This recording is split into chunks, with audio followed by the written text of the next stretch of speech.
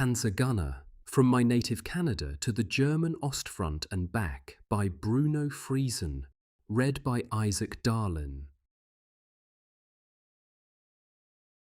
Chapter 1. Shipped Out to Germany. Thousands of times I have been asked, "What made you go back to Germany?" Thousands of times I have replied, "I didn't go back. I was born in Canada and had never been to Germany."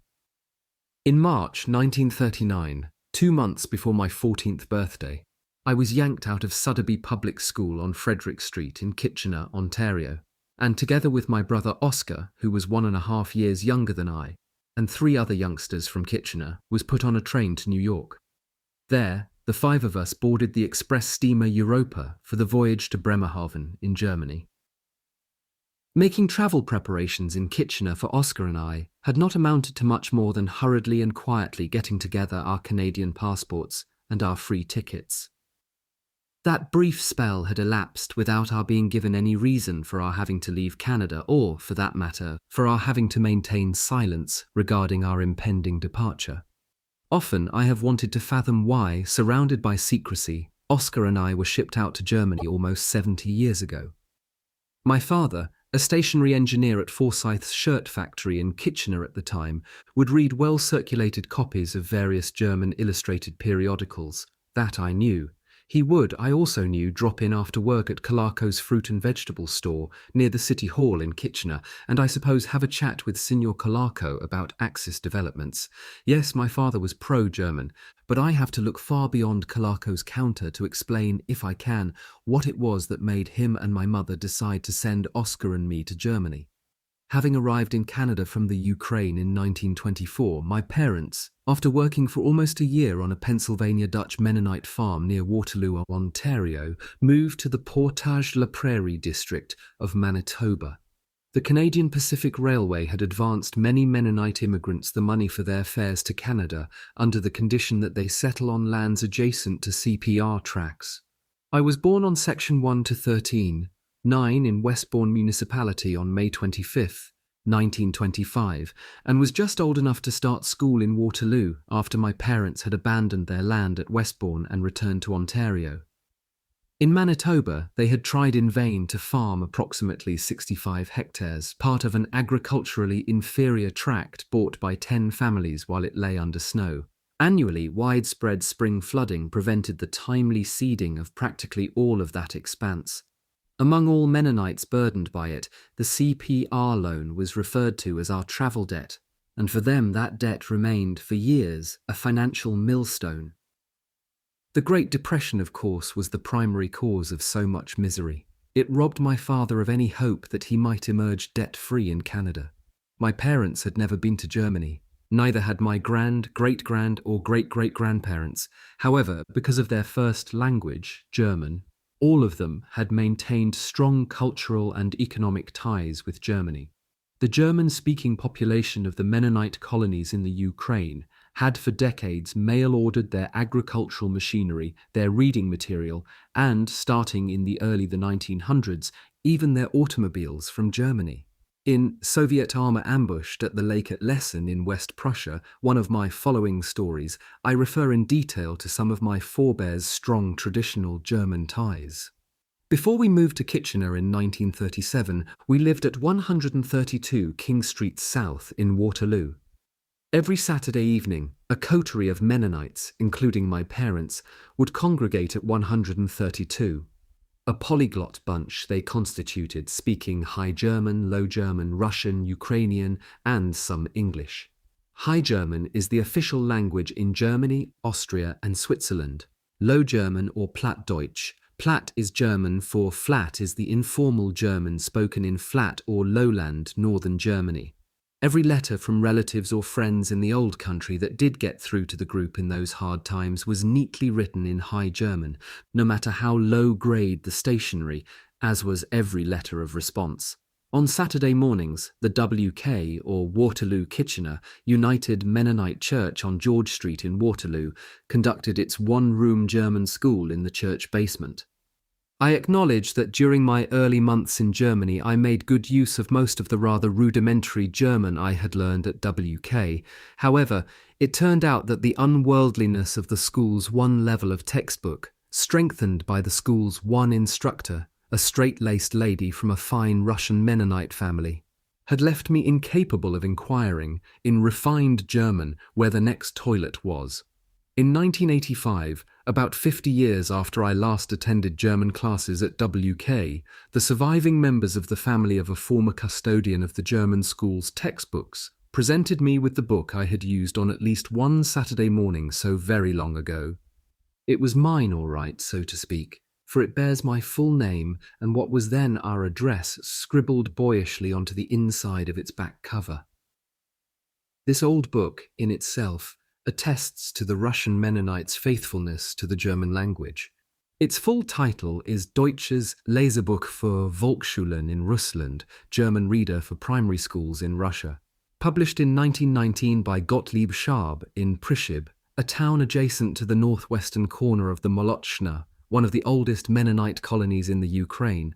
It is one of a dozen or so identical copies that were used for years at WK and would have been brought to Canada from Russia, probably in the early 1920s, by persons to whom the German language meant a great deal. In my own modest library there reposes, next to the reader I have just referred to, a book entitled Poems of Nikolaus Lenau. It has an embossed spine and covers and was published in 1877 in Stuttgart in Germany. My annotation on the inside of the front cover reads as follows: received as author at 13 years old, at the age of 13 years 10 months, shortly before Oscar and I were sent from Canada to Germany in March of 1939. Shipped out to Germany, D. Oscar Friesen at 17 years old, who would be later killed, gift from father, at the main railway station in Wilhelmshaven before I left for Canada. This book, one of a large trunkful that my father had taken with him from the Ukraine to Canada and from Canada to Germany, signified his love of literature. I'm certain that he cherished this particular book more than many of his others. Nikolaus Lenau is the pen name of Nimpsch Edler von Strehlenau, 1802 to 1850. A resident of Hungary, Lenau chose his subject matter largely from outside of Germany. It is not surprising that my father displayed a great affinity for Lenau's work. Throughout most of his adult life, my father wrote many poems and much prose, all under the pseudonym Friesen. I have a 311-page book published in Winnipeg in 1987 after his death and entitled Friesen, Collected Poems and Prose. Much of his writing reveals his intense nostalgia for his beloved Mennonite world in the Ukraine. My mother often related that, as a single young man in the Ukraine, our paterfamilias had spent much time with his books. He was, she emphasized, the youngest of 9 children in a well-to-do family, and he hadn't been expected to work hard. That, she said, had left him with a lot of time for literary studies. Probably contributing to my father's pro-German stance was the fact that, starting in 1917, he was, for a few years, a member of the Mennonite Self-Defense Organization, a paramilitary cavalry established to protect the affluent Mennonite colonies in the Ukraine from the infamous Makhno's bandits. This defense organization was trained briefly by German officers and non-commissioned officers. Many purely pacifistic Mennonites condemned those of their brethren who fought the anarchistic forces. By early 1939, my father's ideas concerning emigration from Canada to Germany had become solidified, largely because of the influence of the Confederation of Germans abroad, a Third Reich-backed propagandistic organization operating in league with many of the German social clubs in North America. At the time, the Concordia Club, the Kitchener area's largest German club, had its premises above one of the 2 movie theatres, either the Capitol or the Lyric on King Street West in Kitchener. On Saturday evenings, the parents, both nominal Mennonites, of the 3 boys who accompanied Oscar and me to Germany, would parade most, if not all, of their 10 kids close to the dance floor at the Concordia Club. Although my parents never frequented the Concordia, our family did, in the summer of 1938, attend the club's annual picnic on cow-dung-dotted Kaufman's Flats beside the Grand River just upstream from Kitchener. At that picnic, my father was happy to earn a few dollars extra by washing beer glasses in the vicinity of the bar in the beer tent. The occasional glass of suds, which one of the busy, perspiring bartenders handed to him in the heat under the canvas, must have constituted his bonus. Probably the Confederation was instrumental in having the train and steamship tickets for Oscar and I paid for from within Germany. In return, the recruiters involved undoubtedly hoped that they had planted boundless love for the Third Reich in the members of our family. I believe that Friesen, or, if you prefer, Gerhard Johann Friesen, could not see himself as a farmer or factory worker in Canada. Germany beckoned mightily, so he sent it as the initial step in his unpublicized plan to transplant his entire family to that promised land, his first and his second-born there, albeit at a very inopportune time. My mother simply consented. Oscar and I left Kitchener for New York on March 20th, 1939, and sailed from there on March 22nd. At any rate, we 5 seemingly outcast boys discovered, in one of the lounges aboard the Europa, a phonograph surmounting a boy-high cabinet of polished, reddish-brown wood filled with records. Daily throughout the crossing, we had our fun making the thing play for hours at a time. I stress our having so much fun with the phonograph because for us things became absolutely mirthless upon our arrival in Bremerhaven, about 1 week after we left New York. My souvenir log of that Atlantic crossing by the Europa shows that she left New York on March 22, 1939, and that she passed Cherbourg, France, and Breakwater on March 27th, having covered 3,128 nautical miles in 4 days, 22 hours, and 6 minutes. For the Europa to get from Cherbourg to Bremerhaven, the souvenir log also shows that she had to travel another 535 nautical miles to get there, must have prolonged our trip by about 2 days, making it 7 days. At this point, I had best introduce into my narrative 2 entire newspaper articles, as well as excerpts from another 2. Published in the Kitchener Daily Record between March 16th and 24, 1939, the 4 articles are preserved on microfilm at the archives of the Record in Kitchener, Ontario. Please. The subject microfilm reveals its age. Nevertheless, the copies made of it on my behalf by Gerhard and Kathy Friesen reflects the concerns about Nazi activity in Canada around the time of Oscar's departure and mine. Note that the Kitchener Daily Record published our names on Friday, March 24, 1939, 2 days after the Europa had sailed from New York. Jews boycott KW product action, said result of Nazi activity throughout District Attorney General Conant's reported investigation into alleged Nazi activity in the Twin City and District was not in evidence here today, and both city and provincial police declined to comment on the announcement. But while there was no indication that outside police were checking on the reports, several angles came to light. It was learned that Bruno and Oscar Friesen, 821 King Street East, accompanied the 4 Esau children to Germany. Police keep quiet. Indications that local business might suffer from adverse publicity, given the community came to light. When the Record was informed, at least one manufacturer's goods were boycotted by Toronto Jews. The latter claimed they would have nothing to do with merchandise manufactured locally. I have nothing to say for publication, Sergeant W.C. Oliver of the Provincial Police told the Record. He refused to confirm or deny a report that outside police may be sent here to probe Nazi activities. Inspector Jordan, in charge of the local detachment, was out of town and could not be reached. Chapter 2. A Stranger in Deutschland. After disembarking in Bremerhaven, we were taken to Hohenkirchen, an old village about 20 kilometers northwest of Wilhelmshaven, the naval city on the North Sea coast. The District Association of Farmers had half a dozen farmers, their large NSDAP Nazi membership badges in evidence, seated at one end of the long table in the Hohenkirchen council chamber.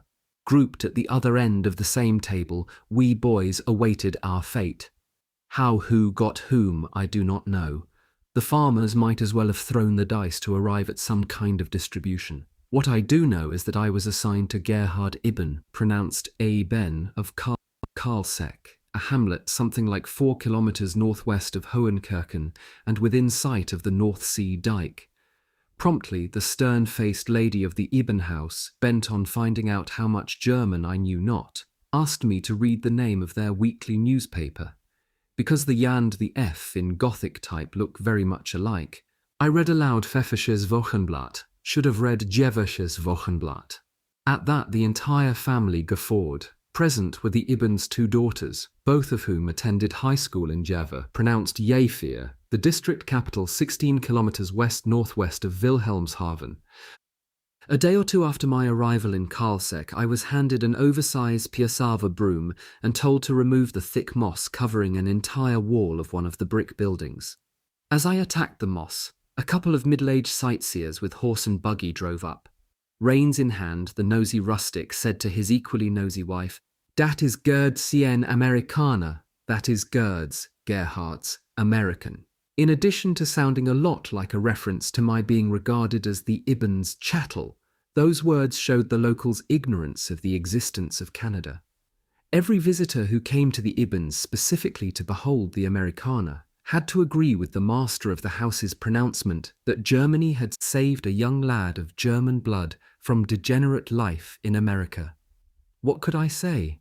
Had my parents not sent me to Deutschland, Upjever, near Jever, at the time, had a military airfield which still exists for the Bundeswehr, successor to the Wehrmacht. In 1939, planes from Upjever sometimes practiced low-level flying over the fields at places like Karlsek, just about scaring the yokels on the ground into deep, water-filled ditches.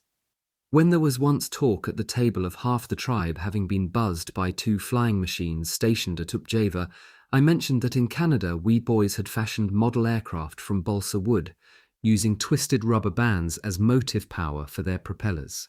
"Impossible," the Ibns and whoever else was there blurted out. I should, they scolded, stick to the truth and not talk about planes in America. Instead, I should talk about the planes at Upjever Real, live German military aircraft. In every respect, Deutschland above all else governed the thinking of the ignorant, humiliating bastards that the word Karlsek stood for. Less than half a year later, I was no longer confined to performing tasks like trying to rid a brick wall of stubborn, centimetre-thick moss. During harvest time in 1939, for instance, I carried many sacks full of heavy grain from the threshing machine, up a ladder, not up any stairs, and into the granary, actually the attic above the family's living quarters. I served as the family's underprivileged junior hired man. Their senior hired man, a good enough chap by the name of Gerd Brandt, volunteered for the German infantry to get away from Karlsek. My room was what is called an aftermost or back kitchen, a small place adjacent to the upper end of the long cattle stable. I say upper end because the stable was built on a slight incline to facilitate partial drainage towards its lower end of the excrement gutters situated immediately behind the rows of cattle. Crudely fastened by means of 4 thumbtacks to the inside of the grey wooden door of my uncomfortable abode hung a magazine clipping showing the black and white copy of a portrait of Adolf, and in the margin below his likeness, his telling signature consisting of a snippet of Adolf, followed by a down-sloping, tornado-like vortex representing Hitler. My washwater I usually fetched, at least in the frost-free months of the year, a pail full at a time from the frog-infested, moat-like ditch almost surrounding the farm's clustered buildings. Home, sweet home. Once every week, I was a foreigner living in what was called a border area. I had to walk to the police station in Hohenkerken, report to the police and walk back to the farm. If I was lucky, I would meet 1 or 2 of the Canadians at or near the police station. They too had to show up there in person. Upon returning to the farm at Karlsek, I would, without fail, be quizzed about what I had observed along the way. How is so-and-so's oats coming along, and how many head of cattle are grazing on his land? Gone for good, I knew, was the old neighbourhood gang back in Canada. Gone were the roller skates in summer. Gone was the Albert Street Hill in Kitchener, our ski and toboggan hill with the synagogue and the city's water tower at its apex and Rumpel's Bush at the bottom of its eastern slope. Gone was so much. Gone, abruptly, was my childhood. Surprise. A few weeks before the outbreak of Second World War, my parents with the rest of their kids, 3 of them, all Canadian-born, made it to Germany. To Wilhelmshaven, to be exact. The apartment assigned to them was on the ground floor of a First World War-era walk-up on Kasernenstrasse, a short street with Runstrasse and its immense Kriegsmarine barracks opposite its one end, and the high barbed wire-topped brick wall of the submarine base opposite its other. Half a dozen blocks north of Kasernenstrasse towered one of the city's landmarks, the Kaiser Wilhelm Bridge, also called K.W. Breich, with the KW as in Kitchener-Waterloo. Still in operation, this old swing bridge connects the city with the commercial beach, the location of, for instance, the Seawater Aquarium. In the walk-up, the toilets, not the bathrooms because there weren't any, for all of the apartments were off the stairway landings between the floors. Not only that, next to each toilet door was the coin-operated gas meter for the corresponding apartment. One had to feed one's meter frequently and on time, or it would, without warning, shut off the gas. On the far side of Kasernenstrasse, Emmy Seiler, a spinster, operated a small grocery store. Emmy wanted the new family on the street to have a treat, so she sold my mother some Roquefort. Not knowing that Roquefort contains veins of mould, my father thought that the cheese was spoiled. He exclaimed, "Die meint wohl, wir essen im Dunkeln." She must think that we eat in the dark. Their table in Canada, and before that in the Ukraine, had hardly seen the delicacies that were common in Western Europe. We, my parents included, were learning many things daily. My father was soon introduced by the NSDAP, National Sozialistische Deutsche Arbeiterpartei, or Nazi Party, to his first German place of employment, an electrical business owned by Julius Harms, a master electrician and politically well-connected bigwig whose wife Amanda had, I later learned, been a cocktail hostess in her younger years. Julius's business premises were located on Marktstrasse in the heart of Wilhelmshaven. The new employee at Harm's little empire was known as the stores administrator.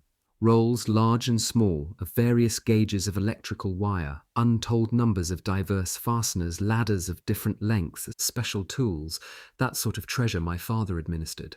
When the old man, that's a term we boys had often used in Canada, visited me at Karlsek, his jaw dropped.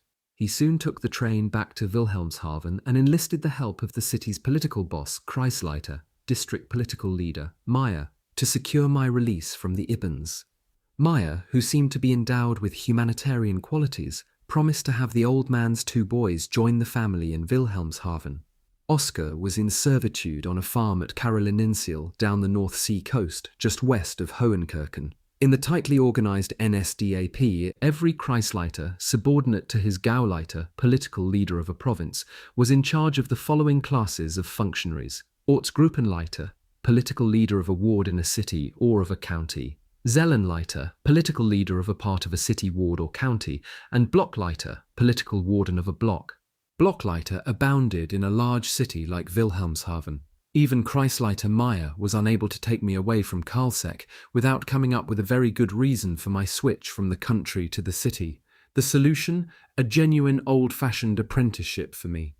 Still, it took another 6 months before I had Julius Harms as my master, or before he had me as one of his 3 apprentices learning the trade of electrician. Once again, I had no say in what was happening to me. Suddenly I had an indenture binding me to 3 years, from April 26, 1940 to April 25, 1943, of good behaviour, hard work, regular attendance of the trade school, and barely any pay. During the first year, 3.00 Reichsmark per week. During the second year, 4.00 Reichsmark per week. And during the third year, 5.00 Reichsmark per week. Figuratively speaking, 1 Reichsmark equaled $1 at the time. Payday was each Saturday, after the driveway, the yard and the warehouse at Marktstrasse 39 had been swept clean by noon. The stipulation that I attend Hitler Youth Service as part of my apprenticeship appeared in typing under the printed heading Besonderbestimmungen, special conditions, on the last of the 4 legal size constituted my indenture. The apprentice must attend Hitler Youth Service regularly. Contrary to expectations, the one man in the company who had the most authority to pressure us apprentices politically did no such thing. Consequently, neither did anyone else. Our saviour was Karl Poth, whose last name rhymed with boat. A master electrician and Julius Harms's right-hand man, Karl had served as a petty officer in the Kaiser's Navy in World War I, about a quarter of a century before I got to know him. Karl trusted his people and they trusted him. He once told me that Hitler Youth Service amounted to hocus pocus. That sort of talk could have put him into a concentration camp. It was hard to believe that his son had a full-time position at the Hitler Jugend headquarters in Wilhelmshaven. On the job, an apprentice could frequently tear his clothing. The quick fix for any tear, especially a large one, was to stitch it with bare copper wire of a small gauge. Towards the end of the week, one's work outfit would look a bit tattered, just as mine did one day when I met Amanda in the vicinity of the Marktstrasse. Sizing me up soon after I'd been spotted by Amanda, Karl said, "You look pretty shabby." He was right, however he didn't leave things at that. A few days later, he presented me with a ration coupon for new work pants and jacket. He had rapport with his subordinates, especially with the apprentices. Old Karl, a serious-looking little guy, liked to keep a cigar going, at least intermittently, when he made his rounds of the job sites.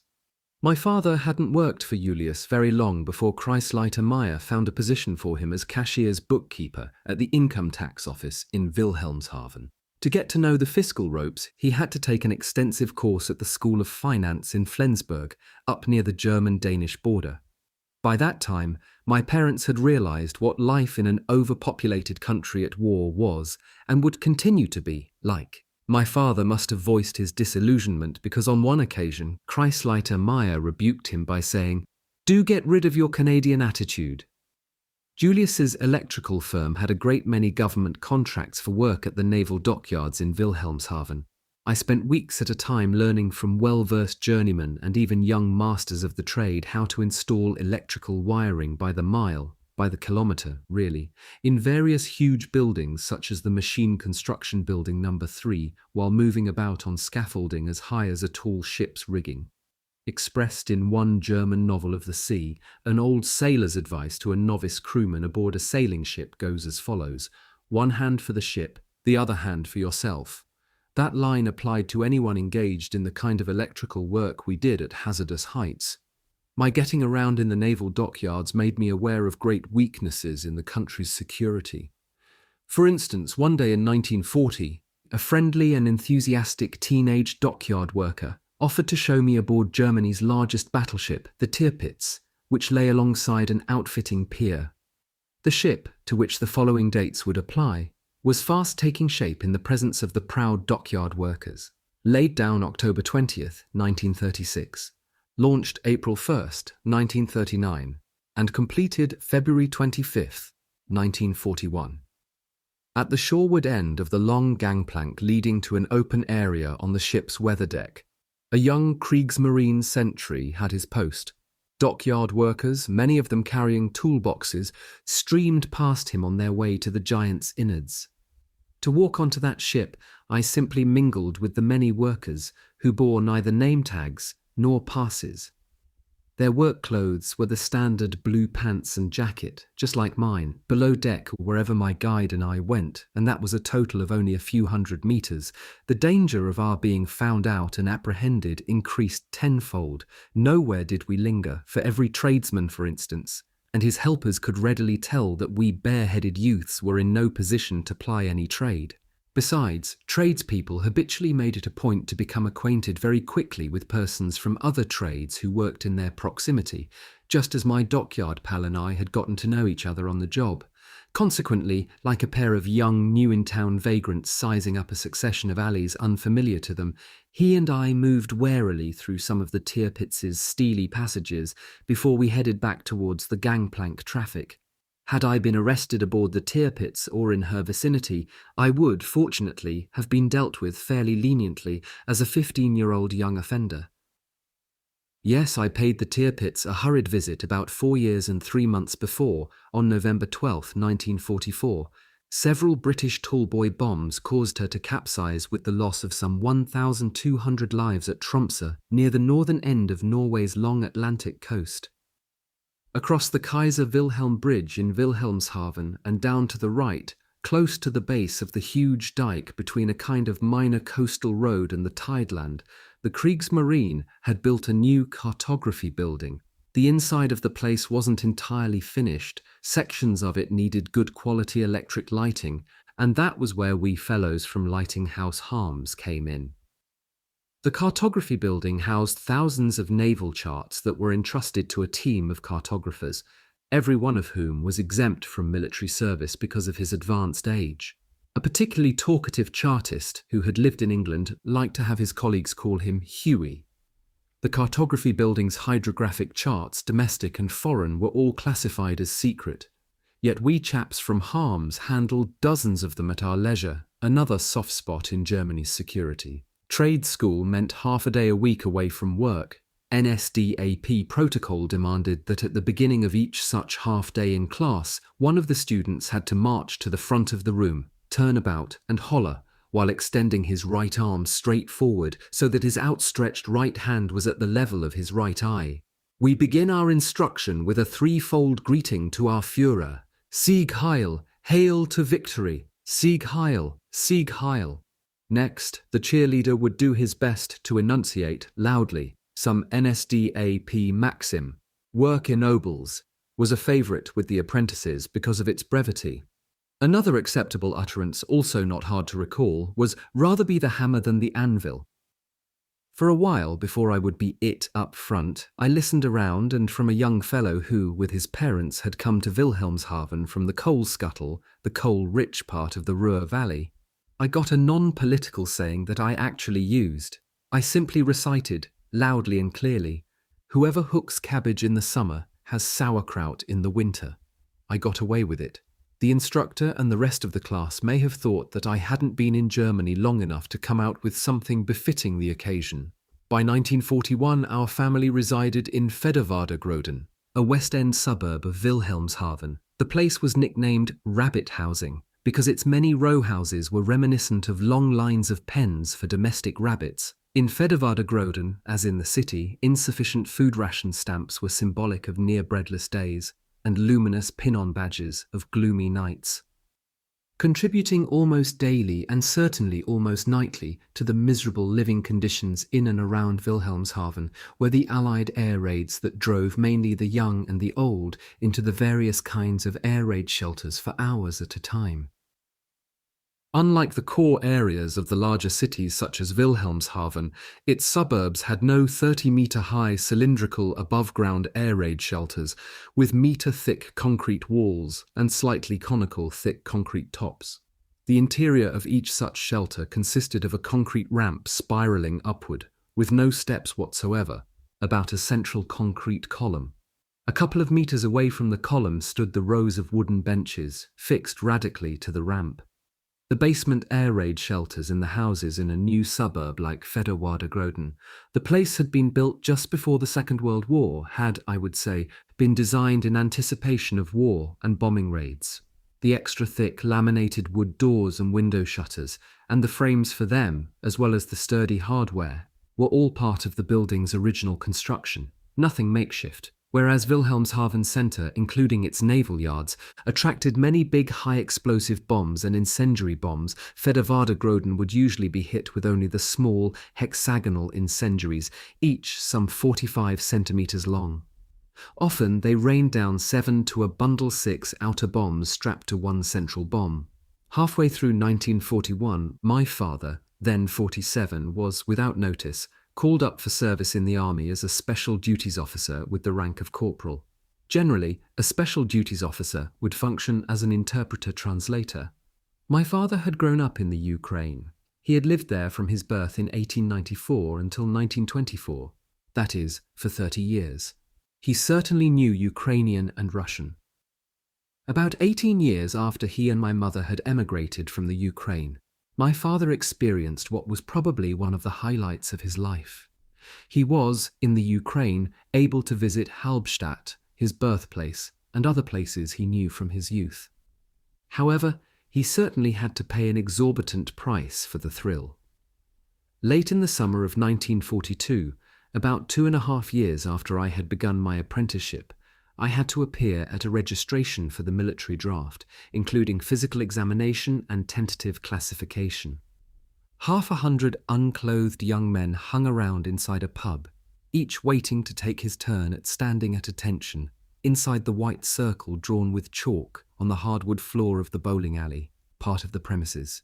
5 meters from the chalk circle, 3 military officers seated at a long table decided, mainly by just looking at the individual nude before them, what branch of the Wehrmacht Adonis should be suitable for.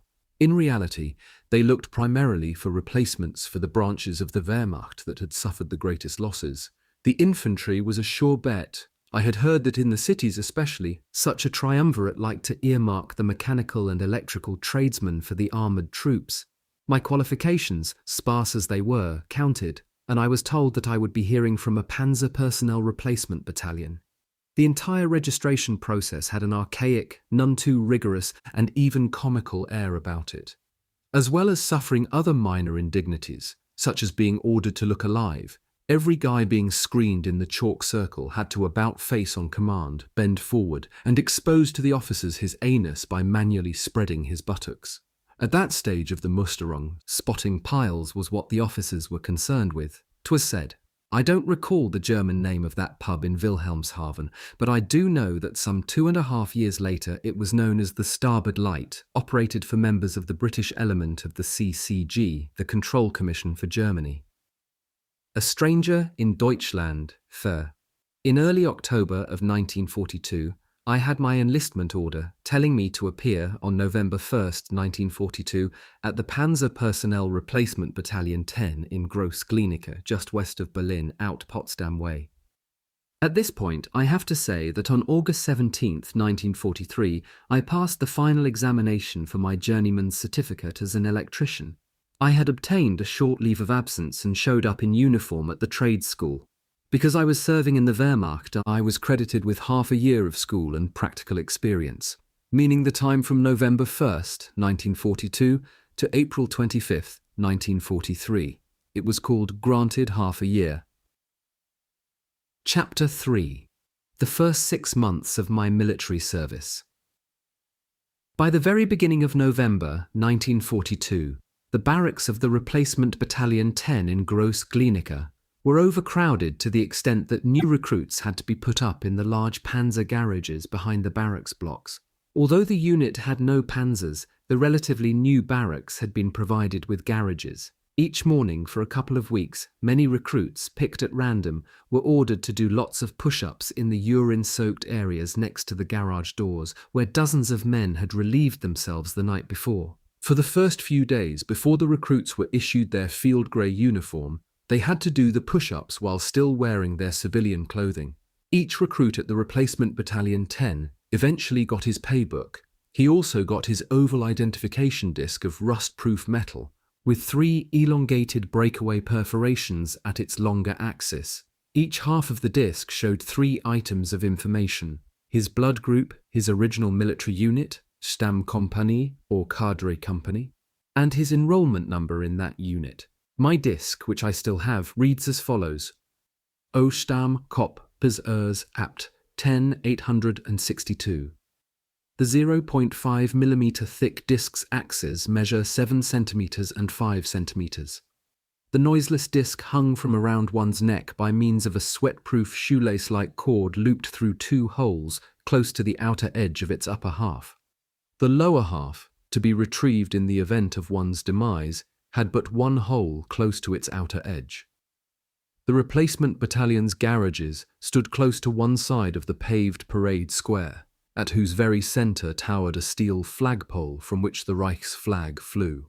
It was on that damned square, daily the scene of much real tragicomedy, which the recruits had to assemble to swear the oath of allegiance.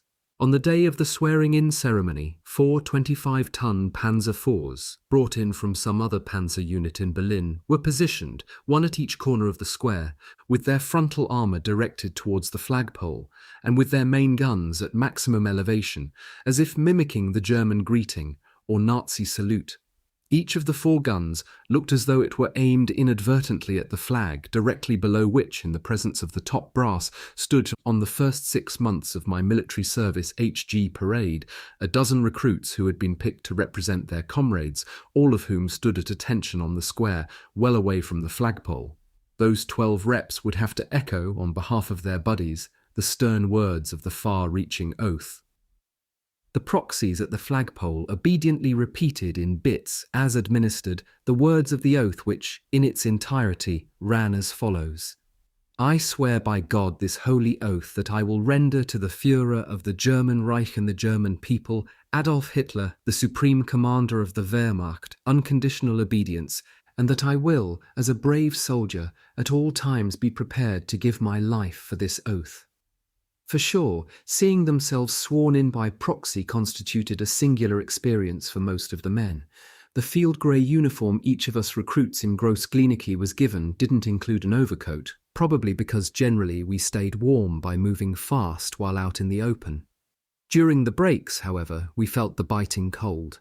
In the Berlin area, the minimum outside temperature averages close to 0 degrees centigrade for most of November and December.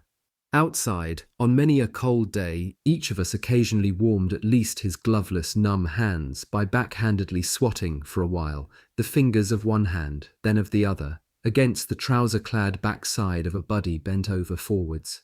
Since this peculiar practice, which entailed reciprocity, was performed in response to a non-commissioned officer's order, it seemed to be based on German military tradition. At Gross-Glienicke, every day was filled with activities, many of them unscheduled, designed to instill utter obedience in a recruit. Having lain packed all night long in a barracks room originally meant for a third of that number of men, 18 guys, upon hearing the non-commissioned officer of the day holler, "Get up," and blow his sports whistle out in the hallway, ran for the washroom. There, at least one non-commissioned officer lurked, fully expecting to catch men turning on the water taps while still wearing their undershirts. "You dirty pig, you," he would holler at any culprit who, without bare upper body as much as looked at any of the taps, any sign of moisture at the neck of one's undershirt brought on a tirade. "You soft cock, you sissy, you masturbator, get out of that shirt." After being subjected to such abuse, or after having witnessed it, the recruit did not hurry to a dining room for a hearty breakfast. No, sir, he returned to his still unventilated room and cut a slice off what was left of his 1/3 of a take-out loaf of army bread that was to last him for several days. If he had no more margarine, ersatz honey, or rubbery sausage, he simply resorted to plain bread with thumb and index finger as the spread. A mess tin lid full of lukewarm Negerschweiss, literally black man's sweat but meaning coffee, a man could get at the quartermaster's window, that dimly lit hole in the wall with a half-height door down at the end of the hall. The small rations prompted the saying, "The quartermaster has cut his finger," meaning that he, in preparing small portions, had cut his finger. Keeping rations in one's locker was sanctioned as long as, for instance, no unclean knife blade or crumbs were in evidence there. Theft of rations, or of anything else, if resulting from a locker left unlocked, could lead to the victim being charged with inducing a comrade to commit theft. The next part of the day's activity began with assembly on the parade square. There, too, some of the non-commissioned officers would be bent on catching more shitbirds, meaning filthy persons, by shining run-down flashlights, the flat button-on German military jobs with the blackout cover, into the ears of the recruits. They also checked the men's hands, especially the fingernails, for cleanliness, allowing the non-commissioned officers to gloat over the men's discomfort, and, at least temporarily, the sergeant major took over. His goddamned report book had its place in an unbuttoned gap in the front of his jacket. Get your name into that black-covered book and you'd do extra duty somewhere, somehow, that very day. The sergeant major wouldn't necessarily immediately use the abusive language characteristic of the rest of the unit's non-commissioned officers, although he was a master at it. After several tries at assembling with special attention to toe the line, no toes of boots were ever shiny enough or lined up straight enough right away, and at ease, as well as a thorough roll call, the men soon marched off. Whoever hadn't eaten well, and who had, hardly felt like launching into some ditty about girls. Nevertheless, that was the way to go. Hours of left wheel and right wheel, and the like, followed by an hour or so of calisthenics, loosened the men up for the day. Every inch of the way, the non-commissioned officers looked for trouble. A guy poorly standing at attention was called an excrement, voided as a turd roughly the shape of a question mark, or a cockeyed fuck-up, and was ordered, "Pinch your buttocks together and take the slack out of your skeleton." The soldier's midday meal did not come from his small hoard of victuals in his locker. Rather, a kitchen bull or cook slapped the man's mess tin about half full of food at food issue at the barracks kitchen. Sometimes the noonday meal consisted of a hodgepodge such as bean soup with meat added or pea soup with bacon. Often quoted, the following saying applied to both of these soups: "Every little bean causes a faint sound, every pea a bang." The trouble with those soups, which usually amounted to mush because they had been stirred excessively, was that the soldier wasn't certain about their meat content. With some foods, such as fried potatoes with small sausages, the man could easily see what he was getting in the way of meat. The 1941 Army Service Manual No. 86, entitled Field Cookbook, contains the following passage pertaining to the serving of meat. Prior to issuing food, divide the meat into portions. The soldier wants to see his portion of meat. Therefore, if possible, the meat must not be cut small and mixed into the food, or even be present only in the form of fibers in the food. The same source, under the heading 10 Commandments for the Field Cook, emphatically reiterates part of, "Last, cut meat into portions on meat cutting board, keep portions warm inside food-carrying containers, and serve individually." Reason: the soldier wants to see meat. Although they had to observe strict rationing, they never handed out seconds. The cooks, not the quartermaster, dispensed the kind of food that sustained the recruits at Gross-Glienicke. The HDV 86, of which I have a photocopy, also bears the following two imprints on its front cover, as well as on its title page: MDV number 894 and LDV 86. The manual was, therefore, valid not only for the Heer, but also for the Kriegsmarine and the Luftwaffe. It was published August 16, 1941, by the High Command of the Wehrmacht. After the short noon break, the soldiers at the replacement battalion usually spent the rest of the afternoon outside. Often they marched to the shooting range for shooting instructions and shooting practice. Owing to their infantry-oriented basic training, which included field stripping and reassembling the German foot soldiers' primary weapons in total darkness, all of the recruits visiting the range understood the machine gun model 1934, the Mauser carbine 98K, and both 9mm pistols, namely the Luger and the P38. When field stripping any of these firearms, a man had to put the small parts into his overturned field cap to keep them from getting lost. Since the parts were oily, the lining of the cap, especially, became spotted and required washing with soap and water.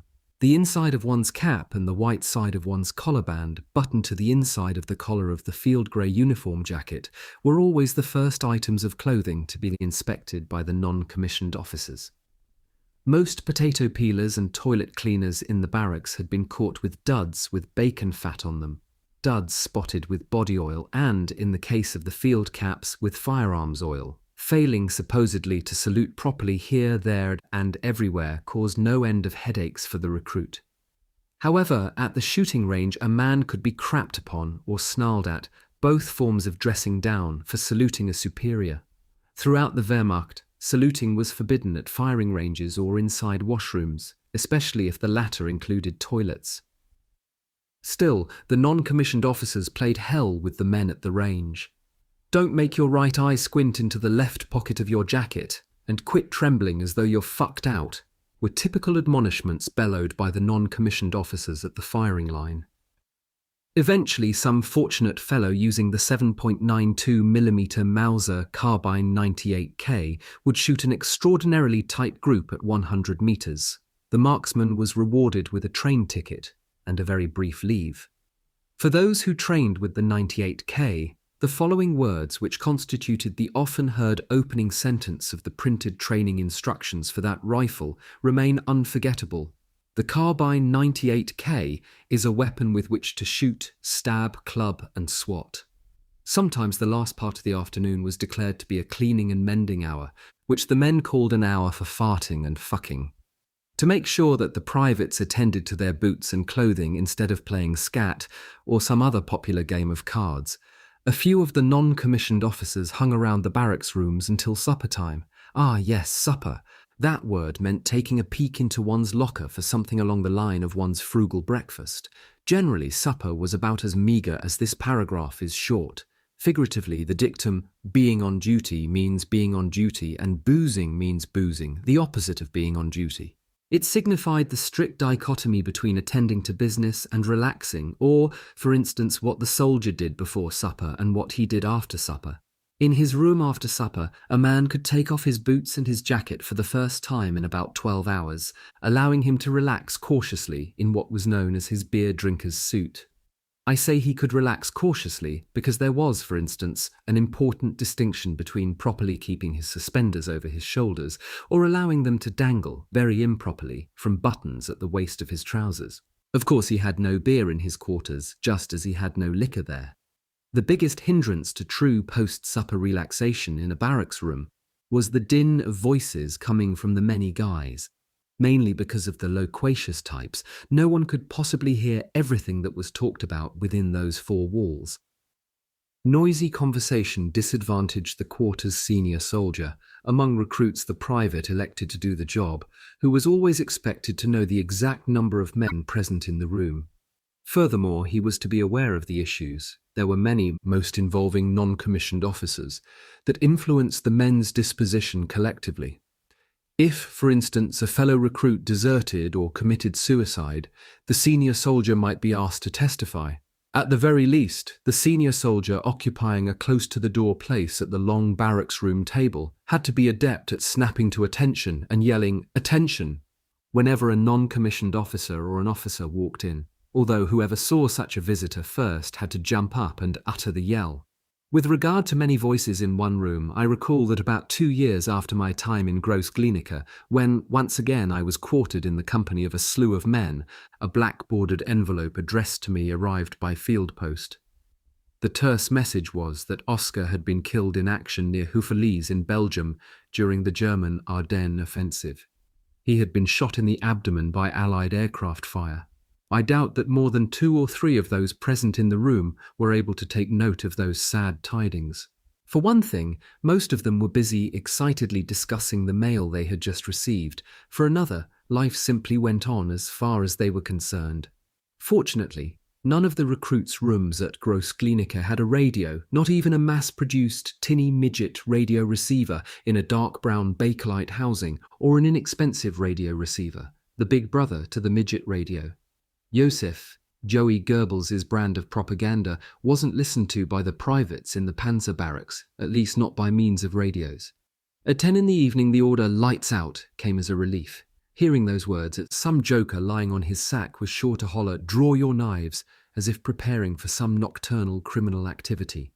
However, pretty soon a different kind of disturbance, namely snoring, took over. Some of my upcoming war stories contain further references to Gross-Glienicke, but for now let me tell you what happened there at the end of our basic training, on graduation day, which just about coincided with Christmas in 1942. In a large hall, bottles of wine had been placed on the tables, 1 bottle for every 2 graduates, with a huge flag bearing a black swastika on a circular white field approximately 2 meters in diameter hung down one wall. Close to the lower end of the flag stood the head table, at which the commanding officer and his training cadre were seated. The presence of the non-commissioned officers at that table just about guaranteed that, even in such a setting, we would be subject to some shocking way of theirs of smartening up recruits. Sure enough, right after our meal, a ghoulish sergeant recited the many stanzas of an explicit poem about a drowned virgin whose body remained unrecovered, a maiden to whom no man could, unfortunately, ever demonstrate the wisdom of carpe diem, seize the day. That poem's 2-line refrain sticks in the mind. "And through the sexual tract doth feel, and its winding way, a long, long eel." After 2 months of basic training, the privates were sent to various panzer schools for additional training. Their training completed, the men went to panzer regiments in Germany, each of which was the replacement unit for its panzer regiment in the field. My regiment, namely the part of it in Germany, as well as the part constituting the core of the 7th Panzer Division abroad, was Panzer Regiment 25. One can easily see why an 8-week stay at a personnel replacement battalion would not generate a high degree of esprit de corps. There, a conscript did not train the company of men from his own province. Early in 1943, on our trip by train for most of the way from the replacement battalion to the army tank driving school at Lick in East Prussia, we were in the charge of 4 young, unseasoned corporals wearing brand new rank insignia. I'd have sworn that each of them had, at the very end of 1942, signed up for 12 years with the Panzer forces and had, for that reason alone, been promoted. The 4 hadn't come from Großklinike, supposedly to maintain discipline throughout the trip, which for them was merely an extension of their somewhere in Berlin barracks, the stage on which to play their lofty role in the rigorous atmosphere of mid-war. The quartet of Schweinehunde, literally pig dogs or dogs used in herding pigs, but also meaning the imaginary offspring of wild swine and stray dogs, would, at every stop, no matter how brief, arbitrarily order half a dozen guys out of the train and onto some spot where, next to the tracks, heavy items, for instance, steel railroad car brake shoes, were piled in layers. Standing outside in the bleakness, perhaps even at night, the 6 fellows would be ordered to grasp rusty brake shoes, one with each hand, and perform knee bends in unison while reciting a couplet so simple that it could have originated with any one of the 4 corporals. Eventually, I too want to attain the tank battle badge. Especially at the Panzer driving school, a more difficult version of the knee bends accompanied by a saying was in vogue. It requires 6 men to hold their arms extended forward at shoulder height. There were no heavy weights used for this one, and to do their knee bends individually according to the 1 to 5, 3, 6 to 2, 4 firing order of a 6-cylinder engine, at the same time reciting their saying. 6 men bobbing in imitation of a straight 6 engines pistons, made for a very rough-running motor. No 12-point buck, meaning a man who had signed up for 12 years of service in the Wehrmacht, ever succeeded in doing a tune-up, so to speak, on 6 privates, regardless of whether he had them pumping away at low speed, at intermediate speed, or at high speed. However, the demi-lifer didn't want perfection at all. He wanted, in each instance, a reason to prolong one of his stock show-'em who's the boss exercises. For us privates, Lick, pronounced Lick, was a vast improvement over Großklinike. The non-commissioned officers were of a much better breed than those at GG, and tank driver training replaced basic training. Situated just outside of Lick, the driving school's buildings were a few years older than the one pattern late, the 1930s Panzer barracks in cities farther inside of Germany. The district about the school, Lick, lay about 650 kilometers east-northeast of Berlin, consisted of open country, something a tank driving school required. An undulatory stretch of the Lick terrain, known as the waves of the Danube, made for hours of long hard practice at shifting the turretless Panzer A's manual transmission with its 5 forward gears and 1 reverse gear. My Wehrmacht driver's license for armoured tracked vehicles was issued on April 30th, 1943, not at Lick but at Großklinike, to which the others and I had returned from Lick. I was then not yet 18. By way of Panzer Regiment 25, some of the new drivers that I knew were sent to the Kursk area for the large-scale panzer battles that began there about 2 months later, namely early in July. A nearly new British recovery vehicle captured in North Africa that stood unused in a corner of one of the panzer garages. The number of foreign armies' equipments and vehicles that were to be found on panzer bases in Germany was surprising. Because I have dwelt on life in the panzer barracks at Großklinike, and because the reader will therefore appreciate a change of pace, I have chosen to weave numerous descriptions of panzer drivers' doings into most of the following war stories, or to base entire accounts on them. The longest description of the latter kind, Chapter 14, is entitled Driving the Jagdpanzer IV, Avoiding Transmission Abuse. A much shorter one in Chapter 11 bears the title Those Farting Tank Drivers. Although I write a lot about panzer driving, I write even more about panzer gunnery. In all of my ensuing stories about panzer battles, I'm a panzer gunner, not a panzer driver. Panzer driving tactics taught at panzer driving schools are dealt with where appropriate later in this book.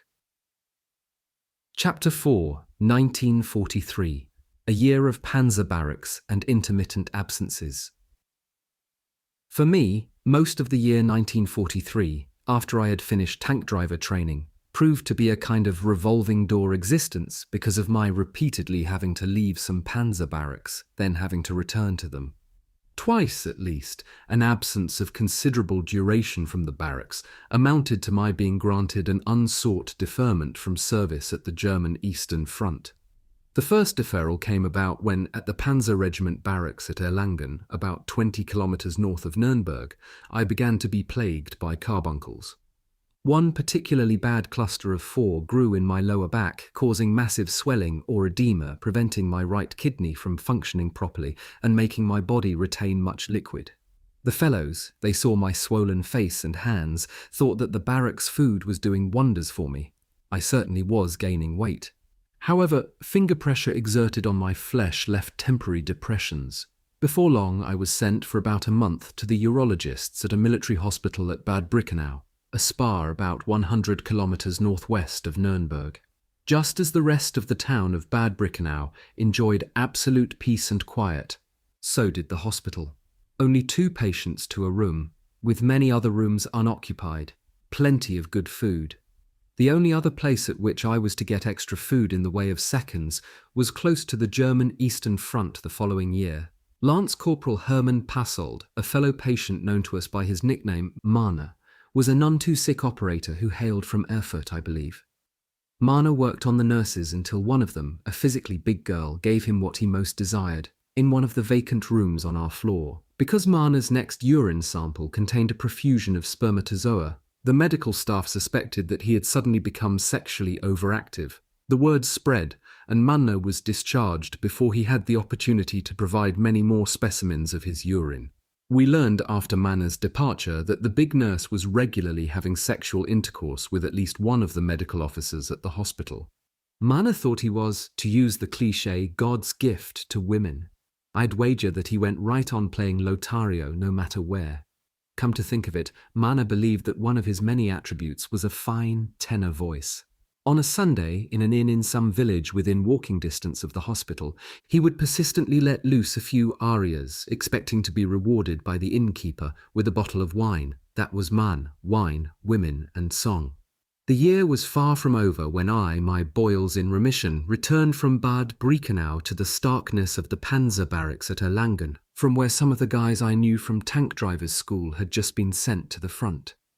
Thereafter, Panzer Regiment 25 moved to Schweinfurt, where, for starters, we took part in a huge parade involving the garrison on the occasion of Adolf's birthday, a very rainy April 20th. All that activity was rather harmless. However, things were getting worse by the day. The Schweinfurt Panzer barracks had a miniature training ground next to them, a pure punitive obstacle course. Out there, in one instance, one of the non-coms got his face full of small splinters from the hardwood bullet of a 7.9 2x57 practice round, after which the unfortunate shooter and his pals were made to do hours of fast crawling. The non-commissioned officers at the Panzer barracks in Schweinfurt had a particularly bad reputation. Often they were close to being out of control. In those severe times, young soldiers who were required to serve in places like the Schweinfurt Panzer barracks soon learned the meaning of endurance. The harsh treatment they experienced manifested itself in many of their sayings, one of which ran as follows: "Everything passes, even a life sentence." Those words strongly implied an analogy between barracks and penitentiary. The Panzer soldiers' numerous sayings and their songs affected me greatly. They enriched my German. After Schweinfurt, Bamberg became the home of Panzer Regiment 25 until the end of the war. When I was discharged from a military hospital on April 10, 1945, I received written orders to report in Bamberg. Another development that helped to keep me from being sent to the German Eastern Front in 1943 was that, after Marshal Pietro Badoglio announced on September 8, 1943, the Italian armistice with the Allies, German troops rapidly occupied most of Italy. Personnel that could be spared at the Panzer barracks in Bamberg were dispatched to Italy to help bolster the occupation forces temporarily, not as panzer crews but as guards of one kind or another. The 7th Panzer Division, of which Panzer Regiment 25 was a part, had been stationed in France from May 1940 until February 1941. before most of us who were being sent from Bamberg to Italy had become members of the Wehrmacht or had completed our Panzer training, so we hadn't experienced the good life in France. We were largely young fellows, about 18 years old on the average. Just what our destination was in Italy we were not told, but Italy, in lieu of France, would, we supposed, mean a fine life for us for a while. Russia would come soon enough. Our troop train, en route through the Alps to Italy, had stopped in Villach in Austria one morning. Standing at the feet of mountains towering left and right of the tracks that carried much transalpine traffic, we had to wait an hour or so. From the adjacent empty track, 2 Canadian prisoners of war, members of a roadbed improvement work party, scrutinized a few of us as we were leaving our boxcar to get fresh water at the station, a bit farther down the line. Suddenly taking his eyes off us, one of the 2 prisoner of wars hurled a ballast stone at a mongrel pigeon tarrying on a tie. I complimented the pitcher with "You're damned good at it." He had knocked the bird out. The 2 men probably wondered for a long time how come a young guy with a Canadian accent was travelling among German troops. By mid-September of 1943, I had been away from Canada for a long 4.5 years of hard knocks. I have often recalled that for me it was a pleasure to say a few words in English to the Canadian at Villach.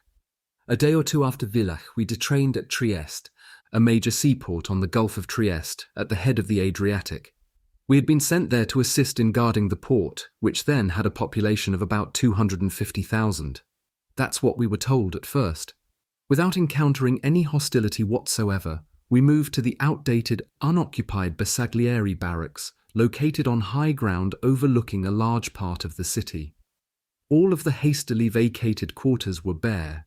Possibly the tables and chairs had been removed just before our arrival, but pull wager that no lockers had ever graced the dormitories assigned to the men. Massive clothes hooks jutted from 3 of the 4 walls of each such room, reminding me of the many double hooks in the classes' cloakrooms in the 3 public schools I had attended in Canada. We enjoyed neither beds nor mattresses at that Ritz Bersaglieri. We had simply gone from the crushed German straw on the floors of the boxcars to the Italian straw of roughly the same feel, colour and smell covering parts of the floors of our rooms in the barracks. Furthermore, we had not been left racks of any kind for our rifles. Basically, each of the many no-flush toilets arranged in rows of 6 or so in the various parts of the barracks consisted of a funnel-like hole in the concrete floor. Armed with his own hoarded toilet paper or a handful of Italian bedding straw, a visitor to the John had to watch himself, his suspenders, his heels, his wallet, as he, with his backside bared, squatted directly above such a slippery crater of no return, each of his feet carefully placed on a light-coloured, smooth tile shaped like the sole, arch and heel of an upside-down Italian military boot of small size. Easy to clean, though, that kind of bowl and cubicle-free Italian latrine. Hose it down, period. Behind the barracks blocks stood the unlocked garages, in which Italian military gear, new and used, lay piled high, layered haphazardly among clothing, for instance, olive-coloured crates, with bomber manu, hand grenades, stencilled on them in white, made that area downright dangerous. Dort lebt man wie der Herrgott in Frankreich. There one lives like the Lord God in France. An old proverbial simile that can be applied to any locality in which a soldier is enjoying a comparatively luxurious life, certainly did not hold for Trieste during our first few days in the barracks there. Then, towards the end of the first week, we were still busy making the place livable and hadn't been away from it at all since our arrival. We began to believe that we, in our part of Italy, would be blessed with that cosy Herrgott feeling after all. Chianti, brought into the barracks surreptitiously in mess tins, was being consumed in the rooms. Since none of our talent had the supernatural power to turn straight Italian tap acqua into strong Italian vino, there had to be a wine supplier in the neighbourhood. About 6 Italian kids, their average age perhaps 14, would accept lira through some tight hole in the high barracks fence and, half an hour later, would, at the same opening, deliver the bulbous, partly straw-adorned bottles of Chianti. They would also take the empty bottles with them after the vino had been poured into mess tins. Sure, those Trieste kids profited, but not one of our men ever got gypped out of his money, or even part of it. Before long, naturally, some of the guys overindulged. Some mess tins became puke pots. Many of the sunken toilets became badly spattered, and the cat was out of the bag. The soldier's exclamation, "Da war der große Hund los," the big dog was unleashed there, meaning that all hell broke loose, characterized the resultant crackdown, during which, first of all, every bit of the wine that the soldiers had on hand was poured down some of the gaping toilets. The second and final stage of the enforcement took longer. The announcement, once again, of the no booze in the barracks order was driven home with an hour of stiff, sober drill and marching, the latter mostly in double time. The big event over, the big dog was again leashed. The premises were deemed to be dry for good. The proverbial cushy life of Riley. So far the boys had caught but a glimpse of that life would have to be found elsewhere in the area. Soon the boys would be able to slake their largely imaginative, intense thirst in some pub well outside of the confines of the barracks. Also, they would soon let the brothels contribute to their good life, although they would find out that no drinks were available there. The Association of Juvenile Italian Bootleggers had, as far as their wine trade with the barracks was concerned, of course been put out of business by the big dog. However, a few die-hard boozers found other ways of getting vino in. Caught before long, those smugglers each got 7 days detention. The ground floor detention cells at the Ritz afforded their occupants an excellent view of the parade square. Conversely, the passers-by could see the cells and the guys in them. As the culprits stood there on the inside, looking out through the barred windows, they appeared to be far removed from the good life, especially since the rest of the guys had begun to get down into the city, either on duty or on short periods of leave. Other than recalling the life in the barracks, I most vividly remember, as far as Trieste is concerned, travel in the streetcars, patrols as well as visits downtown, and guard duty at the old tobacco factory next to the main railroad station, often reaching speeds of more than 100 kilometers per hour. The Bora, a bitterly cold wind that blows from the mountainous northeast onto the Adriatic region of Italy and Yugoslavia, has been known to knock down people and overturn vehicles. In Trieste, this wind seemed to concentrate its fury at numerous street corners. Bucking the walls of wind in those localities proved to be next to impossible for pedestrians. Far easier, we soon learned, to ride the streetcar whenever we travelled outside the barracks. Usually we used the convenient direct line that ran downtown from our abode, and vice versa. Always some conductor habitually prodded us with step in farther, please, please." On most days, a couple of squads of our men armed with rifles rode the streetcar without ever causing the civilian passengers to be alarmed. On the contrary, a good many of our fellow passengers, using their Austrian-flavoured German, conversed freely with us. Patrol duty in Trieste was almost exclusively a matter of our having to be downtown at night. Unlike stationary guard duty, in which we participated frequently at a prisoner-of-war camp in the city, patrolling a certain area on foot afforded us a fair measure of mobility, despite the darkness.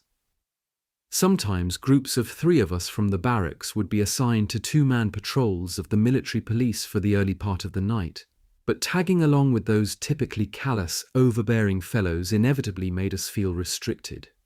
We got around much better when we, a sergeant perhaps and 2 men, were on our own, ready to learn as much as we could about nocturnal Trieste.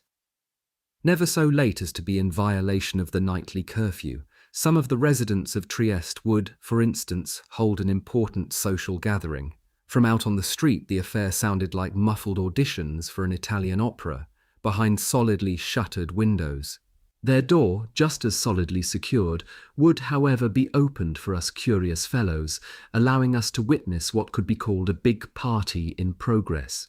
At each such gathering that we saw, the proceedings would be directed by an elderly master of ceremonies whose sweaty glow betrayed his love of much drink and song and food. Many times when making our rounds, we came upon the eat, drink and be merry atmosphere of an evening feast in Trieste. Inevitably, it was a matter of our having to resist accepting the advice offered by the well-known "where people are singing, sit down at ease, for wicked people know no songs." We weren't dressed for the occasion, the steel helmets and the rifles, and for that matter, the uniform. We didn't fit in. We moved on, into the night. When downtown in Trieste, on leave for a change, Many of us felt compelled to spend an hour or two at some commercial bathhouse to catch up on our personal hygiene. After all, sleeping on straw and voiding urine and excrement into a near-medieval type of plop toilet could contribute to sickening BO. Besides, even after we had occupied the Ritz for several weeks, the plumbing hadn't been made reliable enough for us to count on regular showers. Anyway, the basic rental bathroom in an Italian bath, the place also had rooms with far more elaborate layouts, had to be seen to be believed. A rectangular, tiled room with a bathtub standing alongside each of two parallel walls. Between the tubs, a waterproof room divider. On the wall at the far end of the room, in the direction in which the bathers sitting in their tubs would look, a large mirror by means of which each bather could see the other, before the mirror became steamy. For us, the hot water and soap was the main thing, not the kinky interior.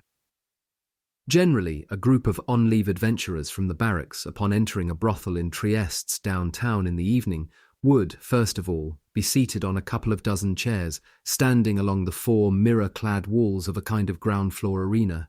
Enticing their customers from that pool, perhaps 8 fairly young, good-looking and sexy brothel whores, directed by their brothel mother or madam, would efficiently pursue their business.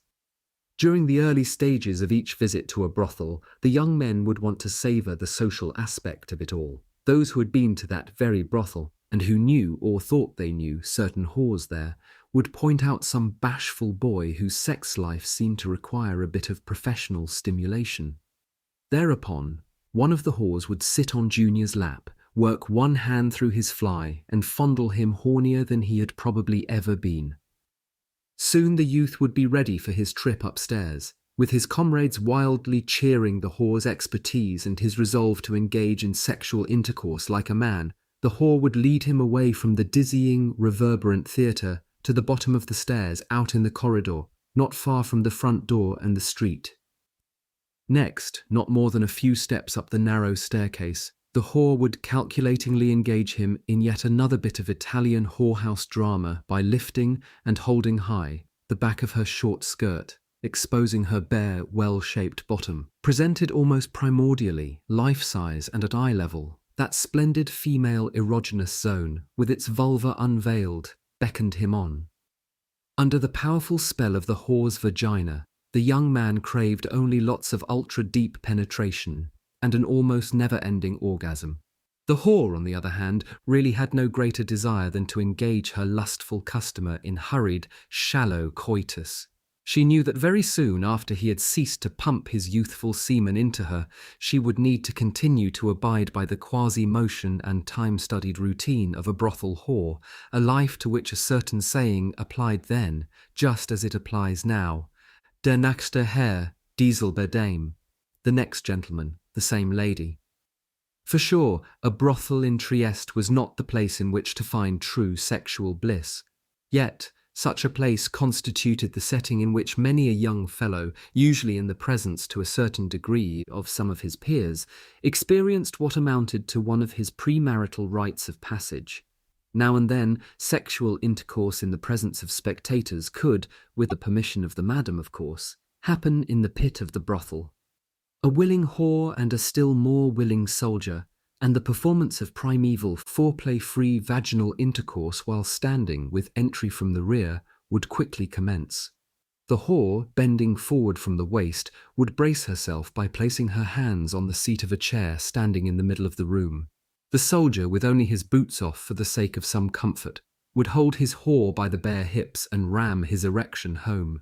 A fraction of a minute later, he, having diddled with abandon, would involuntarily lift his heels high off the floor as he ejaculated. The boys would love every moment of the show, and the madam would be certain that favourable word would get around Trieste, causing even more soldiers to pile into her brothel. An imaginative patrol, having looked in on something like an Italian soirée, could very easily move on to a search, ostensibly for guys AWOL, absent without leave, of the entire premises of a brothel or two that had closed for the night.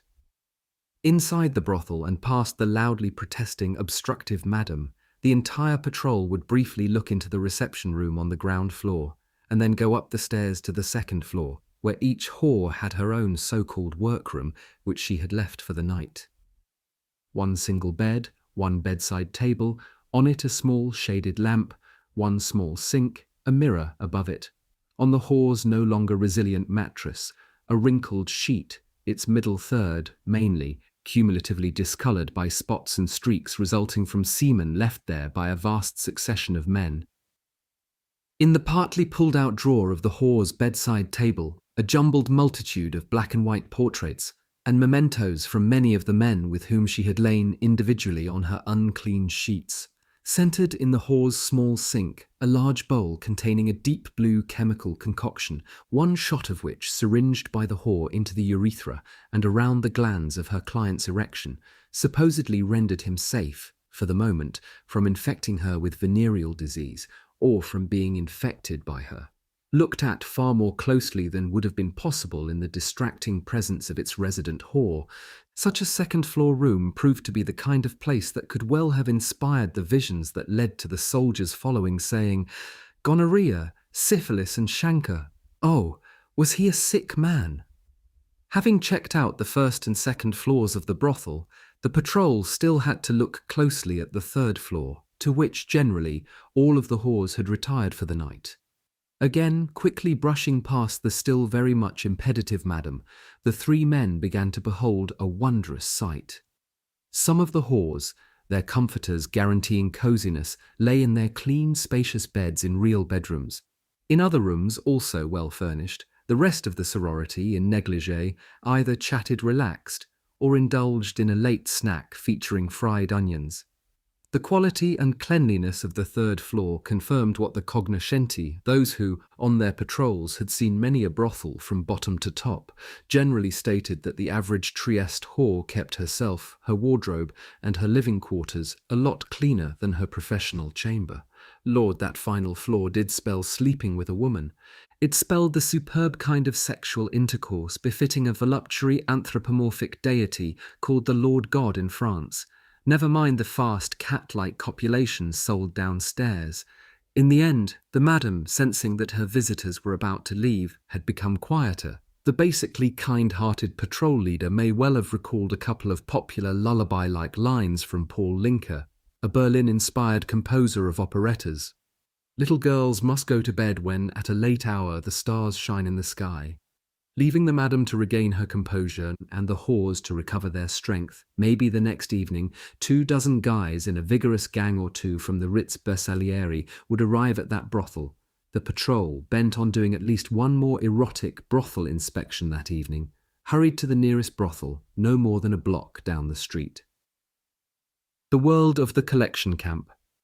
Our main function in Trieste was, it turned out shortly after our arrival there, the performance of guard duty at the prisoner of war collection camp, housed in a large old 2-story building that had, we were told, long been a tobacco factory.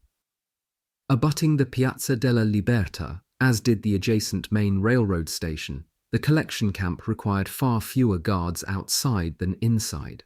Outside, a guard would have to contend with the borer for 2 hours at a time if he was not resourceful.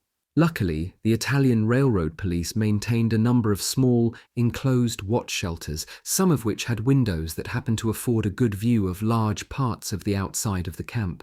Crammed into what was meant to be a one-man booth, 2 men, a friendly Italian railroad cop and an adaptable German soldier, his fortunate guest, had to pass their watches standing upright, all the while being careful not to get too close to the cop's red-hot makeshift electric heater, consisting of something like a 50-centimetre-long loop of bare, spiralled resistor wire, whose ends the cop had somehow poked into the poles of a wall terminal. Sometimes, having tried to learn at least bits of a foreign language in the closeness of the shelter for the better part of 2 hours, the soldier, upon emerging, would honestly be able to say, among other things, "Io niente parla italiano, ma tu parla inglese e tedesco." I do not speak Italian, but I speak English and German. Attesting immediately to the more stressful world faced by the guards inside the camp, a machine gun, model 1934, with bipod and, to its left, 1 full ammunition box, ruled repressively from atop a small table in what could be called the lobby inside the main entrance. Whoever had positioned that MG-34 it stood there when we first arrived, and it still stood there when we left for good. had fed only one 50-round belt of ammunition into it, and trained it on the door of the largest room off the lobby, the room holding dozens of anti-fascist Italian soldiers.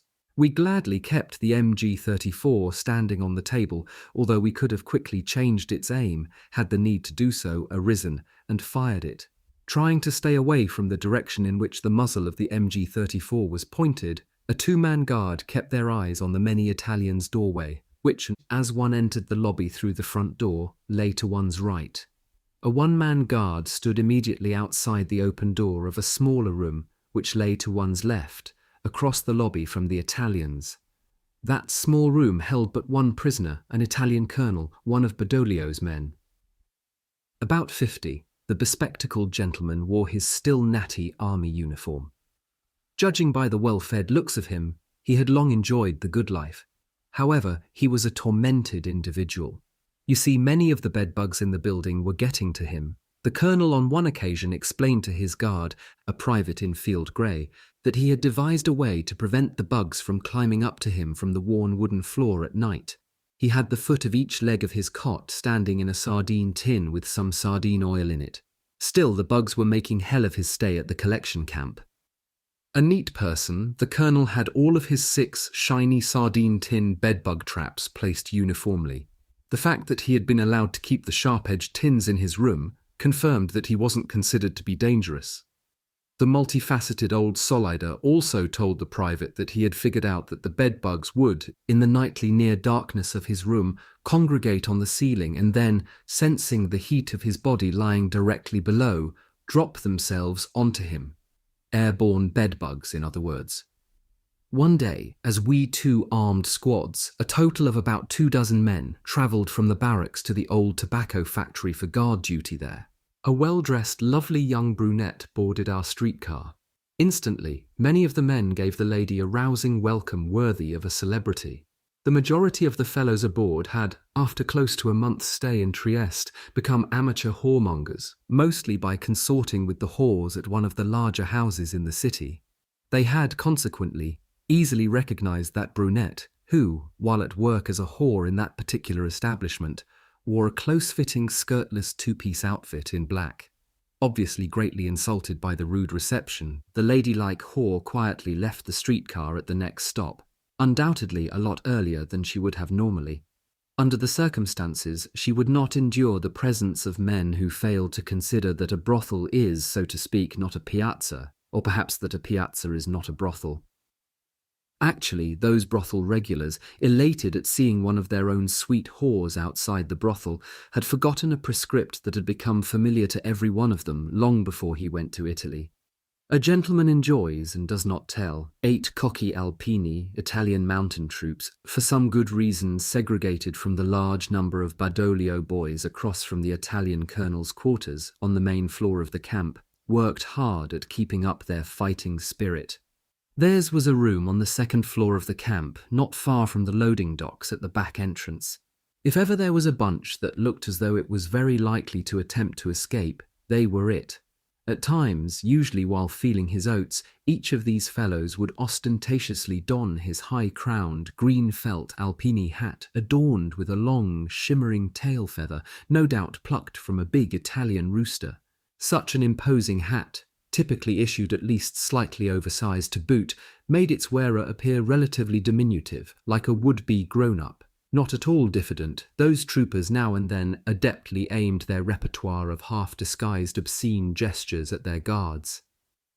In yet another of the chilly, bare rooms at the camp, we had charge of 12 New Zealanders, prisoner of wars who had been recaptured shortly following their release when Italy switched to the Allies on September 8, 1943. One of the 12, a curly-headed, cheerful fellow of about 25, spoke on behalf of his buddies, asking their questions and hinting at their needs. He said that he had been a newspaperman in New Zealand. They always divided evenly whatever army bread I was able to bring to them. They were a good bunch. After the war, I wrote to the Mayor of Wellington, a Mr. Appleton, asking for his help in locating mainly the soldiers' curly-haired spokesman in New Zealand. The mayor's office did send to me a letter and the photocopy of a short newspaper article, the latter undated and no source stated, expressing my request. However, not one of those 12 who stayed temporarily in the old tobacco factory in Trieste got in touch with me. Who knows where they ended up? The Trieste experience summed up and lessons learned. We left Trieste by boxcar the way we had come roughly 2 months earlier. The city had shown us a relatively good time, a time by far not as good, mind you, as the visionary unattainable ideal, but a time much better than that which we would have experienced if we had spent the same 8 weeks somewhere not too far north of the Alps, namely in Germany. On the whole, life in the Bersaglieri barracks had been much less inflexible than life in, say, the Bamberg Panzer barracks. Whereas the barracks in Germany might easily have driven a man to ask for a transfer to the front lines, the Trieste barracks would not have compelled him to put in for such relocation. During our stay in the city, there had been no need for us to fire our weapons while on patrol or on guard duty. We hadn't experienced any bombing or any air raid alarm. We hadn't heard any shooting at all. Apparently not one of the Bamberg Panzer boys had had to leave Trieste, in many respects a fleshpot, with his health affected by VD as far as their bodies were concerned. For some, for many indeed, the Latin "a sound mind in a sound body" of Juvenal, AD circa 60 to 140, could easily have become, to use the cliché, wishful thinking. Our brothel goers in Trieste hadn't much cared about the body-mind connection or the relevant aphorism in German. They would say, luck is what a person must have. An age-old characteristic, the young soldier's foolhardiness, is depicted beautifully by Shakespeare in As You Like It, 2:7, 149-53. Then a soldier, full of strange oaths and bearded like the pard, leopard, jealous in honour, sudden and quick in quarrel, seeking the bubble reputation even in the cannon's mouth. Every young soldier had better be especially lucky, everywhere. While in Trieste, we hadn't received any further training in our panzer specialities. We hadn't even often marched panzer style. The day of the big boozing prohibition was an exception, so we hadn't sung a great many marching songs. We hadn't, however, forgotten the panzer training that we had taken to Italy with us, and we hadn't lost our toughness. Recalled to Bamberg, we underwent updated tank-related training. Also, we learned much from the many stories of the wounded panzer men who had been returned from the Eastern Front to the barracks, close to which a stationary deactivated Soviet T-3476 forcefully reminded us of less than half a year after Trieste. We would in northeastern Romania at a place called Suceava, about 950 kilometers east-northeast of Trieste. Incidentally, make good use of all of the panzer training we had received. We would also in many ways benefit from the experience we had gathered as soldiers in field grey in a foreign country. Towards the end of 1943, I left the Bamberg barracks for about 2 weeks, not a long absence, but one that revealed how important training for winter warfare was to the army. In the Wehrmacht, the incongruous expression Gebirgsmarine, mountain navy, meant a non-existent or unheard of military branch. After the war, if it was said of a man that he had served in the mountain navy, it meant that he had not served at all in the Wehrmacht. What about panzer skiers? What odd breed were they supposed to be? Well, there was no unit, large or small, composed of such soldiers. However, small numbers of panzermen were given at least some mountain troops training. I never did find out why I rated the honour, but in December of 1943, I, along with 9 others, was suddenly sent from Bamberg to Oberstdorf im Allgäu, close to the Swiss border, about 130 kilometers southwest of München, for some serious lessons in military-style skiing. Throughout its duration, the skiing course emphasized safety. Starting with instructions on how to get around on a level field in a valley, the mountain troops instructors soon got us flatland Tyroleans, another incongruity, to ski up and down fairly steep slopes. Always, when on skis, each of us carried a rucksack containing a 10-kilogram load. The upper surface of our army-issue skis was snow-white, except for a green stripe about 2 centimeters wide, down the middle of each ski from one end to the other, exclusive of the binding. That band of green made it easier to find a ski lost in the snow. Going uphill great distances mostly meant using the familiar but laborious herringbone method, in which the skier sets the skis in a form representing a V. Another technique, the sidestep, would let a man gain altitude just about as quickly as the herringbone without the danger of his sliding backwards. High-gradient downhill skiing with a loaded rucksack over one's shoulders required a sound knowledge of how to brake unfailingly. Before starting to go downhill on skis, the instructors emphasized, take both hands out of the leather loops at the top of the ski poles. To brake hard on the way down, hold the poles between your legs, pushing their lower ends down behind you. Then literally sit on the poles and lean back a bit. The baskets at the lower ends of the poles, forced to dig into the snow, will act as a reliable brake. For decelerating and stopping on gentle slopes, we of course use the well-known snowplow, a technique in which the heels of both skis are pushed outward. One Panzer guy hadn't slipped his hands out of the loops for a fast run downhill. When his right ski pole got caught on an open gate in a fence, he was stopped abruptly by being pulled down backwards. He suffered a badly injured right shoulder, something that probably more than just bothered him for the rest of his life. Uncomfortably close to the bottom of our handiest steep practice slope in Oberstdorf stood a solid barrier, a row of hotels. At such an old, well-known resort, generations of skiers had demanded accommodation with immediate access to the main see and be seen slope, hence the high density of buildings. There, if a man skied too fast and too far, he and his striped skis and his rucksack could accidentally just about end up in the lobby of one of those places. On one practice run on that hill at about the midpoint of the course, I, despite my strenuous application of the obligatory ski pole under the buttocks brake, was still going fairly fast as I approached the walkway in front of the hotels. At the end of my close shave, a little old lady, seeing me seated, as it were, on my ski poles, asked me, "Is that also part of your service?" Perhaps that lady had decades earlier skied at Oberstdorf. Perhaps she had at that time gone down the same hill in Schuss, without having to carry a shifting, rucksacked load and with fewer structures to stare her down.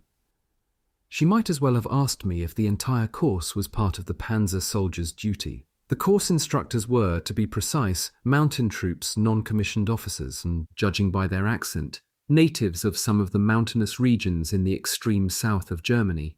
Near the end of our course, I had the impression that a couple of them knew that they were in deep trouble because they and we, their entire class, not having left the mountain well before the onset of darkness, had been forced to stay out the whole previous night. In the early evening, all of us had planted our skis in the snow, God knows where, and, hugging the mountainside, had followed snow-clad ledges.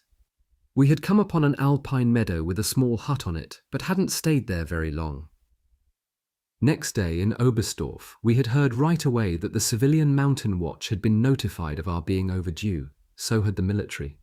Did the Panzer skiers exist? Yes, sort of.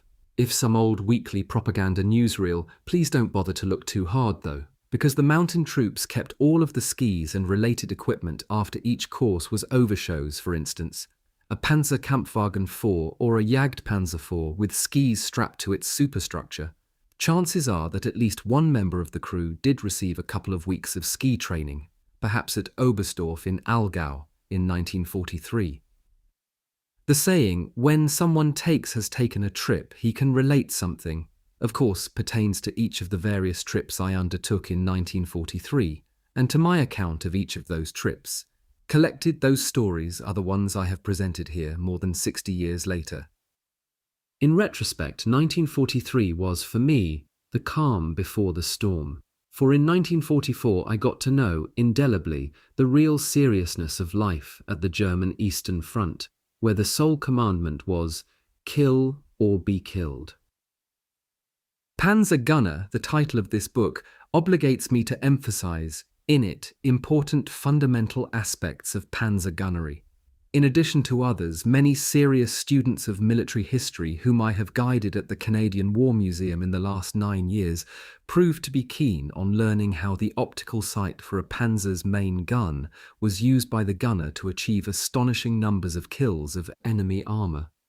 However, because published information on the use of the telescopic main gun sights in the Panzer IV and the Jagd Panzer IV is hardly available in popular form, I elect to use for this chapter some of the excellent material readily available concerning the Panther and the Tiger tanks.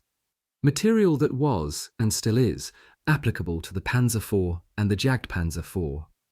That I did not serve aboard the Panther or the Tiger does not preclude my offering such material to my reader. It is definitely preferable to have the bulk of the Panzer Gunner's functions explained in one chapter, this one. In 1943, training for the position of Panzer Gunner followed no prescribed plan of definite duration. Unlike, for instance, the tank driver, the gunner did not receive a couple of months of concentrated formal training. Generally, the professional development of the gunner was of a prolonged and partly autodidactic nature, whereas the Panzer driver was awarded a driver's license for armoured, full-tracked vehicles. The Panzer Gunner received no certificate of graduation or qualification, ever. The gunner-to-be probably would get his first taste of something like Panzer gunnery in one of the outside shooting lanes of a concrete-baffled 100-metre military rifle range close to some Panzer barracks.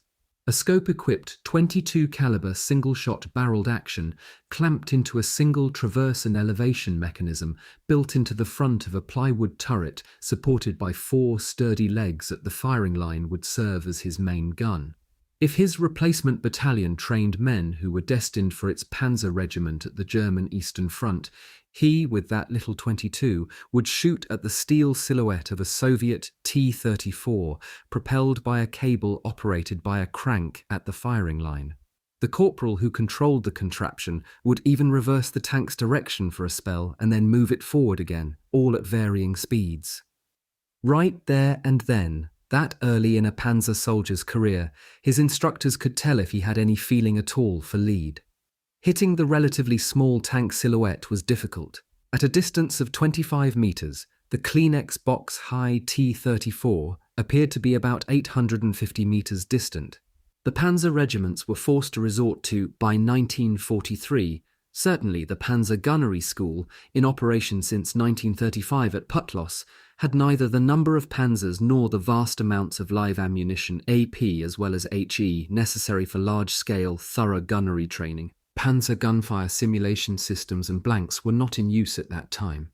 Situated about 45 kilometres east of Kiel, at the southeastern shore of the Kieler Bucht, Bay of Kiel, Putlos is now a suburb of Oldenburg in the district of Holstein, which should not be confused with Oldenburg in the district of Oldenburg. Oldenburg in Oldenburg lies some 210 kilometres southwest of Oldenburg in Holstein. Late in 1943, the Wehrmacht had 22 panzer divisions, 17 of which each had one panzer regiment. The other 5 panzer divisions each had only part of a panzer regiment. A full-strength panzer regiment consisted of 2 battalions, each with 4 companies. The complement of the 1st battalion was 51 panthers. That of the 2nd battalion was 52 Panzerkampfwagen 4s. In addition, there were the assault guns of the panzer divisions and the non-divisional Tiger battalions. All that armour called for a large number of gunners.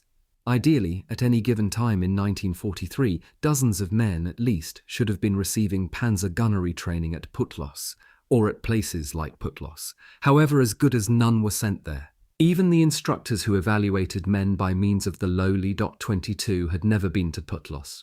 The large training areas were also places that the vast majority of the Panzer Fellows never got to see in 1943 or thereafter. In 1943, although there was a lot of gunnery training conducted at the barracks of the replacement battalions, gunner training always stopped short of real, live gunnery practice or of firing demonstrations. One aspect, above all, of the swearing-in ceremony at the Panzer Replacement Battalion 10 influenced some of the attendant recruits to become panzer gunners. Then and there, the drawn-up Panzer IVs, turrets and all, had remained an impressive sight, making many a young man present contemplate his own coming function inside a panzer. Shortly after they had had their oath sworn for them, so to speak, some of the fellows said that if their role involved handling a couple of a panzer's guns, the main gun and the one machine gun, both belonging to the turret, well, that would be just fine with them. At this point, mention must be made of the battle-seasoned gunners who participated in the unofficial training. In the barracks of the replacement units, of their eventual successors in the field. Those veterans, just about all of whom were recovering from battle wounds, delighted in imparting much of their invaluable expertise to the future occupants of the fighting compartments inside the Panzer turrets. Many of those vets, those especially who had clashed often one-to-one with the gunners of the T-34s of Ivan, or the Soviets, collectively thanked Christ that, throughout the years, the Soviets' tank optics had remained distinctly inferior to those of the Panzers. They spoke, of course, of what the replacement units had, or had not taught them during Panzer gunnery training, and of what they had picked up subsequently in the way of turret wisdom, meaning the law arising from life in the turret of a Panzer. Dealing with one or more of those pieces of wisdom, an informal lecture delivered in soldiers' German in a barracks room was usually hilarious, notwithstanding the generally gloomy atmosphere of the whole place, and always highly informative. Despite all those endeavours, official as well as unofficial, it seemed by 1943 that the only sure way for the aspirant to become a full-fledged gunner was to serve an apprenticeship, even if only a brief one, as a loader at the front. There were really no better qualified instructors, no more extensive firing ranges and training areas, and for that matter, no keener fellow students than those at the front lines. If a loader survived the battles and displayed the proper aptitude and attitude, that experience constituted a great step towards his becoming a gunner. During the many hours that he spent in the proximity of the gunner, his main mentor, the loader would learn quite a bit about the gunner's duties. The loader would, for instance, know that in battle the main gun should be traversed past a front corner of the Panzer as infrequently as possible. He would know where to find, up on the telescopic sight, the rather secluded switch for the reticule illumination. He would know how to jab the emergency impulse generator to fire the main gun after the Panzer's electrical system had failed partially or entirely. He would know of the need to aim the main gun before the start of a rest period or the like, at a spot from which a surprise attack might be launched at his Panzer. He would know the location of the vehicle's demolition charge.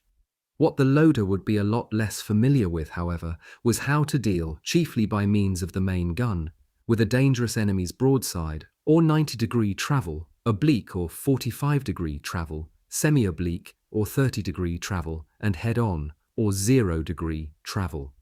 In all such cases, it was the speedy and accurate laying of the main gun that required the ultimate in expertise of the gunner.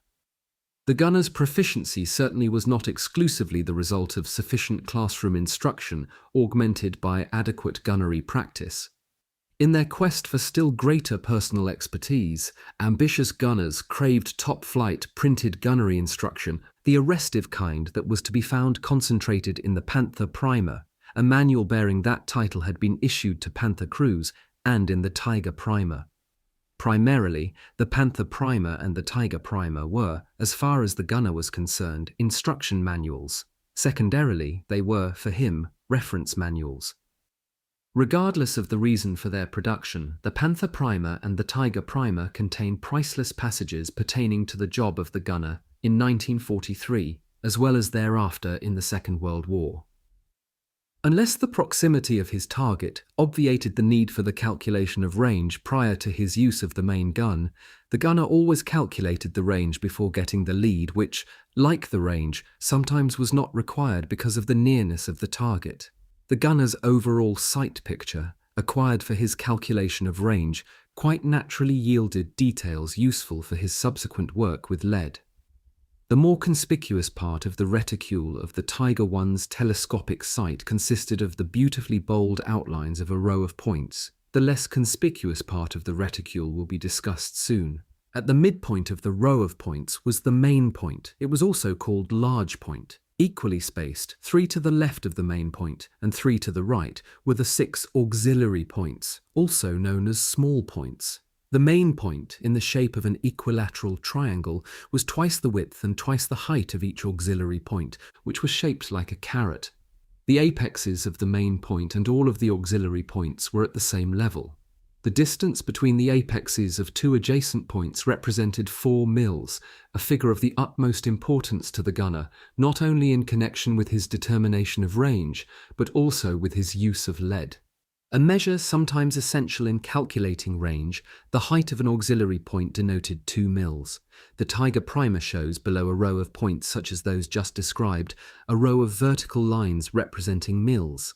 There, the long mil line numbered 0 is shown as being directly below the apex of the main point.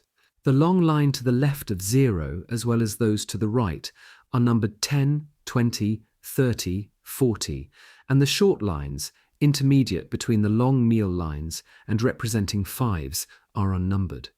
The illustration reveals that although the Tiger primer gives the number of mils between the apexes of 2 adjacent points as 4, the row of mils shows 10 for that interval.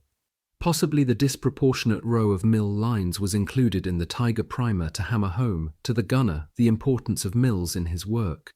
That thought is bolstered by the truck facing towards the left, extending partly to the left of 0 and partly to the right, for all intents and purposes over a total of 30 mils, as well as by the exercise involving the use of those 30 mils from the outset, that is, without the need to convert point intervals into mils, to calculate the truck's range. Perhaps the arrangement of mils in that illustration in the Tiger primer was to be regarded as a schematic of the mils in a piece of optical equipment used, for instance, by an observer to gather gunnery information for transmission by radio to the gunner's panzer, although panzers, for their direct fire, did not have to rely on information provided by observers in other vehicles. However, when confronting, for instance, well-camouflaged enemy armor, a panzer crew had to accept as gospel whatever an observer reported to it from his vantage point concerning, say, the whereabouts of an enemy tank or two. In such cases, an observer, in conveying information valuable to the gunner, would use mils. We will next see, with the aid of translations of the original, what the Tiger primer has to say to the gunner about the determination of range solely by means of the reticle in that gem of an optical sight for the Tiger's main gun.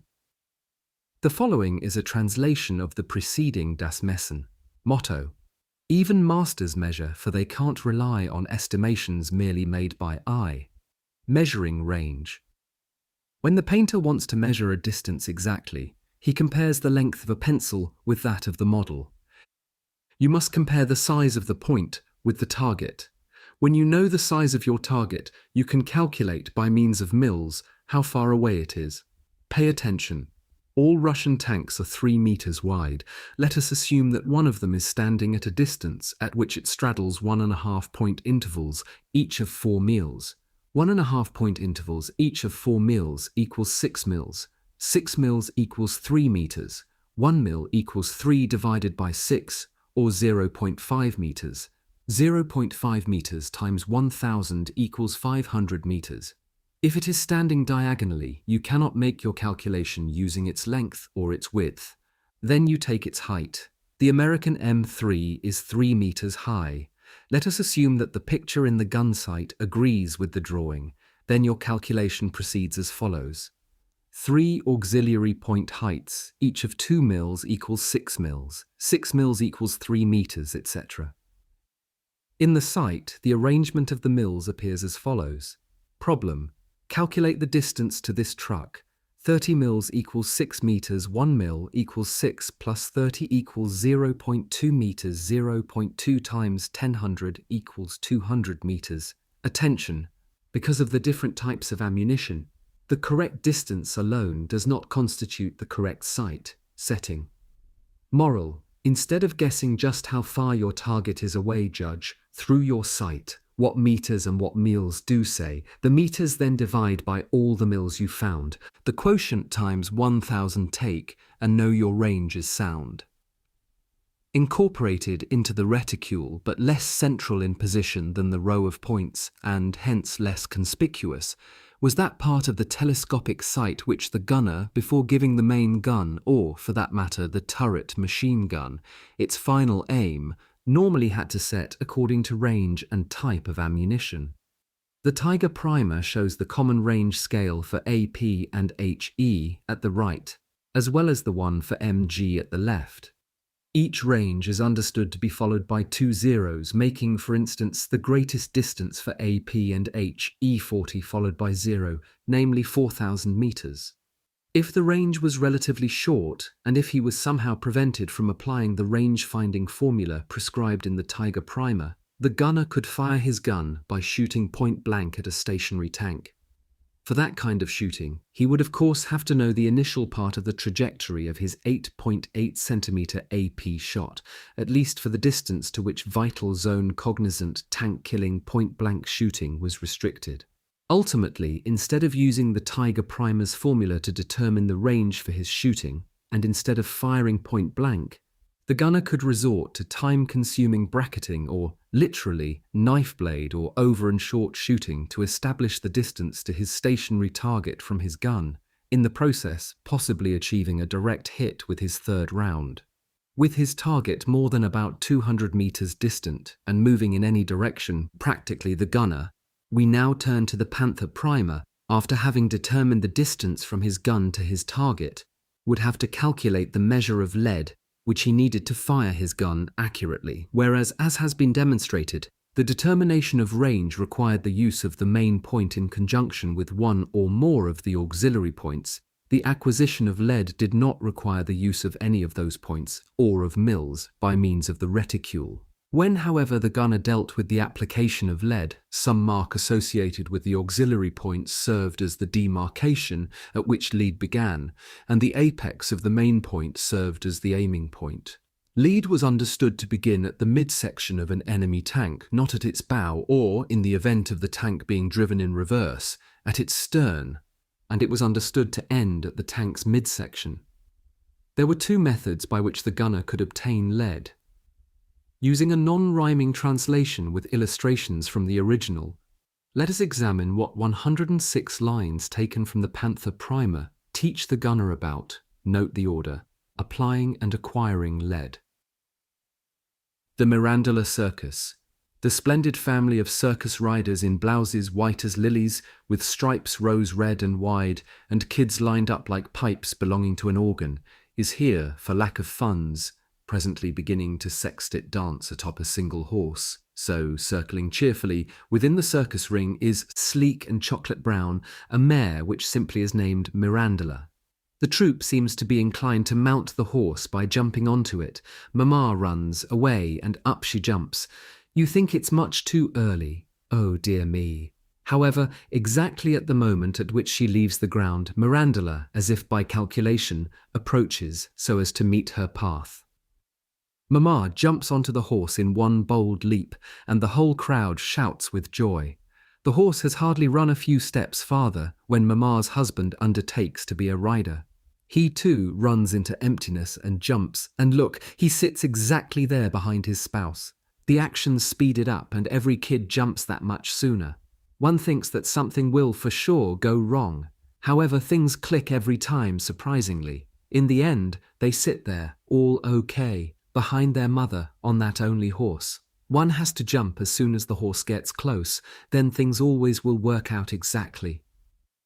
If you shoot at targets that are moving, there's the same consideration. Before a shot gets to its target, it needs some time, although not much. In that short time, the target travels, though not very far. No matter how short the interval may be, the shot arrives late and misses. Therefore, simply deal with it artfully. Shoot towards the point at which the target will arrive. The target then towards the shot does travel. That's why this trick's called lead. Shoot when your target's still not there, then you will hit it with the KWK. If something's traveling only 200 meters away, don't be concerned about its speed. Aim straight for it, for the shell's times of flight are insignificant at such distances. If, however, its movement is more distant from your muzzle, there's but one solution: lead it. The measure of the lead is found in mils. Just how, you will below find out. Now calculate where, in the row of points, the start of lead will lie. Then, as is done the world throughout, you hold the sight at 6 o'clock. Now, see how, skimming the line of points, the target hurries straight toward the middle.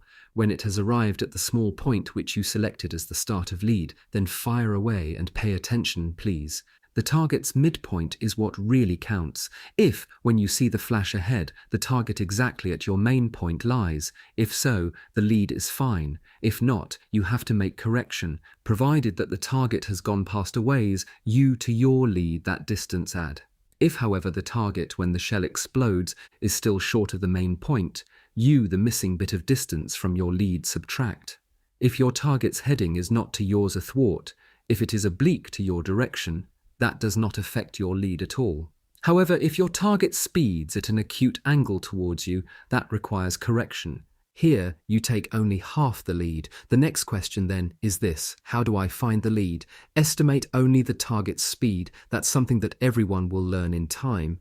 Then note the lead that's printed in the table, if your arithmetic is not so hot. If you have trouble handling figures, do just that. It's called the old way of getting lead. If you want to know the lead for every speed, you'll have to do a bit of calculating.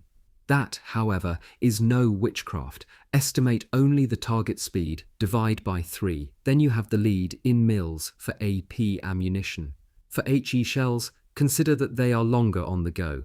The lead must be increased. You must, as illustrated here, the lead adapt. With HE, the speed divide by 2. That's all there's to it, and the table is not used at all. For example, provided it were travelling at 24 kilometers per hour at an angle somewhere between 90 and a little more than 30 degrees, the Soviet tank, for which the range was calculated earlier in this chapter, would require for AP 24 plus 3 equals 8 mils of lead, and since 4 mils equal one interval between two adjacent points, 8 plus 4 equals 2-point intervals of lead for HE. The lead calculation for that same tank becomes 24 plus 2 equals 12 mils of lead, and 12 plus 4 equals 3-point intervals of lead. A target coming or going at an angle of about 30 degrees or less required half of the full lead calculated for either AP or HE. Of course, a target moving at 0 degrees or at almost 0 degrees required no lead at all. Travelling at 36 kilometers per hour at an angle which required full lead, a target needed for AP exactly the half reticule's maximum of 3-point intervals of lead. However, many tanks were capable of travelling much faster than 36 kilometers per hour. The Soviet T-3476, for instance, was capable of a maximum speed of 53 kilometers per hour, which for AP required 53 plus 3 equals 17.67 mils of lead, and 17.67 plus 4 equals 4.42-point intervals of lead, or 1.42-point intervals beyond the 3 intervals that were available in the half reticule.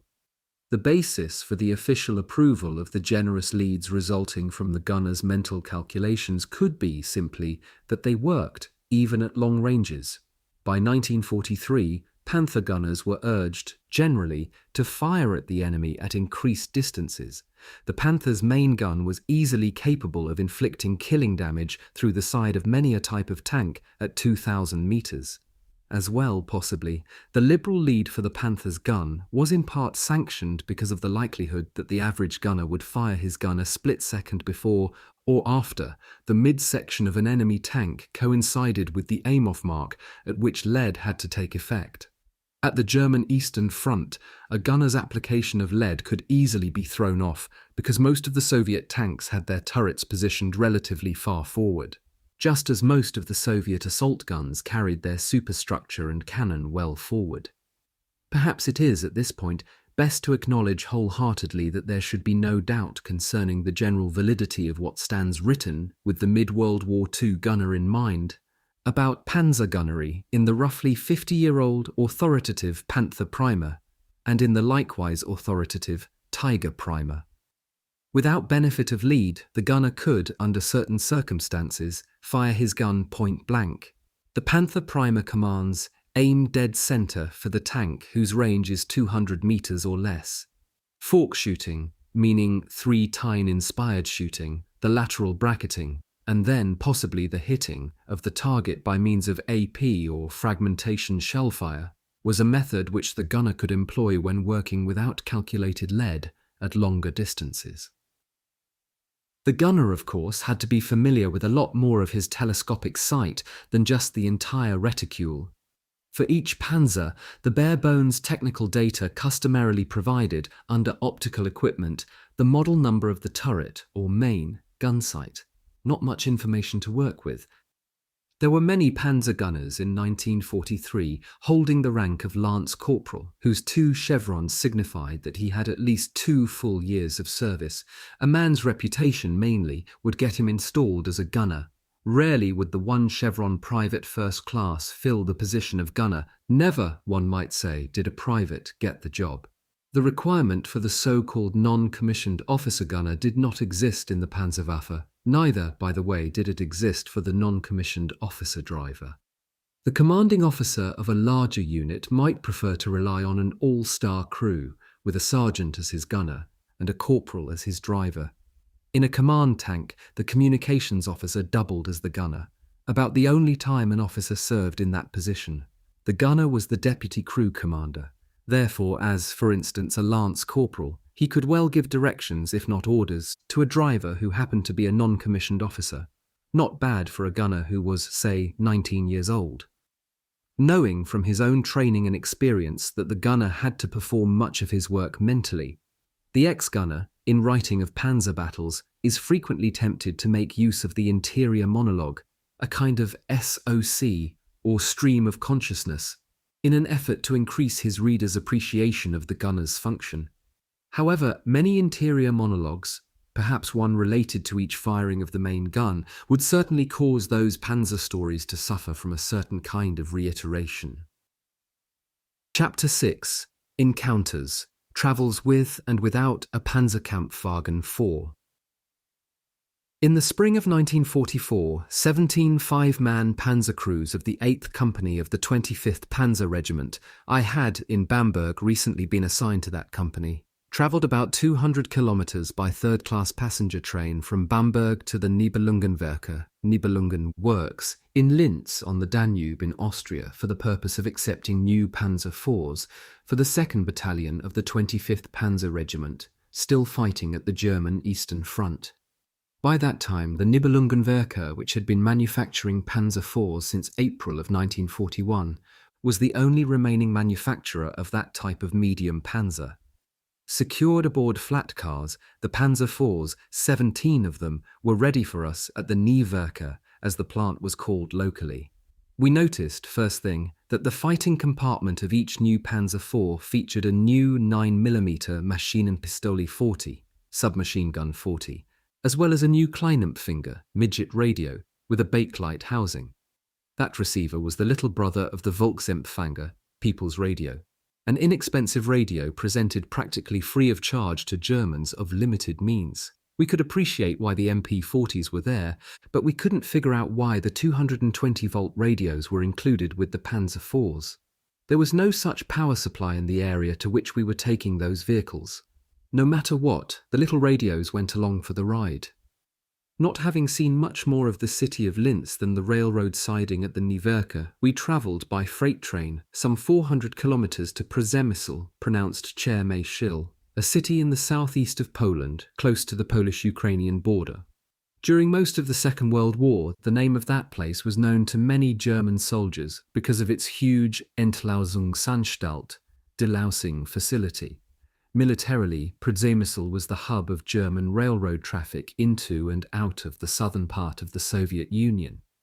Without having to be deloused, we panzermen, still living in the Panzer IVs on the flat cars, rode the railroad another 200 kilometres, approximately, to our destination. After a total of something like 800 kilometres of train travel, we finally delivered those full-tracked armoured fighting vehicles to our regiment at Czernovtsi at or about the end of March 1944. On that occasion, I, with 17 months of service in the German army, was welcomed as a newcomer at its Ostfront, Eastern Front. The trip had required the 17 Panzer IV crews, 85 men, because, for instance, the Panzer IVs could, without being unloaded, have been used to repulse raids on the railroad by partisans, especially east of Przemysl. Skeleton crews could not adequately protect a train consisting of a locomotive, 9 platform cars, 8 of which each carried 2 Panzer IVs and 2 boxcars. At the end of March 1944, Soviet troops captured Czernowtsi, Romanian Cernăuți, German Czernowitz, close to the foothills of the Carpathians. Today, Chernovtsi is located in the Ukraine, not far from the southeastern border of Poland, the eastern border of Czechoslovakia, the northeastern border of Hungary, and the northern border of Romania. Taking my cue from the fact that there exists many a three-country corner or place where three countries meet, I submit that Chernovtsi presently lays in the proximity of a kind of, I repeat, a kind of five countries corner. Before it was taken by the Soviets in 1944, the city lay in a territory belonging to Romania. It was, even then, close to my dreamed-up five-country corner. Perhaps 1 week before Chernovtsi was captured by Soviet spearheads on March 30th, 1944 to be exact, we had arrived in that city, which then had, and possibly still has, an overpass spanning the multiple railroad tracks leading, as far as we were concerned, to and from part of the front, which, by then, might have been described looking northward as lying to the left of us, to the right of us, ahead of us, and, farther away, even behind us. Making that overpass in Chernovtsi memorable was the elbow bend at the bottom of the rather steep incline which we had to descend immediately after crossing the overpass. One after another, each of our Panzer IVs, in the lowest of its 6 forward gears and proceeding as gingerly as possible, crawled down that cobblestoned incline to the tight 90-degree left turn. There, each driver, using his left steering brake, had to disengage and then brake his left track, allowing the right track to propel his tank leftward, away from the concrete barrier at the outside of the bend.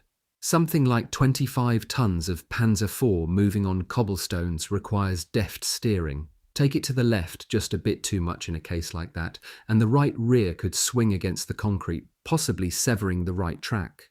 Lose a track, and a tank would become essentially immobile. To get moving again, the crew would be in for some very hard work. They would have to drive out some of the pins in the more than 2 tank lengths, a Panzer IV was close to 6 meters long overall, of lost steel track, drag the manageable shorter pieces in front of and in line with either the first or the last of the 8 road wheels, and repin the track without joining its ends.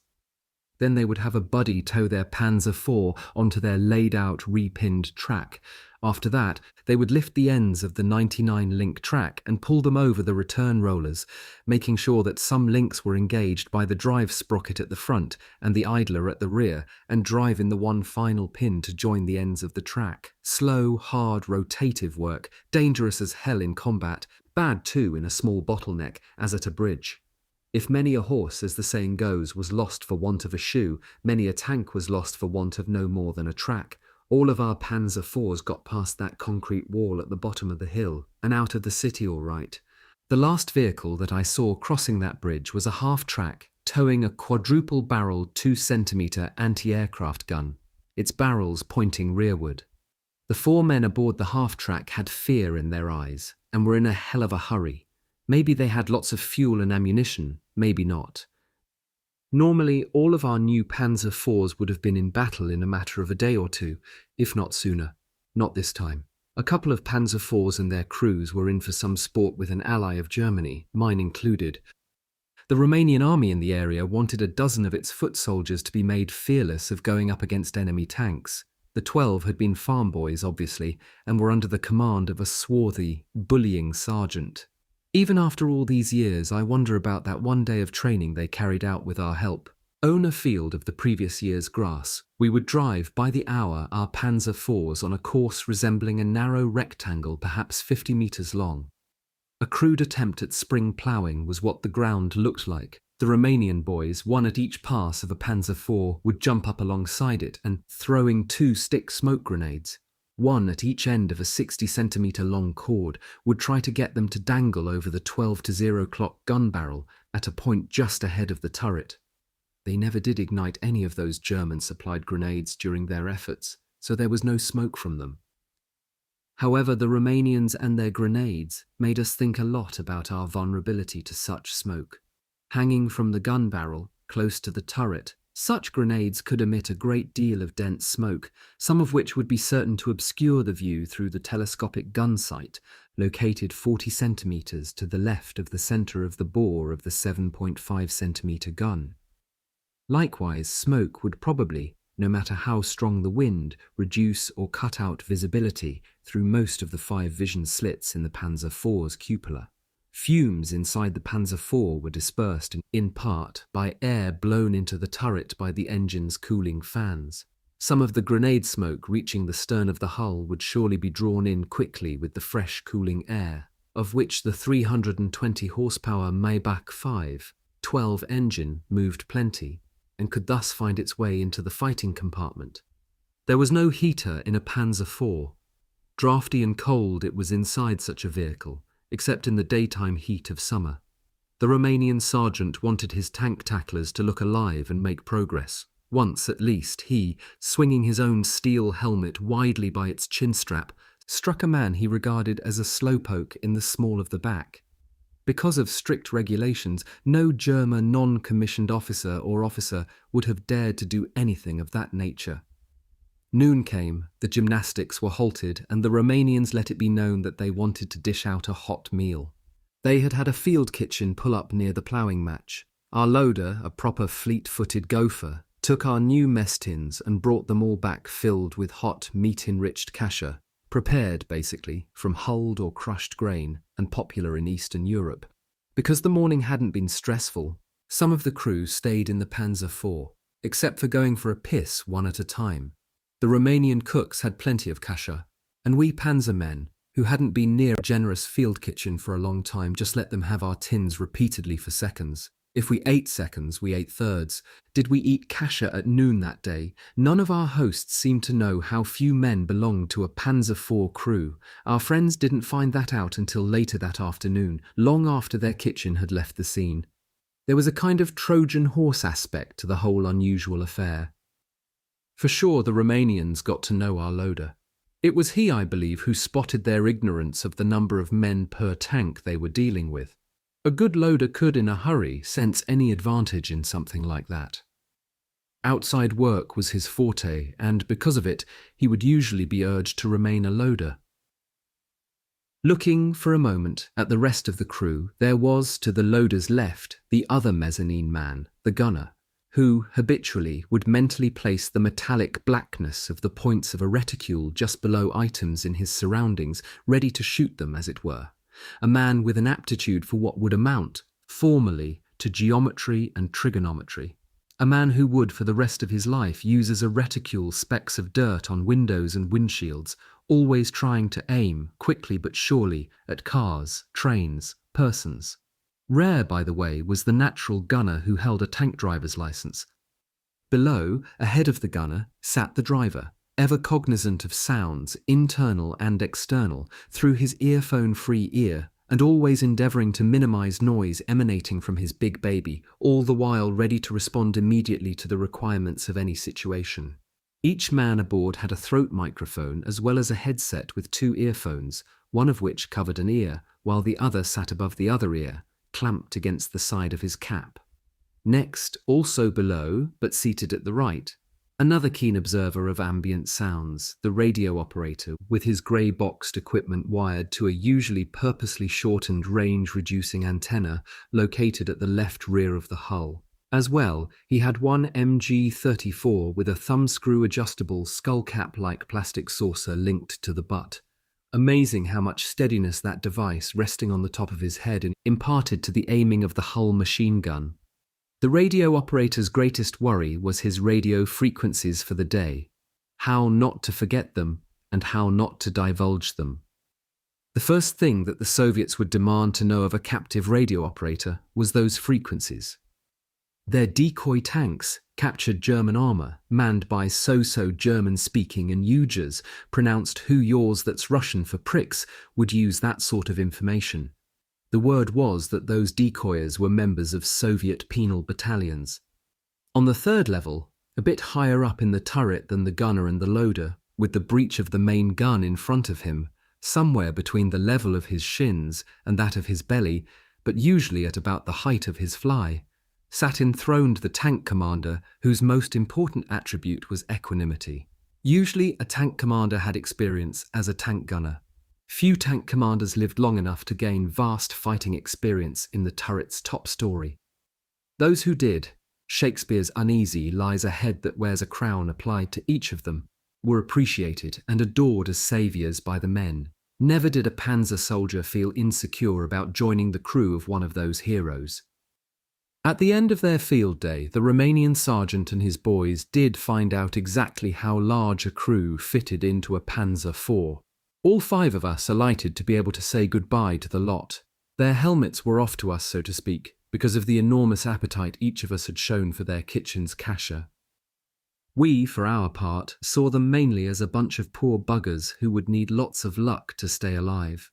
One pastel blue egg-shaped hand grenade taken from the egg rack at the back of the inside of the turret and thrown out of the tank commander's hatch, even without the obligatory count of 1 and 20, 2 and 20, 3 and 20, or 3 seconds before tossing it, would have made life extremely short for any infantryman approaching a Panzer IV, as the Romanians had so many times that day.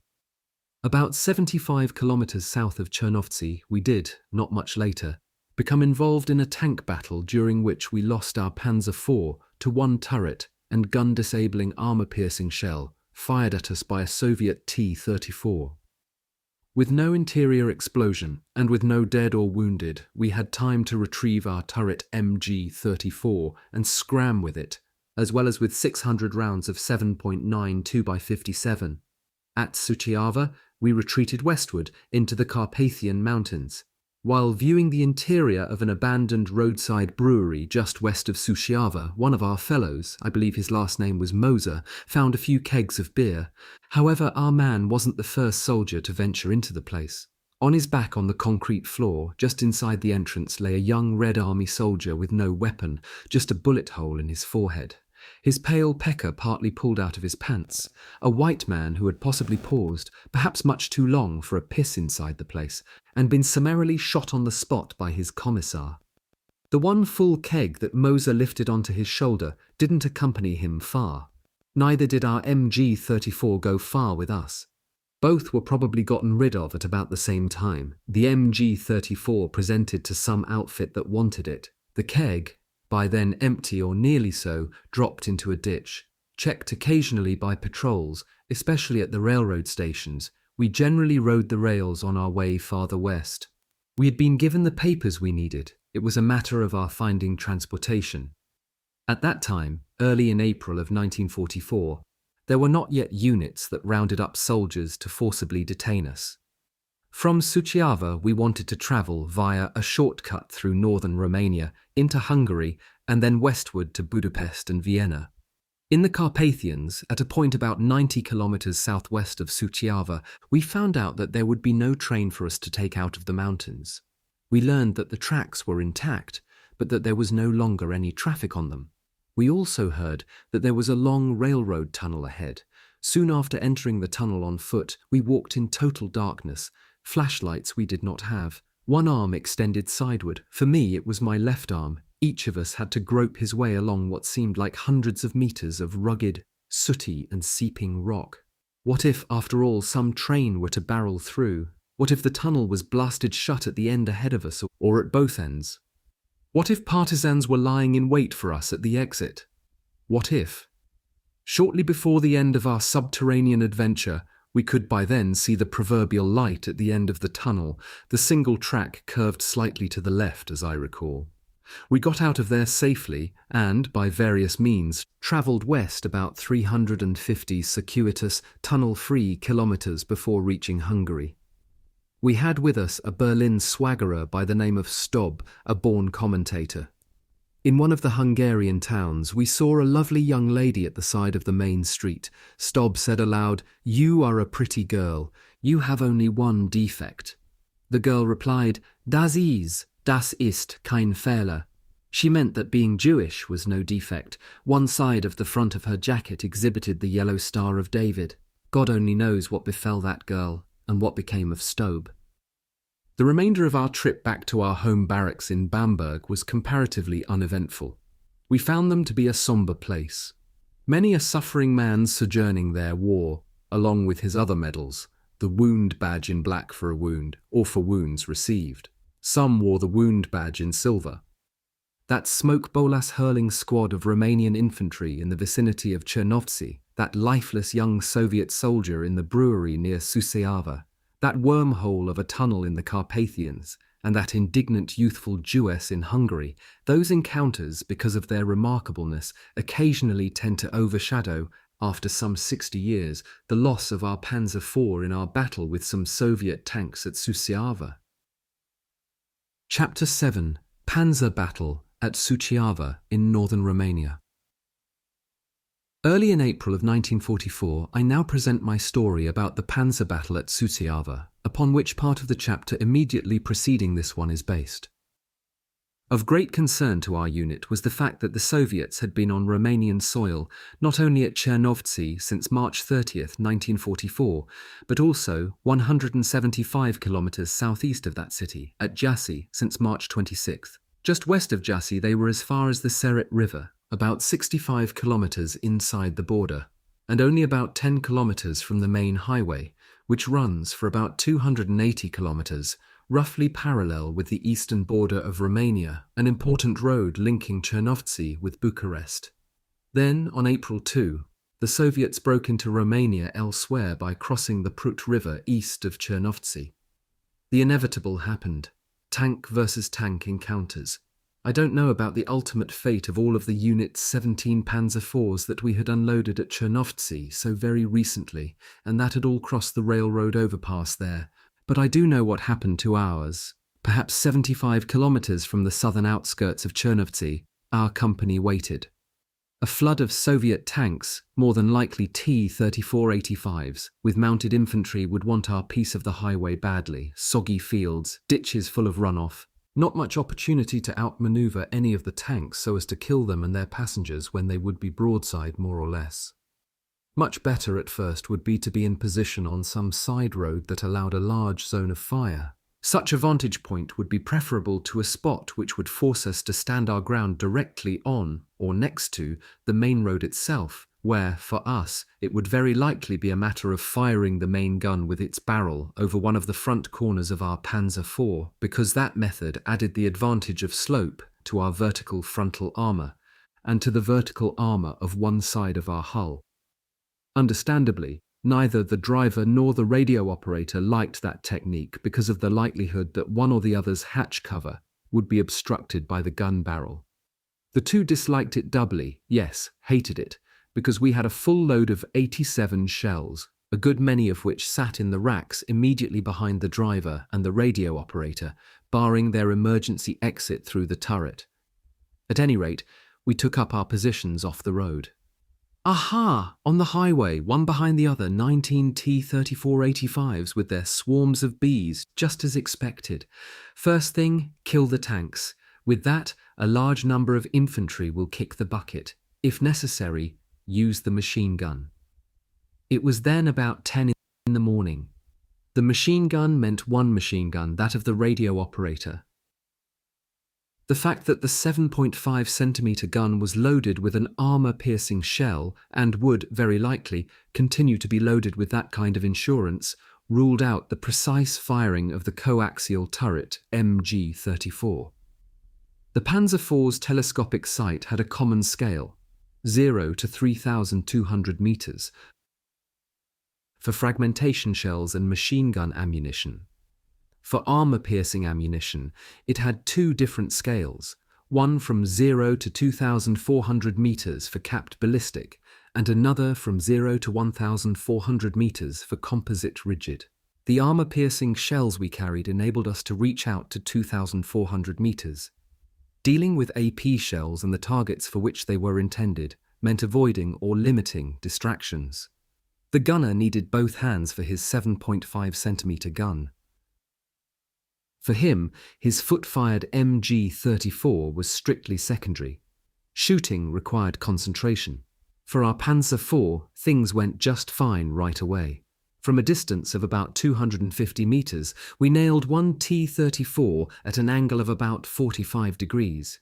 His infantry scurried off him like groundhogs off a big sun-warmed boulder as a low rifle bullet spatters their posteriors. He caught fire. From where we stood on a side road, about 175 meters from the western side of the highway, we saw, not much later, that other Panzer IVs had also done their work well. Judging by the billows of black smoke from diesel-fueled open-air furnaces, there could as well have been other T-34s that were down for the count, but weren't burning. Our unit had, within perhaps 10 minutes, knocked out at least 8 T-34s on or close to the highway. Our prudent choice of positions had paid off, although we had lost 2 Panzer IVs, the crews of which were, however, alive and preparing to hike it, or ride it if they could, out of the immediate area. Where planning is being done, shavings fall. We no longer saw any Soviet infantry.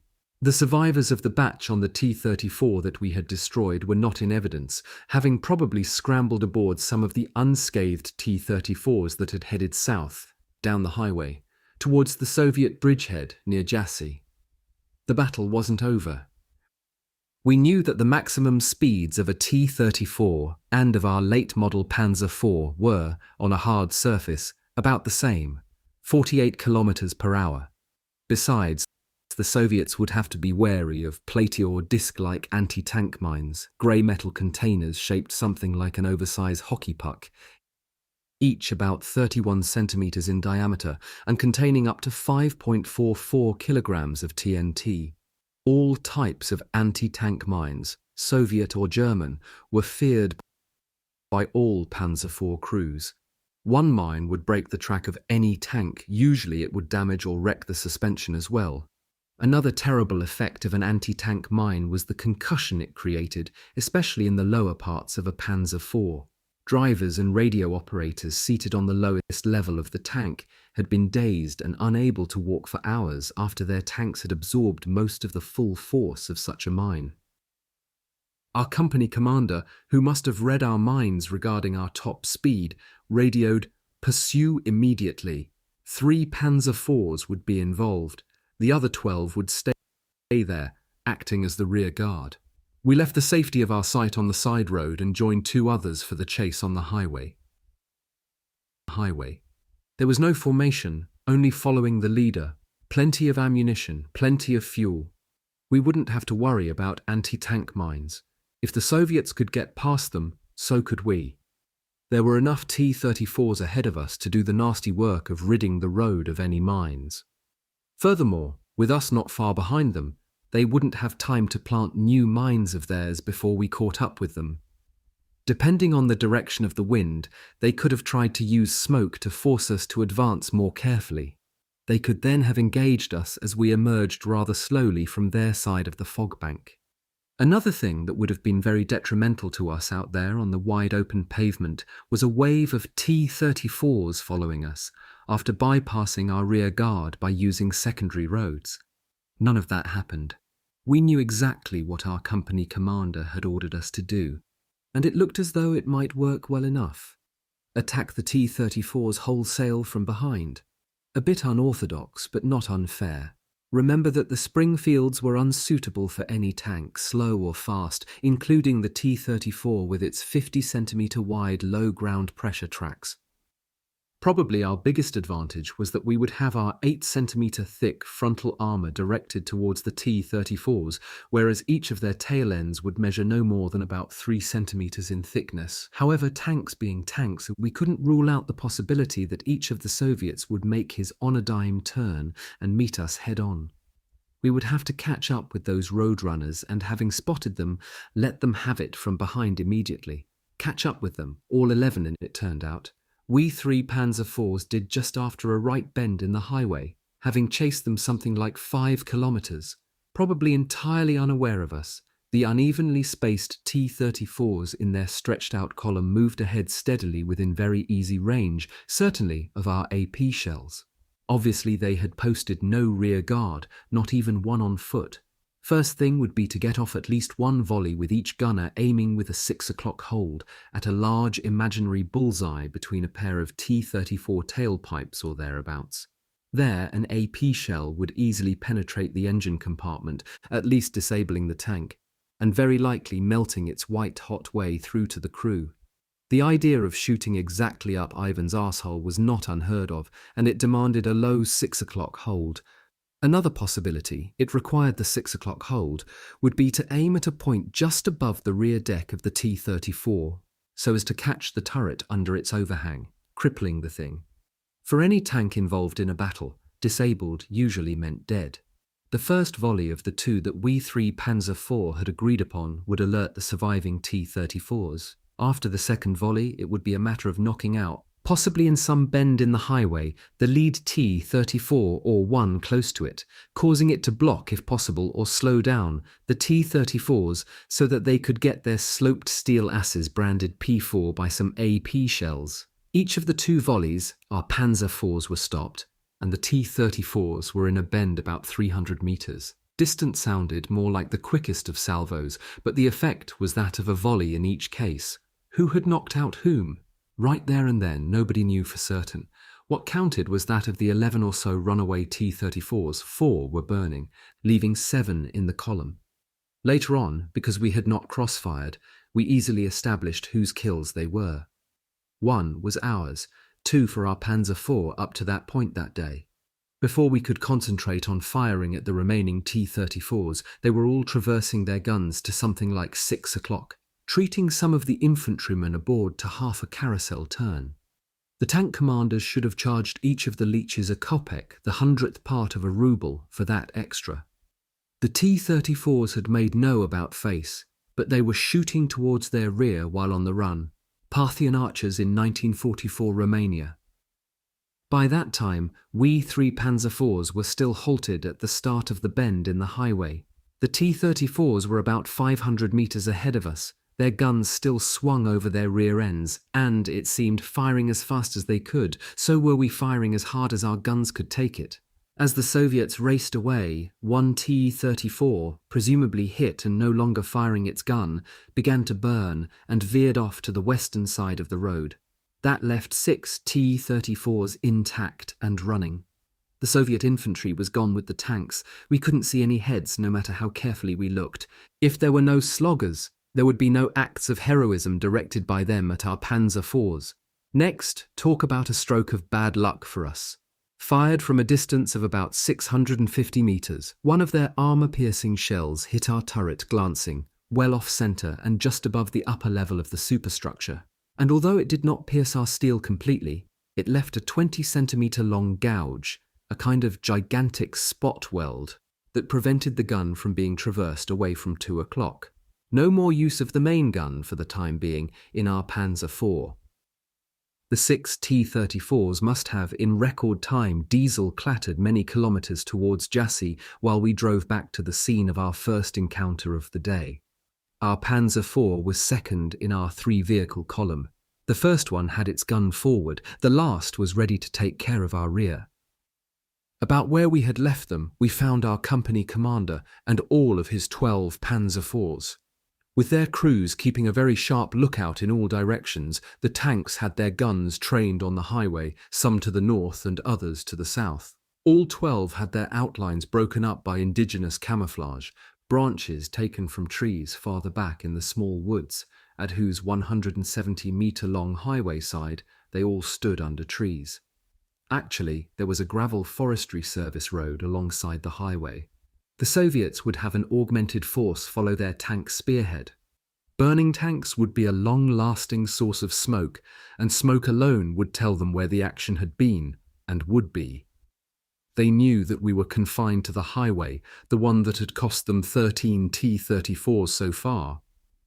They might arrive with their 12-centimeter mortars, or, if they were more aggressive, with their rocket launcher, nicknamed Stalinogel, Stalin's organ, no pun, because of the discordant sound made by its rockets in flight. The 12-centimeter mortar fired a 15.85-kilogram bomb 5.94 kilometers. The launcher fired 36 8.2-centimeter rockets, each carrying 3.04 kilograms of high explosive to a range of 5.49 kilometers. Mortars it was. Their bombardment started about 30 minutes after we had rejoined our company. We couldn't see the bastards who were doing the shooting, so our Panzer IVs couldn't fire at them. A Panzer IV never was much good for indirect fire. Direct fire was what the Panzer IV and its 7.5 stood for. We were helpless against one of the nastiest land weapons of the Second World War. A reconnaissance patrol must have come up ahead of the mortars and probably was watching us while we were being given the works. To the rear of its turret, the top of the Panzer IV was extremely vulnerable. Extending from the back of the turret, a sheet metal stowage bin offered practically no protection for anything. Not for its contents, not for the turret, and certainly not for the top of the hull, where two baffled steel gratings were located. The one at the right for fresh air to the two engine cooling radiators, the one at the left for air from them. A soft spot, a chink in the Panzer IV's armour, its Achilles heel. That's what that whole rear deck was, with its two gratings, each about the size of a large doormat with a bold lettered "Welcome" woven into it.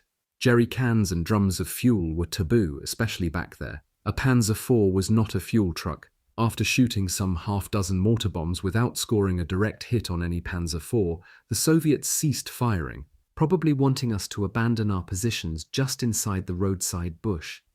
Their bombs had dropped onto the treetops. The jagged bomb fragments pestering the Panzer IVs were not particularly dangerous to our crews inside. It would have had to be a direct hit, pretty well, to cause grief.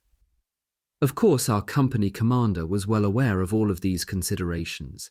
It was about 11:15 in the morning, and he couldn't keep his Panzer IVs harboured at the edge of the woods. A true Panzer soldier, he decided to turn his predicament into a sortie, a good fight. Better to be the hammer than the anvil. Before he, with a total of 14 Panzer IVs, drove away from the woods, he ordered us, because our disabled gun would be of no use in the swiftness of further tank combat, to blow up our baby as soon as their departure had gotten the Soviets' full attention. That should give the 5 of USA chance to clear out on foot. All we could take out of our Panzer IV was the turret, MG-34, and 600 rounds of ammunition in belts, leaving something like 2,550 rounds behind. Our stowage bin was riddled by the mortars. Nothing at all in there worth taking along. We destroyed our Panzer IV by means of our 1 kilogram demolition charge, which was stored strapped to the upright support below the gunner's seat. As a matter of fact, it was the gunner's duty, my duty, to pull the igniter of the 90-second fuse. There had been no transfer of 7.5 centimetre shells. The vehicle, it had served us well, was blown apart. Its turret lifted from the hull. A damned shame. Goodbye to that highway. We left it at Suceava, roughly, to travel the railroad, at least the railroad tracks to Guru Humorului, and points beyond, towards the west. For a while, as we headed for the mountains, the Carpathians, on our way out of the area, we heard the bark of tank cannon.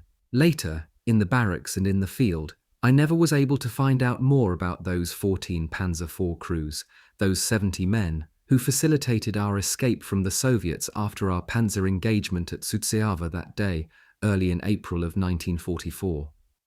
The German main front line along the eastern border of Romania remained relatively stable from the latter half of April of 1944 until August 20th of that year, when the Soviets began their offensive to destroy the Axis forces in SE Europe. By that time, as a matter of fact, by July 1944, the 7th Panzer Division was fighting in Lithuania. Chapter 8. Tank Warfare in Southern Lithuania in July 1944. From July 2nd to July 6th, 1944, our division was transferred via Warsaw by train from Stanislav in the Ukraine to Lida, 150 kilometers west of Minsk, a city central to the Soviets' Bagration offensive against the German Army Group Center that month. Lying in a partisan-plagued area, Lida was only 90 kilometers away from the eastern border of East Prussia, Germany's easternmost province. Our division was headed for the ill-fated Army Group Center. The division briefly advanced northeastward from Lida before entering southern Lithuania. Panzer Regiment 25 2nd Battalion, of which I was a member, did not participate in the division's operations up to Dobeln in Latvia, and after that to Memel, Königsberg and Johannesburg. Rather, it operated in southern Lithuania before retreating to East Prussia. The 7th Panzer Division in World War II 121-22 states, here, south of Kelma in Lithuania, The entire division is at last assembled during the period from August 13th to 16, 1944, with the exception of the 2nd Battalion of the 25th Panzer Regiment.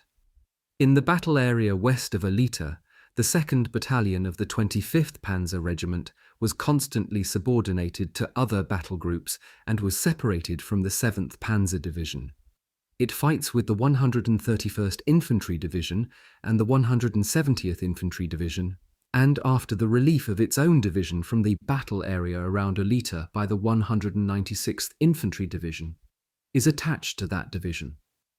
Together with it, the 2nd Battalion of the 25th Panzer Regiment battles its way back to the border of the Reich to East Prussia.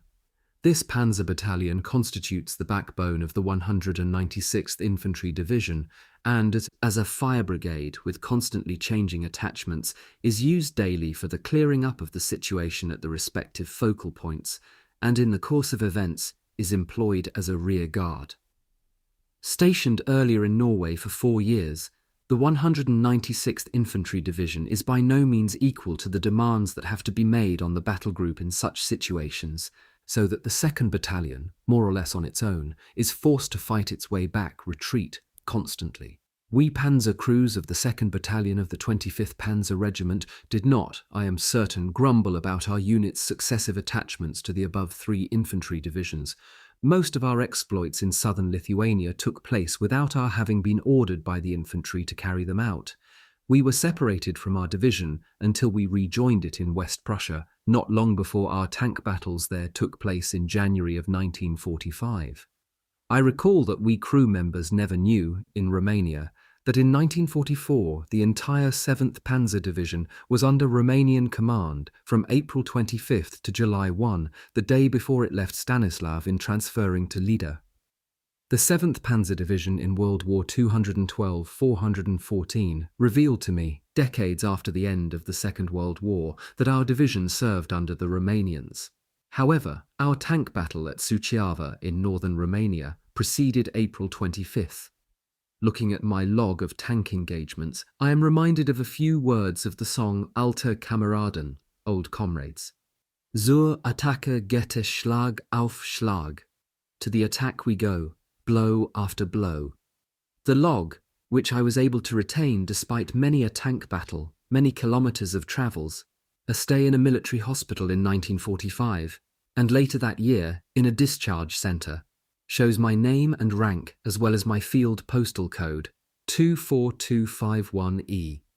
Never will I forget that code, which stood for 8th Company, Panzer Regiment 25, 7th Panzer Division.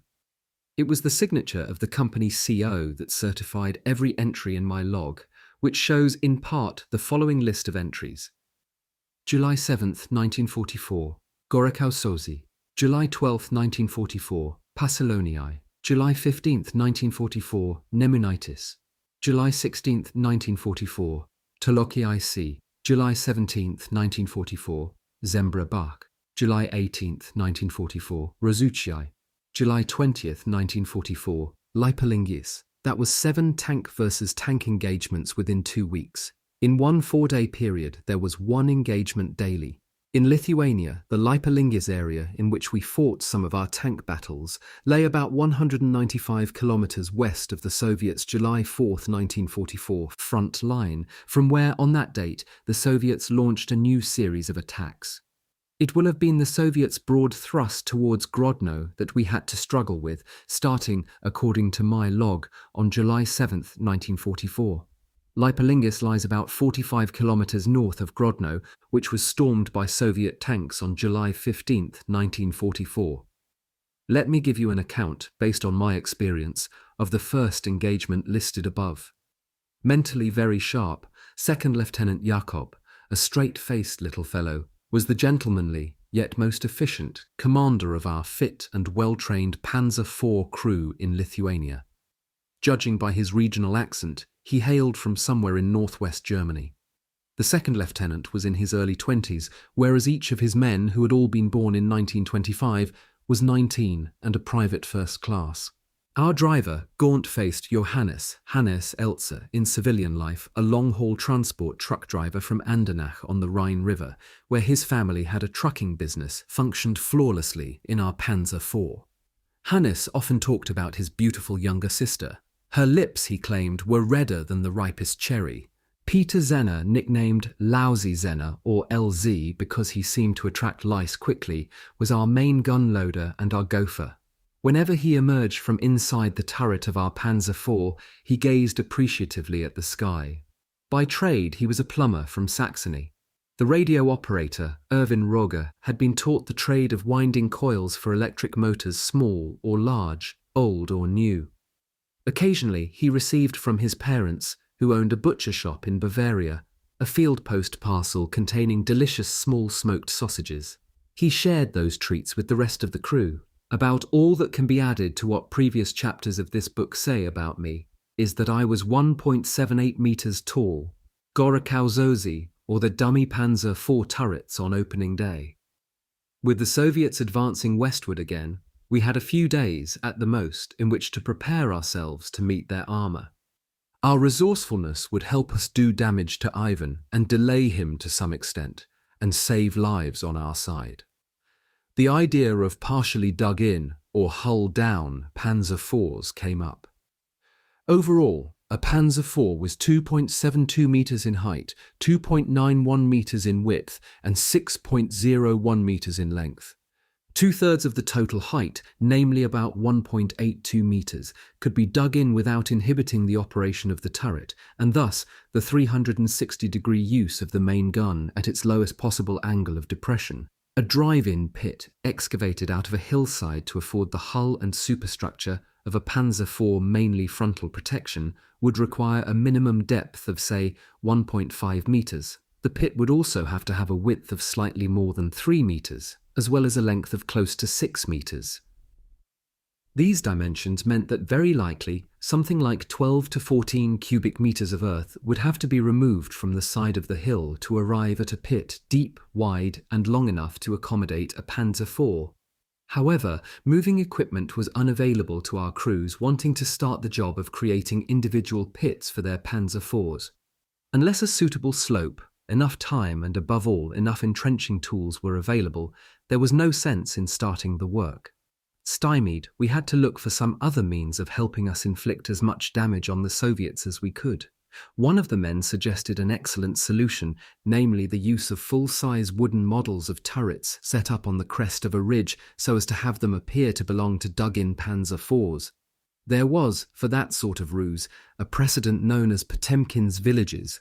The Russian statesman Prince Potemkin, 1739 to 1791, had sham villages of cardboard constructed along the Dnieper River, where they could be seen by the Empress of Russia, Catherine II, 1729 to 1796, and her entourage, all of whom were travelling by boat during that stage of their journey to visit the Ukraine and the Crimea in 1787. The phony villages were the cover-up by Potemkin, a favourite of Catherine II, of his failure to colonise that area. Our 4 new fake tank turrets would intentionally be made readily visible to the Soviets. There would be no attempt to camouflage them, not even partially. The Panzer IV crews would construct the turrets of weathered wood, which in Lithuania was not hard to come by. On each turret, a graceful log would be the main gun barrel, and there would be a muzzle brake at the end of it. The gun mantlet would be a length of log, and the turret skirt would consist of boards. Saws and other hand tools were easily liberated or scrounged from farms, and the work went very well. Too well, in a way. Some of the men had to be kept from producing, for instance, an L-100 gun, a supergun with a barrel 7.5 meters long. Really, each turret, gun and all, had to command respect instead of looking ridiculous. Laying eyes on our Potemkinian turrets, the Fujas would have to exclaim in awe, "Yupo twoyo maj, fuck your mother." Set in place, the quartet of completed phony turrets did not look bad at all.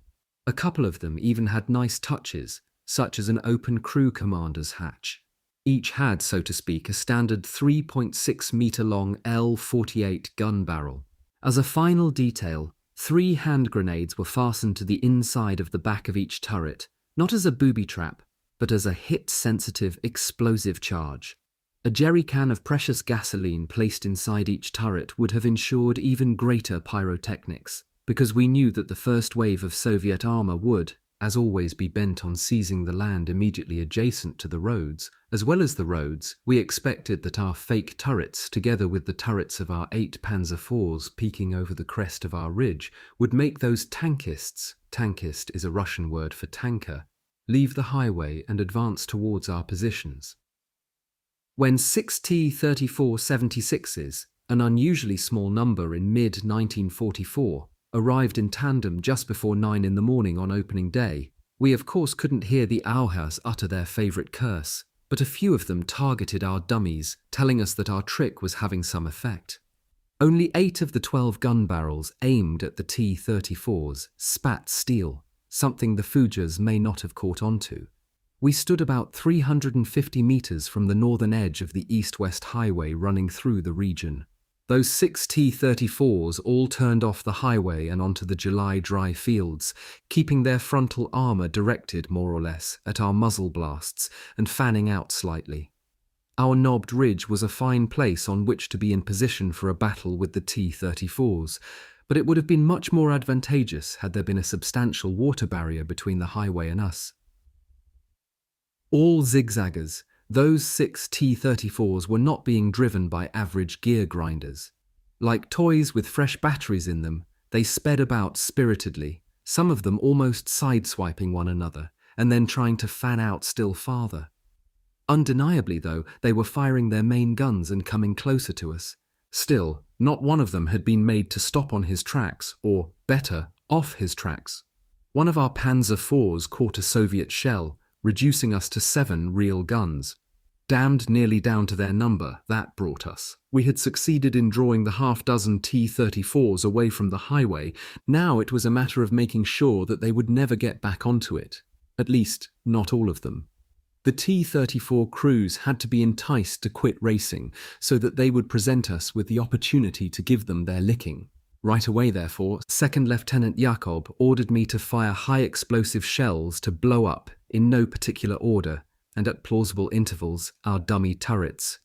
Maybe the Soviets would think that their guns were killing Panzer IVs one after another. Above all, our exploding dummies might make the Aujas in some of the T-34s do a double-take and slow down their wild ride, probably because they would want to get off more well-aimed shots, the kind that had, they might think, already killed 5 Panzer IVs up on the ridge. Our tactic worked.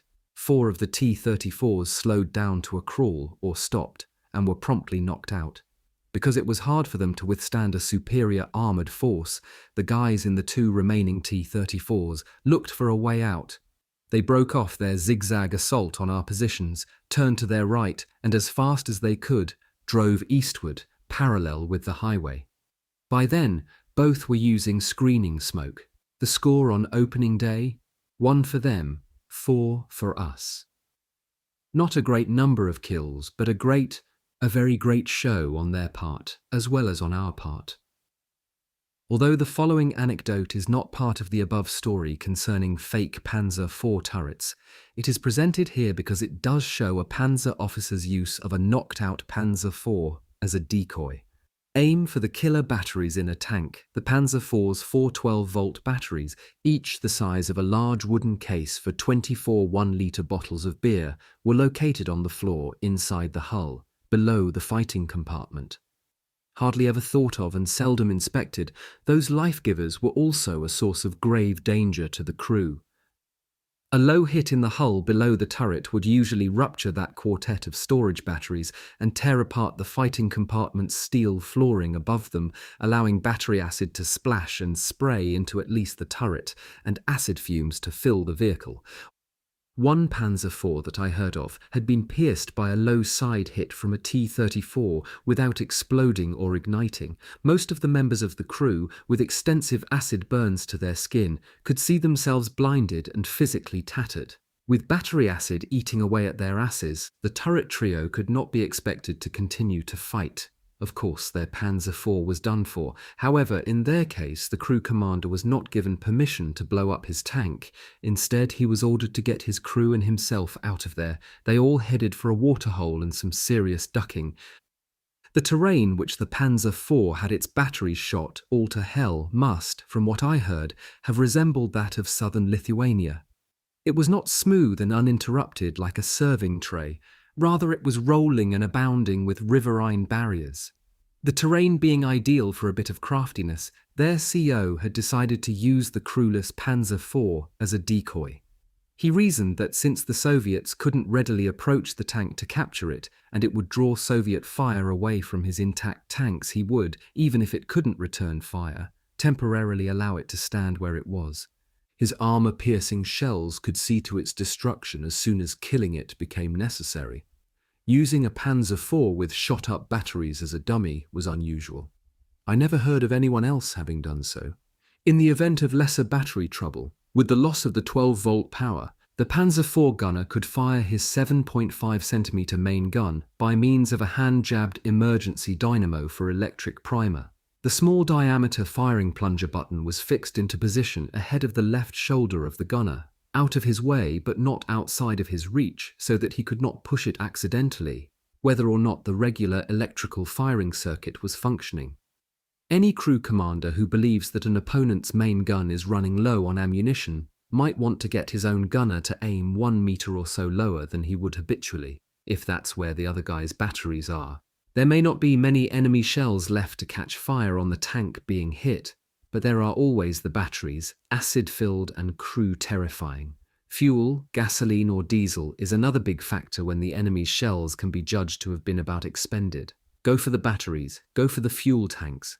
Know your adversary's construction and take advantage of it. Pakolonii, Panzer IVs, SPWs, Schützenpanzerwagen or armoured half-tracks for infantry, and anti-aircraft SPWs jointly clear a 50-kilometre stretch of main highway. The 7th Panzer Division in World War II 216-17 states the following. On July 11th, while the main body of the division blocks the Soviet crossing of the river, the Merkys River at Varna, the 2nd Battalion of the 25th Panzer Regiment, together with Battle Group Weitzel, actually the division's reinforced 6th Panzer Grenadier Regiment, on that day attacks alongside, not on the highway leading to Elita, and, via Daugai, advances as far as Pakolonii, some 15 kilometres southeast of Elita. Strong enemy anti-tank gun barriers at Pakolonii prevent any further advance towards Elita. The purpose of our off-road battles with the Soviets along that highway, we did secure a 50 kilometres long stretch of it, was to regain control of it to prevent the Soviets from cutting off, from the south, the German Army Group North. Pakolonii is an entry for July 12, 1944, in my tank battles log. For me, that day began in a special way because 6 of our Panzer IVs were to be accompanied by a battle group with more 3-ton half-tracks than we had ever seen with us at one time. It had 10 SPWs, the type of half-track of which every Panzer Grenadier regiment usually experienced a shortage. Each SPW was designed to carry a 10-man squad. It was pointed out to us that 2 of the SPWs were not reconnaissance half-tracks per se, but that their crews were trained in reconnaissance. Also, there were 2 anti-aircraft half-tracks. Talk about a battle group. Lieutenant Colonel Weitzel's armoured Panzer Grenadiers were especially welcome in our midst, so to speak, because most of their SPWs were armed with the 7.5cm L-24 Panzer gun, which was no longer being installed in the Panzer IVs. Each SPW with the L-24 could carry 52 shells for that gun. We were also pleased to see the anti-aircraft half-tracks. They could be used against land-based targets with excellent results. We were compelled to fight along both sides of the highway. In July, the Soviets would have had such an important road just about paved with anti-tank mines. Also, they would have watched the highway for so-called sitting ducks, namely defunct German armour or other vehicles. Therefore, the truck-mounted or motorised grenadiers of Battle Group Weitzel would not be included in this action. Before we set out, 2nd Lieutenant Jakob, the leader of the 6 Panzer IVs, took about 15 minutes to acquaint us with the tactics of the attack. whose immediate purpose, basically, was to assault the Soviets' anti-tank gun defenses at both sides of the highway. Second Lieutenant Yakov explained that, to begin with, one reconnaissance SPW, one anti-aircraft half-track, and 3 of our Panzer IVs would lead, with the other 3 Panzer IVs, the other SPW, and one anti-aircraft half-track perhaps 100 to 150 meters behind them. From the rear, those SPWs would provide fire support directed against anti-tank guns or tank-killer infantry. Via radio, they would also point out additional targets for the Panzer IV's heavier guns. The Panzer IVs would, if necessary, advance in steps, using terrain as cover whenever possible. The Panzer IVs at the rear would provide fire support for the leading Panzer IVs. When the foremost Panzer IVs have advanced to good firing positions, they would lay down fire to support following Panzer IVs as they leapfrog to the forward position. The armoured infantry would assist the Panzer IVs and, in particular, destroy enemy anti-tank weapons. The Panzer Grenadiers would ride in their SPWs as far as possible and dismount to destroy individual pockets of resistance. Upon neutralising the enemy's anti-tank forces, the Panzer IVs and most of the SPWs could advance together in one assault wave. One of the anti-aircraft half-tracks would precede the wave, the other would follow the wave. After the first few uneventful kilometres of our advance, we, travelling just off the right side of the highway, spotted the stern of a stationary SPW about 200 metres ahead of us. No one about? Abandoned, situated there by the Soviets to distract their enemy? No one could have proceeded more cautiously than we did, ready to destroy anyone or anything that fired at us. From a short distance, the exterior of the SPW showed no signs, such as armour penetration or scorched paint, of having been involved in battle. Inside the SPW, however, a lifeless, bare-headed sergeant slumped in the driver's seat. He had been dead only a short while. No other human remains were visible. The front of the sergeant's field grey jacket bore several pin-on medals. One of them was the General Assault Badge, the equivalent for the Panzer Grenadiers, of the Panzer Assault Badge in silver for Panzer men. That General Assault Badge jibed with SPW, however. The condition of the SPW and the sergeant's body in it looked damned suspicious. We left the body where it was. Later, perhaps, some Soviet would want those medals and, in ripping them off the dead man's jacket, would spring the booby trap. I still believe that at that lone SPW, the Soviets had set up their equivalent of the headhunters' practice of placing severed human heads on stakes, signifying forbidden territory. Go any farther and you, too, will be killed. Nevertheless, we continued on our mission. Yep, there, out ahead, they were Soviet anti-tank guns. Not an overwhelming number of them, but each most dangerous. With a few of our Panzer IVs forcing the Soviets to keep their heads down, the Panzer Grenadiers went to work, shooting, getting close to the Soviets, and, for instance, throwing hand grenades into their positions. The Grenadiers score 3 Soviet anti-tank guns and their crews killed. No losses for the Grenadiers and for our Panzer IV people. After advancing without incident, without being shot at, that was, for about 25 kilometres, we received anti-tank gunfire from a bush about 100 metres to the left of the highway. A couple of our Panzer IVs fired HE fragmentation shells at the spot indicated by the recon SPW by radio. In a case like that, HE fire was best aimed not to hit the trees at ground level. Rather, it was best to aim at a point about 6 metres above the ground. The result was a far greater dispersion of shell fragments, meaning a far greater likelihood of wounding or killing each member of an anti-tank gun crew. There wasn't much AP fired by the Panzer IVs on that occasion. The Panzer Grenadiers soon got into the act and made sure that the Soviet crews and their guns would never again endanger anyone, anywhere. The closer we got to Alita, the more we expected to see many Soviet aircraft above the highway. That day, we did see some, a few at a time, but no more than about a dozen in all, only they were not flying at a low altitude. The anti-aircraft SPW crews knew that their single-barrel 2-centimetre Flak 38s couldn't reach aircraft flying at great heights. A Flak 38 had an effective ceiling of just over 1,000 metres, and a maximum horizontal range of 4,700 metres. Its rate of fire was 180 to 220 rounds per minute, its barrel elevation was -20 degrees to +90 degrees, and its traverse was 360 degrees. True, Soviet ground attack aircraft were no trouble for us as we followed the highway towards Elita, but they certainly meant, at about that time, great trouble for the troops surrounded there. At their anti-tank gun barriers, note the plural, at Passalonii, the Soviets may have had other surprises in store for us. They would not have had time to force slave labor civilians to excavate anti-tank ditches, but they may very well have sown anti-tank mines by the hundreds and had armor lying in wait for us. At any rate, our 6 Panzer IVs couldn't contend against the strong anti-tank gun barriers at Passalonii. We were ordered to advance southward from Passalonii towards Nemunitis. At Nemunitis, 6 Panzer IVs and 10 SPWs randomly encounter Soviet tanks, ground attack aircraft and infantry.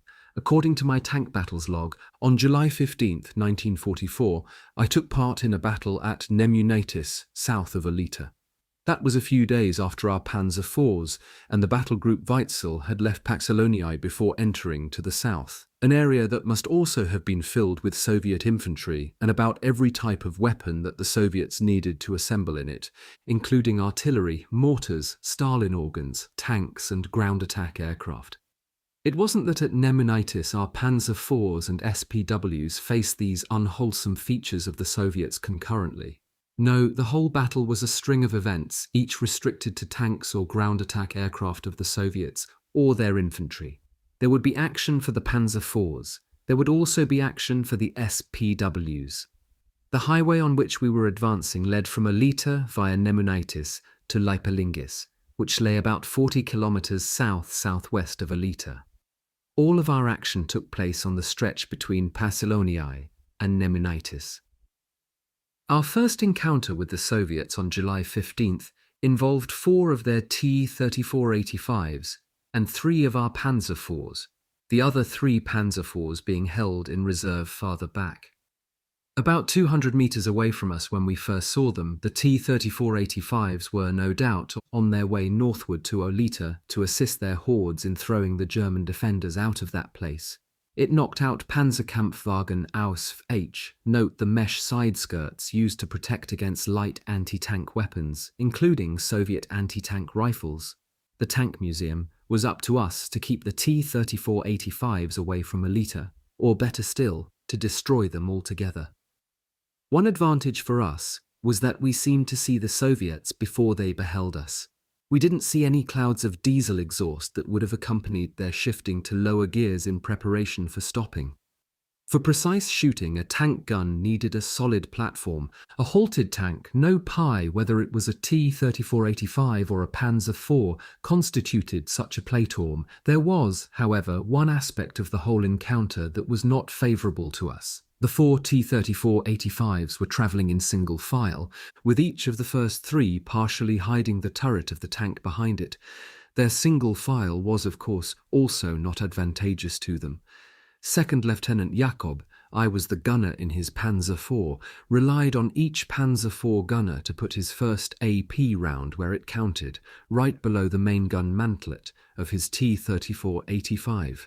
The 4th T-3485 would get the same treatment if he hadn't already turned on a dime in an effort to get away. Otherwise, he would get it, so to speak, into the seat of his pants, where his stern armour was comparatively thin. No need to calculate the range, just set the range scale at 175 metres, then fire on Second Lieutenant Jakob's order. Within a few seconds, Second Lieutenant Jakob gave that order, and the first 3 Soviet tanks were dead. Predictably, the last one too got it, killed by Manfred Kuhlmann, a fellow Panzer Gunner whose experience at the German Eastern Front was greater than mine. Again, our Panzer IV's 75mm L-48s had done the trick. The men in the Recon SPW and the AA-SPW were well trained. They had hugged the side of the highway from the time we first saw the T-3485s. Thus, they had not obstructed our gunfire. If the T-3485s had been carrying Soviet tank-riding infantry, the SPWs would have used their MG-42s on them. No more than 15 minutes after we had taken care of the T-34-85s, the SPWs to our rear opened up with their MG-42s. An Ilyushin YL-2M3 Sturmovik ground attack aircraft flying low was their target. It had come from behind our SPWs back there, an attack from the rear, as was to be expected. However, the pilot may not have considered the total number of MG-42s there. After he got his tail ripped apart by 7.92mm caliber bullets, he headed over top of us and, his plane out of control, crashed onto the highway, not far from where the T-34-85s were burning. During the last 2 years of the Second World War, and ever since, much has been made of the Sturmovik ground attack aircraft's armour, meaning the pilot and the rear-facing machine gunner were protected from below and from the sides by armour. However, many German ground machine gunners, including those in the SPWs, had learned to concentrate their fire on the rear portion of the low-flying Sturmovik's fuselage, its tail end. Each of the SPWs to our rear had at least 2 MG-42s aboard, making it a lot of bullets, many of them tracers that could be directed at the rear end of a Sturmovik at one time. Sturmoviks were not always brought down by German fighter aircraft or by German AA guns, large or small. German MG-42s got their share. Imagine 8 by 1,550 equals 12,400 bullets per minute aimed at shredding an aircraft's tail. Possibly the single 20mm flak 38 to the rear of us had special AP ammo along. That stuff was guaranteed to down a Sturmovik. Each Panzer IV had 2 MG-34s, one coaxial with the main gun and mounted in the main gun's mantlet, the other mounted in the bow armour and operated by the wireless man. Consequently, a Panzer IV had no anti-aircraft machine gun at all. Also, a MG-34 fired 800 to 900 rounds per minute, a lot less than an MG-42. The Sturmovik that dropped dead onto the highway not far ahead of us may have expected to find only Panzer IVs without SPWs in that area. At about midday on July 15th, we had, I am certain, an encounter with 3 members of a tank killer squad of Soviet infantry on the Olita-Nemunitis highway. Our leading recon SPW had spotted a strapping fellow in what, from a distance, appeared to be a field grey German army uniform. He looked as though he needed a lift. There could have been German stragglers in the area, so the recon men, covering the fellow in field grey with one of their MG-42s, stopped their SPW. Then they noticed 2 guys. Each was, despite the heat, wearing a German camouflage poncho sitting nearby on an embankment just off the side of the road. Realizing that they had probably latched on to a trio of Soviet panzer killers, the recon crew called for an officer, Second Lieutenant Jakob, to rule on the situation. All 3 had been searched. Also, armoured infantry had a close look at the spot where the 3 Soviets had been found. So far, the ringleader, that's what he had to be, had not answered a few straightforward questions, such as, have any German vehicles driven past here today? Second Lieutenant Jakob got the guy's attention by loudly commanding, in front-line Russian, "Rookie Wark, hands up." The man's hands couldn't have shot up higher, neither could those of his 2 pals.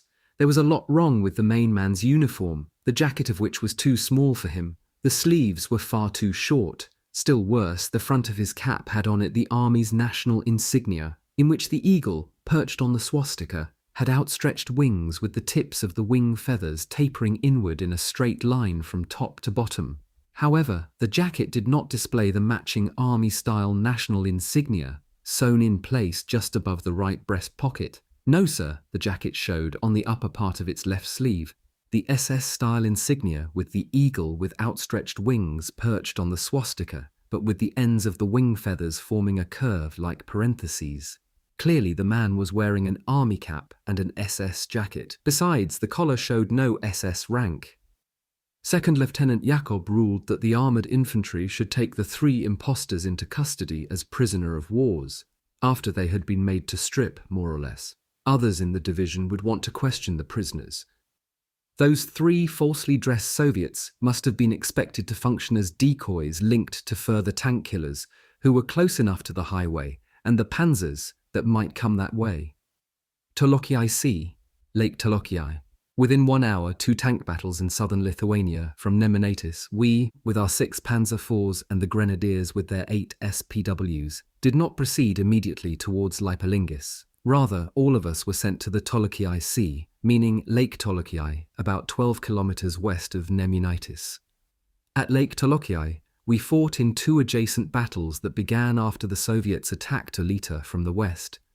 Lake Tolokiai and the town of Tolokiai, just north of Lake Tolokiai, must have lain the path of the southern flank of the attacking Soviets.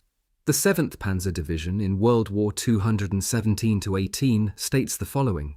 Already at 430 H on July 15, the enemy attacks with superior forces from the area west of Olita, and with strong support of tanks and ground attack aircraft, throws back, in a westerly direction, the weak defense troops of the battle commander at Olita. The enemy also continues his attack in the darkness, and during the following night, to July 16th. The battles in this sector go on with unabated fierceness and rigour on July 16th to 17 and July 18th. My tank battles log shows that I fought at Lake Tolokiai on July 16th. However, it is interesting to note that the battles in the Olita area lasted until July 18th. Lithuania was far from ideal tank country. That nation's 65,200 square kilometers is dotted with 4,000 lakes. Also, there are numerous rivers and canals. Lake Tolokiai was, and still is, the easternmost of 3 lakes lying fairly close together at about the same latitude. Each of these lakes is about 5 kilometers across north to south and about 3 kilometers across west to east.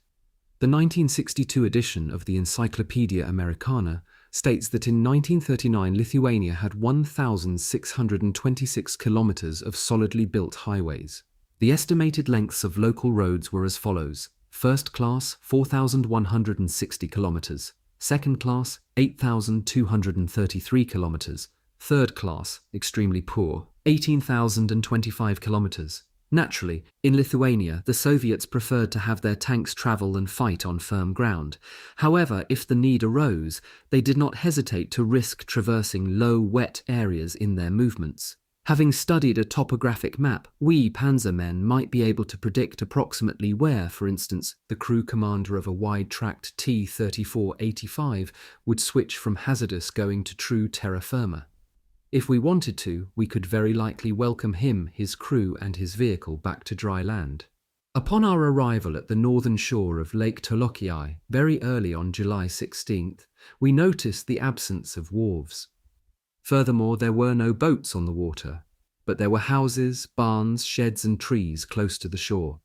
Of course, the Soviets would hardly cross all or part of Lake Tolokiai to meet us in battle. They had to come overland to attack us.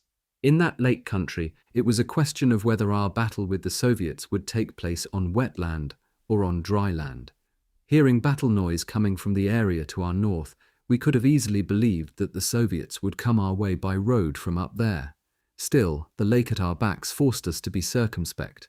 Before long, we discovered impressions made by 2 pairs of tank tracks. Each impression had the standard Soviet T-34-85 track width of 50 centimeters, in the soft earth not far from the waterside. The 2 tanks had followed every bend in the shoreline. Our topographic map showed us that the water from Lake Tolokiai flows as a narrow river, more or less northeastward into the Niemen River. A major river, the Niemen flows generally northwestward in Lithuania and empties into the Baltic Sea. Just above the upper end of Lake Tolokiai, a single-lane wooden bridge spanned the little river shown on our map. T-34s must have crossed it, and other T-34s were bound to use it. At the bridge, we found no evidence that T-34s had forded the little river. We had received word by radio which the Soviets' broad front was still moving towards Olita. Therefore, we could expect Soviet armour at Lake Tolokiai. What if we could blow up that short bridge just as it carried a Soviet tank? Demolition charges, geballte Ladungen, each consisting of 6 German potato masher HE stick hand grenades fastened around the circumference of the metal head of one such hand grenade, the one whose 4-second fuse had to be pulled to set off all 7 hand grenades, should cause the bridge to collapse, plunging at least some Soviet armour into the water, and thoroughly distracting the Soviets. Destroying each of the bridge's 4 wooden supports required but one such demolition charge. In all, the demolition of the bridge would require 28 HE stick hand grenades. Our Panzer Grenadiers had crates full of stick grenades in their SPWs. They also had rolls of dark-coloured all-purpose cord. Quickly assembling the demolition charges posed no problem. Each relevant fuse would be set off by pulling a cord tied securely at the porcelain bead to the 2 cords attached to the fuse. Pulling the cord required a volunteer with another man for backup, both of them hidden not far from the upstream side of the bridge. They wouldn't want the current in the little river to tug at the cord and botch their work. A great opportunity to win at least the Iron Cross second class. Soon, a seasoned corporal of the Grenadiers volunteered to blow up the bridge. With him would be a young lance corporal, also a volunteer. A couple of our brick-sized Kilo-Ladungen, 1 kilogram demolition charges with 60-second fuses, each meant to be used only to destroy a badly damaged, non-recoverable or abandoned panzer, would have collapsed the entire bridge. However, using them for such things was verboten. Shortly after the Grenadiers had fastened their stick grenade charges into place on the bridge, 3 of our Panzer IVs, including the one I belonged to, were ordered to watch a crossroads about 2 kilometers north of Lake WWII. Word that Soviet armor was likely to appear there originated with one of the 3 SPWs that had been sent out earlier to reconnoiter the area immediately northwest of Lake WWII. The center of attention at our new location was not only the very crossing of what could hardly be called 2 roads. With our main guns covering the immediate east-west stretches of road, as well as the closest northward stretch of the north-south road, our Panzer IVs were in position on dry land, featuring dozens and dozens of evergreen trees, the finest concealment available in the area. Hidden by those trees, we observed mainly the stretches of road and the adjoining terrain. Officially still out on reconnaissance, our 3 SPWs, coming from farther west, soon arrived at the intersection at which we, in our Panzer IVs, stood, waiting and watching. Immediately, their skeleton crews took our advice and positioned their vehicles among the evergreens. Then they reported that they had outrun about half a dozen T-34-85s, some with tank-riding infantry aboard, and that, because there were no other east-west roads in the area, those T-34-85s had to, before long, reach our barrier of Panzer IVs, reinforced by their SPWs. About 15 minutes later, the T-34-85s were at the crossroads, 7 of them. Obviously unaware of our presence there, the Soviets seemed not to be in a hurry to drive past the place in the evergreens. We realized that such an ideal opportunity for us to wipe out that many T-34-85s relatively easily would not recur soon.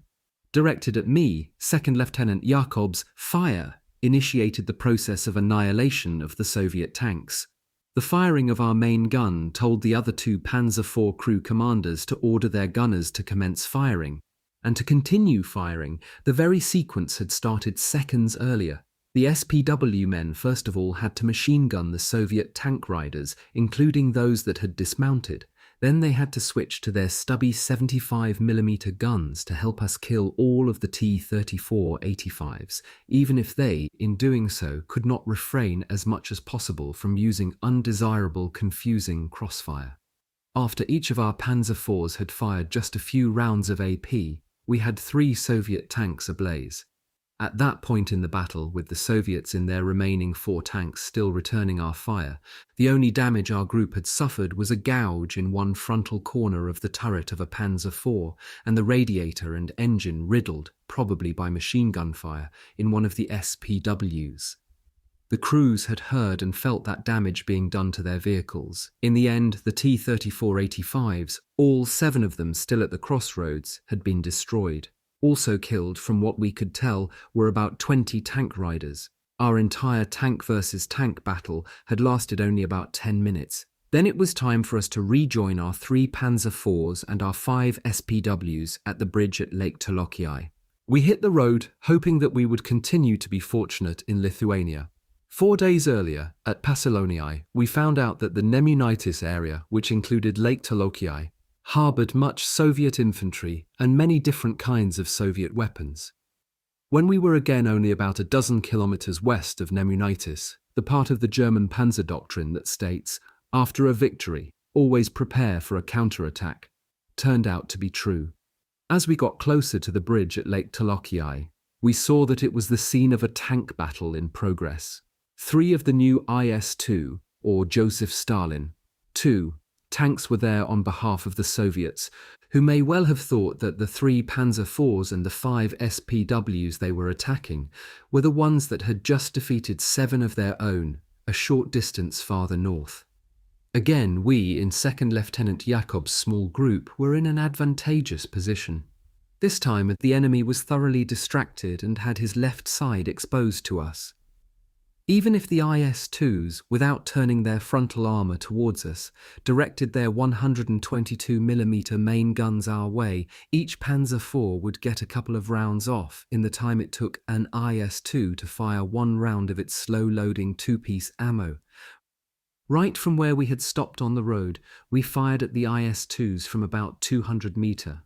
The Panzer IV was a wonderfully stable platform for its main gun, contributing to its excellent accuracy. 6 Panzer IVs and the SPWs proved to be too powerful a force for the vengeful IS-2s to overcome. They were all destroyed, the machines and the men.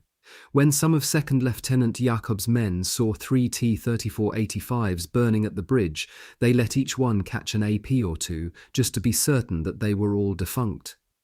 A little later, after the battle, we certainly heard the reason for the T-34-85s being on fire.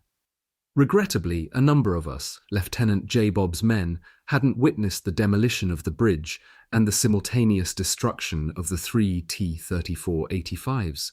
Indeed, the Soviets may have dispatched the 3 IS-2s to Lake WWII in retaliation for their losses on dry land at Lake WWII and at the crossroads with the Pines. Closely associated, those 2 places are together referred to as WWII C in my tank battles log. 2 SPWs and 6 members of their crews, the others were outside their SPWs at the time, were killed at about the midpoint of the 15-minute battle. We regretted the deaths of those 6 Panzer Grenadiers who, like the rest of them, had become dear to us.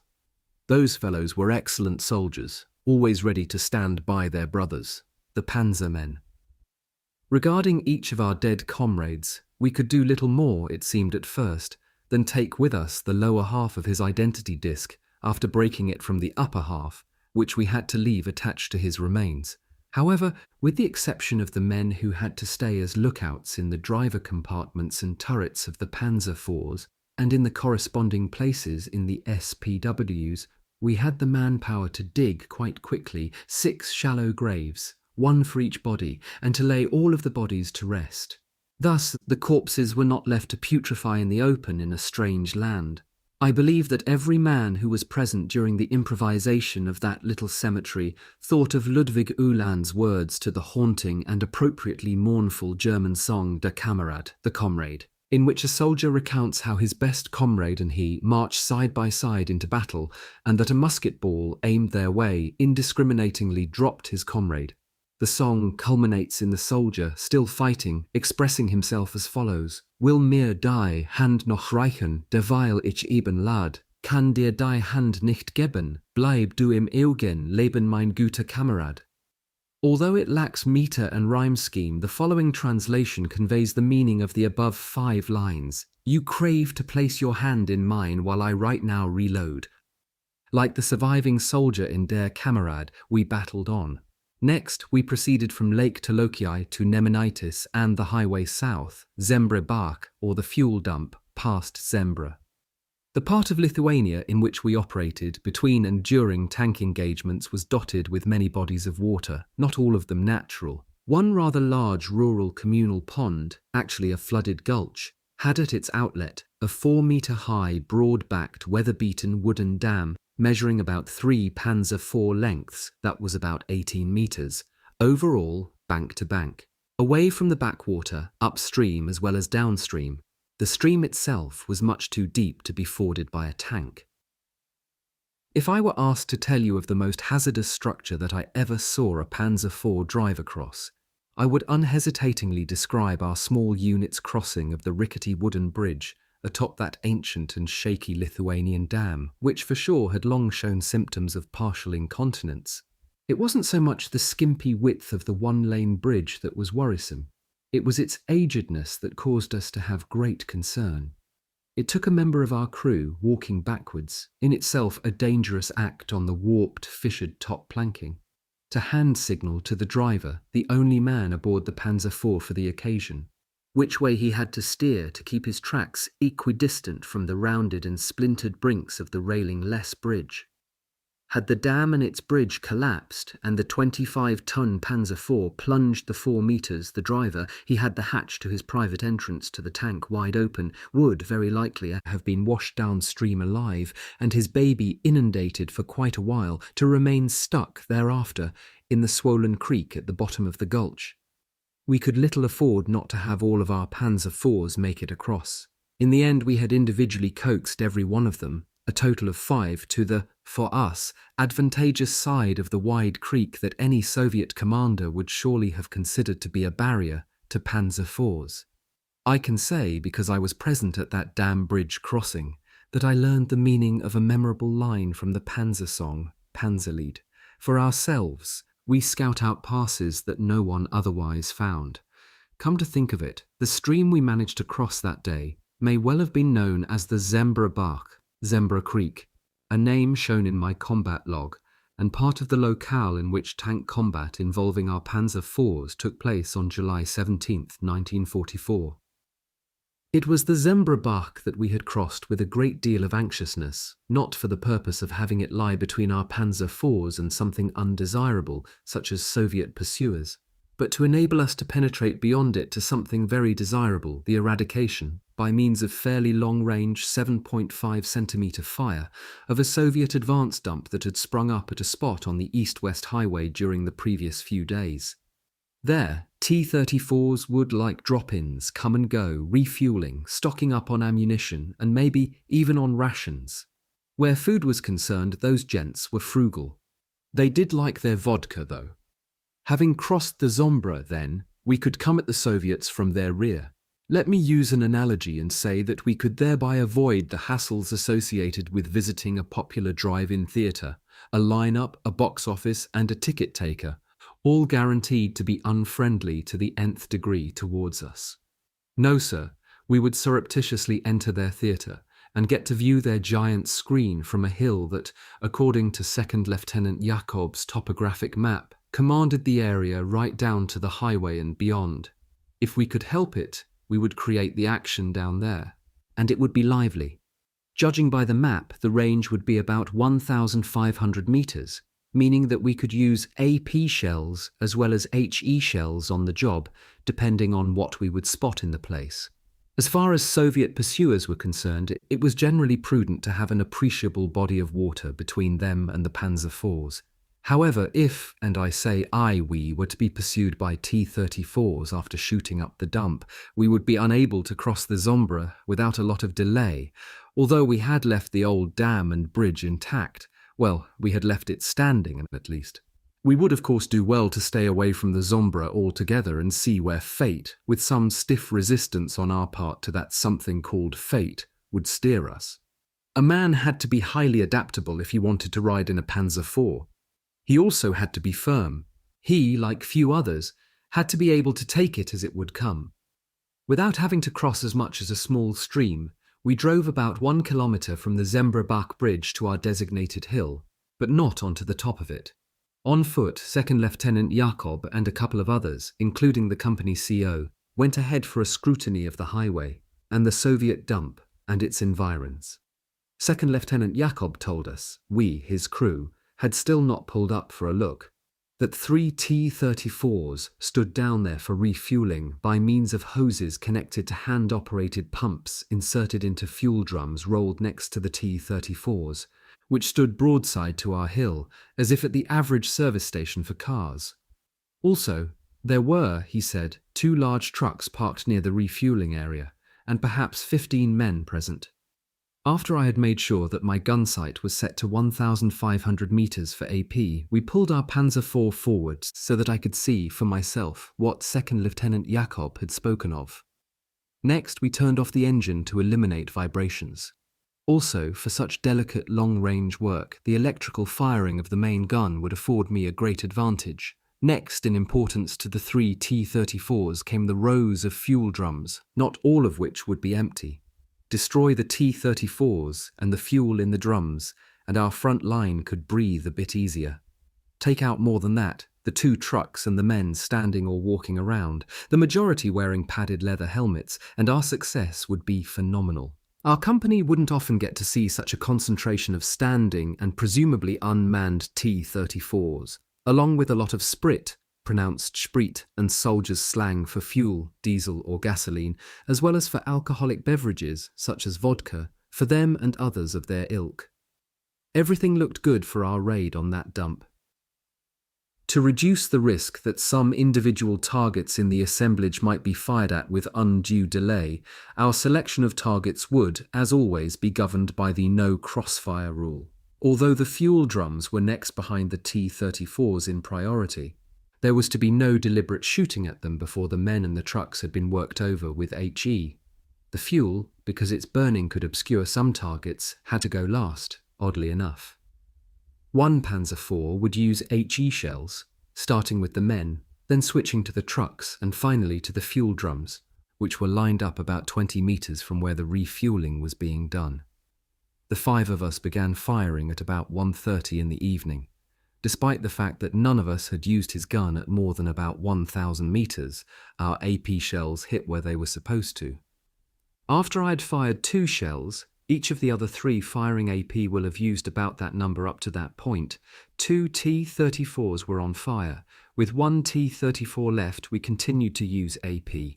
The flash of HE impacting could not be mistaken for AP impacts. The Soviets had been kept away from their T-34s by HE fire from 1 Panzer IV, that of the company CO. Already there were fewer men to be seen. Presently, another T-34 was burning, making it all 3 that would no longer be attractive to their crews. On the side, the trucks received a few of the company CO's HE. His fire kept the trucks from being moved or driven away. In fact, his shells had rent them badly. In all, I had fired a total of 3 AP, assuming that each of the other 3 Panzer IVs using AP had fired about as many shells as I had. Our average expenditure was something like 3 shells, no complaint there. Some workers in one corner of the armament industry must have had a good day when they sighted in our 7.5 centimeter guns. How many HE shells the company CO had fired I don't know, but he had the Soviets thinned out and the trucks burning before we switched to his type of shell for a shot or 2 at the fuel drums. Soon, the Soviets' entire advance dump, with its visiting T-34s and its trucks, had been destroyed, although some of the men, because they had taken cover, must have escaped. We truly felt that the Zumbrabach and the advance dump had been great experiences, one great experience, actually, that would be talked about for a long time at 24251E. However, a saying "one should not praise the day before the evening" held true. 3 T-34s, driving east, not west, on the highway, came into view about 1,000 meters west of the fresh ruins ahead of us, making their range about 1,800 meters. Likely low on sprit, the 3 were coming to drink diesel by the drum. A Panzer IV had, in keeping with the austerity of its interior, not much of an instrument panel for the driver to consult. It had no fuel gauge, just as it had no speedometer and no odometer. Time to refuel was signalled by a sudden weakness of the starving engine. That engine weakness could come at a very inopportune moment, demanding that the driver instantly flick a 3-way valve to tap the reserve tank fuel, good for perhaps another 50 kilometers of road driving. Total theoretical road range of the latest Panzer IV was 301 kilometers. Cross-country, it was 182 kilometers.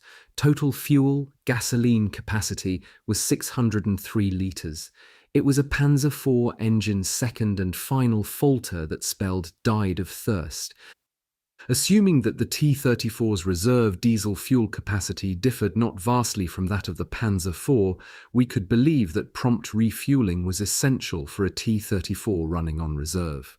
If the fuel dump was passhol, pronounced partial and meaning in Russian gone for good, the T-34 couldn't drive much farther. Seeing pohaid, pronounced pow horde and meaning much in Russian, smoke from diesel-fueled fires in the distance must have caused first thing all of the 4 men in each of the 3 T-34s to outdo one another in uttering, with the greatest of earnestness, their choicest bit of obscenity, "Yupo."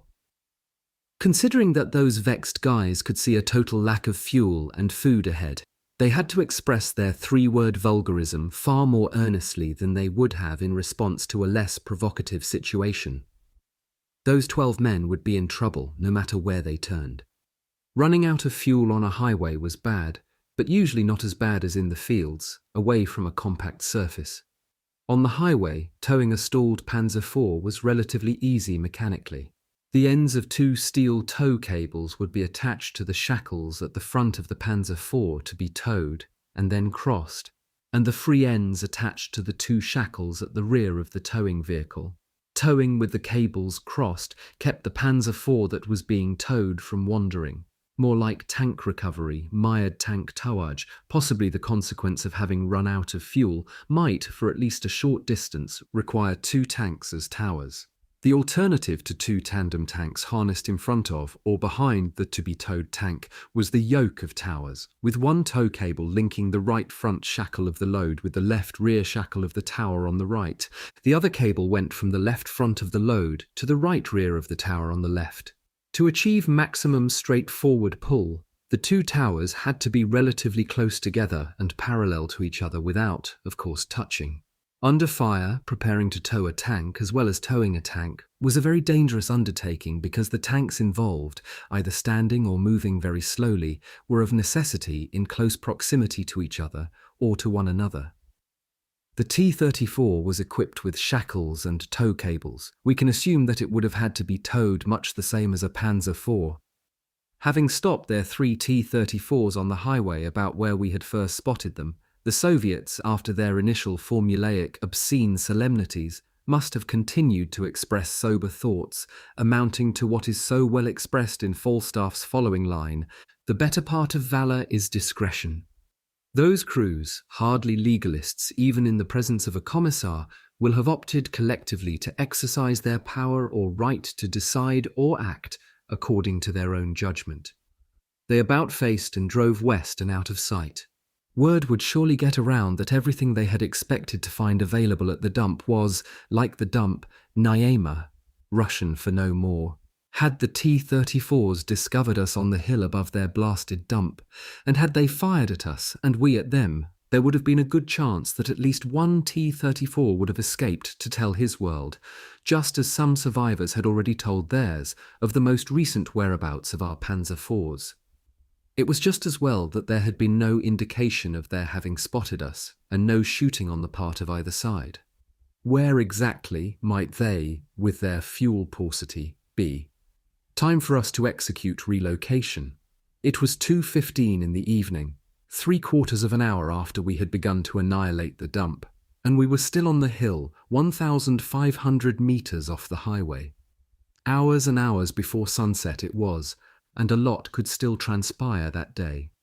About 4 kilometers west of the blackened half-acre on the highway, there lay, Second Lieutenant Jakob's topographic map showed us, an interesting intersection of the highway and a secondary road, which could become the hub for some sniping activity for La Lithuania on the part of our Panzer IVs. The intersection would be not too far away from the front line, judging by the sound of sporadic gunfire, and not too close. Starting at an angle of about 45 degrees to our left from where we had stood, all 5 of our Panzer IVs proceeded from the hill towards the highway, expecting to hit the pavement about 1,500 meters west of the scene of the fire. We would, in a way, have to slip onto the highway and over to the intersection we had in mind before traffic on the highway picked up. We were surprised that not even one entire westbound Soviet convoy had shown up during the time we watched the stretch. The Soviets would not have put in an advance dump a few days back without expecting to generate sufficient traffic to warrant its existence. We were convinced that the highway would not belong to us alone for long. Still 2 kilometers or so away from the intersection, we got the chance to think hard about doing some more sniping. It was our 5 Panzer IVs against, guess what, their 3 T-34s, the very ones we had seen shortly before. Obviously tied to the immediate area, they had, we were certain, little or no fuel left. However, they didn't know that we had knowledge of their extreme vulnerability. Any tactical movement on their part would, we knew, be very limited, very feeble. We wondered if their engines were still running. An animate tank, when engaged, almost always had its engine idling at least, especially in the presence of enemy tanks. In the presence of men within reach or range of the main guns of the enemy. The 3 were firing at us from just off the highway, where they stood, only half hidden by immature trees. No sense trying to slug it out at length while we were bunched on the highway. To hell, though, with going at them impetuously. Instead of rushing them hundreds of meters, everything was part of a very dangerous game. Our quintet of Panzer IVs would want to see what those desperate T-34 commanders would do about evading a move of ours that might appear to them to be a diversionary maneuver. We had no rear guard, so things had better quickly work out well for us. The guys about half a kilometre down the road wouldn't be going anywhere before getting fuel. We, however, were off in response to a plan. The Panzer IV's sole reverse gear was rather slow, but it was strong and sure. Many times that gear had allowed a crew to back away from real trouble so as to allow it a subsequent different approach. Now, 5 crews were backing up, not backing off or backing down, a few hundred metres, well past the next gentle bend in the road. The move called for screening smoke, which we didn't have. Hidden by the bend, we would drive into the fields north of the highway. Thereafter, in one long sweep, during which we would take advantage of low ground, we would get set to do what we had in mind for the intersection a couple of kilometres away. Half hidden and protected by a hill, or hills, we would ease our Panzer IVs into position for sniping at the 3 T-34s. No sooner said than done applied to our arriving at a suitable location, and to our successful sniping from about 500 metres, at all 3 T-34s standing broadside to us. I pitied the doomed guys who were cooped up in the 3 crematories. Our crossing the Zembra Bach, our devastating the Soviets' advance dump including 3 T-34s, 2 trucks and God knows how many men, and our later destroying another 3 T-34s, and all that in the hours before evening, had made July 17th, 1944, an eventful day, one that we could honestly praise after all. For many a season, Sergeant Biesinger was one of those non-commissioned officers under whom it would have been an honour to serve in a tank. The last time I had a good look at Biesinger was after he had been lifted aboard our Panzer IV and propped up against our turret girdle for a ride after an engagement of ours with Soviet tanks in the Lipa-Lingis area. He sprawled there on the deck like a man barely alive. I looked hard to assure myself that the guy we had aboard was the formerly ebullient Biesinger. With precise vertical demarcation running in line with the bridge of his nose, the right side of his face and neck had been burned to a brown crispness, his skin there resembling that of a fried chicken. Furthermore, that half of his face had been deeply and profusely dimpled by fragments, giving it the appearance of a piece of much tufted upholstery. His wounds were probably not confined to the right side of his head and neck. When Biesinger was aided off the back of our Panzer IV, I doubted that he would ever again have anything to do with a panzer. His face had been disfigured grotesquely as the result of a hit in the side of the turret. Since he had apparently been wounded above the shoulders, it may have been his commander's cupola that was penetrated by something extremely nasty. And if faithless luck lets down our small band, is how the beginning of the 5th and last stanza of the Panzer song rationalizes bad luck of the sort that Sergeant Biesinger had experienced. Lipa-Lingis or the sniping Panzer IVs.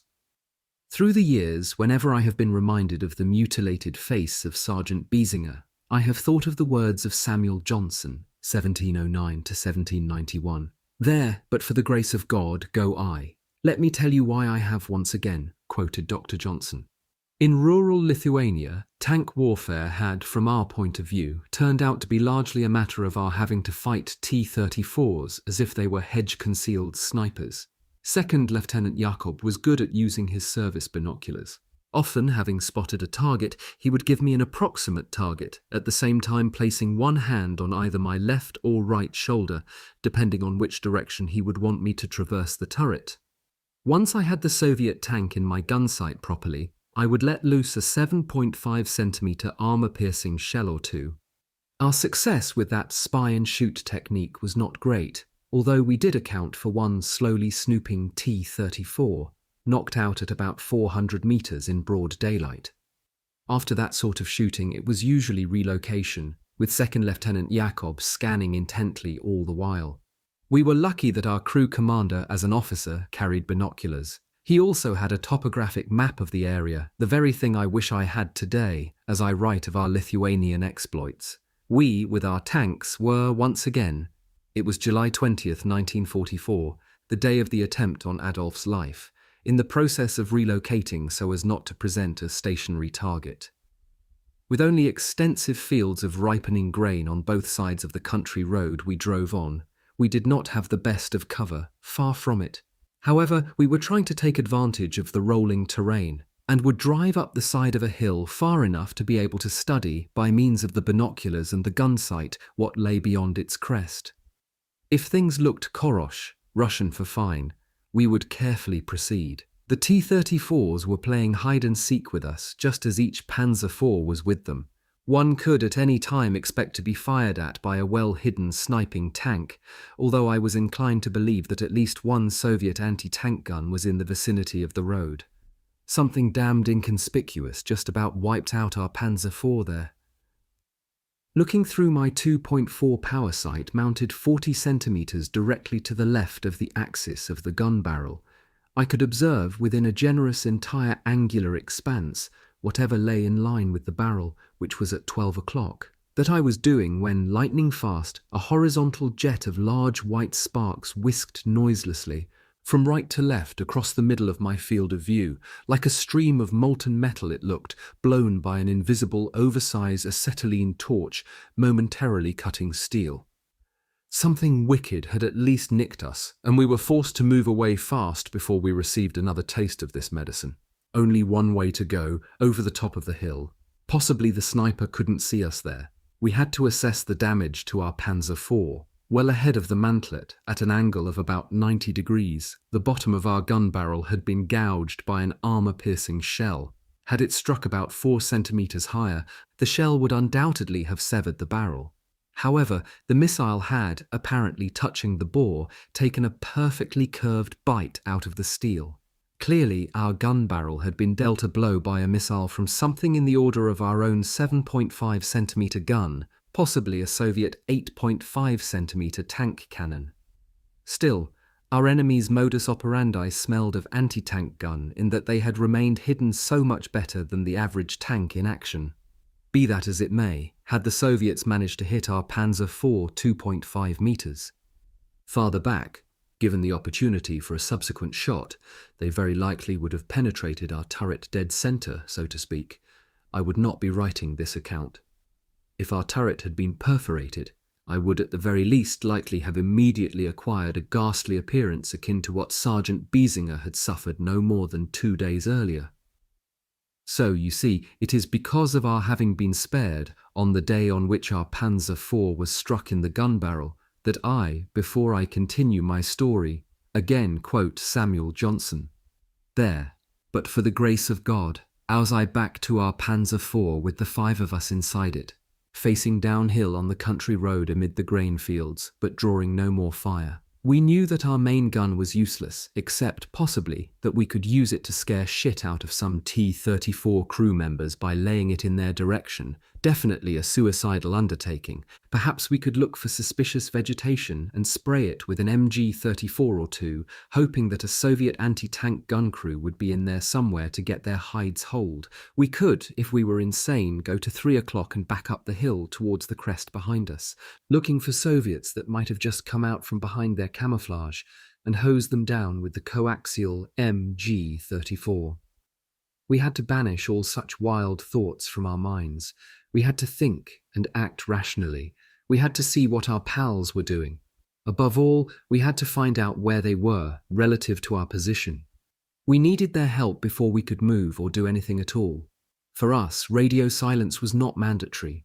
Urgent messages could be transmitted within the 4 Panzer unit. However, our report to the company's CO would have to be couched in language unintelligible to any listening Soviets. Second Lieutenant Jakob, in radioing, would best use Panzer IV-related but esoteric vernacular. He would also best keep in mind Fasse dich kurz, keep your message brief, a dictum abounding on signs at the public telephones in the Reich and adopted by the Wehrmacht. Our predicament would keep us from sending anything like a basic report structured in accordance with the answers to 5 questions prompted by the AEIOU series, in which A stood for one, when, A for where, who, I for why, how, 0 for wo, where, and U for was tue ich weiter, what will I do next? Not many days before, it had happened that one Panzer IV crew commander had hinted at his enjoying Zigarren, cigars meaning 7.5 centimeter shells of both kinds. A voice with a decidedly Russian accent had butted in and said, we'll bring cigars. Their own brand, no doubt. One had to be careful on the air. Find hurt me tea. The enemy listens in. A caution seen for years on myriad posters in public places inside the Reich also had validity in the field. Our message was phrased something like, we don't have anything to lock into place. The gun in the Panzer IV could, for long road marches or for transit by rail, be locked at +16 degrees by means of a quick-release internal crutch mounted along the inside of the turret roof.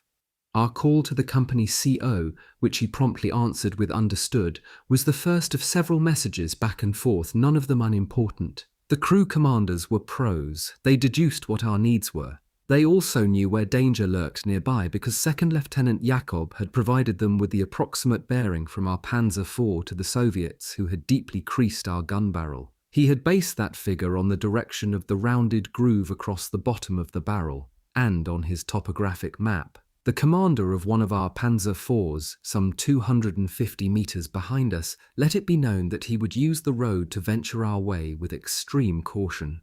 Why not? He knew from us a lot more about the lay of the land than we had known, and he had a bearing to watch. We could, by then, hear his engine and cooling fans. Based on the word that he would be approaching, we had turned off our engine. If we had heard a diesel engine start, we would quickly have driven further down the road or into one of the grain fields, turning to face whatever would come.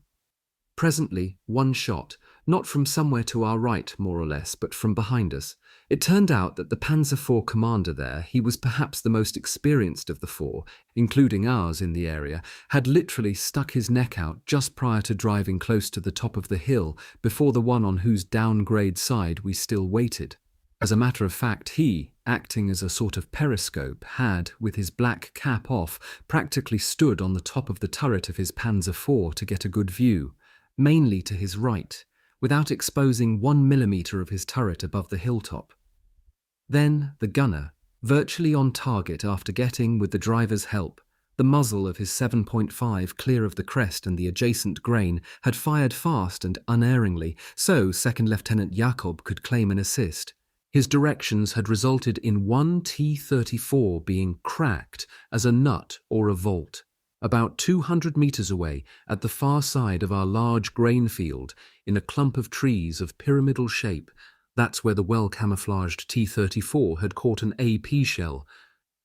The waist-high grain front of the T-34 had made the vehicle's overall height appear much lower than its actual 2.41 meters, as though it had been dug in. Interestingly, in the event of too low an elevation in a Panzer IV's aim, uncut, mature grain would, for instance, afford the half-naked members of a Soviet crew busy with cracking lice in the sun outside of their tank a fair degree of protection against HE shells which, fired into the plants, would burst, although I doubt that the main man in the T-34 had been aware of that fact. One Panzer IV crew that I knew had experienced a bad scare when one of their HE shells shot mistakenly into ears of ripened grain at the side of the road. had exploded not many meters in front of the muzzle brake of their gun. What gave the T-34 away was one Soviet sap out in the grain field, acting like an athlete on an oversized ball diamond trying to steal from third base to home plate.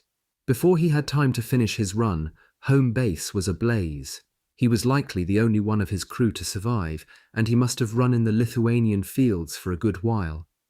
Maybe he had been sent out to see what we were up to on the road. There were, we knew, no tank tracks through the grain, indicating that the T-34 had not been driven into position from the stretch of road we were on. The Soviets had had a fine ambush set up, until one of our Panzer IVs, because they had almost gotten us, got them. Maybe they too should have relocated after singeing us. Mind you, for us it was good that they hadn't moved at all. Their commander had been more of an occasional or pot-shot sniper than a deadly accurate true sniper. There was a difference. In the presence of excellent 7.5 centimeter protection, we drove off, our most recent victor in the lead. He was now the point tank, just as we had been before he arrived to help us. So far, there had been no talk of our bailing out and blowing up our Panzer. About half a kilometre farther back, on the same road, our other two Panzer IVs followed us. Maybe we'd be okay for a while, even though our Panzer IV had only the MG-34s and us our P-38s. We had been ambushed, according to Second Lieutenant Jakob, about 4 kilometres away from the main highway, where we hoped to be able to do some real damage. Lots of Soviet military traffic on a road like that. Maybe we could put some tracer bullets into unarmoured vehicles, making them catch fire. Our Guardian could concentrate on the armour, as could the other two, after joining us. We hadn't covered more than a couple of kilometres when, compared with what we had just experienced, we got into what appeared to be a far worse situation, a move popularly described as from out of the rain to under the gutter, the equivalent of from the frying pan into the fire. We had identified a proper barrier, intended, no doubt, to keep us from getting any closer to the highway. Again, the rolling terrain was favourable for us. Gunfire from the main component's several Soviet tanks of the barrier, 300 metres straight ahead, wouldn't be able to touch us because we were taking advantage of the hill just before the one they were on. This time, there was no grain field to our left. To our right, there was, however, a large one. Of course, the T-34s, that's what they had to be, were not in view, but to each belonged a head wearing the distinctive ribbed and padded Soviet tankist's leather helmet, reminiscent of that worn by a boxer's sparring partner taking pains to keep himself from becoming punch drunk. Taking turns, almost at least 4 Halloween pumpkin heads would peek over the hill frequently. Apparently, 2 T-34s sat off one side of the road and 2 off the other. The bastards had an additional intimidating weapon set up somewhere not far from the scene, mortars, but not the 12-centimetre calibre. What the T-34s couldn't do just then, those mortars were trying to achieve by laying down 4-shell barrages without getting closer to hitting us. For some good reason, there had been no mention of our trying to bypass the Soviet barrier. In the fields, one wide, lazy Lithuanian creek, for instance, could stop us. The topographic map told our commanders why we needed to stick to the road. Not wanting the standoff to continue, I suppose the Soviets suddenly had 2 diverging T-34s coming at us simultaneously, one in each of the fields, like the jaws of wide-open crocodilian vice-grip pliers wanting to take the life out of us with one fast squeeze. Nothing in the world would have come in handier for us than a new 7.5 centimetre gun barrel, fitted, sighted in, and ready to go. Ammunition was plentiful. We had lots of spunk left, especially after our 2 trailing Panzer IVs got into the act. No longer anything like 500 metres to the rear of us, they had come to join the fight. The first sign of their presence was a solid hit on the T-34 to the left of the road. Half of its crew jumped out of the top hatch of their dead tank and played it smart. They did a fade-out in the long grass. All Second Lieutenant Jakob and I, as well as the driver and the radio operator, had been able to do was observe the happenings. Our loader had, all the while, felt like a guy listening to a ball game on the radio instead of watching it on TV. Facing great odds, the second T-34 continued to charge at us. 3 Panzer IVs with good guns faced only him, now that his pal had been made junk of. Of the 3, the 2 rearmost Panzer IVs had a good view of the underdog. and let him have both barrels, killing him in the field of grain. No one escaped there. The Soviets' vice-grip pliers had become not even a minute alligator clip. Two concerns remained unresolved: the remaining duo of T-34s and the mortars, all of which had stayed quiet since their two compatriots had ventured forth. Time now to play an empirical panzer trick on the Soviets. Every Panzer IV I ever heard of retained a generous stock of fragmentation shells, simply because armor-piercing were used so much more in the business. Our trick would give us the opportunity to use at least a few of the HE shells. What we had in mind was a variant, actually a simplification, of fork or prong shooting, meaning zeroing in on a target by firing left, right and center, or right, left and center. Our plan was to use in unison only the middle tine of the fork when the Soviet crew commander off the right side of the road showed his helmeted head above the grain. The best coordination on the part of our Panzer IVs would be required for the performance of our trick. We had the Soviets' range 300 meters, so there was no need to even think of knife blade shooting, zeroing in on a target by firing one long, one short, and then the hit. At any rate, that technique could best be done on more or less level terrain, not the kind on which the T-34s stood.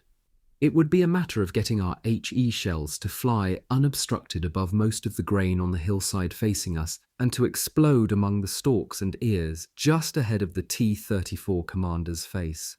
Lots of shell fragments should do the trick. Sniping it would be, yes, but with the 7.5.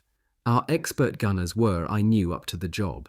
Experts also, our drivers were keen on playing their role in the plan.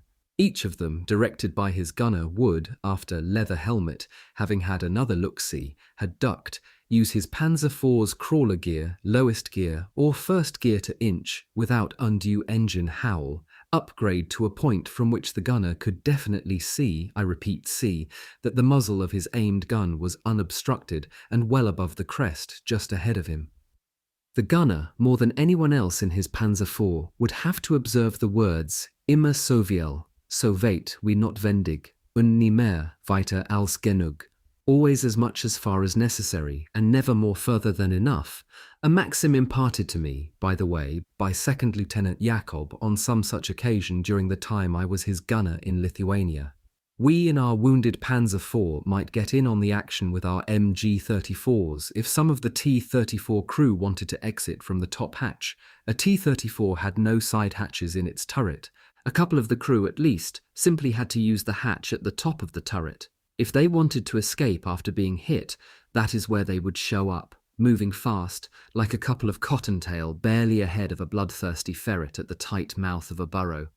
Everything was in place, and sure as hell, the split second in which to do some precise shooting came when the leather-clad head of the T-34 commander, definitely the one on the grain field side of the road, poked up for a visual survey. 3 HE shells instantly went his way, each arriving in the grain something like 1/3 of a second. His leather helmet did him no good to ward off multiple lightning-fast swats of that magnitude. There was no frantic scramble for the uppermost exit from the T-34 just rendered leaderless, so our drivers, under the direction of their crew commanders, backed their Panzer IVs downgrade a bit, to where they had stood, roughly, before moving forward to form a firing squad. Maybe it was the sound of our backing off ever so slightly that gave the stricken Soviets the idea to bolt from the hill. Maybe it was because of an order they had received. Anyway, a series of loud snorts from their diesel, accompanied by track clatter, told us that the penultimate T-34 was WWII, Russian for gone, and certainly not heading towards our hill. In the field, the standard test of the accuracy of a Panzer IV's 7.5 centimeter gun was one HE shell fired at an intact window or a closed door of an abandoned building from about 1,000 meters, that figure being the distance for which the gun had supposedly been sighted in before delivery.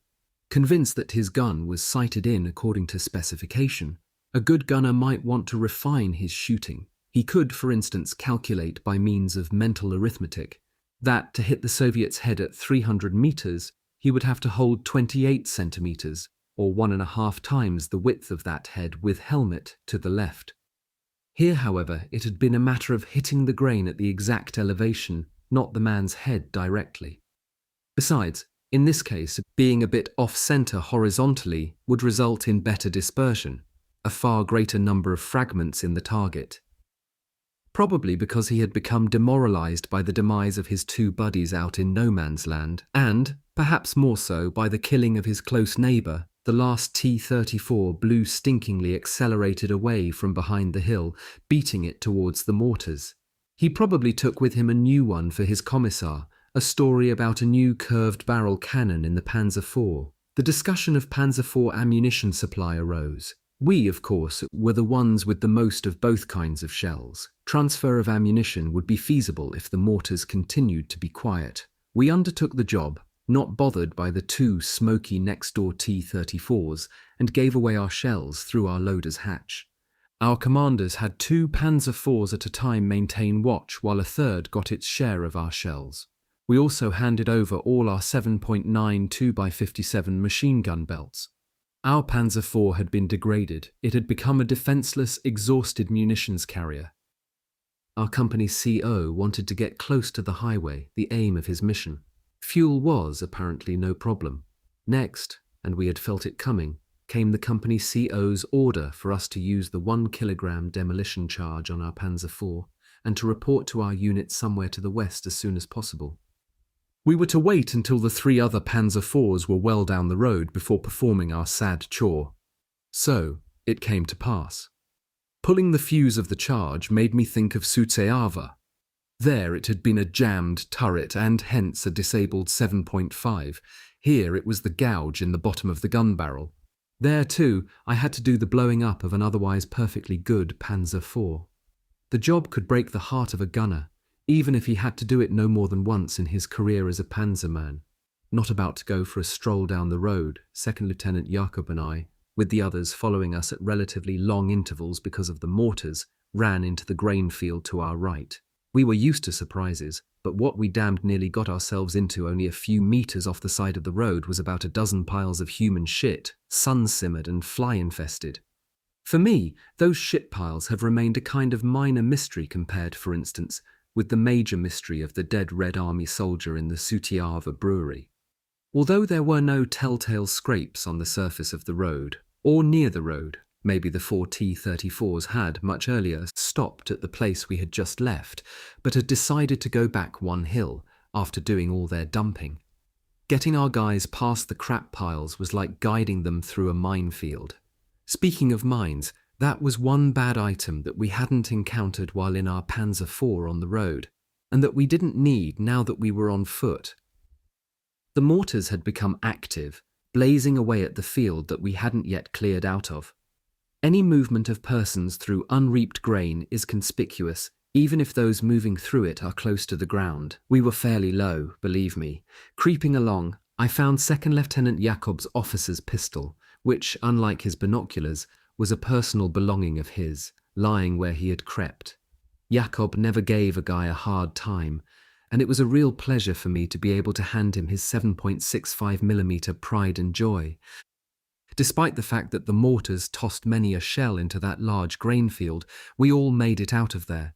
How, you might ask next, could we ever carry out the second part of our company CO's order to get back to our unit? Yes, how did we get back to 24251E? We stayed away from the highway for many a kilometers, eventually approaching it carefully according to Second Lieutenant Jakob's map, so that he could look, through his binoculars, for an intersection manned by military police and showing signposts. Eventually, we came to an intersection at which we recognized a sign in the form of a left-leaning rhomboid about 20 centimeters wide overall and about 10 centimeters high, namely the tactical symbol for panzers. Soon thereafter, we located signs that read 8 and 25. Soldat and Clow hadn't detained us along the way, and fairly soon we were back with Sergeant Stenger et al. Stenger, the kingpin, was genuinely glad to welcome us, especially those of us who had been with him at one time or another, acquiring reputations as gentlemanly foragers, to complement, of course, our reputations as fine fighters at the front.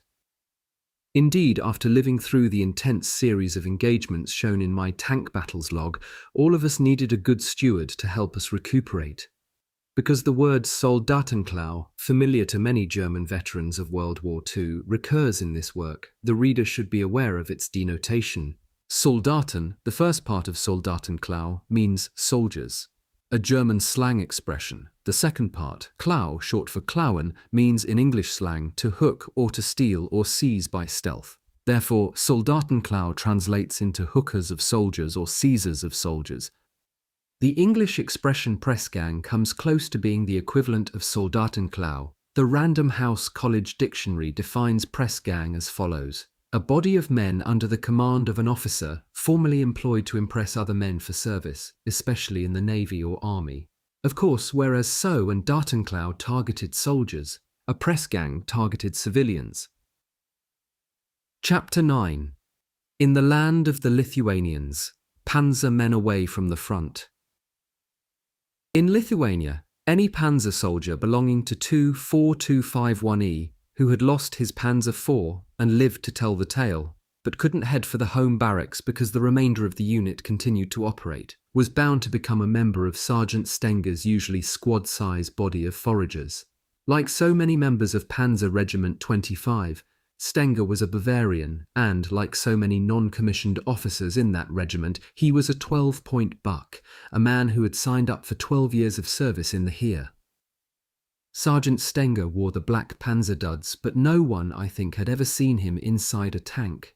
Not a lean man, he was at heart probably a gourmet cook of sorts. He would line up his foragers, perhaps 12 or 15 of them, and tell each 2 or 3 men what to bring back from their foraging.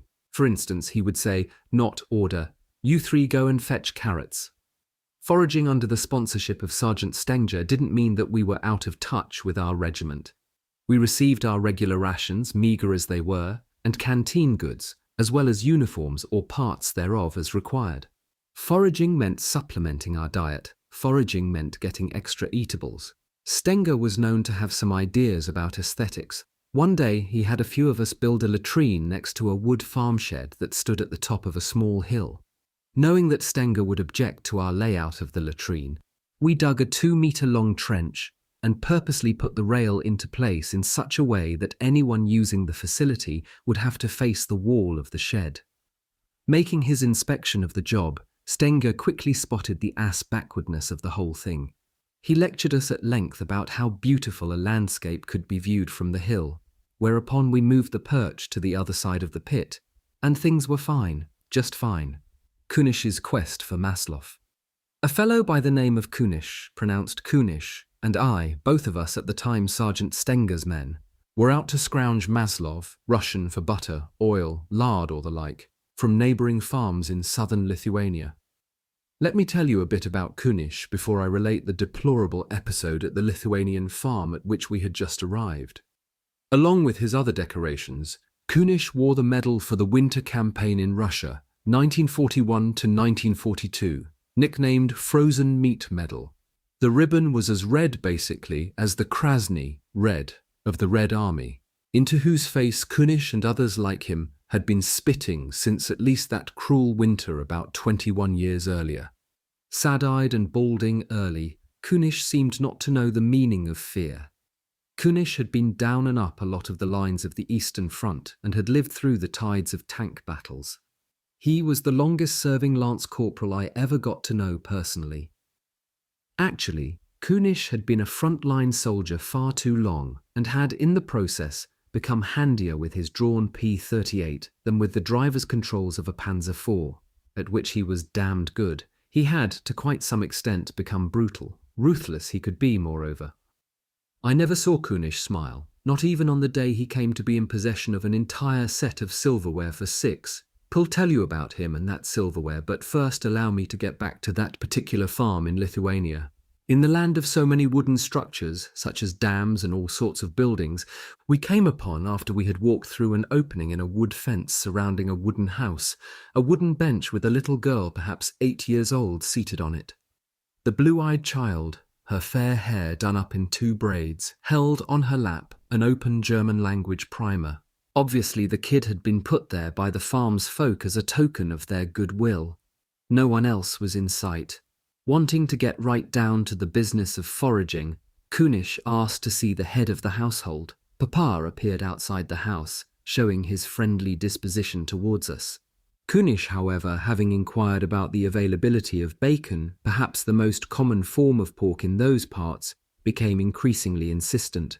I don't know how Kunish got the idea that the farmer's bacon would be hidden in the barn, but that was where he steered the man.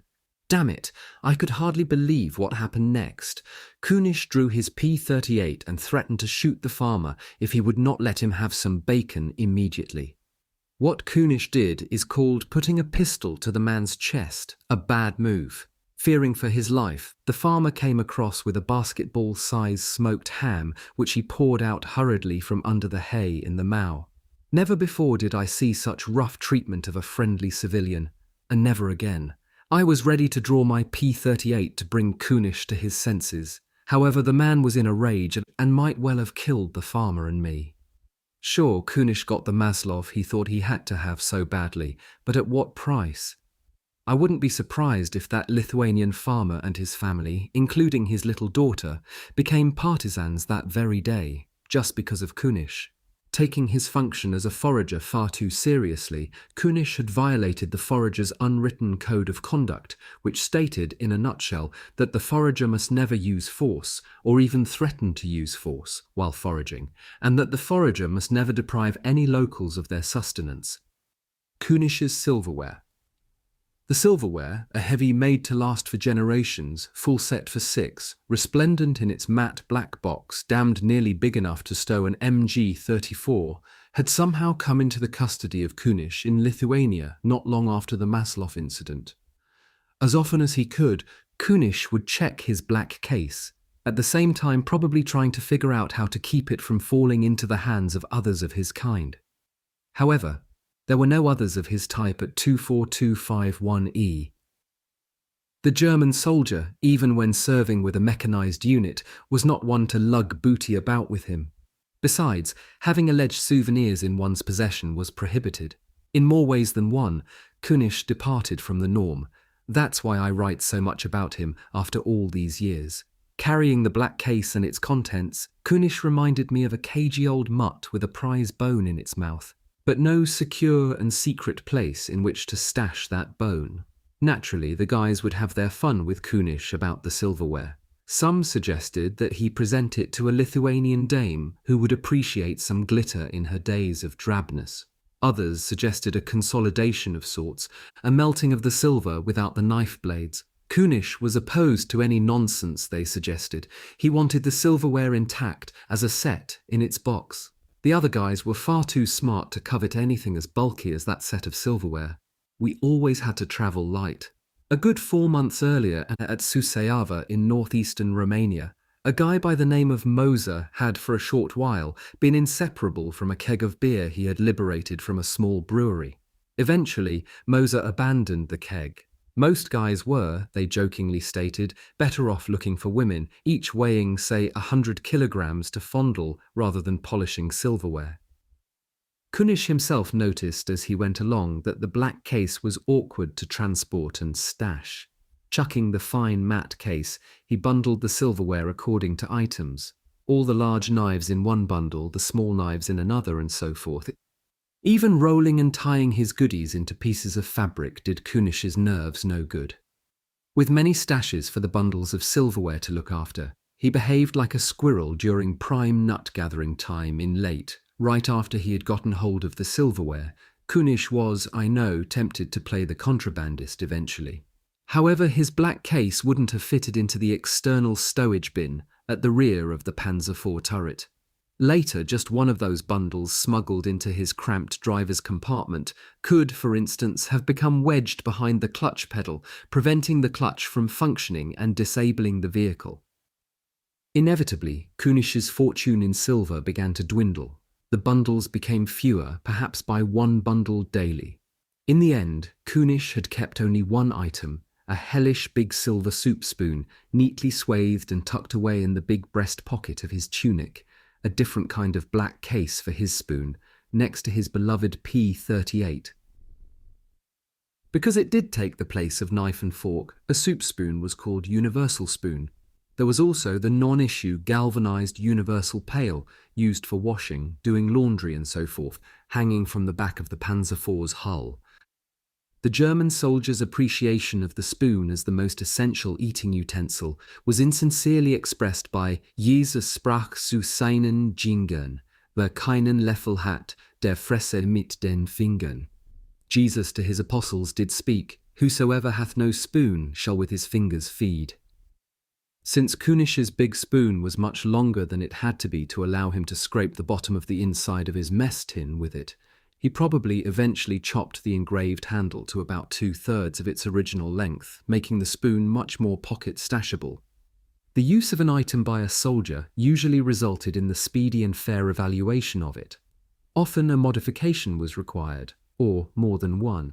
With regard to things flashy, some guys, Kunish included, had to learn in slow stages the wisdom of the saying bauble. Bauble is creation from the hand of man, from Theodore Fontaine's ballad The Bridge Across the Tay, with allusions to Shakespeare's Macbeth. Let's hope that Kunish, before the end of war, drew his silver soup spoon, or what was left of it, far more frequently than he did his Pistole 38. Along the Eastern Front there were two ways to get extra Maslow by scrounging for it, as Kunish had so crudely and so embarrassingly, and by butchering. Butchering involved, first of all, not doing the job outside of a 50-kilometre wide zone on one's own side of the front line. Because of happenings at the front, the boundaries of the 50-kilometre zone could fluctuate wildly, something the military police strove to take advantage of by often trying to confiscate the pork, dead or alive, for their own use. The second requisite, of course, was a competent butcher. Stenger happened to have one such man, a friendly blonde Bavarian built like the proverbial brick backhouse, and ready to put his strength to the test anywhere, anytime.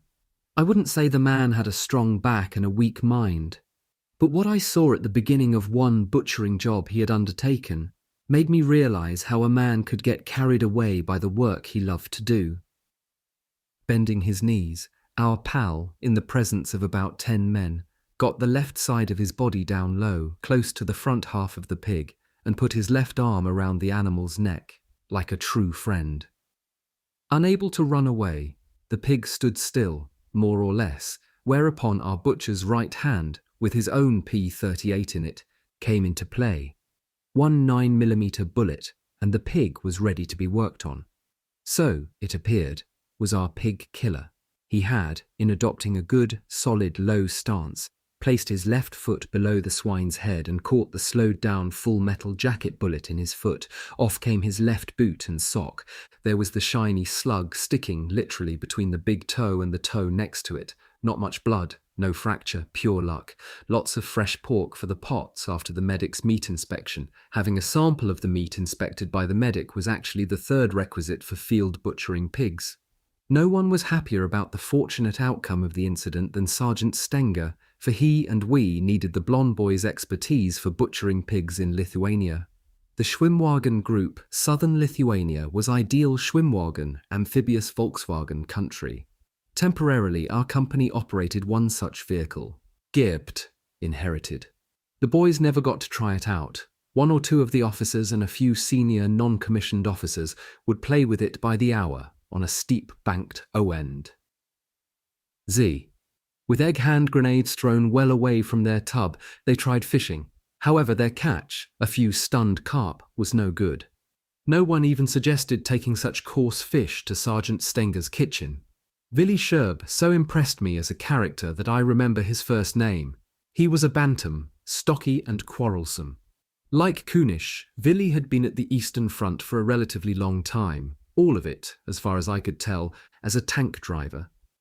As such, he had a fine reputation. Willi was known for his seriousness on the job, a trait which had no doubt contributed to his longevity as a panzer soldier. When he was on guard duty in the street of some hamlet at night, he would specialize in poking in the belly, with the muzzle of his watch-supplied 98K rifle, those he challenged, including his buddies.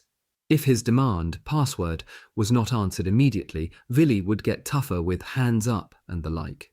Catching an officer who was slow to respond would make Willi's night. Of course, Willi knew the Russian equivalents of his scare-the-shit-out-of-people German commands, Stoi, stand, rookie work, hands up, and Jesse Sudau, come here, was a series he knew well, but could not use for fear of being taken for a Soviet by his pals and being shot at. Also, Willi, who had been around long enough to be able to compare advance with retreat, and who knew the signs of the bad times that accompanied especially the latter, could come up with a short Russian poem of anonymous German authorship, such as the one entitled Wojna, War, Niema Kuri, Niema Yeka, and Niema Matka, Niema Balalaika. No more chickens, no more eggs, and no more women, no more music. One of Willi's best friends was Alex, pronounced Oljeks, a Hiwi, pronounced an EV, and a contraction of the word Hilfswilliger, meaning someone willing to help the enemy, or collaborator. Alex had served in the Soviet armed forces. Clothed in the German field grey uniform, but without insignia, he and 2 other Hiwis were assigned to our repair personnel. Unfortunately, Alex had no expertise regarding Soviet tanks, although he was eager to advise us in matters of which he had knowledge.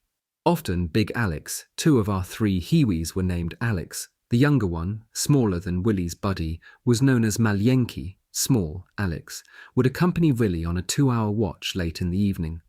Willi would do the catching, and having said his piece and waved his rifle a bit, would turn his detainees over to Alex for a 3-minute lecture on how to remain undetected when moving about on foot at night in, or close to, enemy territory. Alex would look dead serious by the light of the moon, if there was moonlight, and lift his index finger to seal his lips, indicating that absolute silence was the first requirement. Pretty soon he would go on to tell the boys, among other things, how Ruski, Russians, would move along the outside walls of buildings and not in the middle of the street the way Niemiecki, Germans, did. Alex made his point every time. Too bad, as I said, that Alex had not been a tankist. His advice in that regard would have been of even greater value to us than it was in a general way.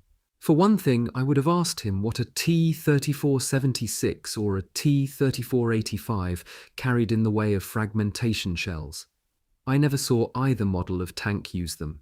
Al Sherb, the epitome of trustworthiness, trusted our 3 Hiwis. So did I. Now, what would life behind the German lines in Lithuania have been like without old Stenger, crazy Kunish? Yes, I have to include that old bastard, although I would, in one respect, rather not. The blonde Putus the Schwimmwagen set, and Willi Scherb with his shadow, Big. Chapter 10. Commentary on the battle line avowal of the soldiers of the 7th Panzer Division.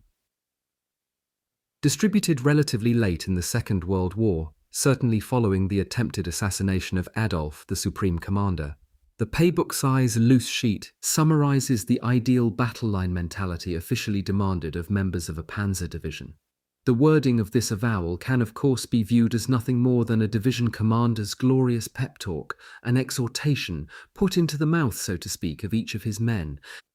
However, because of its emphasis on National Socialism, the avowal can also be seen as constituting a kind of reinforcement, but not a superseding, of the oath of allegiance sworn by members of the Army, the Navy, and the Air Force. The Waffen-SS had its own oath of allegiance, which began with Ich schwöre dir, Adolf Hitler.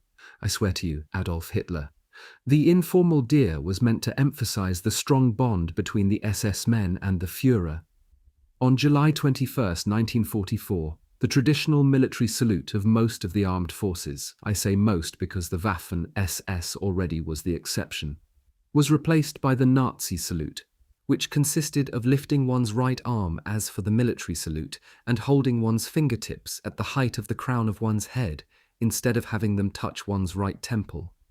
There can be little doubt that during roughly the last 10 months of the war, the commander of a panzer division had to deal with a vastly different breed of superiors breathing down his neck. Perhaps the avowal reflects a kind of attempt to politicize the non-Waffen-SS units of the Wehrmacht without actually incorporating them into the Waffen-SS. A sure sign that the avowal was sanctioned much higher up and produced at a facility far behind the front lines is the quality of the paper on which it was printed. No common, fuzzy, orderly room typewriter paper for that job. At that time, the appearance in the field of a perfect piece of printing or typing was rare indeed. Many units had long before resorted to having some orderly room Joe pound out, as best he could, certificates of awards using a battered portable typewriter with a limp, war-weary and recalcitrant ribbon. In stark contrast, the crisp lettering of the avowal shows no asymmetry of the parts or other shabby layout or workmanship. The usually poorly typed orderly room documents invariably had, in addition to the signature of the commanding officer, one redeeming feature affixed to them, the official seal of the unit. Oddly enough, the avowal bears no such stamp, nor does it bear the generally omnipresent national insignia, meaning the Reich Eagle with swastika. The avowal appeared at a time when many unit commanders were trying to outdo one another by utilizing a dirty practice that soon became well known as Soldatenklau. For instance, a tank crew, or what was left of it, could, only a few kilometers down the road away from the front line, where it had just lost its tank in battle, encounter a checkpoint manned not by military police, but by a primed-up, raring-to-go Oberleutnant, lieutenant, or Hauptmann, captain, not necessarily from the army, with a dozen or so of his men. So, and Datenklau. Despite their various ranks and the medals they wore, and perhaps despite the wounds some of them had so very recently suffered, the tankers could be greeted by Soldatenklau with sneers and insults. Shirkers and even deserters were the kinds of appellations heaped upon the fellows. Next would come their rude relegation to a brief spell of service as infantrymen in the immediate area. To have the misfortune to run into Soldatenklau almost always constituted an extremely degrading experience, an instance of man's inhumanity to man. Maybe the SOBs of Soldatenklau had been issued an avowal still more potent than the one given to the 7th Panzer Division. In parts of the Eastern Front near the Baltic states, a field marshal by the name of Schörner became notorious for having numerous Soldatenklau roadblocks set up. It was a time, too, when, for instance, the soldiers' simple saying, "As the rations go, so goes the movement," or the war effort, if overheard and reported by a zealot, could promptly result in the death sentence against the man who had uttered that saying. Yes, looking at a rare copy of that old front-line avowal of the men of the 7th Panzer Division does evoke many a thought in one of the veterans of that division, me. I easily recall, for instance, that none of us panzer men shed tears after we heard the report of the attempt to kill Adolf on July 20th, 1944, at his HQ called the Wolf's Lair, near the East Prussian town of Rastenburg, about 160 kilometers west of Leipoldingis in Lithuania. My translation of the battle line avowal of the soldiers of the 7th Panzer Division reads as follows. Battle line avowal of the soldiers of the 7th Panzer Division, I believe, in Germany. By my exemplary conduct and by the spoken and written word, I will do everything to maintain and strengthen the German population's spiritual ability to offer resistance at the front and at home. J. Believe in the German people united under National Socialism and in victory for its righteous cause. I believe in my leader, Adolf Hitler, because I am a National Socialist soldier.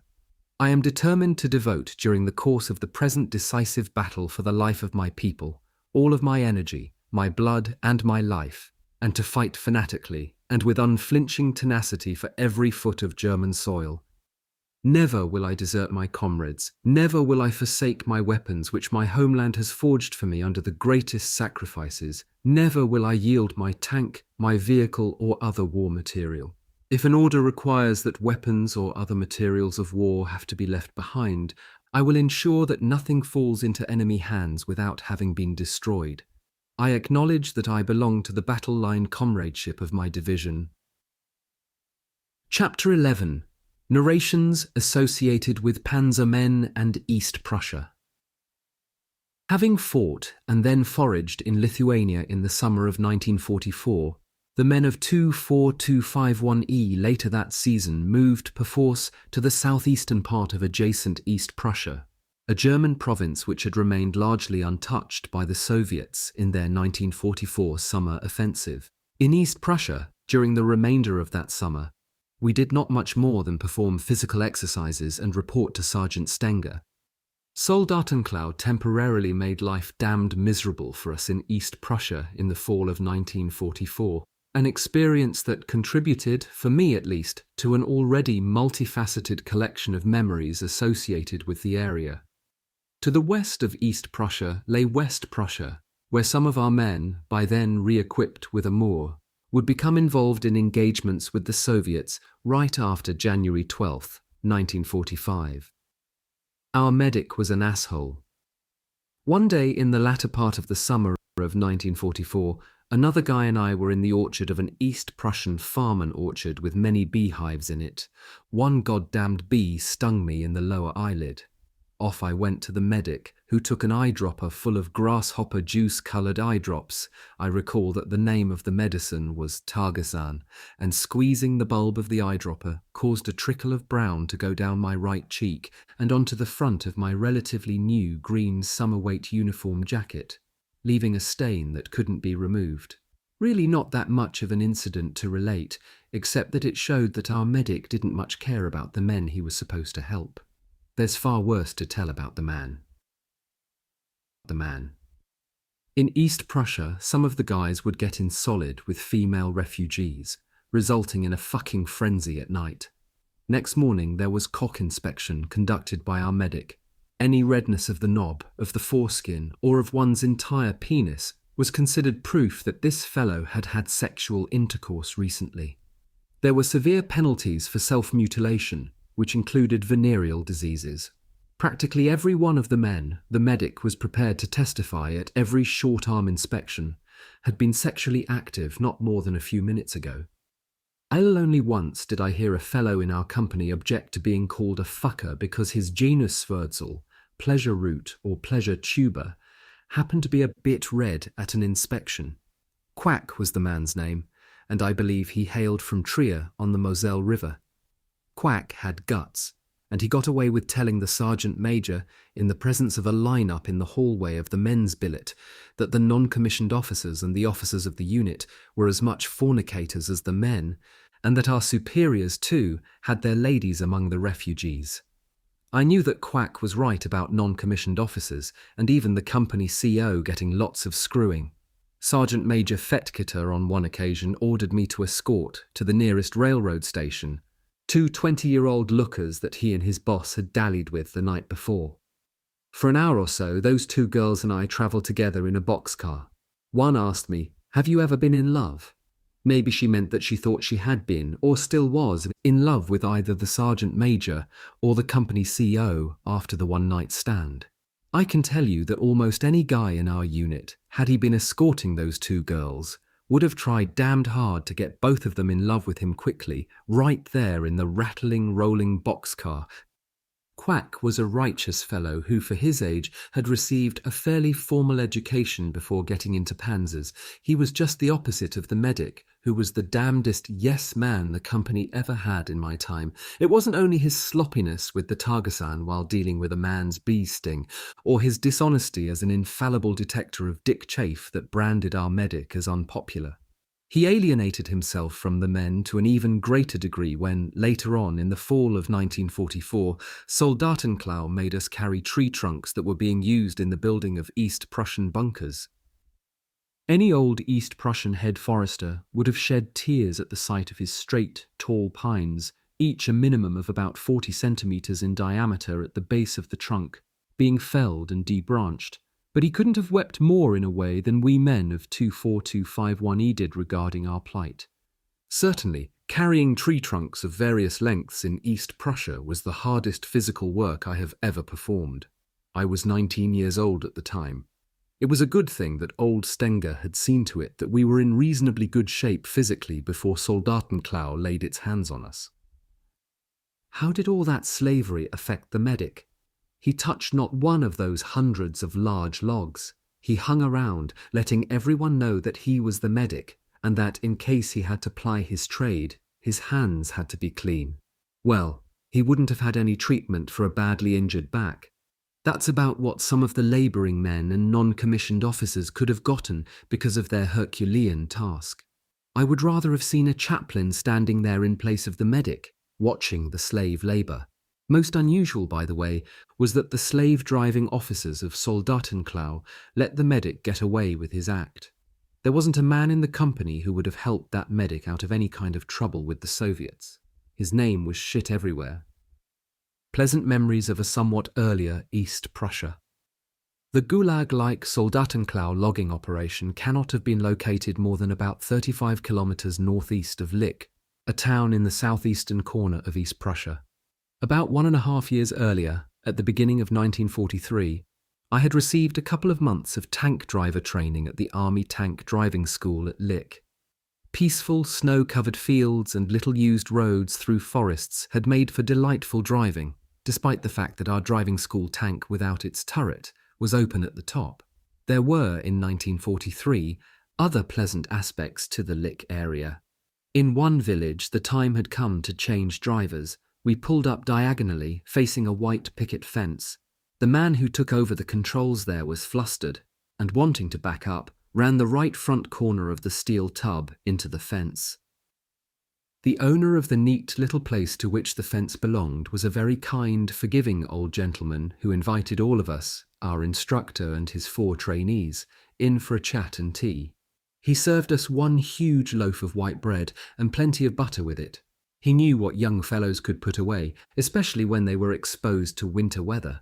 Saying that his family had been resident in East Prussia for generations, he told us sorrowfully that his son, then serving in the Wehrmacht, had had his name changed legally. It's no longer good enough for him. He was referring to the family name, Yeditsky, pronounced Yeditsky. Probably the junior, Yeditsky, had disliked the sound of the first 3 letters as much as, if not more than, the last 3. Those farting tank drivers. To be respected within the fraternity of the tank drivers, a man had to master, more or less, the tank driver's fart. Whenever drivers got together in good times, they would, sooner or later, stage a special kind of contest. A tank driver's farting trainees, in for a chat and tea. He served us one huge loaf of white bread and plenty of butter with it. He knew what young fellows could put away, especially when they were exposed to winter weather. Saying that his family had been resident in East Prussia for generations, he told us sorrowfully that his son, then serving in the Wehrmacht, had had his name changed legally. It's no longer good enough for him. He was referring to the family name, Yeditsky, pronounced Yeditsky. Probably the junior, Yeditsky, had disliked the sound of the first 3 letters as much as, if not more than, the last 3. Those farting tank drivers. To be respected within the fraternity of the tank drivers, a man had to master, more or less, the tank driver's fart. Whenever drivers got together in good times, they would, sooner or later, stage a special kind of contest. A tank driver's farting contest. Preparation for a good panzer driver's fart required the kind of food and drink that were guaranteed to generate the required flatus. Well prepared nutritionally, each contestant would be seated on a chair. At the tank driving school, he would sit on a standard 4-legged stool and extend his legs so that his heels rested, ahead of him, on the floor. When his turn came, each man would next pretend to depress the clutch pedal with his left foot and, letting a short fart, move his right arm and hand in imitation of shifting from neutral into first gear, thereafter releasing the pressure on the clutch pedal.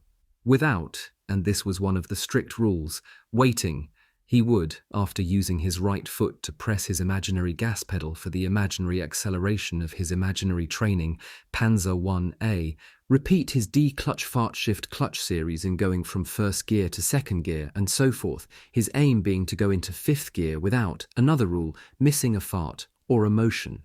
The traditional Panzer driver's fart required the visualization of exactly 6 forward gears, as found in the transmission of the good old Panzer IV, which incidentally also had 1 reverse gear. The Panzer V, Panther, had 7 forward gears and 1 reverse gear. The Panzer VI, Tiger, 8 forward gears and 4 reverse gears. Connoisseurs awarded extra points to contestants whose hand movements reflected the Panzer IV's double H shift pattern for forward gears. Usually a Panzer driver's fart would come about spontaneously rather than in connection with a competition. The impulsive performer, standing on his right leg, would lift his left foot and, after pretending to disengage the clutch by moving his left foot downward, would release a short fart and use his right arm and hand as if shifting into a higher gear. Thereafter, he would lift his left foot simulating the engagement of the clutch. Of course, he couldn't use his right foot on the imaginary gas pedal to accelerate his chariot. Thus, he had to omit accelerating to the top of the gear's range before shifting to the next highest gear, an important requirement in the actual driving of a heavy vehicle, especially a tank. Tank drivers able to fart their way into sixth gear demonstrated that their food was adequate, perhaps a bit better than that, and that they weren't being taxed too much. The soldiers saying, "Whoever has nothing to bite also has nothing to shit," could, as far as the panzer driver's fart was concerned, have been rewritten to read, "Whoever has much to bite also has much to shit." It took considerable mental and physical effort to perform the panzer driver's fart properly. What would have been one long, room-clearing fart had to be divided into 6 mini-farts, each, yet another rule, audible. The whole exercise was also known as a tank driver's shit, although say nay might have implied wet farts or even a turd expelled involuntarily. Any tank driver who often thought of and practiced his panzer driver's fart would be that much more adept when seated at the controls of his panzer. Yes, sir, the panzer driver's fart was a training aid as well as a pastime. Chapter 12. Reminiscences regarding soldiers' songs, marching songs, and Decorations Day. Nothing, it seems, instantly elevated the troops' spirits more than the singing of an innocent little marching song. As well, the performance of marching songs could and would bring other surprising and most welcome rewards in time of war, as the following story shows. It began at a time when most of the men of about 1/3 of a fresh-out-of-fighting vehicles company of panzermen were taking turns manning a string of tripoded and sandbagged MG-34s near a railroad station. Was it Sonnenwalde, close to a small town chock full of refugees, mostly German-speaking, who, barely able to stay ahead of the advancing juggernaut hordes from the east, were dead tired from trudging towards safety somewhere, anywhere in the west. The rare Russian low-flying aircraft tended to hunt directly above the railroad, usually disregarding the roads dotted and splashed with sitting duck targets. Fleeing people and their horse-drawn wagons, all somehow suggestive, as they trekked wretchedly, of faltering Morse signals and of kilometres-long permutations of, namely, of SOS. Even the infrequent sewing machine, a small, slow and old Russian reconnaissance aircraft that sounded much like a flying, foot-operated sewing machine, hence the term sewing machine, paid far more attention to the rails than to the roads, probably because new panzers were expected to arrive close to the front by train. If Ivan was on the lookout for tanks, so were the dispossessed panzer crews who yearned to be able, under cover of darkness, to unload from always none too wide flat cars their brand new Panzerkampfwagen 4s or Jagdpanzer 4s. Until that would happen, they and their MG-34s had to stay close to the railroad station. For sure, it was a time when this unit of survivors needed a change of scenery. At the first opportunity, an impressive column, black-clad, pistole 38 equipped, snappy in the military sense of the word, and genuinely glad to get away briefly from those railroad tracks and those boxcars, their alternate wheeled homes, marched into town and onto the crammed streets, singing their extensive medleys, including, no doubt, the song known as Mann an Mann, which contained these lines. Irgend in ein Feldquartier, frisch mit frohem Sinn, Mann an Mann marschieren wir, einerlei wohin, irgend in ein Feldquartier, frisch mit frohem Sinn, singen wir ein schönes Lied vom dem Schatzelein, herrlich ist es auf der Welt und schön, Soldat zu sein. We are marching 3 abreast, briskly in fine metal, knowing neither where we'll rest, nor where for long we'll settle. A lovely ditty let us sing, about a sweetheart true. A soldier's life for sure's the thing in this world's wide and lovely view. The first 3 lines of the original will have been understood by the audience, consisting of refugees and persons undergoing resettlement. Shortly after the 30-odd men had marched back to the railroad yard and to the sticky, stinking ties and rusty rails of the siding, their company CO received word that the division commander had learned of the whole town's elatedness brought on by the marching and singing of some of his panzer men. The general expressed his gratitude for the success of the event. Moreover, he actually had a special allowance of food and drink delivered to the anti-aircraft machine gunners at the tracks. After a few days, the unit, armoured once again, pulled away from the railroad station, never to return to the close-by town of its triumph. In retrospect, the completely unsolicited and spontaneous marching and singing which started that short sequence of happy events must have occurred at about the time when the men had taken note of their new battle line avowal, part of which required that each soldier pledge, in effect, that he would do his utmost to maintain, even boost, the morale of the civilians by means of the spoken and written word. As it turned out, a great boost was achieved in town that day by the singing of marching songs, although nothing in the avowal referred to words sung. For various reasons, ignorance, indifference, insensitivity, or ingratitude, for instance, there are those who, believing that remembrances of any and all soldiers' songs are of no earthly use, might well parrot the following bit of triteness. For that, I can't buy anything for myself. Others, including of course the author, will, however, declare that reminiscences regarding Soldaten and marching songs of over half a century ago have led to the realization that the lasting usefulness of those songs lies in the fact that they are instrumental in recalling the kinds of formative experiences that have influenced many veterans of the worst of times, war to lead exemplary lives. Probably no more reliable mnemonic device exists than the songs readily associated by the former soldier with many of the instances of good or bad which so long ago taught him so much so quickly. Decorations Day. My performance as a gunner in Lithuania. We had not been officially credited with our Panzer engagement at Suceava in Romania, much earlier into the year, was deemed worthy of the Panzer Kampfabzeichen in silver and the Eiserner Kreuz II. Klasse, both awarded to me on September 3, 1944, in East Prussia. With regard to the Eiserner Kreuz II, Klasse, the awards ceremony gave rise to an anecdote. Our CO, not at all popular with the men, in addressing a row of recipients, a number of Panzer IV crews were being decorated, said, "In the name of the Führer, I award to you the Iron Cross Second Class. Had he adhered to the formula, he would have used the following words: "In the name of the Führer, I award to you the Iron Cross Second Class."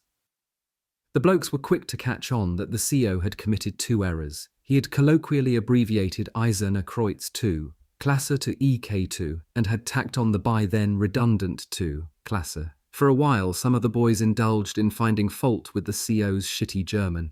There was talk of their having been awarded a fictitious class of the Iron Cross, below that of the Eiserner Kreuz II, Klasse. Naturally, the grumbling subsided, and each of the men proudly wore his ribbon to his EKJY. A decoration, the Panzerkampfabzeichen in silver, tank battle badge in silver, for tank crew, was authorized on December 20th, 1939.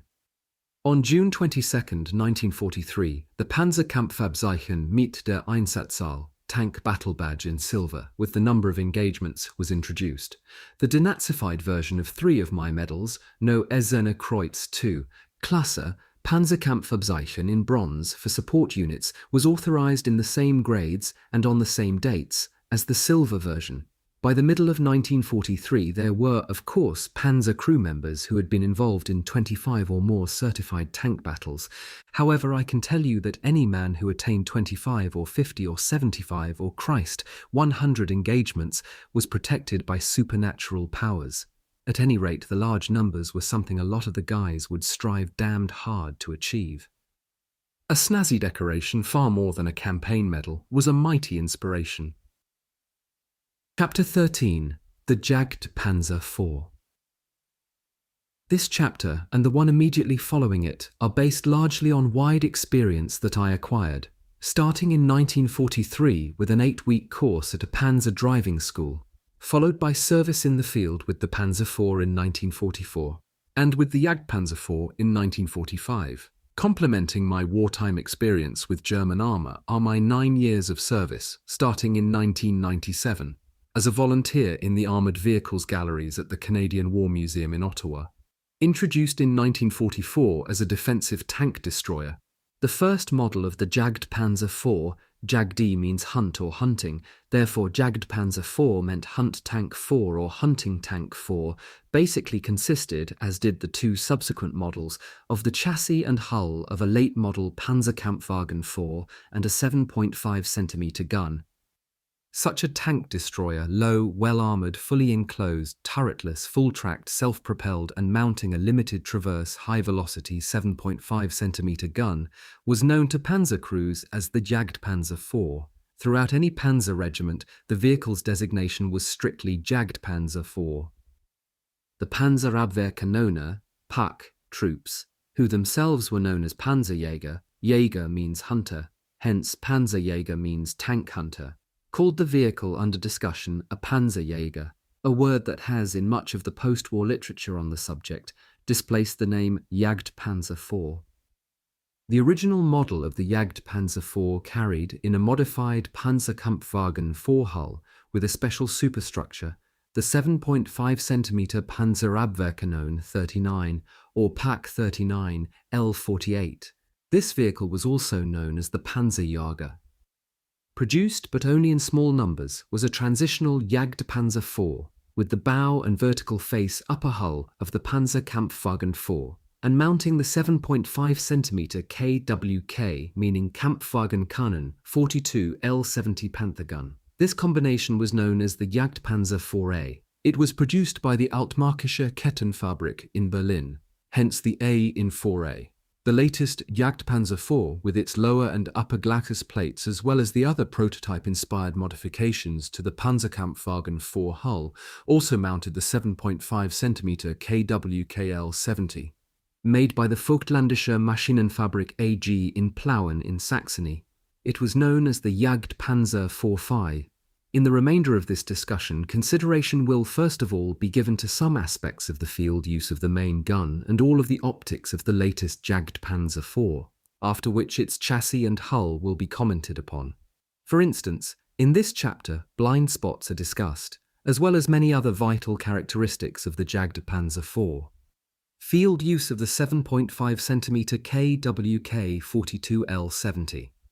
By opting for a limited traverse, hull-mounted gun rather than a rotating turret, designers found it consistently possible to mount a larger gun than that carried by the equivalent tank. Ultimately, a larger gun meant for the Jagdpanzer IV the installation of the Panther 7.5cm KWK 42L70, which for instance gave her approximately 6.8 kilograms, 6.80 kilograms, Panzergranate AP projectile, a muzzle velocity of 935.13 meters per second, compared with 750.11 meters per second achieved by the Panzerkampfwagen 4 7.5cm KWK 40L48, firing the same approximately 6.8 kilograms projectile. The 7.5cm KWK 42L70 was designed to meet the demand for a Panzer main gun capable of penetrating 14 centimeters of armor at 1,000 meters. The 20% increase in muzzle velocity, which translated into longer range, increased accuracy, and greater armor penetration, was the result of two features of the KWK 42: its 5.25-meter barrel length increased by 1.65 meters over that of the KWK 40L48, and the markedly greater propellant charge capacity of its Hilse case compared with that of the KWK 40. The following table shows the German estimates of the effectiveness of the KWK 42 75mm gun against some enemy armor at the end of May 1944. German estimates of the effectiveness of the KWK 42 75mm L70 gun against enemy armor as at 30 May 1944.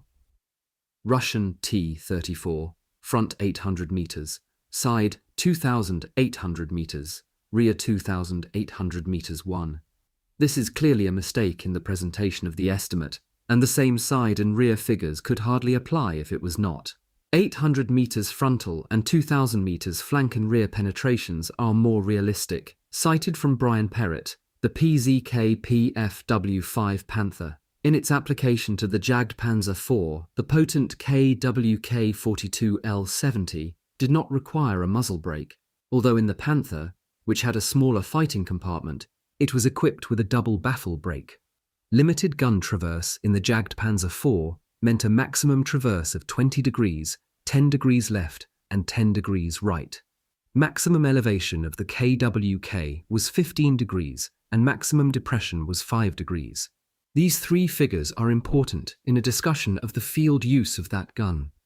Cradled in the upper glacis plate of the superstructure, the 5.25-meter-long barrel of the Jagdpanzer IV's 7.5-centimeter gun extended 2.5 meters ahead of the front of the hull.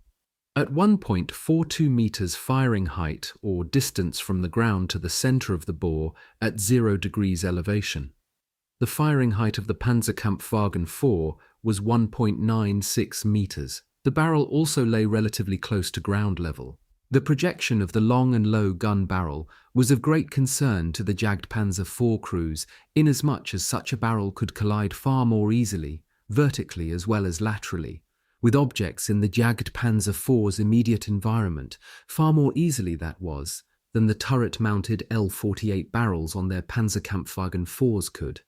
The gun barrel's elevation had to be monitored closely when the Jagdpanzer IV was being driven over uneven terrain, and especially when it was crossing ditches and the like. Gun damage avoidance required the closest cooperation between the crew commander and the driver, or between the gunner and the driver.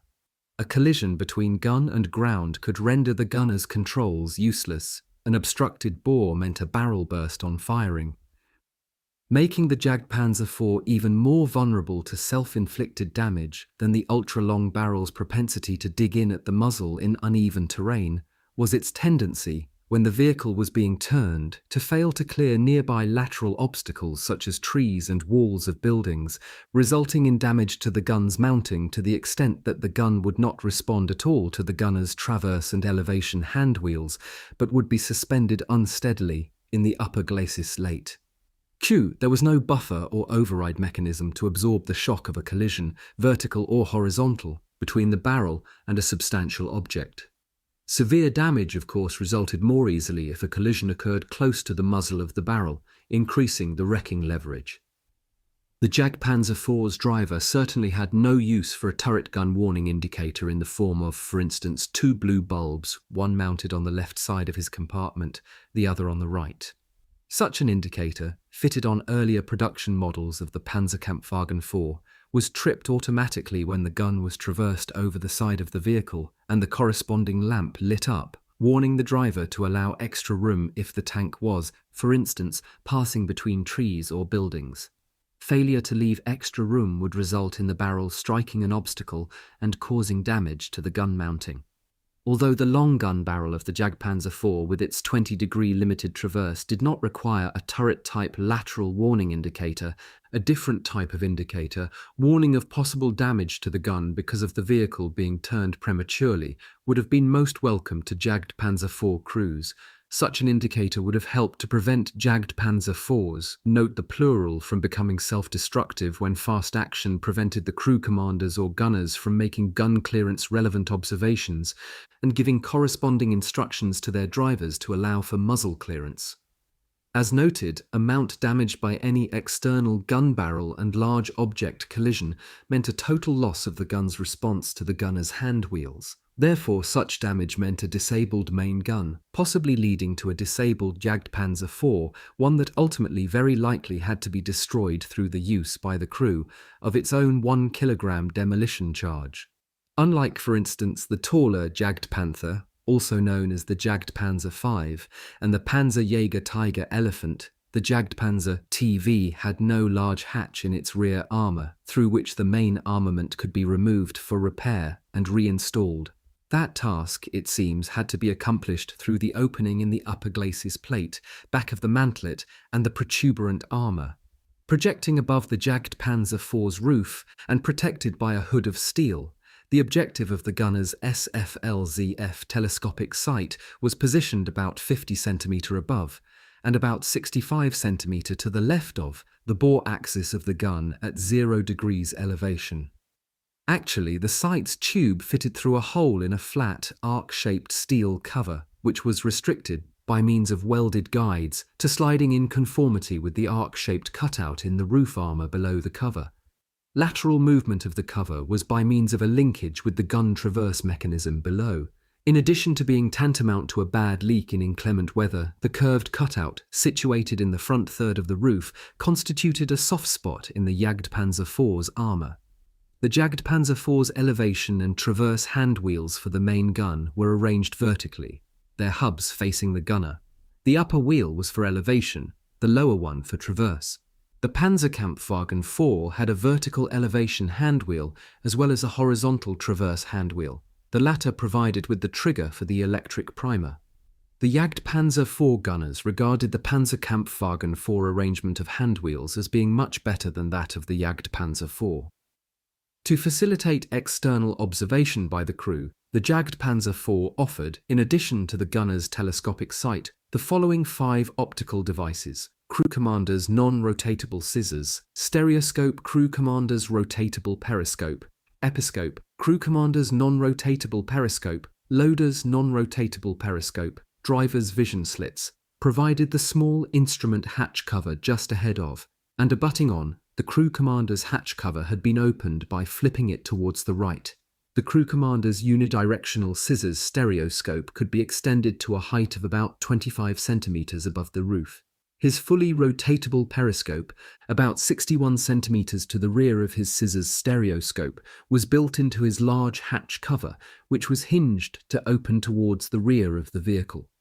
Like his scissors stereoscope, his rotatable periscope was about 74 centimeters from the left edge of the roof, with the rotatable periscope creating a relatively large blind spot to the left of the Jagdpanzer IV.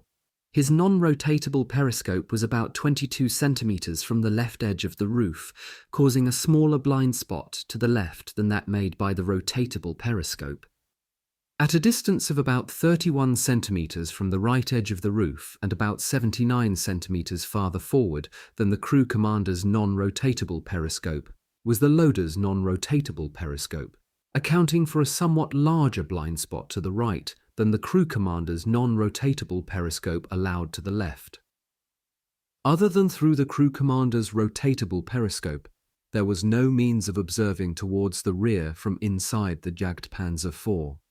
Vision through the driver's vision slits was strictly towards the front. Moreover, the gun mantlet, immediately to the right of the slits, created a blind spot in that direction. Blind spots were indeed a valid complaint among Jagdpanzer IV crews.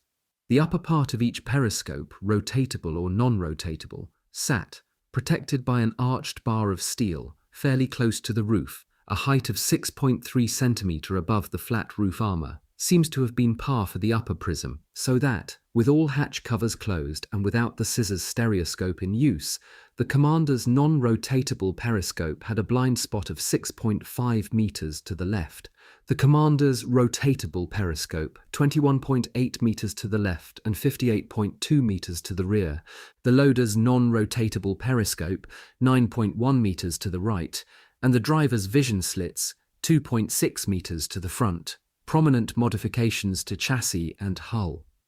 Generally, the Jagdpanzer IV incorporated what was basically the chassis and hull of the Model H, the second-last model of the Panzerkampfwagen IV, a proven design that had culminated in 1944 in the Model J, also referred to as the Model I because of the alphabetical position of J immediately after H, I, and J were identical in earlier German alphabets. The Panzerkampfwagen IV was introduced before the war and underwent continual modification and improvement throughout the war. Continued production of the Model J-1 throughout 1945 was planned. A prominent change to the Model H chassis was the reduction of the number of track return rollers from 4 to 3. Most Jagdpanzer IVs were built with 3 return rollers, as were, by the way, some late-model Panzerkampfwagen IVs. Its transformation from the Panzerkampfwagen IV completed, the final model of the Jagdpanzer IV featured 2 near-prototype glacis plates. The plates had become somewhat more inclined than those of the prototype, one below an almost horizontal ledge at the front of the hull, the other above that ledge, resulting in the bottom of the upper glacis plate being set back 0.7 meters with respect to the top of the lower glacis plate. Clearly, the frontal ledge was essential because of the 3 hatches that had to be built into it. The transmission access hatch in the ledge was flush, screwed in place. The steering brake access hatches, one to either side of the transmission access hatch, were hinged and projected slightly above the shelf. Also, the superstructure's side armor was redesigned on a sloping configuration to give better armor protection. The armor thicknesses of the Jagdpanzer IV were changed from those of the Panzerkampfwagen IV as follows. The Panzerkampfwagen IV Model H had 80mm frontal armor, 30mm side armor, 20mm rear armor, and 15mm roof armor. The Jagdpanzer IV had 60mm frontal armor, 40mm side armor, 30mm rear armor, and 20mm roof armor. The front 2/5 of the length of the belly armor of the Jagdpanzer IV was 20mm thick. The rear 3/5 was 10mm thick. The Model H of the Panzerkampfwagen IV weighed 25 tons, and the Jagdpanzer IV weighed 25.8 tons, whereas each of the 5 crew members in a Panzerkampfwagen IV had his own hatch. The 4 or 5-member Jagdpanzer IV crew had but 2 hatches, both in and flush with the roof of the vehicle. The driver's single-window hooded visor in the vertical part of the frontal armor of the Panzerkampfwagen IV hull became 2 relatively narrow, side-by-side, unhooded horizontal vision slits in the upper glacis plate of the Jagdpanzer IV. Some Jagdpanzer IVs were built with 2 loopholes for defensive, close combat weapons. One such hole was above and to the left of the driver's vision slits, the other to the right of the main gun. Each of these openings was equipped with a round shield, pivoted into place from close to the right side of the hole. All of the other Jagdpanzer IVs had one loophole with shield to the right of the gun. The latest model of the Jagdpanzer IV, such as the one at the Canadian War Museum in Ottawa, can easily be identified by the following 4 characteristics. 1. It has the upper and lower glacis plates. 2. It has the 7.5 cm KWK-42 L73. It has 3 track return rollers. 4. It has no loophole and shield above, and to the left of the driver's vision slits. In the afterword to his 48-page Jagdpanzer IV Jagdpanther, which consists largely of black and white photographs, Horst Scheibert, the author of a number of books on German armor of World War II, writes as follows in the translation from the German. From a combat point of view, the way of using chassis of the heavier battle tanks 4, V and 6 to build tank destroyers was a mistake and an extravagance. Heavy armor was and is not so important for a tank destroyer. Protection against shrapnel and handguns is sufficient. More important are a robust, proven power plant, a low silhouette, great mobility, and a strong, long-range weapon. The path to more and more heavily armoured vehicles in World War II was necessary for offensive weapons, but not for the tank destroyers that stood and waited for their targets. Chapter 14. Driving the Jagdpanzer. 4. Avoiding transmission abuse. In addition to revealing much of what the Panzer private was taught during tank driver training, this chapter offers, for instance, information on the turning radii of the Jagdpanzer IV and on track extensions for Eastern Front Jagdpanzer IVs, items not covered in the preceding technical discussion. What I have to say regarding the Jagdpanzer IV will be of great interest to its driver. I want to talk in particular about the Jagdpanzer IV's transmission and the driver's proper use of it. Most of what I will tell you reflects some of my Panzer driver training, as well as some of my experience as a crew member in the Panzerkampfwagen IV and the Jagdpanzer IV. Horst Scheibert, in Panzer in Russland, 1941 to 1944, states that beneath their thick armour, panzers are technically complicated and to a certain degree weakly constructed. The complicated chassis, the greatly stressed transmissions, the engines, the optical equipment and the weapons and their mountings require special maintenance. Note the words greatly stressed transmissions. Let's see how the driver of a Jagdpanzer IV could avoid overstressing the transmission. Inherently, a tracked vehicle is greatly subject to a factor known as rolling resistance, or resistance to rolling. During manual gear changing or shifting, a tracked vehicle's momentum drops off sharply because of the resistance to rolling offered by the tracks themselves. A non-tracked or wheeled vehicle, on the other hand, will roll on with negligible loss of momentum during a manual gear change. Throughout our discussion, we will have to bear in mind that the Jagdpanzer IV's Maybach HL120 TRM V12 engine delivered 265 horsepower normal output at 2,600 revolutions per minute and 300 horsepower maximum output at 3,000 revolutions per minute. The Jagdpanzer IV's manual transmission, the ZFSSG 76 Afon, built by the Zahnradfabrik Friedrichshafen in Friedrichshafen at Lake Constance, featured 6 forward gears and 1 reverse gear, or if you like, 6 forward speeds and 1 reverse speed. Because of the way in which it was laid out for the 6 forward gears, the transmission shift pattern was known as double H. Gear shifting required precise timing based on the interrelation between the engine and vehicle speeds, and therein lay much of the Jagdpanzer IV driver's skill. Long before he had finished his 2-month-long driver training, I won't simply call it driving school. Any grinding of gears on his part branded him inexpert and undesirable as a crew member. If a potential Panzer driver repeatedly caused the transmission gears of a driver training Panzer to clash, he would very likely be ordered to lug the vehicle's big brute of a jack 100 meters or so while jogging behind the Panzer. That minor punishment was called carrying the vehicle's jack while trotting behind the tank. Let's first look at the use of the 6 forward gears. Before shifting up, the vehicle had to be accelerated so that, during the process of changing from one gear to another, particularly over difficult ground or on a steep incline, it would not slow down unduly or come to a halt. The rule of accelerating the vehicle to the top of a gear's range had to be complied with before shifting to the next highest gear. The Jagdpanzer IV's turning circles for its forward gears were as follows. The Jagdpanzer IV's turning circle was 5.92 meters in first gear, 13.0 meters in second, 21.3 meters in third, 35.5 meters in fourth, 50.9 meters in fifth, and 72.2 meters in sixth. The figures for the second to sixth gears are approximate. The turning circle for reverse gear was about the same as for first gear.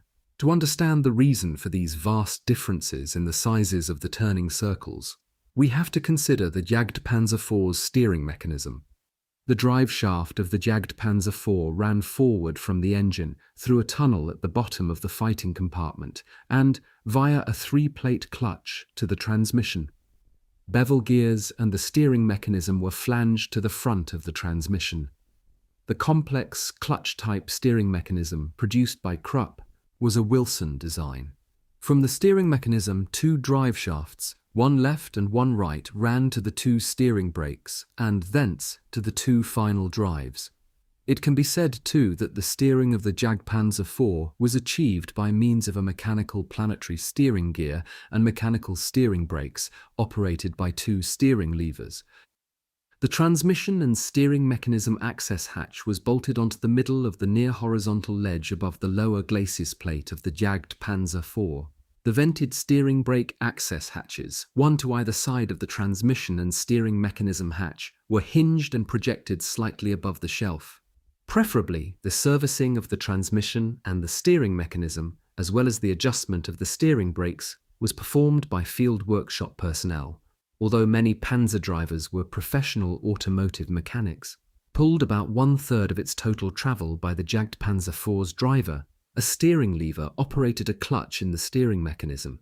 Pulled farther, past about 1/3 of its total travel, that same lever applied one steering brake, feasible only with the transmission in its lowest forward gear, or in its reverse gear. The so-called on-a-dime turn was achieved by promptly pulling one steering lever all the way, so that one track was immediately braked fully.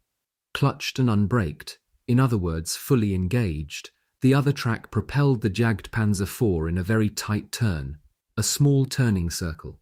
Of course, the higher forward gears of the transmission entailed greater vehicle speeds. With those gears and the corresponding vehicle speeds, full braking so as to cause the vehicle to turn abruptly was out of the question.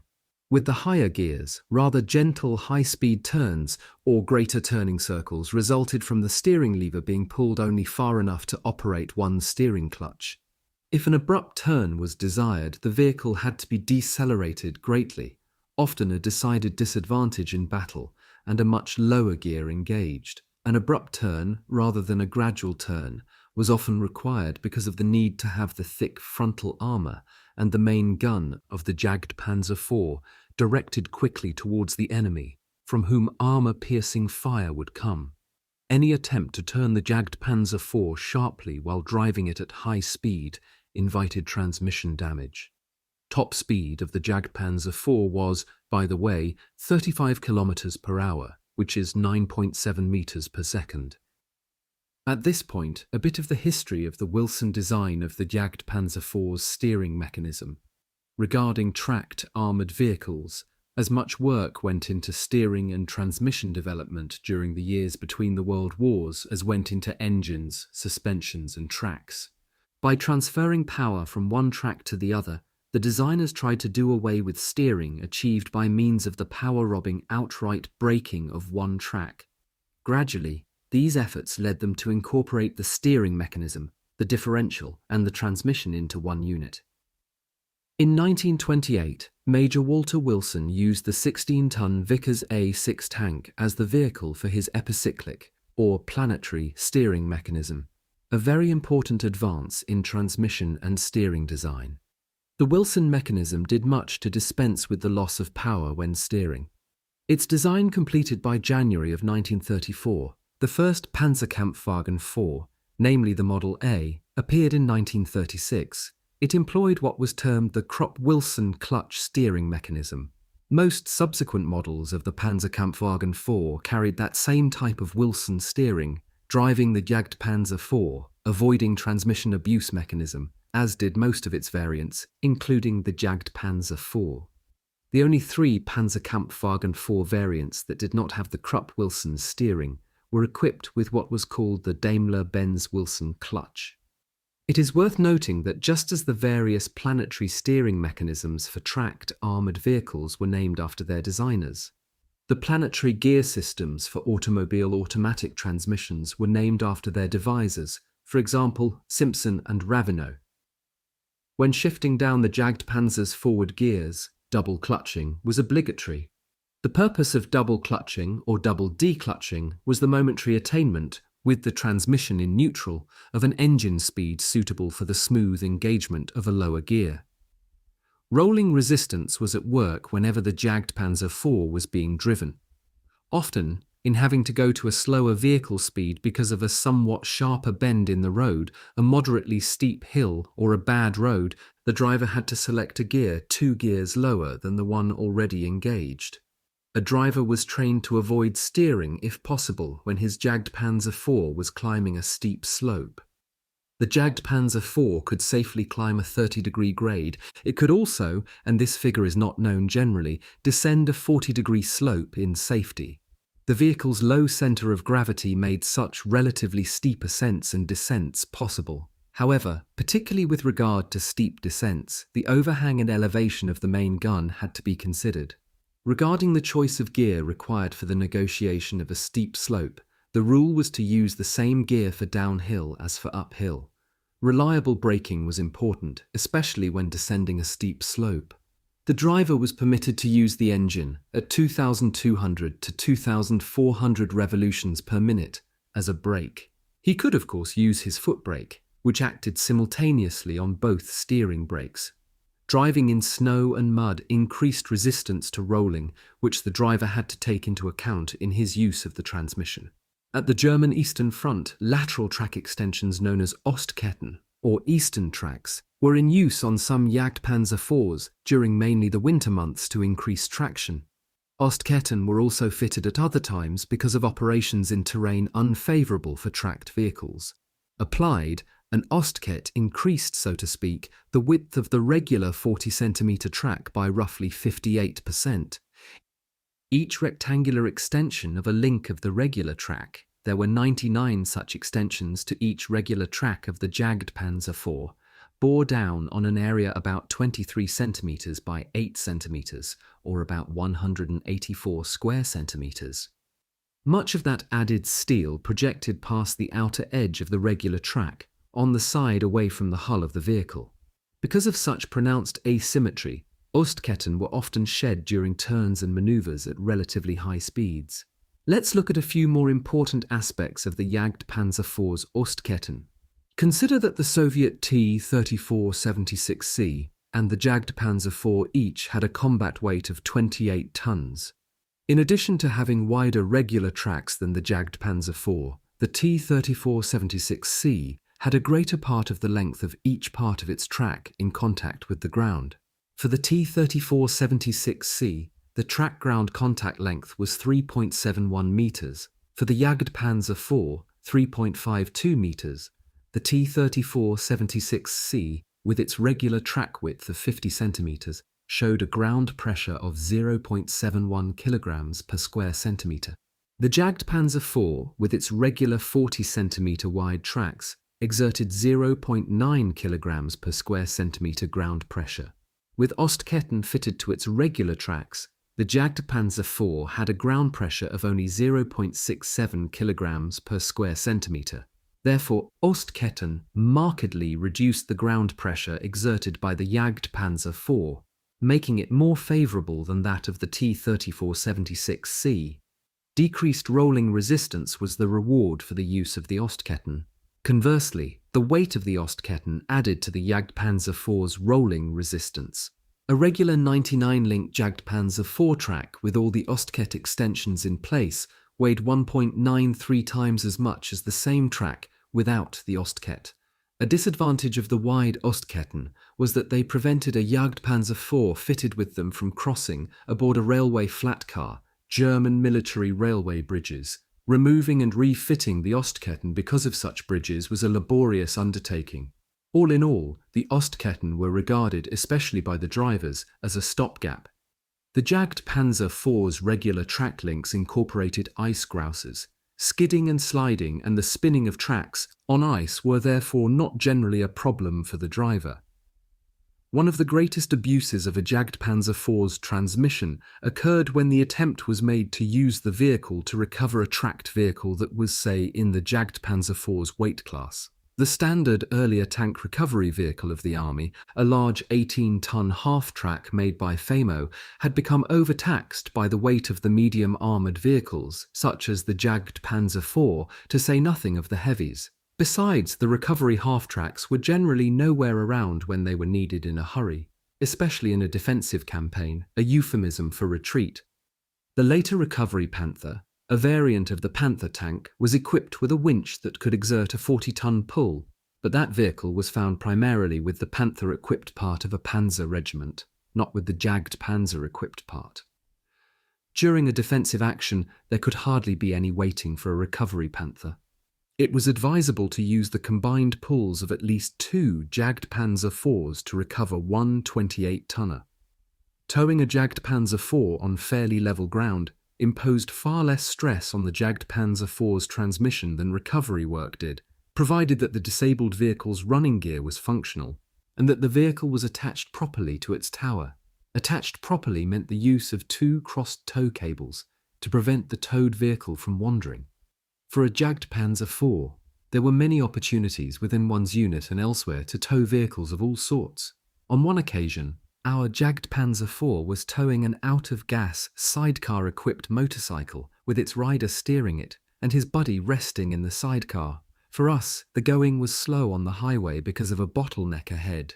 Put up to it by others of the crew, our driver suddenly caused our Jagdpanzer IV to shoot forward half its own length, pulling the bike away from under the biker's backside. Cursing, the man sat on the ground briefly before remounting his bike. He needed our tow badly, so he elected to stick with us. That particular tow job certainly was easy on our Jagdpanzer IV's transmission, although it was hard on the guy that landed on the road. More than anyone else in the crew, a Jagdpanzer IV driver was responsible for keeping the vehicle in top mechanical condition. One of his just rewards, a very tangible reward indeed, for his hard work was that he was never required to stand or sit any 2-hour watches in the fighting compartment when the vehicle was, shall we say, parked for the night between engagements. Almost all experienced tank drivers enjoyed within their units a fair measure of fame, much of which they acquired by means of their virtuosity with their well cared-for manual transmissions. Chapter 15. The Jagdpanzer IV in Winter Warfare in West Prussia. Our unit, 8th Company, Panzer Regiment 25, 7th Panzer Division, received its first and last Jagdpanzer IVs in early January of 1945 in West Prussia for use shortly thereafter at the front in the Bischofswerda area, about 300 kilometers west-southwest of Leipolingus in Lithuania. The 7th Panzer Division in World War II states, on December 23, 1944, 17 new Panzer IVs arrived for the 2nd Battalion of the 25th Panzer Regiment, and on January 10, 1945, 10 new long-barreled Panzer IVs, L-70-gunned Jagdpanzer IVs. The latter are only an expedient because they have no traversable turret, so that the cannon has only a small zone of fire. However, the 2nd Battalion of the Panzer Regiment is now completely equipped with Panzers and Jagdpanzers. Please.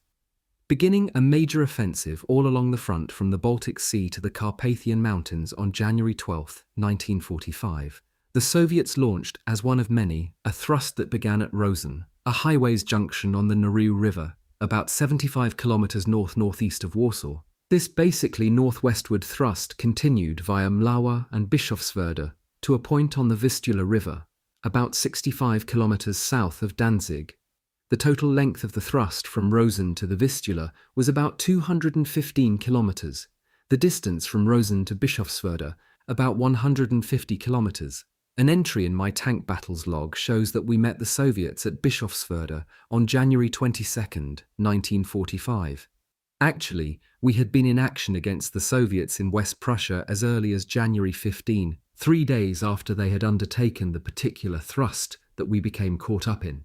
In fact, my log shows 3 engagements for January 15, 1945, Trusiniec, Pozowo, and WWII. West Prussia was bitter cold, eastern cold in the winter. Like the Panzerkampfwagen IVs, the Jagdpanzer IVs had absolutely no heating in them.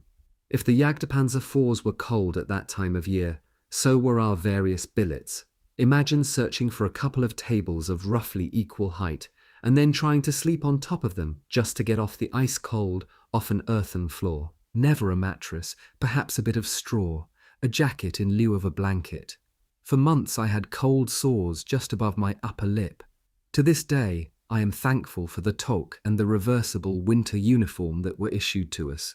If this same winter wear were available today, I would hurry to buy some. The toque, a sleeve of field grey woolen material open at both ends, was worn by being pulled on over the head, one end around the neck, the other around the face. No steel helmet was required to put it under. Instead, each of us wore it partly over his black field service cap. Completely reversible, the 2-piece winter uniform especially was our salvation. Mouse grey on one side and white on the other, the jacket and trousers were of a comfortable fit and warm, and were worn over our black uniforms. The jacket even had a hidden adjustable waist belt and a drawstring at the bottom edge. The trousers had sewn-in braces of white webbing, adjustable to one of 3 positions. Dressed thus, although still not adequately, we didn't have to resort to keeping or trying to keep ourselves warm by placing old newspapers and straw between our long underwear and uniforms, as the winter troops in the East had been advised to do before the reversible winter uniform was first issued in the winter of 1942 to 1943. Sadly, our footwear was a different matter. Ordinary uninsulated lace-style boots was what we wore throughout the winter, just as during the rest of the year. We never were given the special heavy-duty winter footwear of compressed and moulded felt, or of a combination of thick felt and leather. True, they were bulky, and no one would have wanted to wear, inside a Jagdpanzer IV, footwear still bulkier, like the insulated overboots for sentries, made of the thickest of felt, open at the back, and stepped into with one's regular boots, then buckled shut. However, the high leather-trimmed felt boots looked damned appropriate for our job, and would have served us well, along with the reversible winter uniform and the toque. Poorly designed, overly loose winter clothing could have killed us. We had to live with the manhole-size hatches in the roof the Jagdpanzer IV. Slipping into and out of manholes were not for clothes-obese individuals, just as it never was for pot-bellied blokes. Serving as the prelude to actual winter warfare, or was it already part of the warfare, was the waiting in hedgehog position night after night, always one man in the vehicle, in a succession of West Prussian hamlets. One night, the son of a bitch who was supposed to relieve me just didn't show up, making me do 4 hours straight in the icebox. We were becoming nicely acquainted with our Jagdpanzer IVs, but we always had some concern about how the baptism of fire, not ours, but that of the Jagdpanzer IV, would go. We knew what the Panzerkampfwagen IV's 7.5 cm KWK 40L48 was capable of.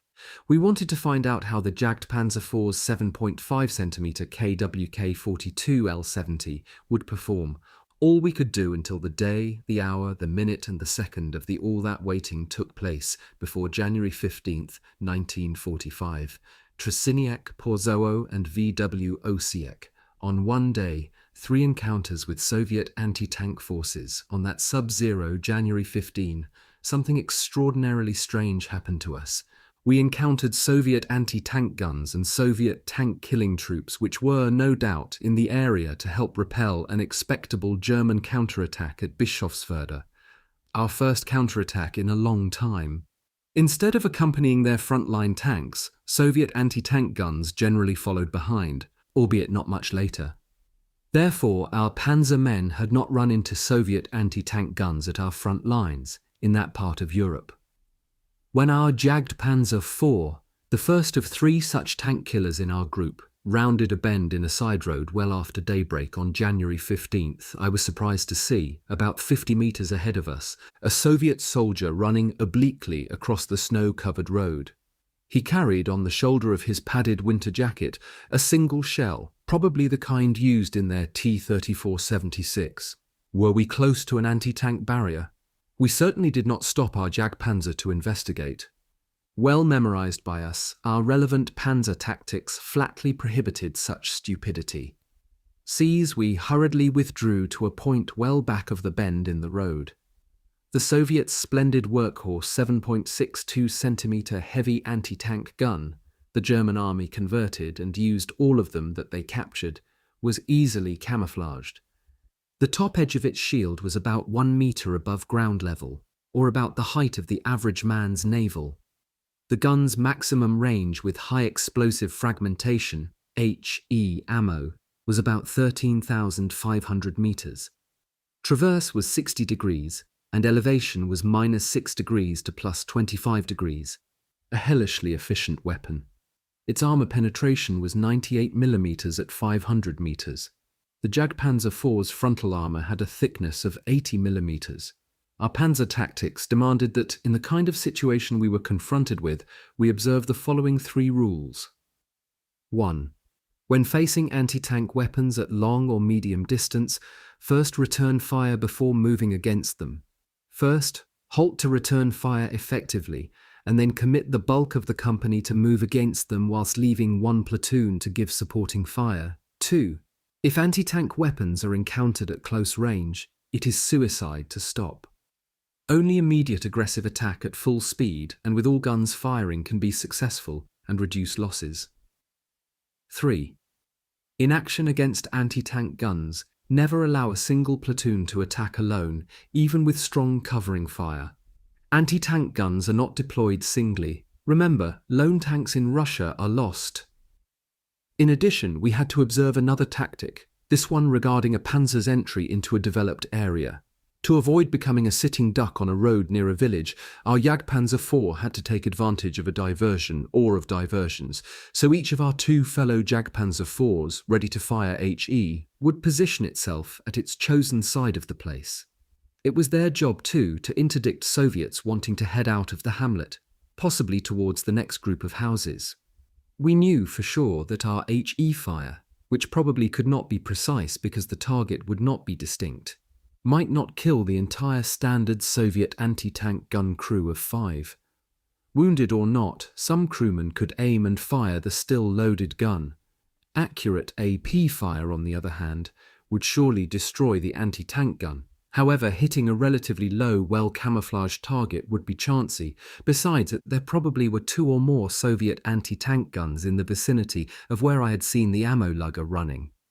The German army's standard practice for a panzer engaging an anti-tank gun was to fire AP and HE rapidly and alternately, allowing our other two Jagdpanzer IVs to do their parts in accordance with our tactical rules. Our Jagdpanzer IV shot two 7.62 cm heavy anti-tank guns and their crews all to hell. Each of the Soviets' guns had fired but one shot, after which they were spotted against the snowy background. Soon we drove into Treshiniek, the first of three localities which, according to our map of the area, lay close together, and which were of interest to us. Our tactics for getting into the next hamlet, named Porzowo, were the same. However, instead of anti-tank guns, there were Soviet soldiers standing around, at least 24 of them. Apparently they had not been alarmed by the cannon fire a short time earlier. Since our three Jagdpanzer IVs did not have the manpower to escort prisoners who had surrendered, we used our radio to summon armoured infantry called Panzer Grenadier, who would, no doubt, arrive in their armoured half-tracks. For the time being, we ordered the Soviets, with their officers well separated from the other ranks, to stand, with their hands clasped behind their heads, in front of what was probably the largest shack in the hamlet. Our Jagdpanzer IVs had their MG42s trained on the bunch. The whole lot of those fellows knew better than to try to outdraw three MG42s that could each spit out up to 1,500 rounds per minute. In some of the houses, we found various kinds of infantry anti-tank weapons, among them at least a couple of dozen German hollow-charge Panzerfausts, or armoured fists, of three types: 30-metre range, 60-metre range, and 100-metre range. Each type was supposed to be able to exceed its stated range by 50%. A couple of dozen empty vodka bottles indicated that Molotov cocktails were to be concocted there. It was the sort of weapon which, after it was made, did not lend itself to being transported over great distances. Also of German origin were the stacks of anti-tank mines, with rolls of wash-line-like cord close by. Tied to the first of, say, a string of 4 or 5 anti-tank mines, the cord would serve to pull them, when needed, across a road. Using the mines in such a manner spelled mobility for the tank-killing troop. There was no need for it to dig into the frozen ground to lay the mines. Also, friendly traffic could be let through by withdrawing the mines. There were also about 15 PPSH Soviet submachine guns with their 71-round ammunition drums. Not much later, when the armoured infantry arrived in 2 half-tracks, they expressed their special appreciation for the submachine guns and the thousands of rounds of ammo that went with them. Contrary to the fact that they had surrendered, our Soviet prisoners had, very likely, been trained extensively in the destruction of German armoured vehicles. In view of the overall quality of their equipment, we were surprised not to find any Haftholledungen, funnel-like hollow charges with a powerful magnet at the end of each of 3 spacing extensions welded 120 degrees apart to the outer edge of the cone. The wide part of the cone was about the diameter of the span of a man's hand. The whole thing had to be planted on enemy armour, making sure that 2 of the magnets lined up horizontally close to the uppermost part of the funnel, and that 1 magnet was close to the bottom. Applied that way, the hollow charge, which could defeat 180 mm thick armour, was unlikely to shake loose and drop away from its armoured victim, especially if the victim was moving. The Haftholledung had a 72-second delay fuse. Those tank busters, that's what the captured Soviets had to be, had 3 Soviet-manufactured Jeep-like GAZ cars with trailers. Except for their anti-tank guns, these chaps would be highly mobile. Oddly enough, the snow on the single road through the hamlet showed no tyre tracks. Right there in Porzowo, the experts had been lying low, no doubt for days. With our infantry in charge at Porzowo, we still had to capture the 3rd hamlet, WWII, a German abbreviation possibly. VW means Verwaltung, administration.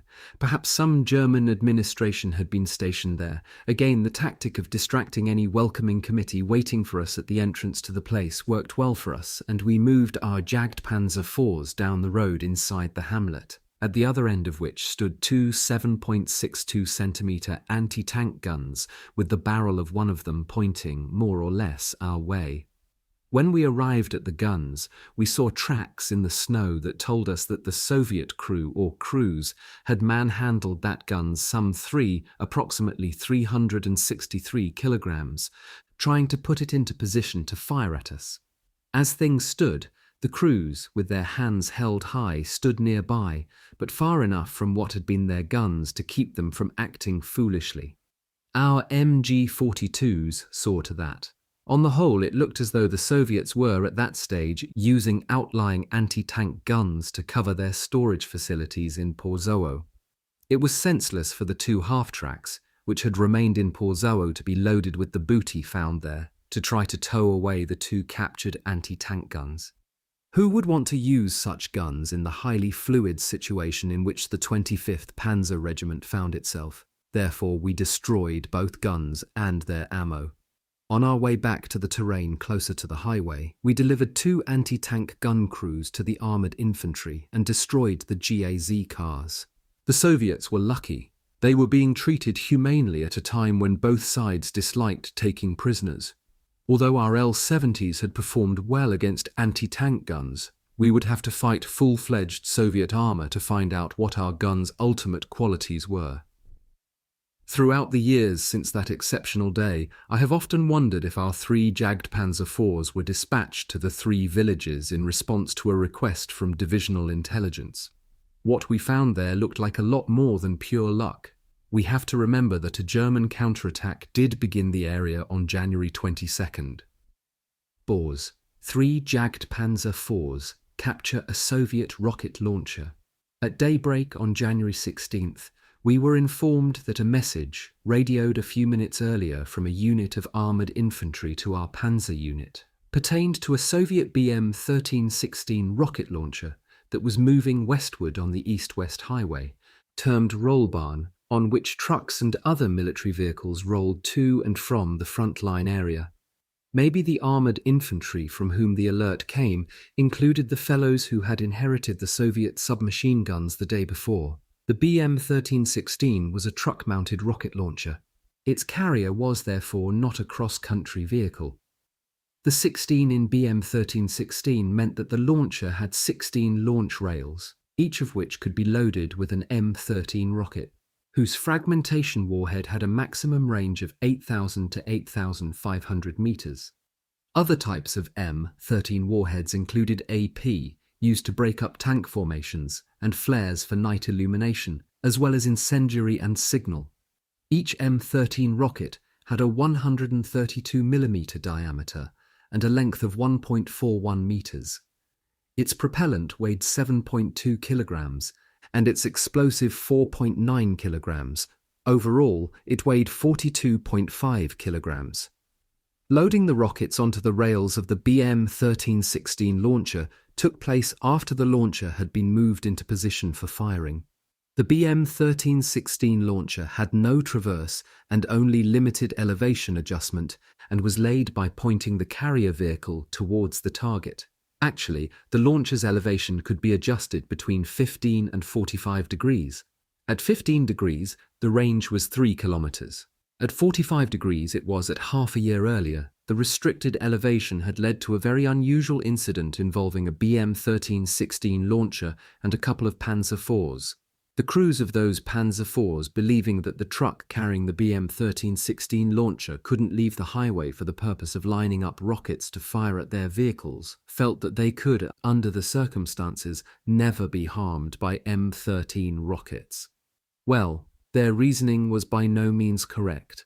Suddenly, the front wheels of the truck were purposely steered into the fairly deep ditch at the side of the highway. Of course, that gave the entire launcher a much lower angle of elevation. Maybe not an angle of depression, but a lower angle of elevation. Just before the truck changed direction, some of the rocket launcher's crew must have hoisted an M13 rocket onto each of the lowest rails on the far side of the launcher. Without covering the windshield of the truck, the Soviets were ready to fire those war rockets. Damned if they didn't let fly their quartet of BM-13s. Ultra-fast, those rockets streaked not far above the Panzer IVs, standing perhaps 200 meters off the highway. In the end, the Panzer IV crews involved could recount how they used AP and HE in that order to kill the Panzers BM-1316. They also got a BM-1316 ammo resupply truck. With that anecdote in mind, our Jagd Panzer IV crews wanted to meet a BM-1316 called Stalinogel, Stalin's organ, by the German soldiers. Of course, it was winter and all the ditches were full of snow-covered ice. We would, however, still have to be very wary. A launcher in the Bischofswerda area surely prefigured a fray big enough for the Soviets to call in a weapon of such might which could swamp, in a period of less than 10 seconds, a large area with high explosive. If we could help it, we would prevent the launcher already out on the highway from doing its dirty work in the very near future. We, in 3 Jagd Panzer IVs, were off to Bors, expecting to intercept the launcher there, at or on the highway. At Bors, we went into hiding alongside some deserted farm buildings about 100 meters south of the highway. After a while, there it was. The launcher under a tarpaulin was carried on a 2.5-ton 6x6 truck, undoubtedly obtained by the Soviets under Lend-Lease, which sent them tens of thousands of American trucks. Also in the convoy were other trucks, surely loaded with various types of rockets for the launcher. It was not an entire launcher battery. At the head of the column were 2 T-34-85s. Before we made up our minds to fire at the launcher and its accompanying tanks and trucks, I couldn't help thinking about the crews of the out-of-fuel T-34s that we had easily destroyed at the Zembrabach in Lithuania half a year earlier. Then it hit me. Could we not capture the BM-1316 and its attendant vehicles intact? We could kill the 2 T-34-85s and machine gun a couple of the trucks immediately ahead of the launcher, causing them to burn. In the absence of Soviet air cover, we could probably force the launcher crew to abandon its truck, its launcher, and what was left of its rockets. We could then take the works into Bischofswerda. There the artillery experts could take over. Our crew commander, Sergeant Starker, liked the idea. He let his 2 colleagues know via radio. Before all that could happen, we would ask the armoured infantry to assist us. We figured they were not far away. It was high time for us to create a traffic jam big enough to stop the launcher, carrier and all. Amazing, the way our L-70s did away with the T-34-85s, and how those MG-42s, firing lots of tracer bullets, caused the Soviets to scramble out of the 2 targeted trucks just ahead of the one carrying the launcher. Each of the T-34-85s was very likely destroyed by AP shot that penetrated the low part of the side of its cast steel turret. Cast steel was not as strong as rolled steel. After some hesitation, the launcher crew alighted, as did other Soviets. They all vanished into thin air, as if they heard us commandingly shout, "Verschwinde, wiederfürds im Winde," vanish like a fart in the wind. We had the Stalinogel and other vehicles, but we still had to get them into Bischofswerda. Thank God that some of the infantry gents volunteered to drive the vehicles into town. The armoured infantry at Bors was the same bunch that had helped us the day before. Their share of the booty from Pozawo, especially the Soviet submachine guns, made them very chummy. The fact that we captured the rocket launcher in daylight on January 16th indicates that the Soviets were in a hurry to get it to the Bischofswerda area. Otherwise, they would have transported it at night. Had there been much more traffic on the highway at Bors that day, we could not have captured the launcher. The 7th Panzer Division's counterattack at Bischofswerda. The 7th Panzer Division in World War II tells us that the division, having arrived at Bischofswerda on January 22, began its counterattack south of Deutsch-Eylau, which lay 15 kilometers northeast of Bischofswerda. Therefore, it is likely that the counterattack originated about 10 kilometers east of Bischofswerda. At any rate, according to an entry in my Tank Battles log, I, on January 22, fought at Bischofswerda. General Hasso von Manteuffel, a former commander of the 7th Panzer Division and the author of the above work, writes on the 25th Panzer Regiment, in these days at the start of the counterattack, again had more than 20 panzers in action. That number may have included Jagd Panzer IVs, although there was an important difference between them and the Panzer IVs, or the Panthers of the regiment's 1st Battalion. All along it was understood that the Jagd Panzer IV worked best from an ambush, and that, because it had no 360-degree main gun traverse, it was less effective out in the open than the Panzer IV. General von Manteuffel also writes, on 138-39, in the encounter with the enemy southwest of Deutsch Eylau on January 23, a tank versus tank battle ensues. 13 panzers were, it turns out later, surrounded because of lack of fuel, and were, after firing all their ammunition, blown up and the crews overpowered by the enemy. That loss of the majority of our regiment's panzers blunted the division's counterattack, reducing it to a 2-day effort. George Nafziger states, in the German Order of Battle, Panzers and Artillery in World War II, in a major battle on 23 January 1945 near Deutsch, Eylau, the 25th Panzer Regiment engaged the Russians with 20 combat vehicles against 200. It was obliterated. Because of the importance of Bischofswerda to the history of the 25th Panzer Regiment, I have chosen to rely, this far in my story, largely on the above two sources. What follows is the record of my own experience at Bischofswerda. I remember that on January 22nd we Jagdpanzer IV crews, without having been informed that we would not be fighting at the focal point of the counterattack, sensed that we would very likely see action somewhere at its fringe. There the battle could, however, easily be as intense as at the midst of the counterattack. As was the norm, developed in the course of our long retreat from the leader area, each of our Jagdpanzer crews could be expected to fight on its own to the greatest extent. Our first concern was to find an ambush, a concealed site, close to which we would very likely have the opportunity to surprise Soviet armour. Primarily, our Jagdpanzer IVs were tank killers, so were we their crews. We drove our Jagdpanzer IV into the abandoned flat agricultural area about 5 kilometers east of the town of Bischofswerda. Because the ground was frozen, we couldn't consider the hull-down mode of going into position. Therefore, we decided to hide our Jagdpanzer IV and ourselves in a large barn with thick walls of stone and large doors. Behind the barn was a large orchard into which we could, if necessary, escape. For that, its rows of trees were sufficiently far apart. We did not want to position our Jagdpanzer IV inside that orchard, or at the edge of it. From inside our frigid Jagdpanzer IV in the barn, we kept one of its large doors open, using my main gun's telescopic sight, surveyed the large sector of snowbound land to the east of our position. In doing so, I envisioned Soviet armour sneaking westward after travelling to some point south of our division's counterattack. Thereafter, that same armour would move northward to get to the rear of our eastbound panzers. Those sneaky Soviet tanks would probably be our targets on their way westward. At midday, I could see, well within the field of view of my main gun's sight, one Soviet Su-85, a dedicated tank killer moving nearly head-on, or at about 0 degrees, to us at a distance of at least half a kilometres. It was the first Su-85 that we encountered in all of our travels. In January of 1945, the Soviets no longer had many Su-85s in the field.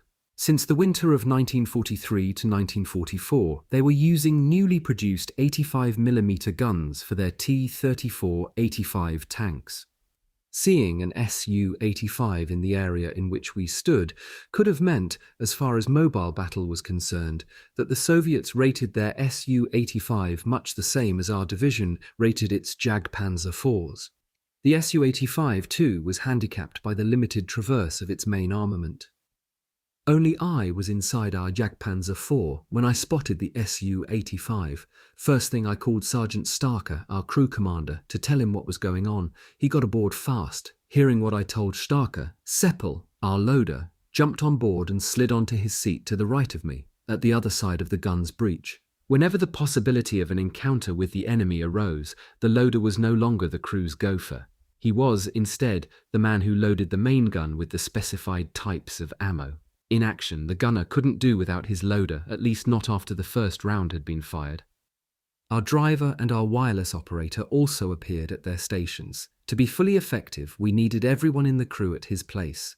Next, with the Su-85 coming closer, I quickly did something basic. I calculated the Su-85's range, 1.5-point intervals, each of 4 mils equals 5 mils. The range would, of course, change, but 600 meters was okay for a start. We would use AP, with which our gun was already loaded. The Su-85's frontal approach did not require lead. If the Su-85 didn't veer off to either side, it would be best for me to get our first round to hit the front of it dead center, provided it wasn't carrying 50 centimeters wide track links fastened there as armor reinforcement. A weak spot was the area close to either side or at the top or bottom of the hatch incorporated into the Su-85's frontal armor to the left of its cannon. Placing an AP projectile close to the edge of any hatch in an armored vehicle resulted in 15% better penetration. Another thing, on the Su-85 the gun's ball mantlet was of cast steel, which was known to be 15% weaker than rolled steel. A hit the width of one's hand below the bottom of the Su-85's gun mantlet would do a lot more than deprive its gun of its vertical or lateral movement. On the whole, though, the Su-85's 45mm thick frontal armor worked in our favor. Ours measured 80mm. Frontal fire was trickier than fire at the side or rear of the enemy. A Panzer, or Jagdpanzer IV, gunner had to use his knowledge of weak spots a lot faster than it takes to write it down. Aiming our main gun, it was designed to enable the German heavy-medium Panzer V, or Panther, to drive an AP projectile through 14 centimeters of enemy armor, at the area just below the Su-85's ball mantlet. I pulled the trigger, firing the electric fuse of the shell in the breech. Immediately, I saw, a closer 400 meters away, a flash on the Su-85's frontal glacis, indicating a hit. I quickly let it have another AP through its front. No one had shown up at or on the roof the Su-85 where the crew hatches were. The thing didn't seem to be burning. Maybe some of the crew had still been alive. There, at last, the smoke of burning diesel fuel, confirmation of the destruction of a Soviet Su-85. I believe its crew never knew of our location in the dimness inside the barn. Should we relocate or not? One knocked-out Su-85 couldn't necessarily betray our position inside the barn, especially if we closed its door partially. No Soviet crew commander would suspect the presence of German armor behind a barn door that wasn't open far enough to allow a full field of view. So we stayed in the barn. We could always open the door completely if we got further company courtesy of the Soviets. For hours we waited in vain that barn. We had time to reminisce regarding the effectiveness of our 7.5 centimeter L-70. Just before sundown, Starker used our radio to call the 3 Jagdpanzer IVs that had to be in the area. Where exactly we didn't know. We hadn't heard any tank gunfire at all. However, Stark's buddies told him that they had some success. Above all, none of their Jagdpanzer IVs had been damaged in any way. All night long, there in that barn, all of us, except our driver, took turns sitting, one man at a time, inside our Jagdpanzer IV. Damned was it cold. Seppel and Kulchen, our wireless operator, searched the farmhouse in vain for anything that looked like a blanket or a comforter left behind by the Germans who had vacated the farm. In the morning, it was January 23rd. Starker radioed the other 3 Jagdpanzer IVs to arrange for a rendezvous, which all of us attended. At Gut D Sedis, our L-77.5 cm gun gave us excellent results. Luckily, before its mount was accidentally ruined, to show you again how well the L-70 did work for us, I will next go to our third last engagement with the Soviets, namely the one on January 23rd at Gut D Sedis. Gut, short for Gutshof, means estate or farm. Possibly D stands for Deutsch. Not one of our West Prussian engagements, by the way, was fought in town. The T-34s didn't have to use the roads, of which there were many. They took to the frozen fields, so naturally did we. At least one of the 3 Soviet crew commanders who directed their T-34-85s westward across some of the wintry fields near Gut D Sedis may have thought that the farm buildings ahead would give him and his men and their accompanying infantry shelter and warmth during a break. The 3 T-34s were obviously travelling together. Our fire caused, first, the T-34 closest to the right side of our field of view to erupt in flames. Next, the centre T-34 was hit. Finally, the third T-34, the one farthest left in our field of view, was on fire. Possibly one man, for sure badly burned, managed to get out of the middle tank. I last saw him sitting at the edge of the crew commander's hatch, kicking downward as though trying to free himself from a tackler. There was no sign of others leaving any of the 3 T-34s. Across the white fields, the wicked wind blew and blew, and from the silenced T-34s, the black smoke poured and poured. Minutes later, our jagged Panzer IV still stood, framed left and right, by the corners of 2 outbuildings about 6 meters apart. The West Prussian quadrangle, a farmhouse, a barn and 2 sheds all bordering a farmyard, had been as good a place as any at which to wait for Ivan. Rather than confine ourselves to a single camouflaged blind, we wanted to see where he was coming from, and then drive into position and fire at him. Although ours was the only Jagdpanzer IV at that deserted farm, there was a squad of German infantry somewhere inside the 4 buildings. Their sergeant had spoken briefly with our crew commander, Sergeant Starker, right after we had arrived there. Starker, no luminary, was a quiet, honest man of about 30 who would, it was known, go along with his gunner's ideas. He had, for instance, let me decide which T-34 of the 3 to do away with first. In doing so, he, like me, hadn't considered the direction of the stiff wind. He was far from being critical, though. Blowing from our right, the wind had, for less than a minute, carried a screen of relatively thin initial smoke from the burning, knocked-out T-34 over to the other 2 T-34s. That veil of smoke had made it rather hard for me to aim, quickly and surely, our main gun at those 2 intact Soviet tanks still facing us. We had d'Ivry well with just a few shells. Our 3 kills, 300 meters distant and much too close abreast for their own good, stood burning in the white field. No 24251E Jagdpanzer IV at Sadice would do better that day. For one thing, there were only 4, including ours, in the area. Being crammed between 2 buildings was like wearing huge blinkers. We could observe what was going on in the fields ahead of us, but we couldn't see what was happening elsewhere close by. We hadn't poked our nose out past the corners any farther than necessary to deal with the T-34s. We hadn't seen the white camouflaged Soviet infantry approaching the farmyard and us from a field much farther to our left.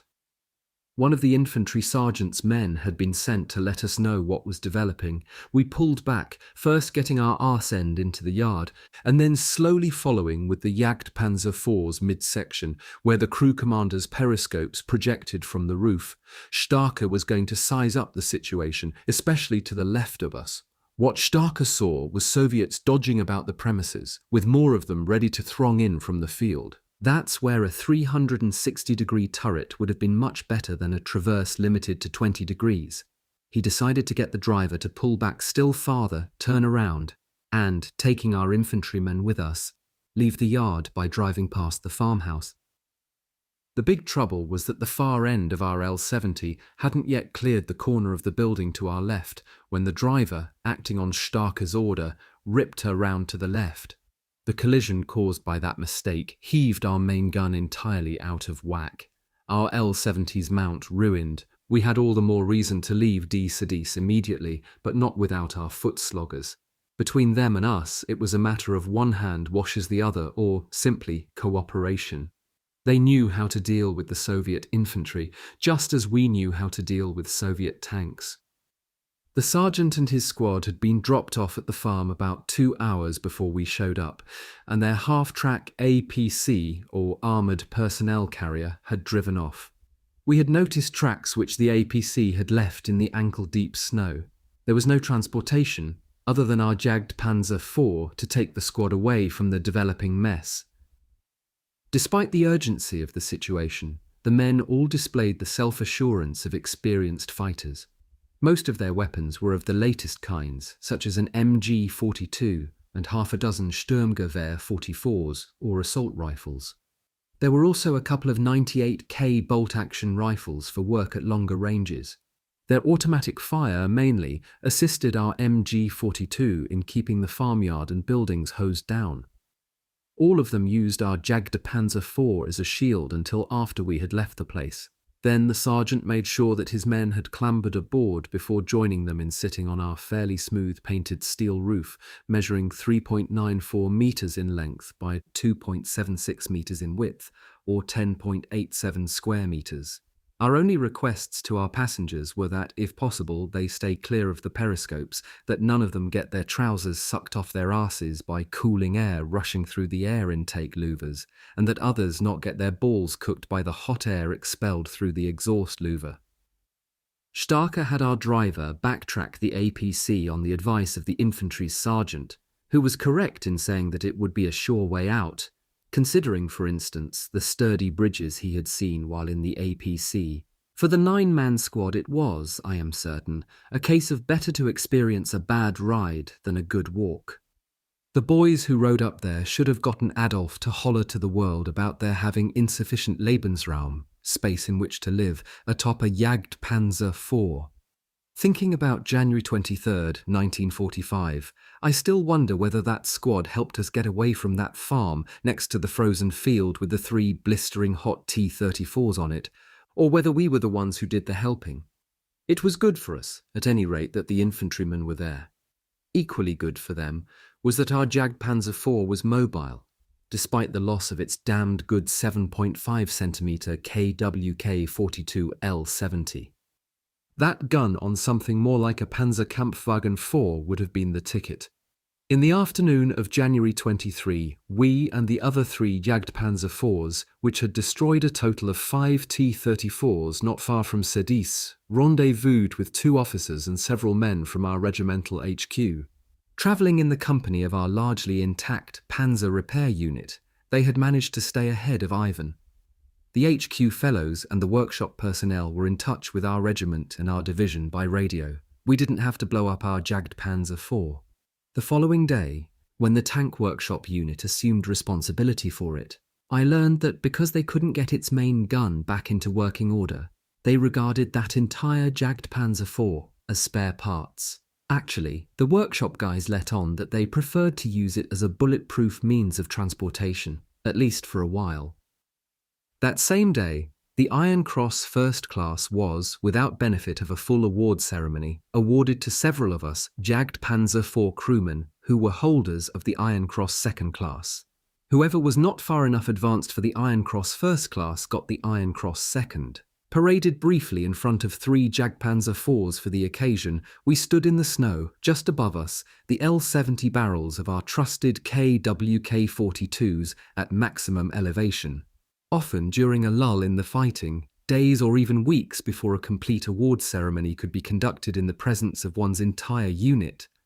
A decoration was awarded and documented quickly by means of a provisional certificate of award, usually in the form of a handwritten entry in one's paybook, with the entry signed by a senior officer such as the CO of the regiment and stamped. The formal certificate of award, typed, signed and stamped, would be presented after things had quieted down. The paybook entry for an award was mandatory, no matter whether the decoration was awarded in a shortened ceremony or later. Each of us got his Iron Cross. Surprisingly, the medals, perhaps some of the last ones awarded within Panzer Regiment 25, were available, and the corresponding entry into his paybook.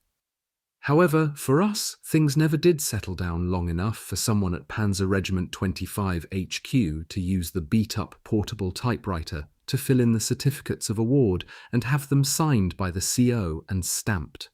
We Cadiz guys never did receive the formal certificates for our Iron Crosses. We had to be satisfied with the entries in our paybooks. By the next morning it had become clear to us that Sergeant Stark and we, his crew, would have to join our regiment's Panzer repairmen, at least temporarily, or hitch a ride with one of our intact Jagdpanzer IVs because they had lost contact with their unit. Our foot soldiers were ordered to proceed westward aboard a Jagdpanzer IV or II. Surviving a whole string of actions against the Soviets along the way, their regiment had managed to come to the Sidice area from the part of East Prussia that adjoined Lithuania.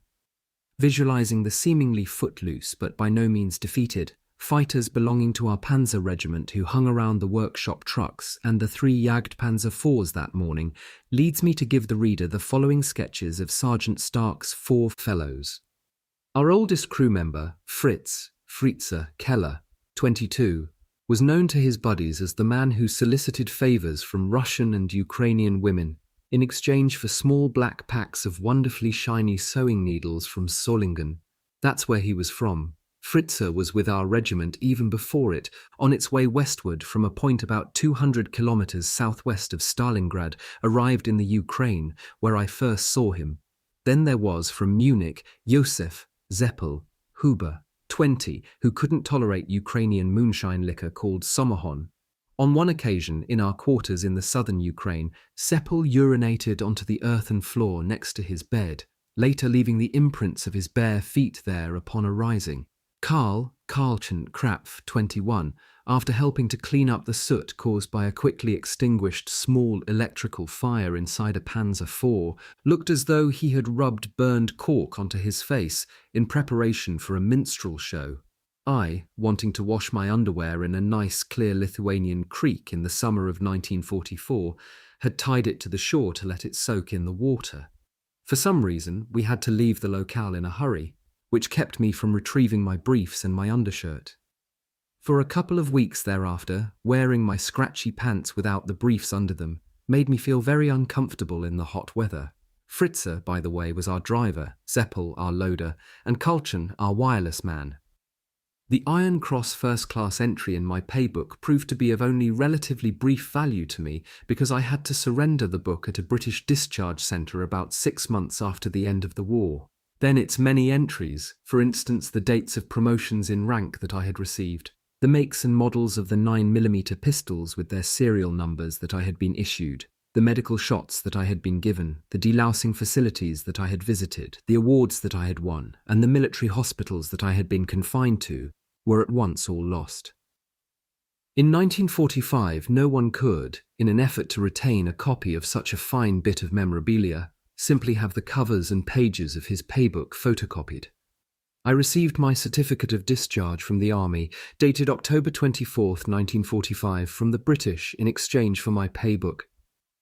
Soviet armour ambushed at the lake at Lesen in West Prussia. My subchapter, Soviet armour ambushed at the lake at Lesen in West Prussia, became a great deal more significant for me when I later read, in General Hasso von Mantelful's out-of-print 1986 book, The 7th Panzer Division in World War 238-39, the following two passages.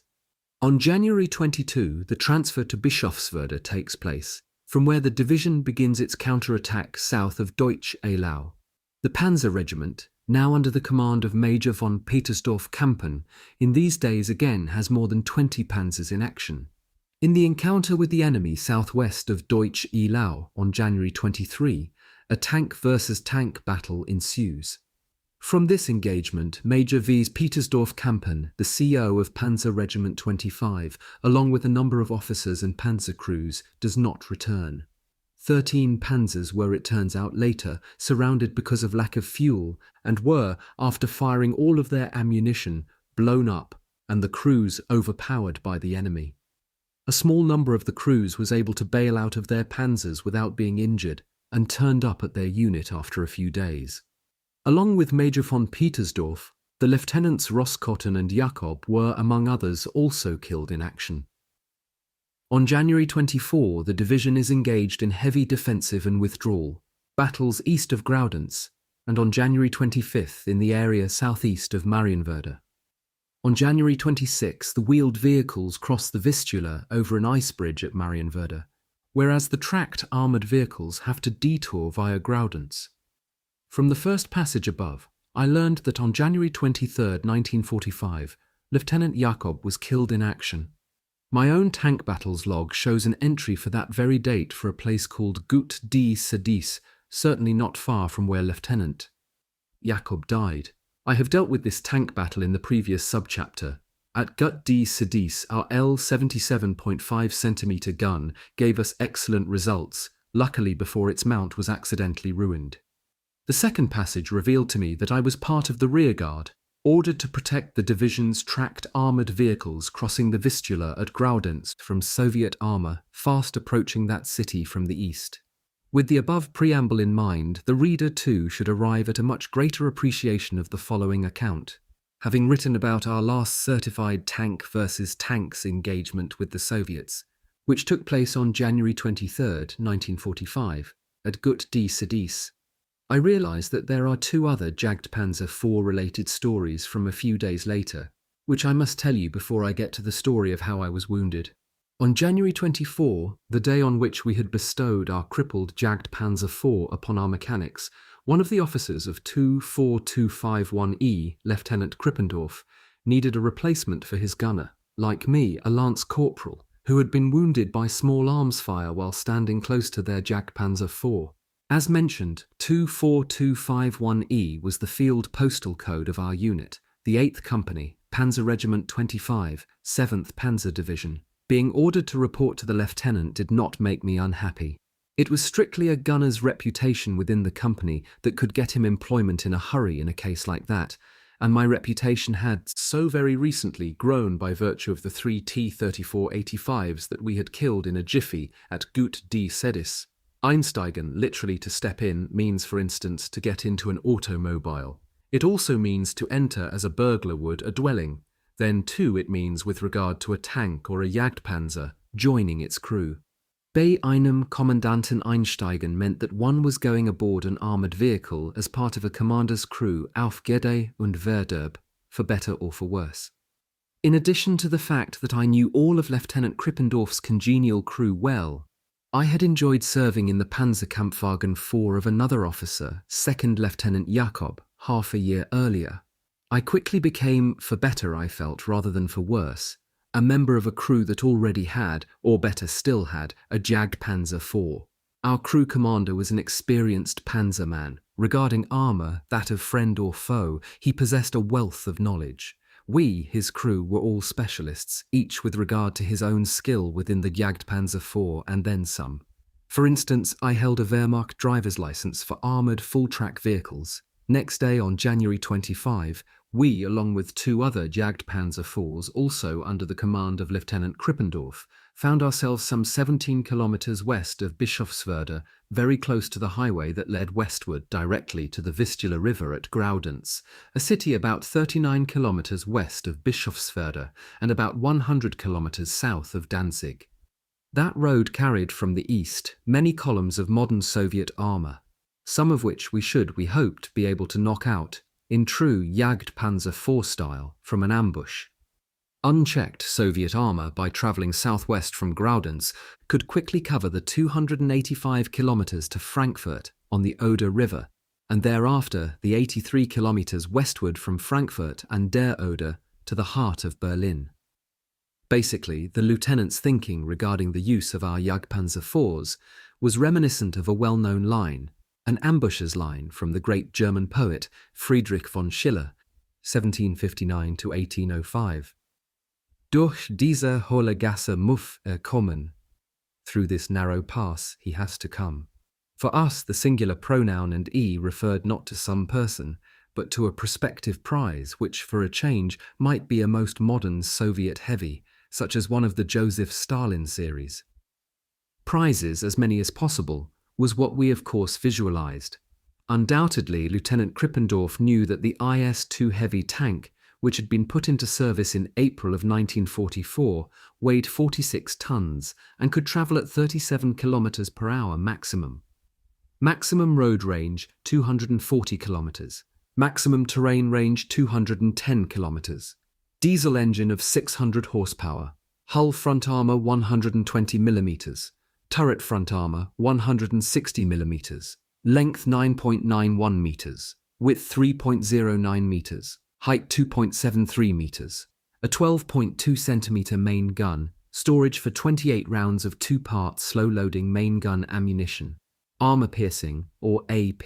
Shot weight 25 kilograms. A P-muzzle velocity 800 meters per second. One coaxial 7.62 millimeter machine gun. One 12.7 millimeter machine gun. Crew of 4. We crewmen realized that the IS-2 constituted a formidable adversary for the Jagdpanzer IV. Like our lieutenant, however, every one of us preferred, at that stage of the war, to chalk up victories over armour a lot heftier than the T-34-85. Still, we knew that we would have to deal with whatever Soviet armor happened to want to negotiate that proverbial narrow pass at Lessen in West Prussia.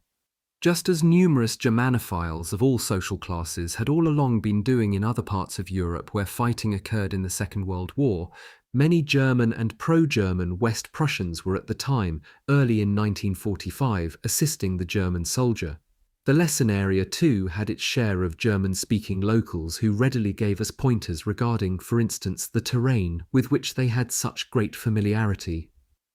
To give you an example of how long and how thoroughly West Prussia had been home to German and German-friendly souls, let me tell you that records in my possession showed that in the late 1700s, more than 150 years before 1945, many of my mother's forebears, all Mennonites, lived in the Vistula lowlands of West Prussia at places like Marienwerder, about 25 kilometers north-northwest of Lessen, and at Marienburg, about 56 kilometers north of Lessen. Of course, I had no opportunity early in 1945 to look for distant relatives in extant Mennonite communities in the area in which we operated.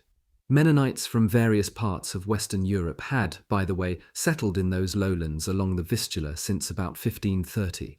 Some of my ancestors emigrated in the early 1800s from West Prussia to help establish Mennonite colonies in the Ukraine, where they multiplied, and their descendants prospering until the beginning of the First World War. My parents, for instance, grew up in a German-language Mennonite community about 50 kilometers north of the western part of the Sea of Azov. In 1924, they emigrated from the Ukraine to Canada, where I was born in 1925. It may not have come from some remote West Prussian cousin of a Panzerman born in Canada, but we did receive invaluable information about the area near the main highway at Lessen. We also got free lime to make whitewash, with which we coated the exteriors of our 3 Jagdpanzer IVs. Our vehicles had to be in perfect condition, even in appearance, for the job ahead. The snow lay round about, while day and night the frost was, as an old English Christmas carol describes it, cruel. We hoped that after inflicting vast damage to the Soviets at Lessen, we would be able to stay inside warm billets for more than just an hour at a time. As it was, tending our almost albino vehicles kept us out in the cold for inordinately long periods. Immediately to the south of the highway at Lessen, our topographical map told us, stretched a lake about 4.6 kilometers long and between 0.4 and 0.75 kilometers wide. Our best bet was to take up positions with that lake between the road and us, and with our guns directed northward, more or less, ready to fire across the lake. We would, we were certain, best sight slowed down Soviet armor traveling just east of the town, and broadside to the direction in which our guns would be pointing. We would then shoot each target of ours through its relatively thin flank. The Jagdpanzer IV in winter warfare in West Prussia, L-59 concealed largely by brick-walled lakefront farm buildings, our 3 Jagdpanzer IVs, once again operating without benefit of infantry support, would be invisible from the stretches of highway northeast and northwest of us, and practically invisible from the stretch to the north of us. We would conduct a clean ambush, followed by a quick getaway from the southern shore of the lake, the frozen surface of which could hardly be trusted to carry heavy armored vehicles, so that any Soviet battle tanks wanting to kill us, after we had fired our 7.5 centimeter L-70s, would be deterred from venturing onto the ice. Yes, we would hit a column of Soviet armor fast and hard and then slip away. In carrying out the promising plan of ours for the ambush at Lessen, we would of course display a good measure of the audaciousness characteristic of the Panzerman. For sure, we had many audacious fighters exemplified by Lieutenant Krippendorf, a man no one could, however, accuse of being overly reckless in action. He was not altogether a daredevil.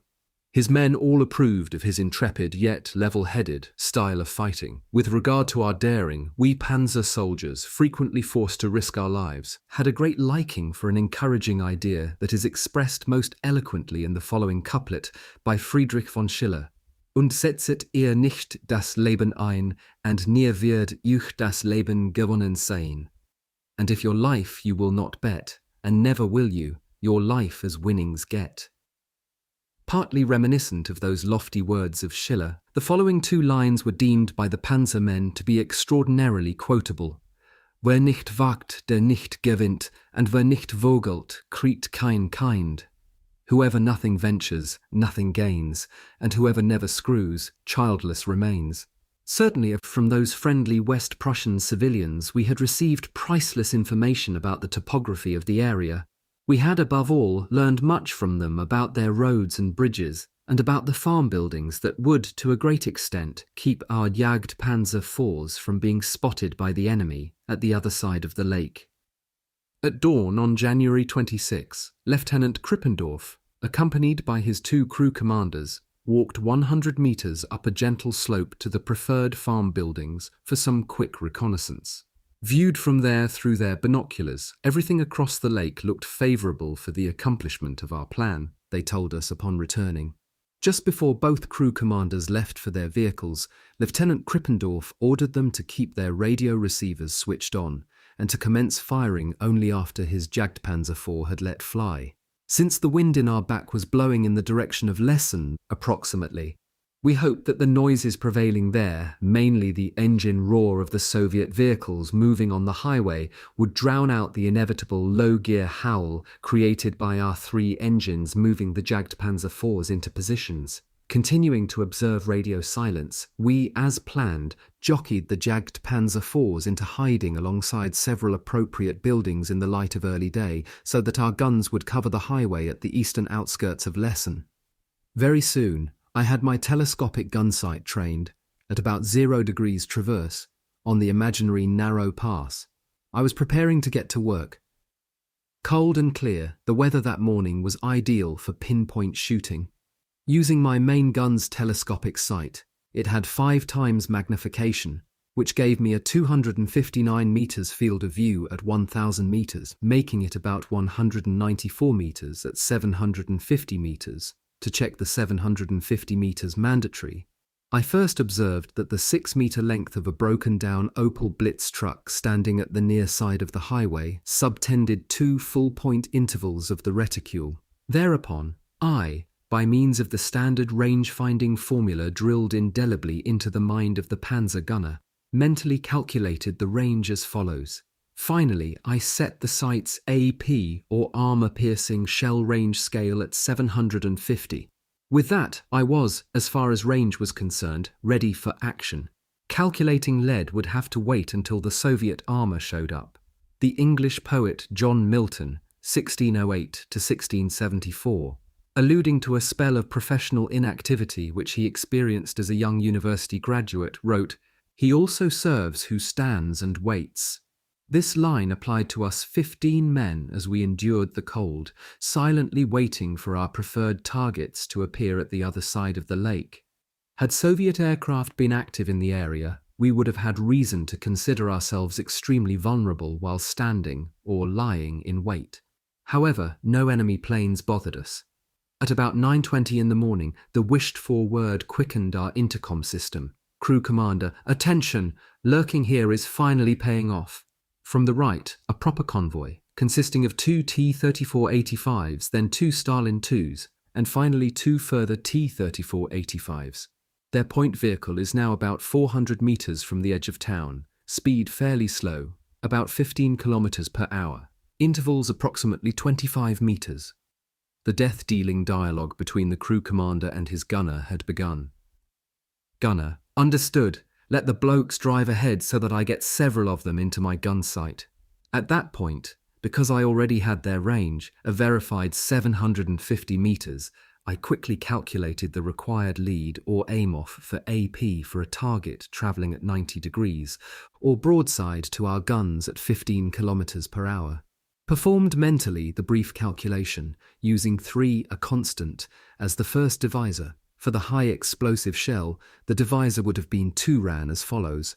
As long as the column maintained its speed at 15 kilometers per hour, every one of those 6 Soviet tanks required 1.5 point intervals of lead, with the main point of the reticule held that far ahead of the half of the target's length, and with 0 set for naval height.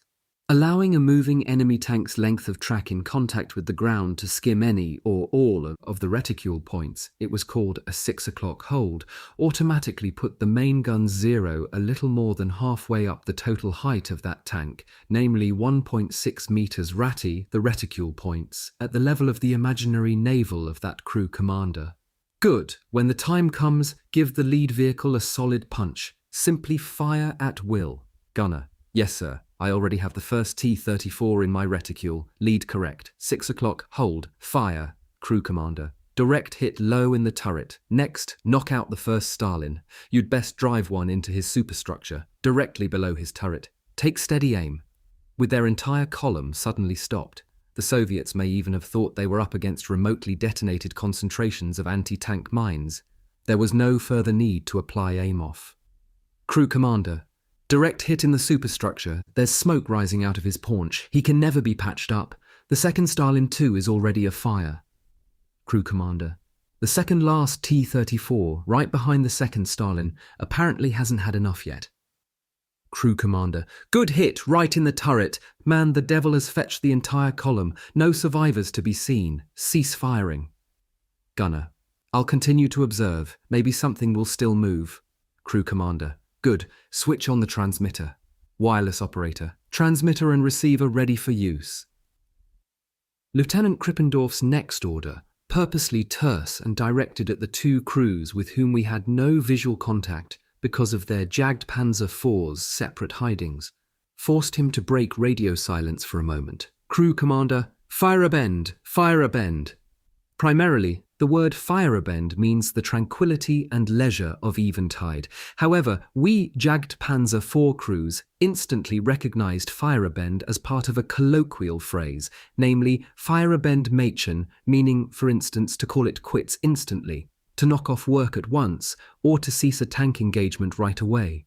Heeding the Wehrmacht-wide warning that the enemy is listening in, Panzer crews, using their radios, generally resorted to colloquialisms, which the enemy would find much harder to understand than formal German. Lieutenant Krippendorf's fire a bend was, according to instructions he had issued earlier that morning, the code for "We're scramming fast now, start engines, first back up 100 meters, then turn around and follow me."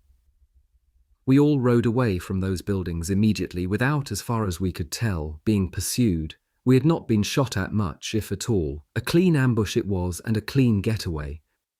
Before we had turned them about, as well as after that, all three of our Jagd Panzer IVs were, I would say, driven with greater relish than any other vehicles of that type had ever been driven in West Prussia, or, for that matter, anywhere on the German Eastern Front. We were downright elated. The two IS-2s and the 4 T-34-85s killed on the highway just east of Lessen had reconfirmed the deadliness of the 7.5cm L-70s of our Jagdpanzer IVs. Besides, the roads were, we knew, there for us south and west of the lake at Lessen, as were the bridges. What troubled us more than just a little, though, as we covered kilometres after kilometres, was the columns of whirling snow whipped up by the 6 40cm wide tracks of our three vehicles. Worse still was the fact that wherever we drove, those same three pairs of all-steel tracks, each Jagdpanzer IV's pair was 2.05 meters apart, left uninterrupted parallel ruts in the snow. Those furrows could easily help Soviet ground attack aircraft pilots pinpoint our whereabouts and attack us, something their vengeful commanders might well order them to do. Yvonne certainly had to be utterly incensed about our having reduced a column of his armour to giant smoke pots just before it got to Graudenz on its way westward. Soldatenklau and anti-tank mines at Graudenz. We knew that most of Graudenz lay on the eastern side of the Vistula River, and that its eastern outskirts were about 30 kilometres west-southwest of where we had accomplished our ambush at Lessen. From Lessen, the main highway entered the northeastern part of Graudenz, and swung south not far from the Vistula, thereafter turning west, directly towards the big bridge which funneled the highway traffic across the river. Just to the south of that bottleneck lay the bridge for the main railway line. After driving westward, largely, all the while staying south of the highway between Lessen and Graudenz, we, knowing that we would have to use the northernmost bridge to get across the water, entered Graudenz from the south on January 26th. We saw a few German light anti-aircraft guns positioned at the southern part of the city's perimeter, and the closer we got to the eastern end of the bridge, the more anti-aircraft defences we passed. We were inside the ring of flak. For a spell, we would no longer have reason to fear being attacked by Soviet ground attack aircraft. I should explain that the pilots of the Soviet Ilyushin 1L2 or Sturmovik ground attack aircraft usually made use of either of their two favourite tactics when operating against a column of panzers in the open. One tactic was to attack the column from astern, flying very low in a roughly circular path, firing anti-tank rockets and, if necessary, repeating the circular sweep before leaving the scene in the direction opposite to the one from which they had approached the panzers. This tactic was known as the Circle of Death. The other tactic, termed the Scissors, consisted of having several aircraft approach the panzer column from astern at a low height, then widely weave, or zigzag if you like, from one side of the column to the other, each aircraft firing its two 37mm cannon.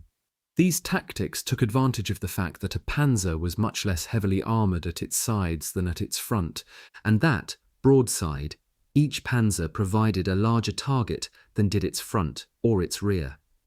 What is more, the scissors tactic confused the few panzer crew members who, outside of the panzers, attempted to use handheld machine guns as anti-aircraft weapons.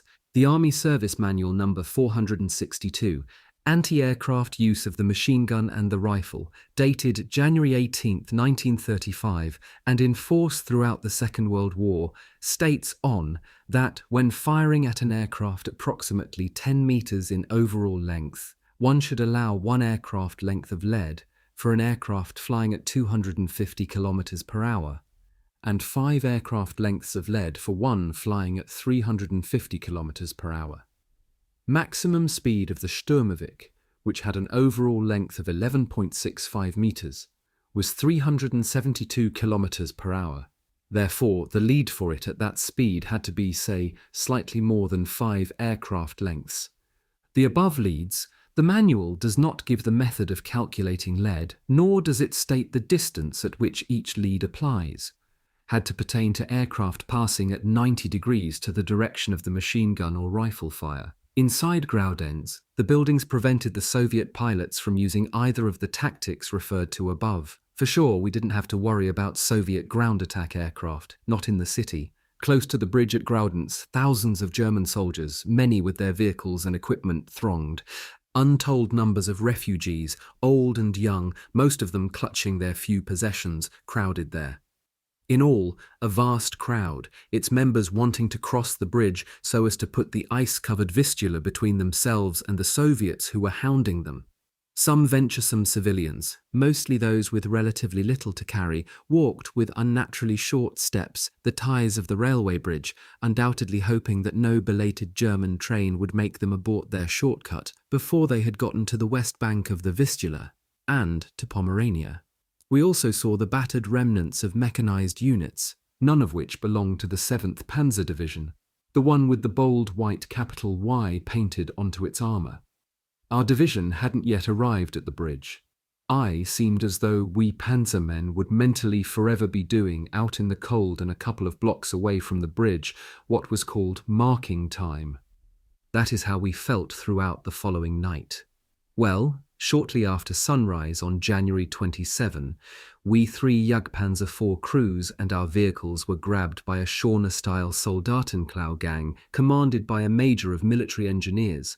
Those rustlers of honest soldiers had a few military policemen clear the way for us, not towards the bridge but in the opposite direction, to a warehouse on a side street where they doled out coffee and something to eat, and for our Jagdpanzer IVs some fuel but no armour-piercing and high-explosive shells. In Graudenz, Soldatenklau was much larger than the usual roadside operation. Soldatenklau had no choice but to leave Lieutenant Krippendorf in command of his 3 Jagdpanzer IVs. Thus, we weren't integrated too thoroughly into Soldatenklau in the full Nazi sense, although at the warehouse Soldatenklau assigned to Lieutenant, Krippendorf 10 Panzer Support Infantry, who had all been treated to coffee and a bite to eat long before we got there. Technically, Soldatenklau had made our lieutenant one of its leaders because of his acceptance of the 10 infantrymen, who all looked efficient enough. The fact that we and our Jagdpanzer IVs had been brought into the warehouse after the infantrymen had had to wait there reminded one of a steel-to-order enterprise. Maybe that's what the Soldatenklau scoundrels continued with in civilian life after the war, if they lived that long. Armour was what Soldatenklau was looking for at Graudenz. Consequently, our days in West Prussia appeared to be not quite over. Soon Soldatenklau took us still farther away from the vicinity of the bridge, and to the eastern edge of the city, an area which our division, as far as we knew, it still hadn't arrived anywhere close to the bridge in Graudenz, was unlikely to pass through on its way to the bridge. The small sector assigned to us by So and Datenklau lay just north of the railway line which cut through the city from west to east. From our infantry, we quickly learned a bit more about the efforts of Soldatenklau to make Graudenz impregnable to the Soviets. We heard, for example, that Soldatenklau at Graudenz had a reputation for clandestinely pressing personnel from various branches of the army, especially into somewhat prolonged periods of local military service. That had been going on for some time, not just recently. Another oddity regarding Graudenz was that at the warehouse, Soldatenklau's headquarters, a few men wore the Nazi Party's brown uniform featuring the wide swastika armband. Such cooperation of some officers with political leaders may have been even more conspicuous closer to Berlin. Every Jagdpanzer IV would fight its best from an ambush, which meant that its crew had to have a suitable place at which to hide it. However, because we didn't want the ultra-long barrels of our Jagdpanzer IVs close to the destructive walls of any of the buildings at that god-forsaken extremity of the city, Lieutenant Krippendorf decided that we best check out some thickets about 200 meters eastward regarding going into position there. He, with his crew commanders and the sergeant in charge of the infantry, walked the snow-covered 200 meters, soon summoning the rest of us to get our Jagdpanzer IVs and the infantry over there. Of course, we were giving up the warmth of the sheltering buildings. I hadn't had our driver go ahead more than about 150 meters when I felt and heard the damnedest blast under the front of the hull of our Jagdpanzer IV. An acrid stink enveloped us. Our driver, stunned, mumbled about our having run onto an anti-tank mine. We had blundered onto an unmarked field of such mines, probably laid in staggered rows. Then, our last Jagdpanzer IV, about 100 meters behind us, experienced a similar blast. Our middle Jagdpanzer IV was following in our tracks. It too, within minutes, had the misfortune to set off an anti-tank mine. The whole damn district was loaded with mines. Each of our Jagdpanzer IVs had suffered severe mine damage to its tracks and its road wheels, and couldn't be driven, but our radios and intercom systems still functioned. As the lieutenant's gunner, I was the senior deputy crew commander, and my first message by radio was that in bailing out, no one should jump from his Jagdpanzer IV's roof to the ground. Generated by jumping, kinetic energy would increase the force with which the men hit the earth and possibly anti-tank mines. Rather, everyone should climb down. I recalled that as an apprentice electrician, I had often jumped from scaffolds at least as high as the Jagdpanzer IV's roof, 1.85 meters above the ground. Each time, but especially in cold places, I had felt the jolt. I also thought of the stories that I had heard about late-model submachine guns which, with their safeties off, could be made to fire simply by holding them vertically, butt down, while jumping from a relatively high vehicle. That would not have occurred with the one MP40 belonging to Lieutenant Krippendorf's Jagdpanzer IV. He had taken it with him to the copses. There were, however, the infantrymen, some of them with such weapons. Moving gingerly, the guys, a few of them supported by others, all alighted safely, after which they followed the footprints left in the snow by the 4 men who had traversed the fields shortly before. We recalled that, in part, the battle line avowal of the soldiers of the 7th Panzer Division reads as follows: "Never will I yield my tank, my vehicle, or other war material. If an order requires that weapons or other materials of war have to be left behind, I will ensure that nothing falls into enemy hands without having been destroyed." There was no question about what we, with the latter part of that passage in mind, would have to do next. Lieutenant Krippendorf signaled that all 3 Jagd Panzer IVs had to be blown up. Retrieving and repairing them was impossible under the circumstances. The Soviets, some of whom we had encountered the day before at Lessen, must have been just down the road from Graudenz. Each gunner waited till his buddies and the 9 infantrymen were close to the thickets. Then he pulled the igniter of his 1-kilogram demolition charge. Walking most warily, we 3 gunners too got to the congregation at the first thicket. Sure enough, the Jagd Panzer IVs blew up, but not quite simultaneously, because the charge in the last one was touched off first. Lieutenant Krippendorf had enough. To hell with scheming Soldatenklau, just get across the Vistula on foot and away from Graudenz. If a few of us hadn't known a bit about German anti-tank mines, all of us might have been trapped out in the bare fields for God knows how long. Some of Germany's most common anti-tank mines, the plate-shaped anti-tank mines, were designed to explode only under heavy loads. For instance, the Mine 42 required a firing load of 110 to 180 kilograms, the Mine 43 200 to 270 kilograms. The number 42 had a 5.4 kilogram filling of TNT. In each of these mines, the spring-loaded striker was retained by a shear pin. The weight of one person was unlikely to cause either of these mines to explode. One German type of anti-personnel mine required an operating load of approximately 34 kilograms and contained 1.50 kilograms of TNT. Probably months earlier, before the snow had started to fall, Soldatenklau had the mines laid without posting mine warning signs. Perhaps the local coziness of Soldatenklau with the often meddlesome Nazi party, the former relying on the latter to put the finishing touches on their minefield, led to the bungled mining. In the end, maybe Soldatenklau, seeing what had happened to the 3 Jagd Panzer IVs that it had requisitioned for itself, speedily saw to it that mine warning signs were placed at the fields, provided they had detailed records of where the mines were laid, and provided that the Soviets weren't already at those fields.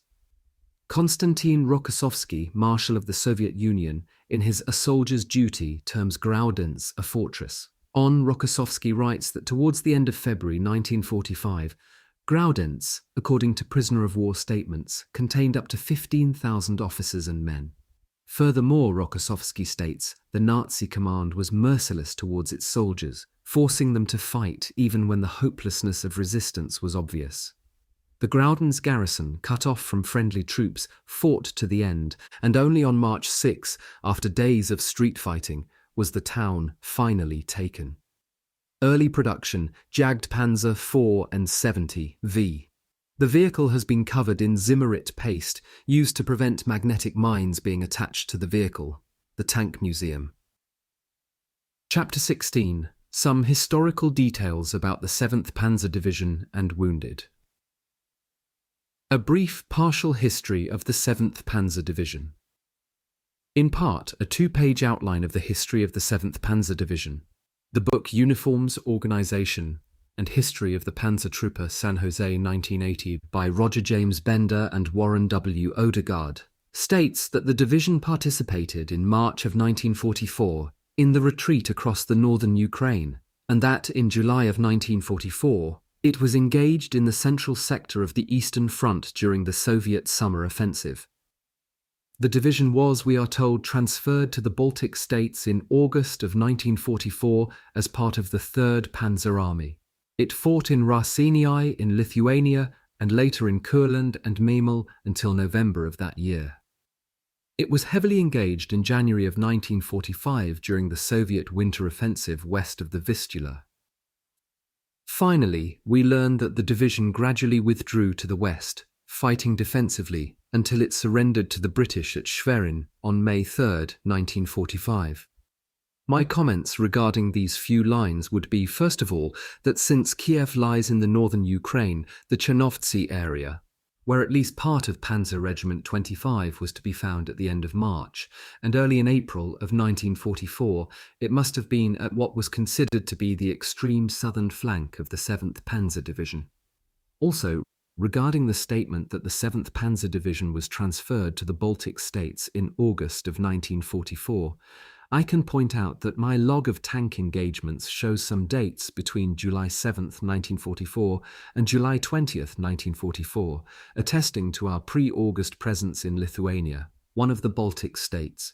Incidentally, WWII lays 150 kilometers north-northwest of Leipoldingis, named in my log, which could indicate that there, too, Panzer Regiment 25 may have had something like a flanking role. Furthermore, I can state that Panzer Regiment 25 was, according to my log, east of the Vistula during the latter part of January 1945. Let me add, with regard to my next paragraph, that any 7th Panzer Division troops east of the Vistula must have, by February 2nd, 1945, been virtually cut off from the west by the Soviet front line, which then ran along the Vistula to a point about 50 kilometers south of Danzig. By February 24, 1945, the Soviet front line extended to the Baltic Sea just east of Danzig. Farther west, the Soviet February 24th front line lay about 100 kilometers south of the Baltic coast. It is comprehensible that troops west of the Vistula, especially those that were there earlier than about February 2, moved westward in the 100-kilometer wide tract before Pomerania II was overrun by the Soviets. The battle for the part of Pomerania, the February 24th front line, continued until about the middle of March. Finally, regarding the 7th Panzer Division's surrender to the British at Schwerin, 90 kilometers east of Hamburg, and by the way, 490 kilometers west-southwest of Danzig, I was very surprised, despite the fact that its difficult way west had apparently led through Pomerania, to find out that even part of the division had escaped from the Soviets. There is no reason to doubt that the authors of the brief history which I have just commented upon did their best to get at and publish the truth, for as General A.D. Retbrer Hasso Eckhard Fröhr von Manteuffel wrote in his foreword to Roger James Bender and Warren W. Odegaard's Uniforms, Organization and History of the Panzertruppe, the authors have provided a vivid description of the development, organization, and fate of the German tank units on the basis of a detailed and conscientious study of the source material. Contrary to the impression one gets from reading Uniforms, Organization, and History of the Panzertruppe, the 7th Panzer Division did not go through Pomerania on its way to Schwerin. Of Hasso von Manteuffel's book, The 7th Panzer Division, An Illustrated History of Rommel's Ghost Division, 1938 to 1945, published in 2000, states the following. From March 12th to 24th, 1945, the division was engaged in heavy fighting round the Danzig-Gotenhafen bridgehead. When the Gotenhafen bridgehead had to be given up on March 25th, the division was moved to the Oxhefter Kamper area, where the fighting continued until April 4th, 1945. The division was moved then to the Gila Peninsula and was transferred via sea to Swinemünde harbour on April 15th. Wounded, it seems that in the turmoil of war, a small group of low-echelon soldiers can lose track of their division about as quickly as their division can lose track of the whereabouts of that small group of soldiers. That's exactly what we were, a small group of 8 panzer soldiers who had arrived at Ramel, a northern suburb of Gdynia, then called Gotenhafen, 10 kilometers north of Danzig. Earlier, we had outrun the Soviets after what might collectively be called Bischofswerda, east of the Vistula, had crossed the Vistula, and had then entered the eastern reaches of Pomerania, intending to travel westward. We had, however, been prevented from doing so by the Soviets' thrusts from the southern part of Pomerania towards the Baltic. Bereft of higher leadership in the final throes of the war, we felt like orphans. We band of brothers. These 4 words are part of the King's soldierly, stirring St. Crispin's Day speech in Shakespeare's Henry V, 4:3:60, fine reading for any military man, stood in a yard in Ramel. Corporal Failer, our ranking man, had found a box of cigars and was playing the big shot. Half of the boys were occupied with the cigars Failer had handed out. Mostly, though, we were wondering about finding something to feed on. A clear day it was, that March 12th, 1945, right after Failer had asked something like, How are the shares doing, or how's the stock market? Just one unexpected, violent explosion in our midst changed all our jollity into stark tragedy. Failer suddenly lay face down, his cigar crumpled. Failer looked dead. He was.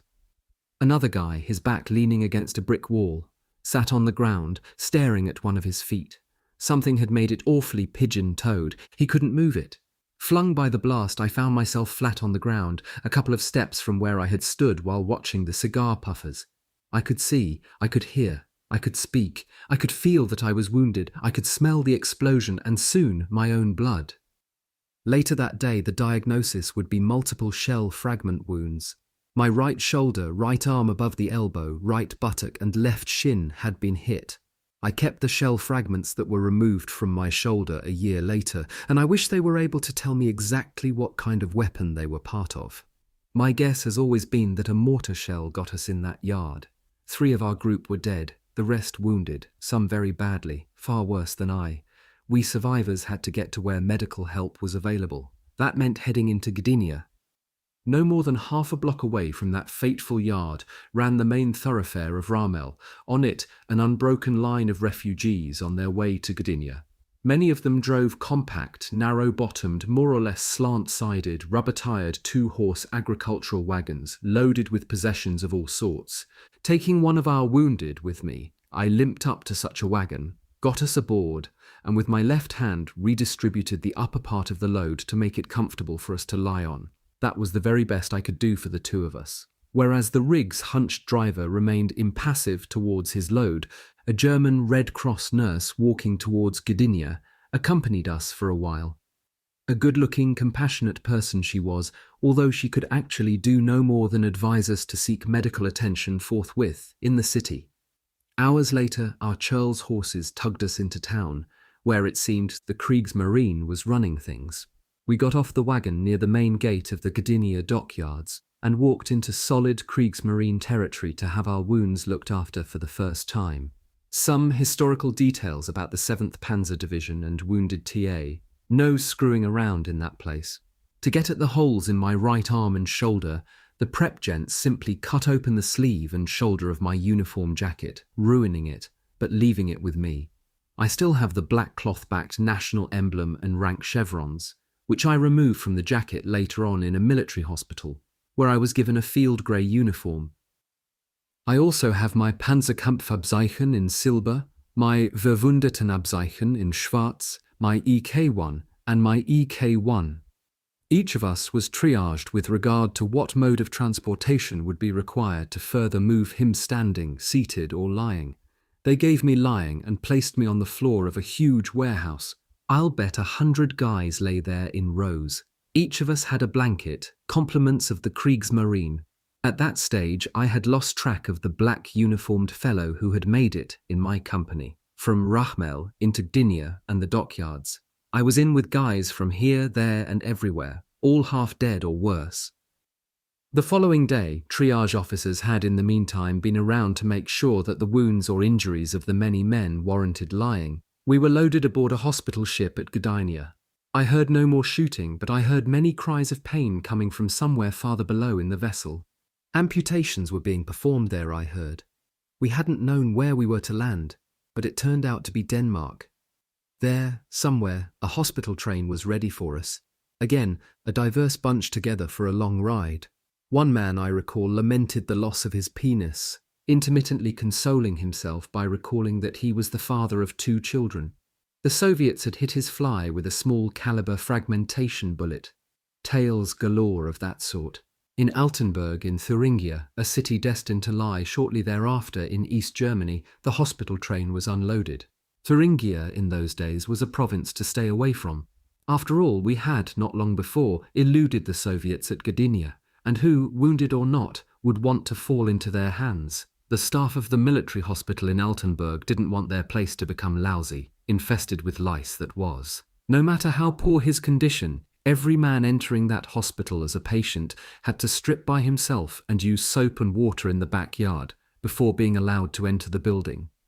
Either the place had before that time not received many wounded from the Eastern Front, or it had received too many.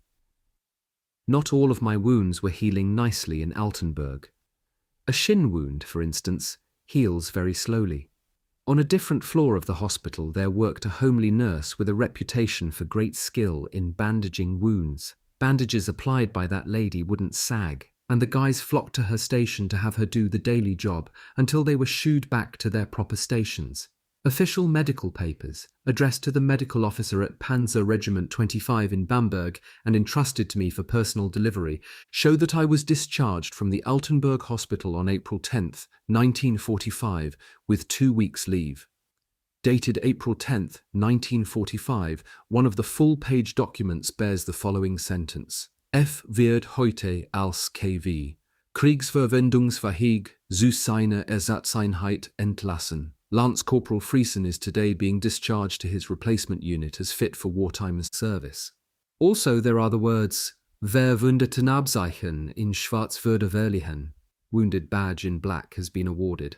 I departed on foot from the hospital, went to the railroad station, and stood for hours and days while travelling in the trains heading west. Gone were the days of lying. Still, life would be much better in the British zone of occupation of Germany than anywhere close to the Soviets. Our train had travelled no longer than 1 hour after leaving Altenburg before it was stopped outside a village because of some sort of trouble there. Never will I forget what I, looking through one of the train's windows, saw at that small place. In front of the still smouldering ruins of a house, no doubt the aftermath of a bombing raid, stood a lone, bare-headed woman, perhaps 40 years of age. Her hands clasped above her head in despair, she typified the wife and mother whose family was either buried in the ruins behind her or was far off, elsewhere in the war. Mostly, I recall that her eyes pathetically expressed the horror of war. Their look exemplified that of hundreds of others in the parts of Germany through which I travelled slowly by train less than a month before the end of the war. There was, not much later, no need for me to report in Bamberg, which by then lay in the American zone. Chapter 17. Making Do in Post-War Germany. By the time the war ended, I lived in the British zone, in Wilhelmshaven to be exact, looking for suitable employment. I never did surrender anywhere. I never was a prisoner of war. I never was interrogated. I never attended denazification lectures. The first job, working shifts as a translator and interpreter, that I had immediately after the Second World War can be regarded as a kind of extension of my military service, for I was then still in uniform. Mind you, with the national insignia removed from my jacket and cap. Let me tell you a bit about the place at which I worked at that time, and about some of the personnel there. Operating by authority of the Royal Navy, the senior German naval officer, Wilhelmshaven, or SGNOW, had his headquarters aboard the Tanganyika, a bombed former Africa steamship with her keel resting on the floor of the harbour, but with her upper decks not submerged and listing only slightly to starboard alongside the Wiesbaden quay. The large rooms on those intact decks served as offices for the SGNOW staff, which consisted of about 36 competent men, most of whom had served in the Kriegsmarine until their country's surrender. Many of the blue-clad young fellows aboard the Tanganyika were wireless operators who, by way of the then still fully functional naval radio station at Sengwarden, 8 kilometres northwest of the centre of Wilhelmshaven, and the lofty antennas on the North Sea coast at Noordijk, 59 kilometres west of Sengwarden, kept the SGNOW in touch with, for instance, German submarines still out on some of the Seven Seas. For that kind of work, those wireless operators often employed Royal Navy-sanctioned, genuine Kriegsmarine-style shortcuts, such as their Quatsch groups. Quatsch means nonsense, but the Q groups constituted short signals designed to thwart direction finding. Each such group consisted of a Q followed by a couple of other letters of the German alphabet. All shortwave enthusiasts, those men delighted in demonstrating to visitors to their large radio shack the brief delay which a radio signal of theirs showed after being transmitted clear around the world. As well, each of them could quickly identify the personal style of anyone, German or not, communicating with him at SGNOW via Morse code. The Tanganyika's cabins were home for the staff. In some of those quarters, the wireless boys, a fun-loving bunch, occasionally amused themselves with such things as studying very closely the color of the flame resulting from the ignition of methane gas contained in the farts of some of their off-duty chums. One day, I, in uniform, arrived at the family's apartment in Federwadergroden to find my father there. Never before, and never since, did I see him smile as much as he did that day. Towards the end of the war, the Soviets had captured him along with many others in the province of Mecklenburg, close to what had been part of the German Eastern Front. They had, however, let their older prisoner of wars, as well as their very young ones, go. A gesture unheard of, actually, in dealing with the Soviets. One lucky young prisoner of war whom my father knew hailed from Bremen. His last name was Schamleffel. When he was about to be captured, my father was shepherding some Russian prisoner of wars. He had a tough decision to make: allow himself to be captured or pretend to be one of the Russian prisoner of wars. Some of the Russian prisoner of wars had, he told me, simply said to him the equivalent of, "Come along, you're one of us." Had he gone with his Russians, he might have been off badly in the end. The Soviets did not always treat their repatriates kindly. Of course, my father had been interrogated by the Soviets. An ignition key that he had picked up somewhere and put into his pant pocket had been the subject of many of their questions. What high-ranking officer had he driven? He hadn't let on that he understood his interrogators' asides in Russian. Anyway, he got away from his captors and headed for Wilhelmshaven. God, was he happy to see me. Oscar had been killed in action by a low-flying Allied aircraft near Houffalize in Belgium the previous winter. The British operated discharge centres in their zone of Germany, and to me, getting out of a uniform that was looked upon with disdain practically everywhere seemed a good idea. Therefore, I resigned from the staff of the SGNOW and got free room and board at the extensive naval barracks at Ebkerig, near Marienziel in the south of the city, where the Naval Ordnance Depot covered a huge area. I was discharged by the British on October 24, 1945, at Wittmundhafen.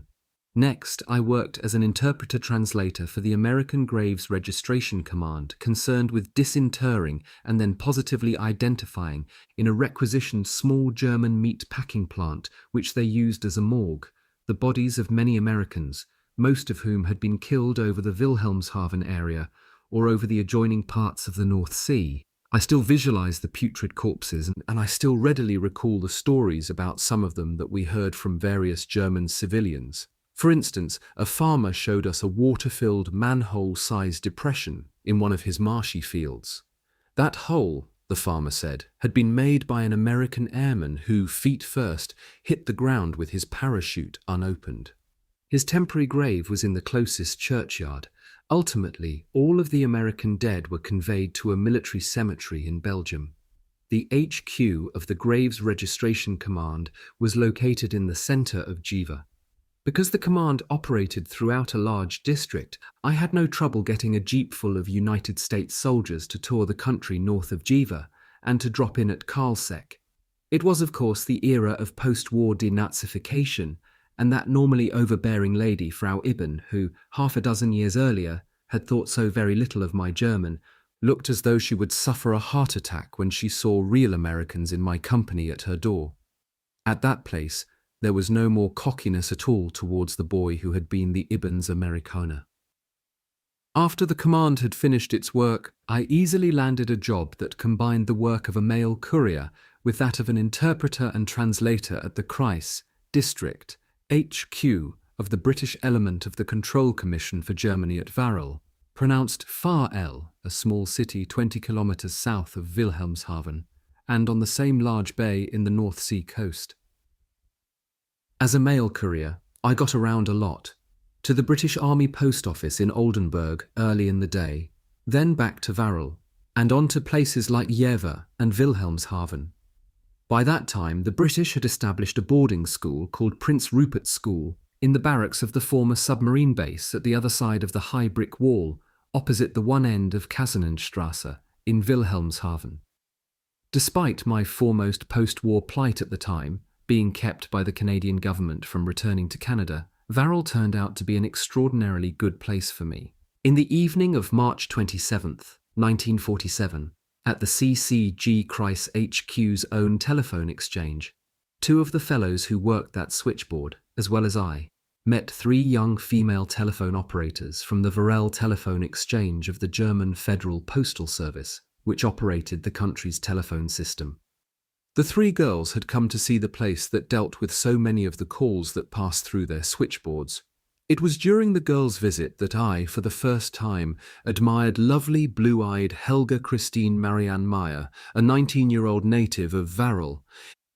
In 1947, all of West Germany was still a vast black market in which I became involved to a modest extent, mainly because the itinerant nature of my work at the CCG was conducive to trading. I did not have to look far for expert tutelage because all of the drivers at the Varel CCG or military government, Kreis HQ, were discharged German soldiers with experience as black marketeers. Two such good men, Arthur B. and Willi R., spent much time at the HQ's motor pool in a requisitioned garage in the Nebsali in Varel. Like their fellow drivers, the two had no trouble appropriating a few jerry cans full of gasoline now and then. Next, they sounded me out regarding where to trade with that liquid gold. Inasmuch as I was something like a tank crew commander to this pair of gents, who took turns being the driver of the day for the entire mail route, I always told them that all of our deals had to be made on the mail run outside of Varel. Our favourite trading partner lived in Diekmannshausen, east of Varel, on the highway to Rodenkirchen, on the Weser River. There, Arthur and I, or Willi and I, traded gasoline for baked goods. The old master baker even threw in 500-gram packages of premium quality butter to make sure that his activity on the black market suffered no slump. Those were ultra-lean times in Germany, especially for the people in the cities and towns. Shortly after the end of the Second World War, practically, I began to try to get permission from the Canadian government to return to Canada. In this regard, I had to deal initially with the Canadian military mission in Berlin and, subsequently, with the Canadian consulate in Frankfurt am Main. The sixth of the 9 letters I received from the Canadian military mission confirms that I was born in Canada and that, despite the fact that my father was naturalized in Germany in 1940, I am deemed to be a Canadian citizen. The letter also states that, in view of the fact that I served in the German armed forces during the war, it is not proposed that I be given any assistance by the Canadian government to enable me to return to Canada at the present time. Of my 8 letters from the Canadian consulate, the penultimate, dated March 16, 1950, and the last, dated March 28, 1950, show that I was issued a Canadian travel document. My long wait was over. Preceding by approximately 4 months the arrival of my last 2 letters from the Canadian consulate, my greatest coup on the black market involved 2 pounds of ordinary Canadian tea sent to me by one of my second cousins in St. Catharines, Ontario. To comprehend how my remarkable tea deal could come about, one has to know that a great many of the people living along the North Sea coast of Germany are, just as their forebears were for centuries, inveterate tea drinkers. It has been stated that long ago, many of the wells in that low-lying area of Europe provided bog-tinged drinking water, commonly made potable in the form of strong tea.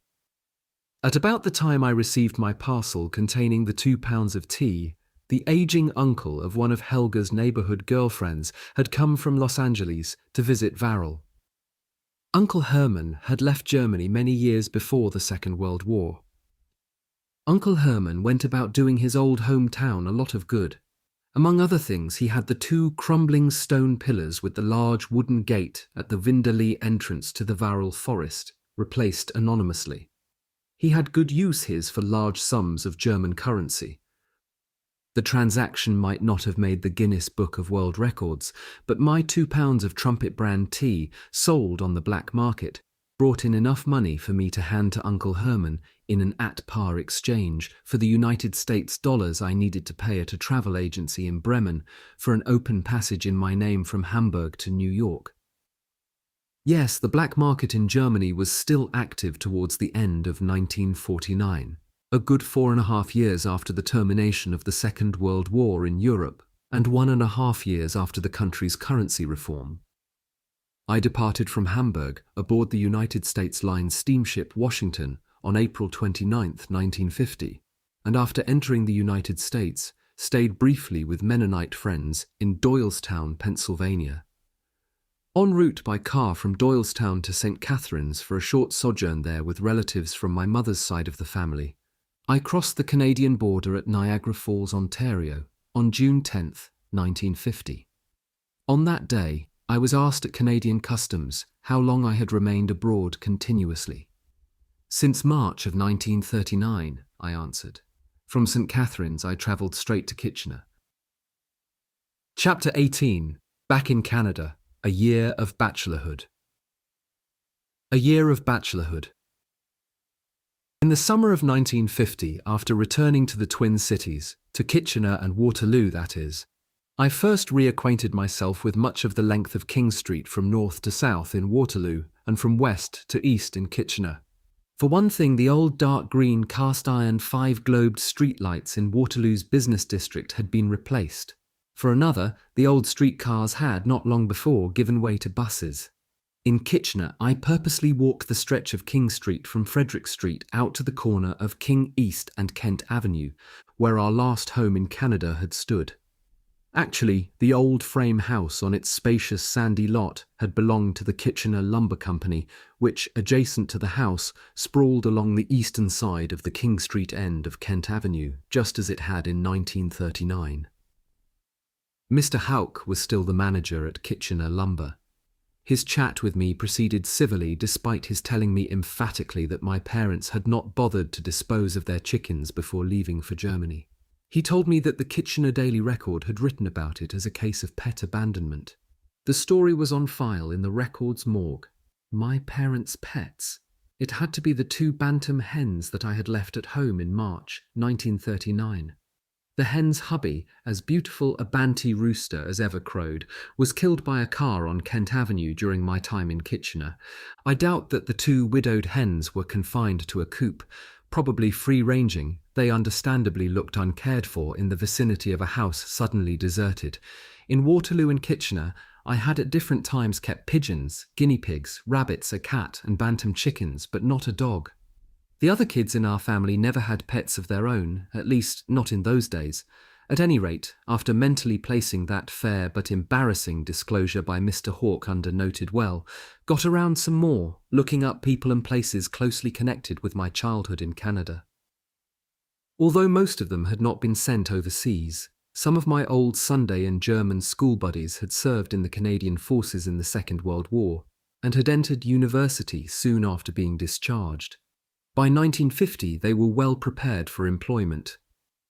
Generally, the ex-servicemen of Mennonite extraction, who in 1950 were still warmly referred to by their folks as our boys in lasting recognition of their service to their country, had come home from the war none the worse for their experience. However, one Mennonite fellow, a former non-commissioned officer in a Canadian intelligence unit, had picked up some highly questionable interrogation techniques during his wartime military service, which included a spell overseas.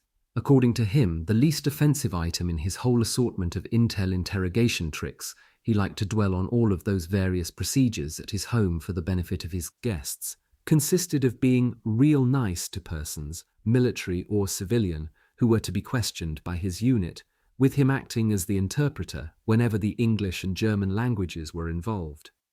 The gist of his most lenient but time-consuming method of getting at the truth: provide the person slated for interrogation with all the beer, yes, beer, they can drink, and then watch them squirm when they get around to having to relieve themselves. Do not allow them to leave the waiting rooms. Sooner or later they will confess in exchange for being permitted to urinate properly in private. After all, cultured persons do not want to wet their clothes in the presence of others. I still believe that that boastful ex-non-commissioned officer, a celibate, had the makings of a sadist. In 1950, the General Service War Service badge worn by many Canadians my age, I was then 25 years old, but had no right to wear that badge, marked, for one thing, its wearers as having priority for employment in Canada. While looking for work in Kitchener and Waterloo, I became aware that, mainly because I displayed no General Service War Service badge, employment interviewers probed especially hard for details of my past, whereupon some of them went so far as to suggest impolitely that I should, even at such a late date, be penalised because of where I had spent the war years. It was then that Ted Nettleton gave me his preventive dictum: "Don't tell people your troubles. What is more, he gave me a job." To those who earned their living there, the B.F. Goodrich plant was simply a rubber shop. An entire floor of the building was devoted to manufacturing tyres, namely to stock preparation, tyre building, and tyre vulcanizing. The company's non-salaried employees had been on strike in 1949. In 1950, they were interested in making up lost pay. The plant operated 3 shifts daily, namely 7 to 3, 3 to 11, and 11 to 7, with the employees' schedules moving back 1 shift at the beginning of each week. For my first 3 years at B.F. Goodrich, my work consisted of servicing a quadrangle of tyre building machines, meaning that I had to keep 4 tyre builders, all on piecework, happy by giving their stock supply prompt attention. The heavy rolls of sticky fabric, which, depending on the strength rating of the tyres being built, could run up to 6 different width rolls per machine, made better bodybuilders than any expensive gym equipment. It was the kind of job at which I worked off the extra calories that derived from the Canadian, German, and Russian-style cooking of a number of kind old Mennonite ladies. The foul air coming into the tyre building room from the press room and elsewhere in the building had a deleterious effect on the workers, especially if they stayed with the company for the better part of a lifetime or longer. Really, a rubber shop was not the ideal place in which to accumulate a lot of seniority. Still, I worked there for almost 16 years, quitting in 1966 to be able to attend university. After 3 years in the tyre building room, I had transferred to the small department whose members calculated the specifications for tyre production. Let me get back for a bit to 1950, the year by which the majority of my friends had entered or were about to enter matrimony. Helga was still in Germany, preparing for her immigration to Canada. Her neat letters — we never did speak with each other by telephone during the year that we were apart — brightened my room and board existence. She and I had to wait until the following year for our wedding in Canada. The Waterloo-Kitchener United Mennonite Church building had been extended to twice its original length by 1950, and the old organ, one of its silver-coloured pipes badly dented in the process, had been relocated accordingly. The church basement, in contrast to the upstairs, had retained its original size and appearance. Down there, the dark brown glossy paint on the wooden chairs that belonged to the Sunday and German schools felt the least bit sticky, as it always had. During a Sunday school session sometime before 1937, I pulled back one of those chairs just as a chum of mine was about to seat himself on it, causing him to plunk onto the floor. Former pupils who witnessed that misdeed still talk about how ill-behaved I was that day, as well as at other times in the early 1930s. At the 1950 Christmas service in the old church, the Sunday school superintendent surprised many a man and woman in the congregation by gravely announcing during the Sunday school kids part of the program that a young man, Bruno Friesen, who was proof that Sunday school could lastingly elevate a person, would next say a few words. I believe that the super felt that what was then about to transpire would serve to illustrate to his fellow Mennonites that a boy's Sunday school attendance overshadows even the effects of exposure to radical militarism. He must have been certain that most, if not all, of the adults present knew, just as he did, that I had spent much time among men generally regarded as the worst of the Occident's bad boys. Temporarily given the role of a Sunday school pupil, I had to recite my short German Christmas poem, which ended Tante Jansen haf gut Nacht and das Wort mit Weh und Ach. Auntie Jansen nicely prompted me, and I made it with difficulty. As a boy, years before 1950, I got stuck while presenting my Christmas poem, but I finished it with help from one of the Sunday school teachers, Mrs. Jansen, who was the wife of Bishop Jansen, the church's minister. I didn't falter at Christmas in 1950 and, along with the participating genuine Sunday school kids, I was rewarded with a paper bag full of sweets, nuts and cookies at the distribution of gifts later that evening. On July 1st, 1951, at Union Station in Toronto, I picked up my radiant Helga, then 23. She looked as splendid as she had the day I first met her in Varel, a good 4 years earlier.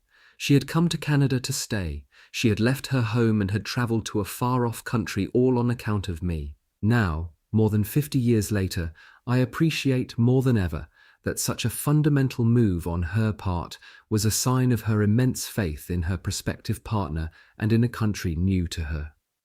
The Canadian consulate in Hanover, Germany, had issued a non-quota immigrant visa to Helga with the stipulation that she and I get married within 21 days after her arrival in Canada. A shotgun wedding, we jokingly called it. Before the wedding, Helga stayed in Waterloo with elderly relatives from my mother's side.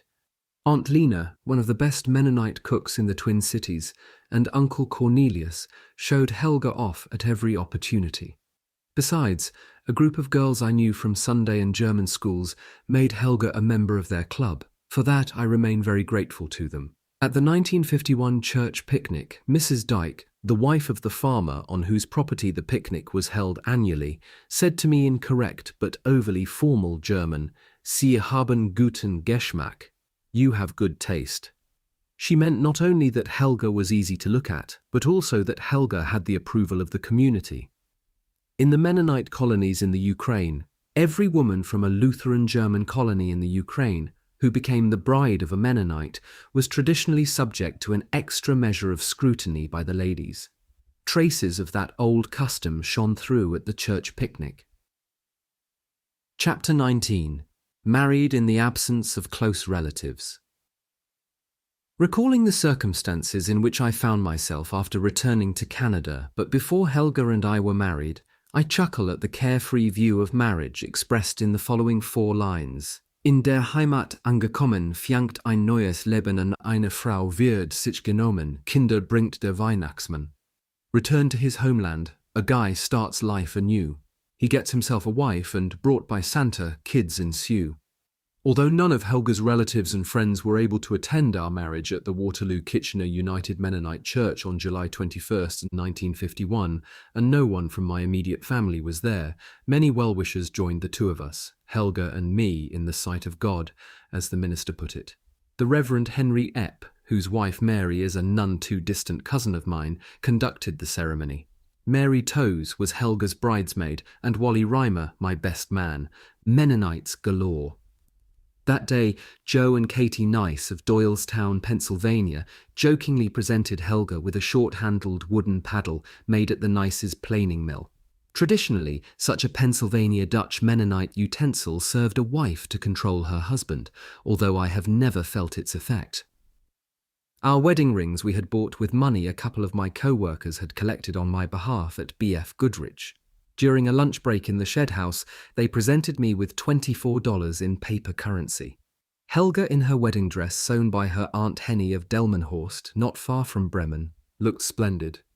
I believe that my grey suit, bought at George Fine's men's clothing store on King Street West in Kitchener a few days before the wedding, didn't detract from the picture.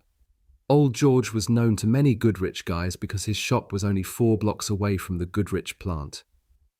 George had watched his senior man Jerry Lies help me choose a suit, after I, having tried our ultimate selection on for fit, remarked, "Not a bad suit." George quickly asked, "Vel, why don't you buy it?"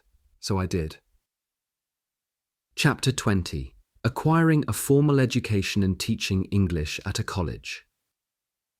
Acquiring a formal education and teaching English at a college. For me to get a formal education took a lot longer than it did for me to become married. From 1956 to 1967, mostly while I was an employee of B.F. Goodrich Canada Limited, I took the advanced technical evening classes, modelled on the British Higher National Certificate curriculum and run by the Ontario Ministry of Education. Most of my fellow ATEC students didn't pursue all 3 of the certificates. After we had our certificates 1 and 2, the course was discontinued in Kitchener, and I had to travel, a couple of times weekly, to Guelph, about 25 kilometres north of Kitchener. I often referred, in fun, to the whole thing as advanced evening technical classes. A copy of my 3rd ATEC certificate, The 3 certificates made me a certified engineering technologist, but not a professional engineer, as is a copy of the congratulatory letter that accompanied my Certificate 3.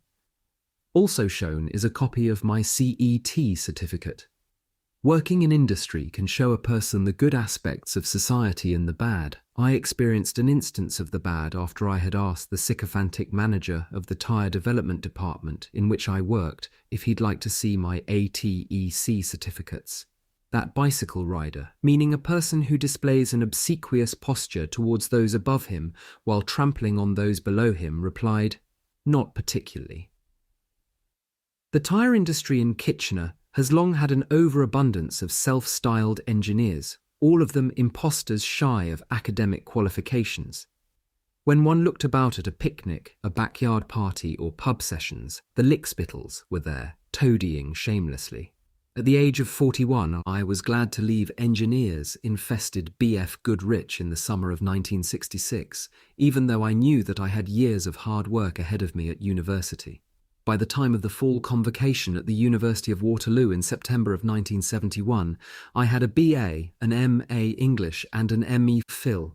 English to my name. The M.Phil stands for Master of Philosophy, a degree between an MA and a PhD. The foreign language requirement for the graduate degrees presented no problem for me. After one visit to the Department of Germanic and Slavic Languages and Literatures, I was certified as having a thorough knowledge of German. Neither faculty nor students in the English department ever knew of the nature of my connection with Germany. Throughout my 5 years at university, Helga, in addition to working full-time, spent many hours with me at the university library. She fetched books for me from the stacks, allowing me more time for research. She also typed my essays and, starting in 1969, my thesis.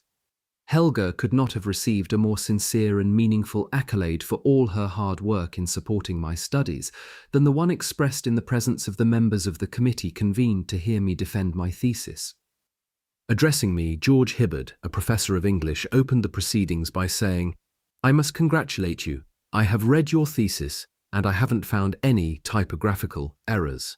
Those words set the tone for the Bruno Friesen entire meeting, which resulted in the English department's acceptance of my thesis. The excellent work done by Helga on her Smith Corona electric typewriter gave me a tremendous advantage on that crucial occasion.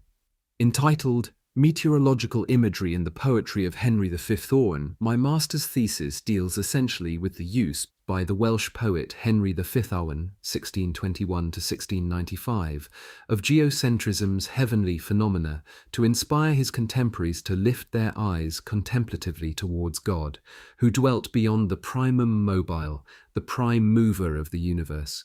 Vaughan availed himself of the Ptolemaic geocentric rather than the Copernican heliocentric universe at a time when the controversy regarding the two systems was at its height. Although I knew all too well in 1971 that, had I acquired my last 2 university degrees when I was 26 and not 46, my income would have been far greater for 2 decades, I had the satisfaction of knowing that I had caught up academically with the tens of thousands of government-assisted Canadian veterans who had achieved their degrees a few years after the Second World War. Working, as of 1971, for 19 years at the painstaking job of Professor of English, lecturing effectively was a full-time job, and grading students' papers was another, has given me the satisfaction of dealing professionally with what I would have taken up years earlier had I been given the opportunity. Teaching English at the post-secondary level has made me feel that I have contributed to the betterment of some of the youth of the country of my birth, which I had to leave as a lad. Chapter 21. My retirement and volunteer work at the Canadian War Museum. After I retired on June 30th, 1990, at the age of 65, relatives and friends in southern Ontario urged Helga and me to relocate to Waterloo, or to Kitchener, where we had lived until 1971 following our marriage in 1951. However, we elected to stay in Ottawa. Retired, I had time to mull over what I had achieved since I was a kid. On May 27th, 1995, I gave a lecture on the jagged Panzer IV on display at WWII House, the Canadian War Museum's annex. Don Holmes had asked his friend and neighbour, Dan Glennie of the Canadian War Museum, to make arrangements for the talk. My audience included Jim Whittam, Chief of Mechanized Warfare at the museum. I stayed in touch with Jim after that lecture, and in February of 1997, he, while walking ahead of me past some of the armoured vehicles on display close to his office at WWII House, asked me, "How would you like to be a volunteer for me?" I referred to the fact that I was a shade over 70 years of age and that I wouldn't be doing any bull work at the museum. Jim's innate salesmanship immediately made him take me to the museum's library at WWII House, now called the Hartland Molson Library, where he headed straight to what can be called the UG section, because the call numbers of the books on tanks and other armour begin with UG. I could, he said, work at answering queries involving research and writing. That was how I got into answering letters on behalf of the museum. At that time, as I was writing some of my memoirs, couldn't help comparing the lot of the German World War II veteran with that of his Canadian counterpart. To this day, well over 60 years after the end of the Second World War, the stories of that war that a German veteran of the Wehrmacht might want to tell are unwelcome in Germany. The man has no legion branch or armory at which to reminisce in the company of his wartime associates.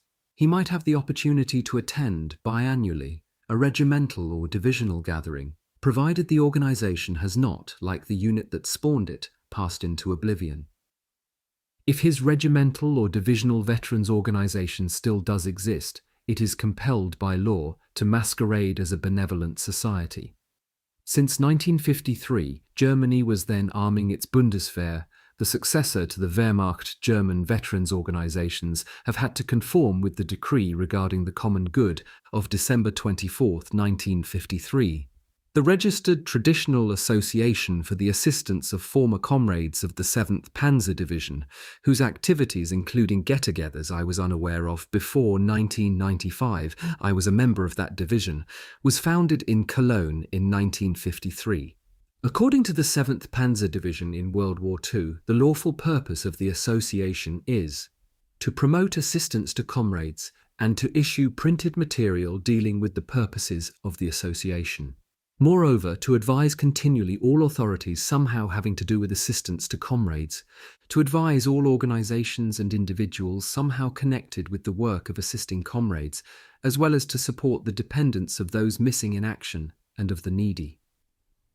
The 1953 German regulations governing veterans' associations were followed on July 26, 1957, by the law governing Third Reich military awards. Accordingly, the swastika in all classes of the Iron Cross was replaced by the 1813-style 3 oak leaves. The swastika was excised from all other awards, leaving a void in most of them. Although they may be worn openly in Germany, denazified military awards have not much been in evidence among Second World War veterans, unless their wearers served in the Bundeswehr. Austria prohibits the wearing of any Third Reich awards by members of its armed forces or its civil service. However, Austrian costume clubs and similar groups may wear them, even in their original form. Imagine having to wear lederhosen, leather shorts, for the sake of displaying one's original Panzerkampfabzeichen in silver, tank battle badge in silver. The removal of the offensive symbols is calculated to mean that the awards were for service to the nation, and not to the regime. There is, we are told, in Symbole und Zeremoniell in Deutschen Streitkräften vom 18. bis zum 20. Jahrhundert, symbols and ceremonial in the German armed forces from the 18th to the 20th centuries, a precedent for such a change. The appearance of the French Legion of Honour was altered after the demise of Napoleon. The likeness of his head was replaced by that of another person, and the Emperor's eagle on the reverse of the medal was replaced by 3 lilies. No possibility exists for the post-war award of most Third Reich medals. The exception is any one of the 3 classes of the Verwundetenabzeichen, wound badge, black, silver or gold, which may be worn, denazified of course, without its having been awarded before the unconditional surrender of Germany in 1945. Regardless of where he resides, the German veteran of the Second World War has long been familiar with the frame of mind that gave rise to the following lines, note well that they are in English, which, according to Bartlett's familiar quotations, were found on an old stone sentry box in Gibraltar. For when war is over and all things righted, God is neglected, the old soldier slighted. I see the Canadian War Museum partly as a kind of meeting place for the not-so-reticent veterans and the reticent ones. Often, after I have listened at length to war stories told by Canadian World War II veterans, I am asked what branch of the service I belonged to during the war. "Hold on to your hat," I'll say, following which I'll disclose that I was a gunner in a Panzer regiment. On the German Eastern Front, I'll quickly add. That admission seems to perk the gentleman up, and comparing notes we'll talk some more. Among the large numbers of visitors to the museum are the veterans of Canada's NATO forces, many of whom were for years stationed in Germany after 1949, ready to face the Soviet Union, a former wartime ally of Canada. These ex-soldiers, some of them appear old enough to be taken for veterans of the Second World War, do not wear the medals that mark off those who took part in war, but they are, by and large, as amicable as their older comrades. Some have German-born wives. None speaks badly of his experiences in Germany. The visiting Canadian vets who fought in Korea are also a friendly lot. I equate the Asian enemy they encountered with that which my comrades and I many times were up against on the German Eastern Front. Some veterans from each of the above categories are, as I have been for years, members of the Friends of the Canadian War Museum. One of our functions is to conduct regular guided tours of the Canadian War Museum. I am delighted that my being a volunteer at the museum has led to my getting to know many older Canadian veterans, a dozen of whom I join for lunch every Wednesday at the Army Officers' Mess in Ottawa, of which I have become an associate member.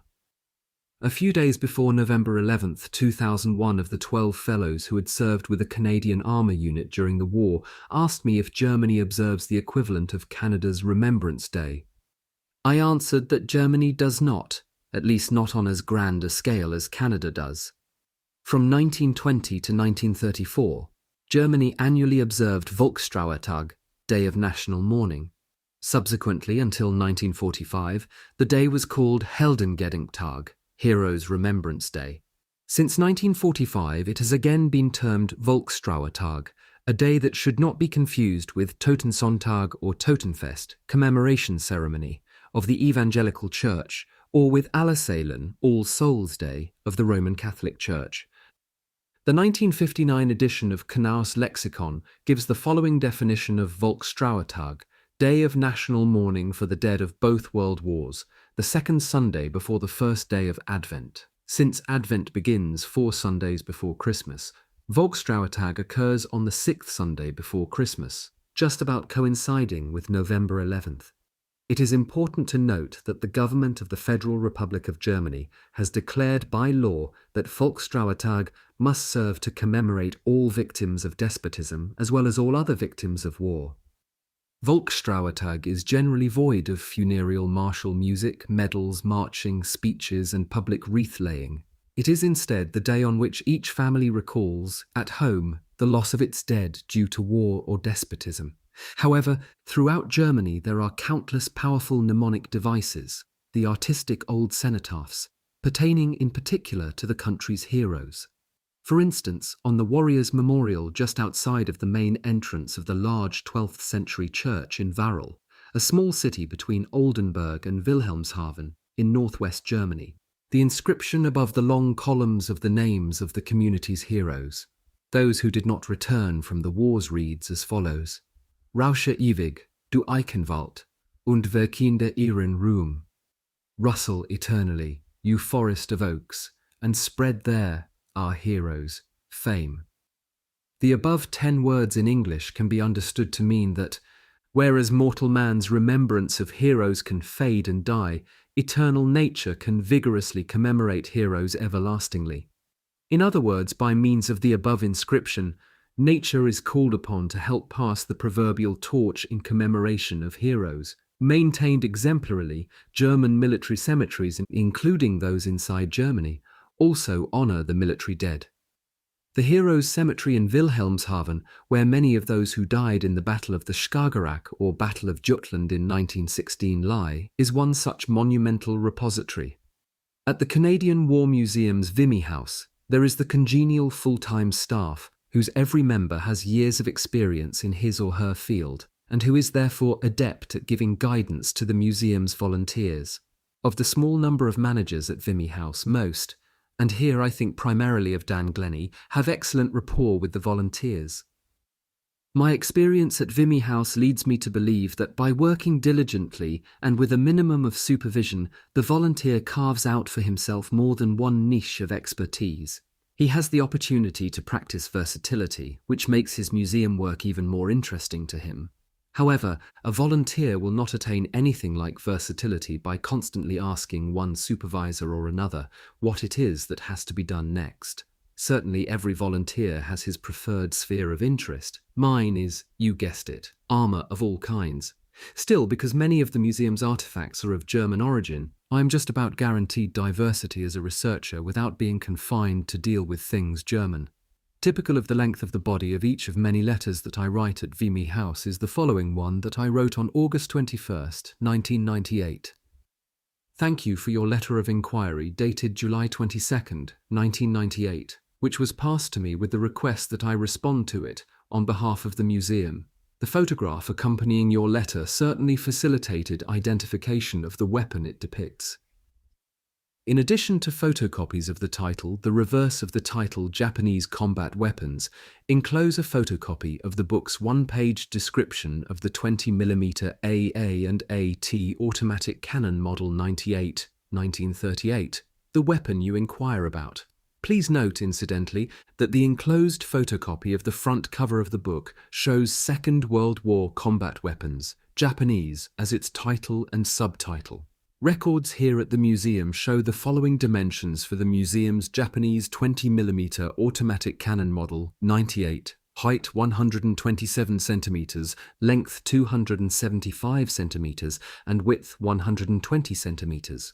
These figures apply to the gun as it stands on display. The same records also reveal that the gun was manufactured in 1936 at the Nagoya State Arsenal in Japan, that it bears serial number 836, and that it was transferred from National Defence to the Canadian War Museum on November 16, 1945. Below is the recipient's unsolicited reply that caused a minor sensation at the Canadian War Museum. It expresses the sort of acknowledgement that each volunteer there dreams of getting, but seldom or never does. This donation is made in part in appreciation of the effort made by Bruno Friesen in responding to my inquiry regarding one of the items seen by me at the museum's WWII location. See attached photocopy of August 21, 1998 letter from Bruno to me. Another sensation at WWII House was triggered not by a thank you letter, but by the realization that some equipment dating from the Second World War still proves to be of surprisingly good quality. Starting to let a German inflation flotation vest, life jacket, or Mae West, manufactured in December of 1940, tell me its story. I turned, ever so gradually, the broken bakelite valve handle at the end of the compressed air cylinder, inflating the jacket's airbag, which retained the air, holding its inflated shape. The small metal seal clamped to a severed black cord at the valve handle was, I had noticed, ready to be lost. The photographer at WWII House, hearing of this marvel, impulsively grabbed the old Mae West, took it to his studio, planted it on a plastic mannequin, and proceeded to show it off, even emailing invitations to higher-ups at the museum to come to him to see it. I wrote a memorandum in response to the request by one of the managers at the Canadian War Museum for an answer to the question of how many Canadians encountered or saw German Panther tanks in Italy and northwest Europe in the Second World War. It should be of interest to military historians. Sometimes, on my way through the Military Technology Gallery at WWII House, I ascend the half-dozen steps to the wooden viewing platform that Jim Whittam has wisely placed along the right side of the superstructure of the Jagdpanzer IV, from which he had removed the 20mm thick roof armour. Then I look down into the fighting compartment of the unrestored Jagdpanzer IV-V. Note the addition of the V, which stands for WOMAG, or Vogtländische Maschinenfabrik AG, of Plauen in Saxony, and I see the massive breech mechanism of the once powerful 7.5cm main gun, into which I know the production code BCD is impressed. That code belonged to the Gustloff Works, Weimar plant.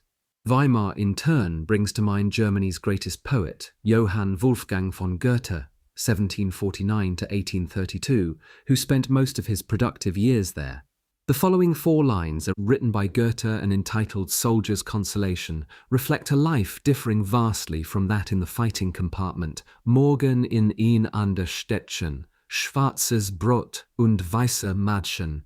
By adhering more closely to the artistic sequence of the ideas in Goethe's original, I arrive at my second translation of Soldier's Consolation. Here our life is good and sweet, the maiden's black, the bread of wheat. Tomorrow to a different sight, the bread of rye, the maiden's white. Before long, my thoughts turn to the 4 lines of the 5th and last stanza of the Panzerlied, Panzer Song. Lines which are about the possibility, even the probability, of death occurring in the fighting compart finally, as I descend the steps from the viewing platform. I am glad that the old Jagdpanzer IV, at whose side I have just meditated briefly, did not end up being a shot-pierced, remains-splattered and sooty dumpster. I am glad, moreover, that the Canadian War Museum evokes, not only in US veterans, but also in many of its other visitors, a decidedly contemplative mood.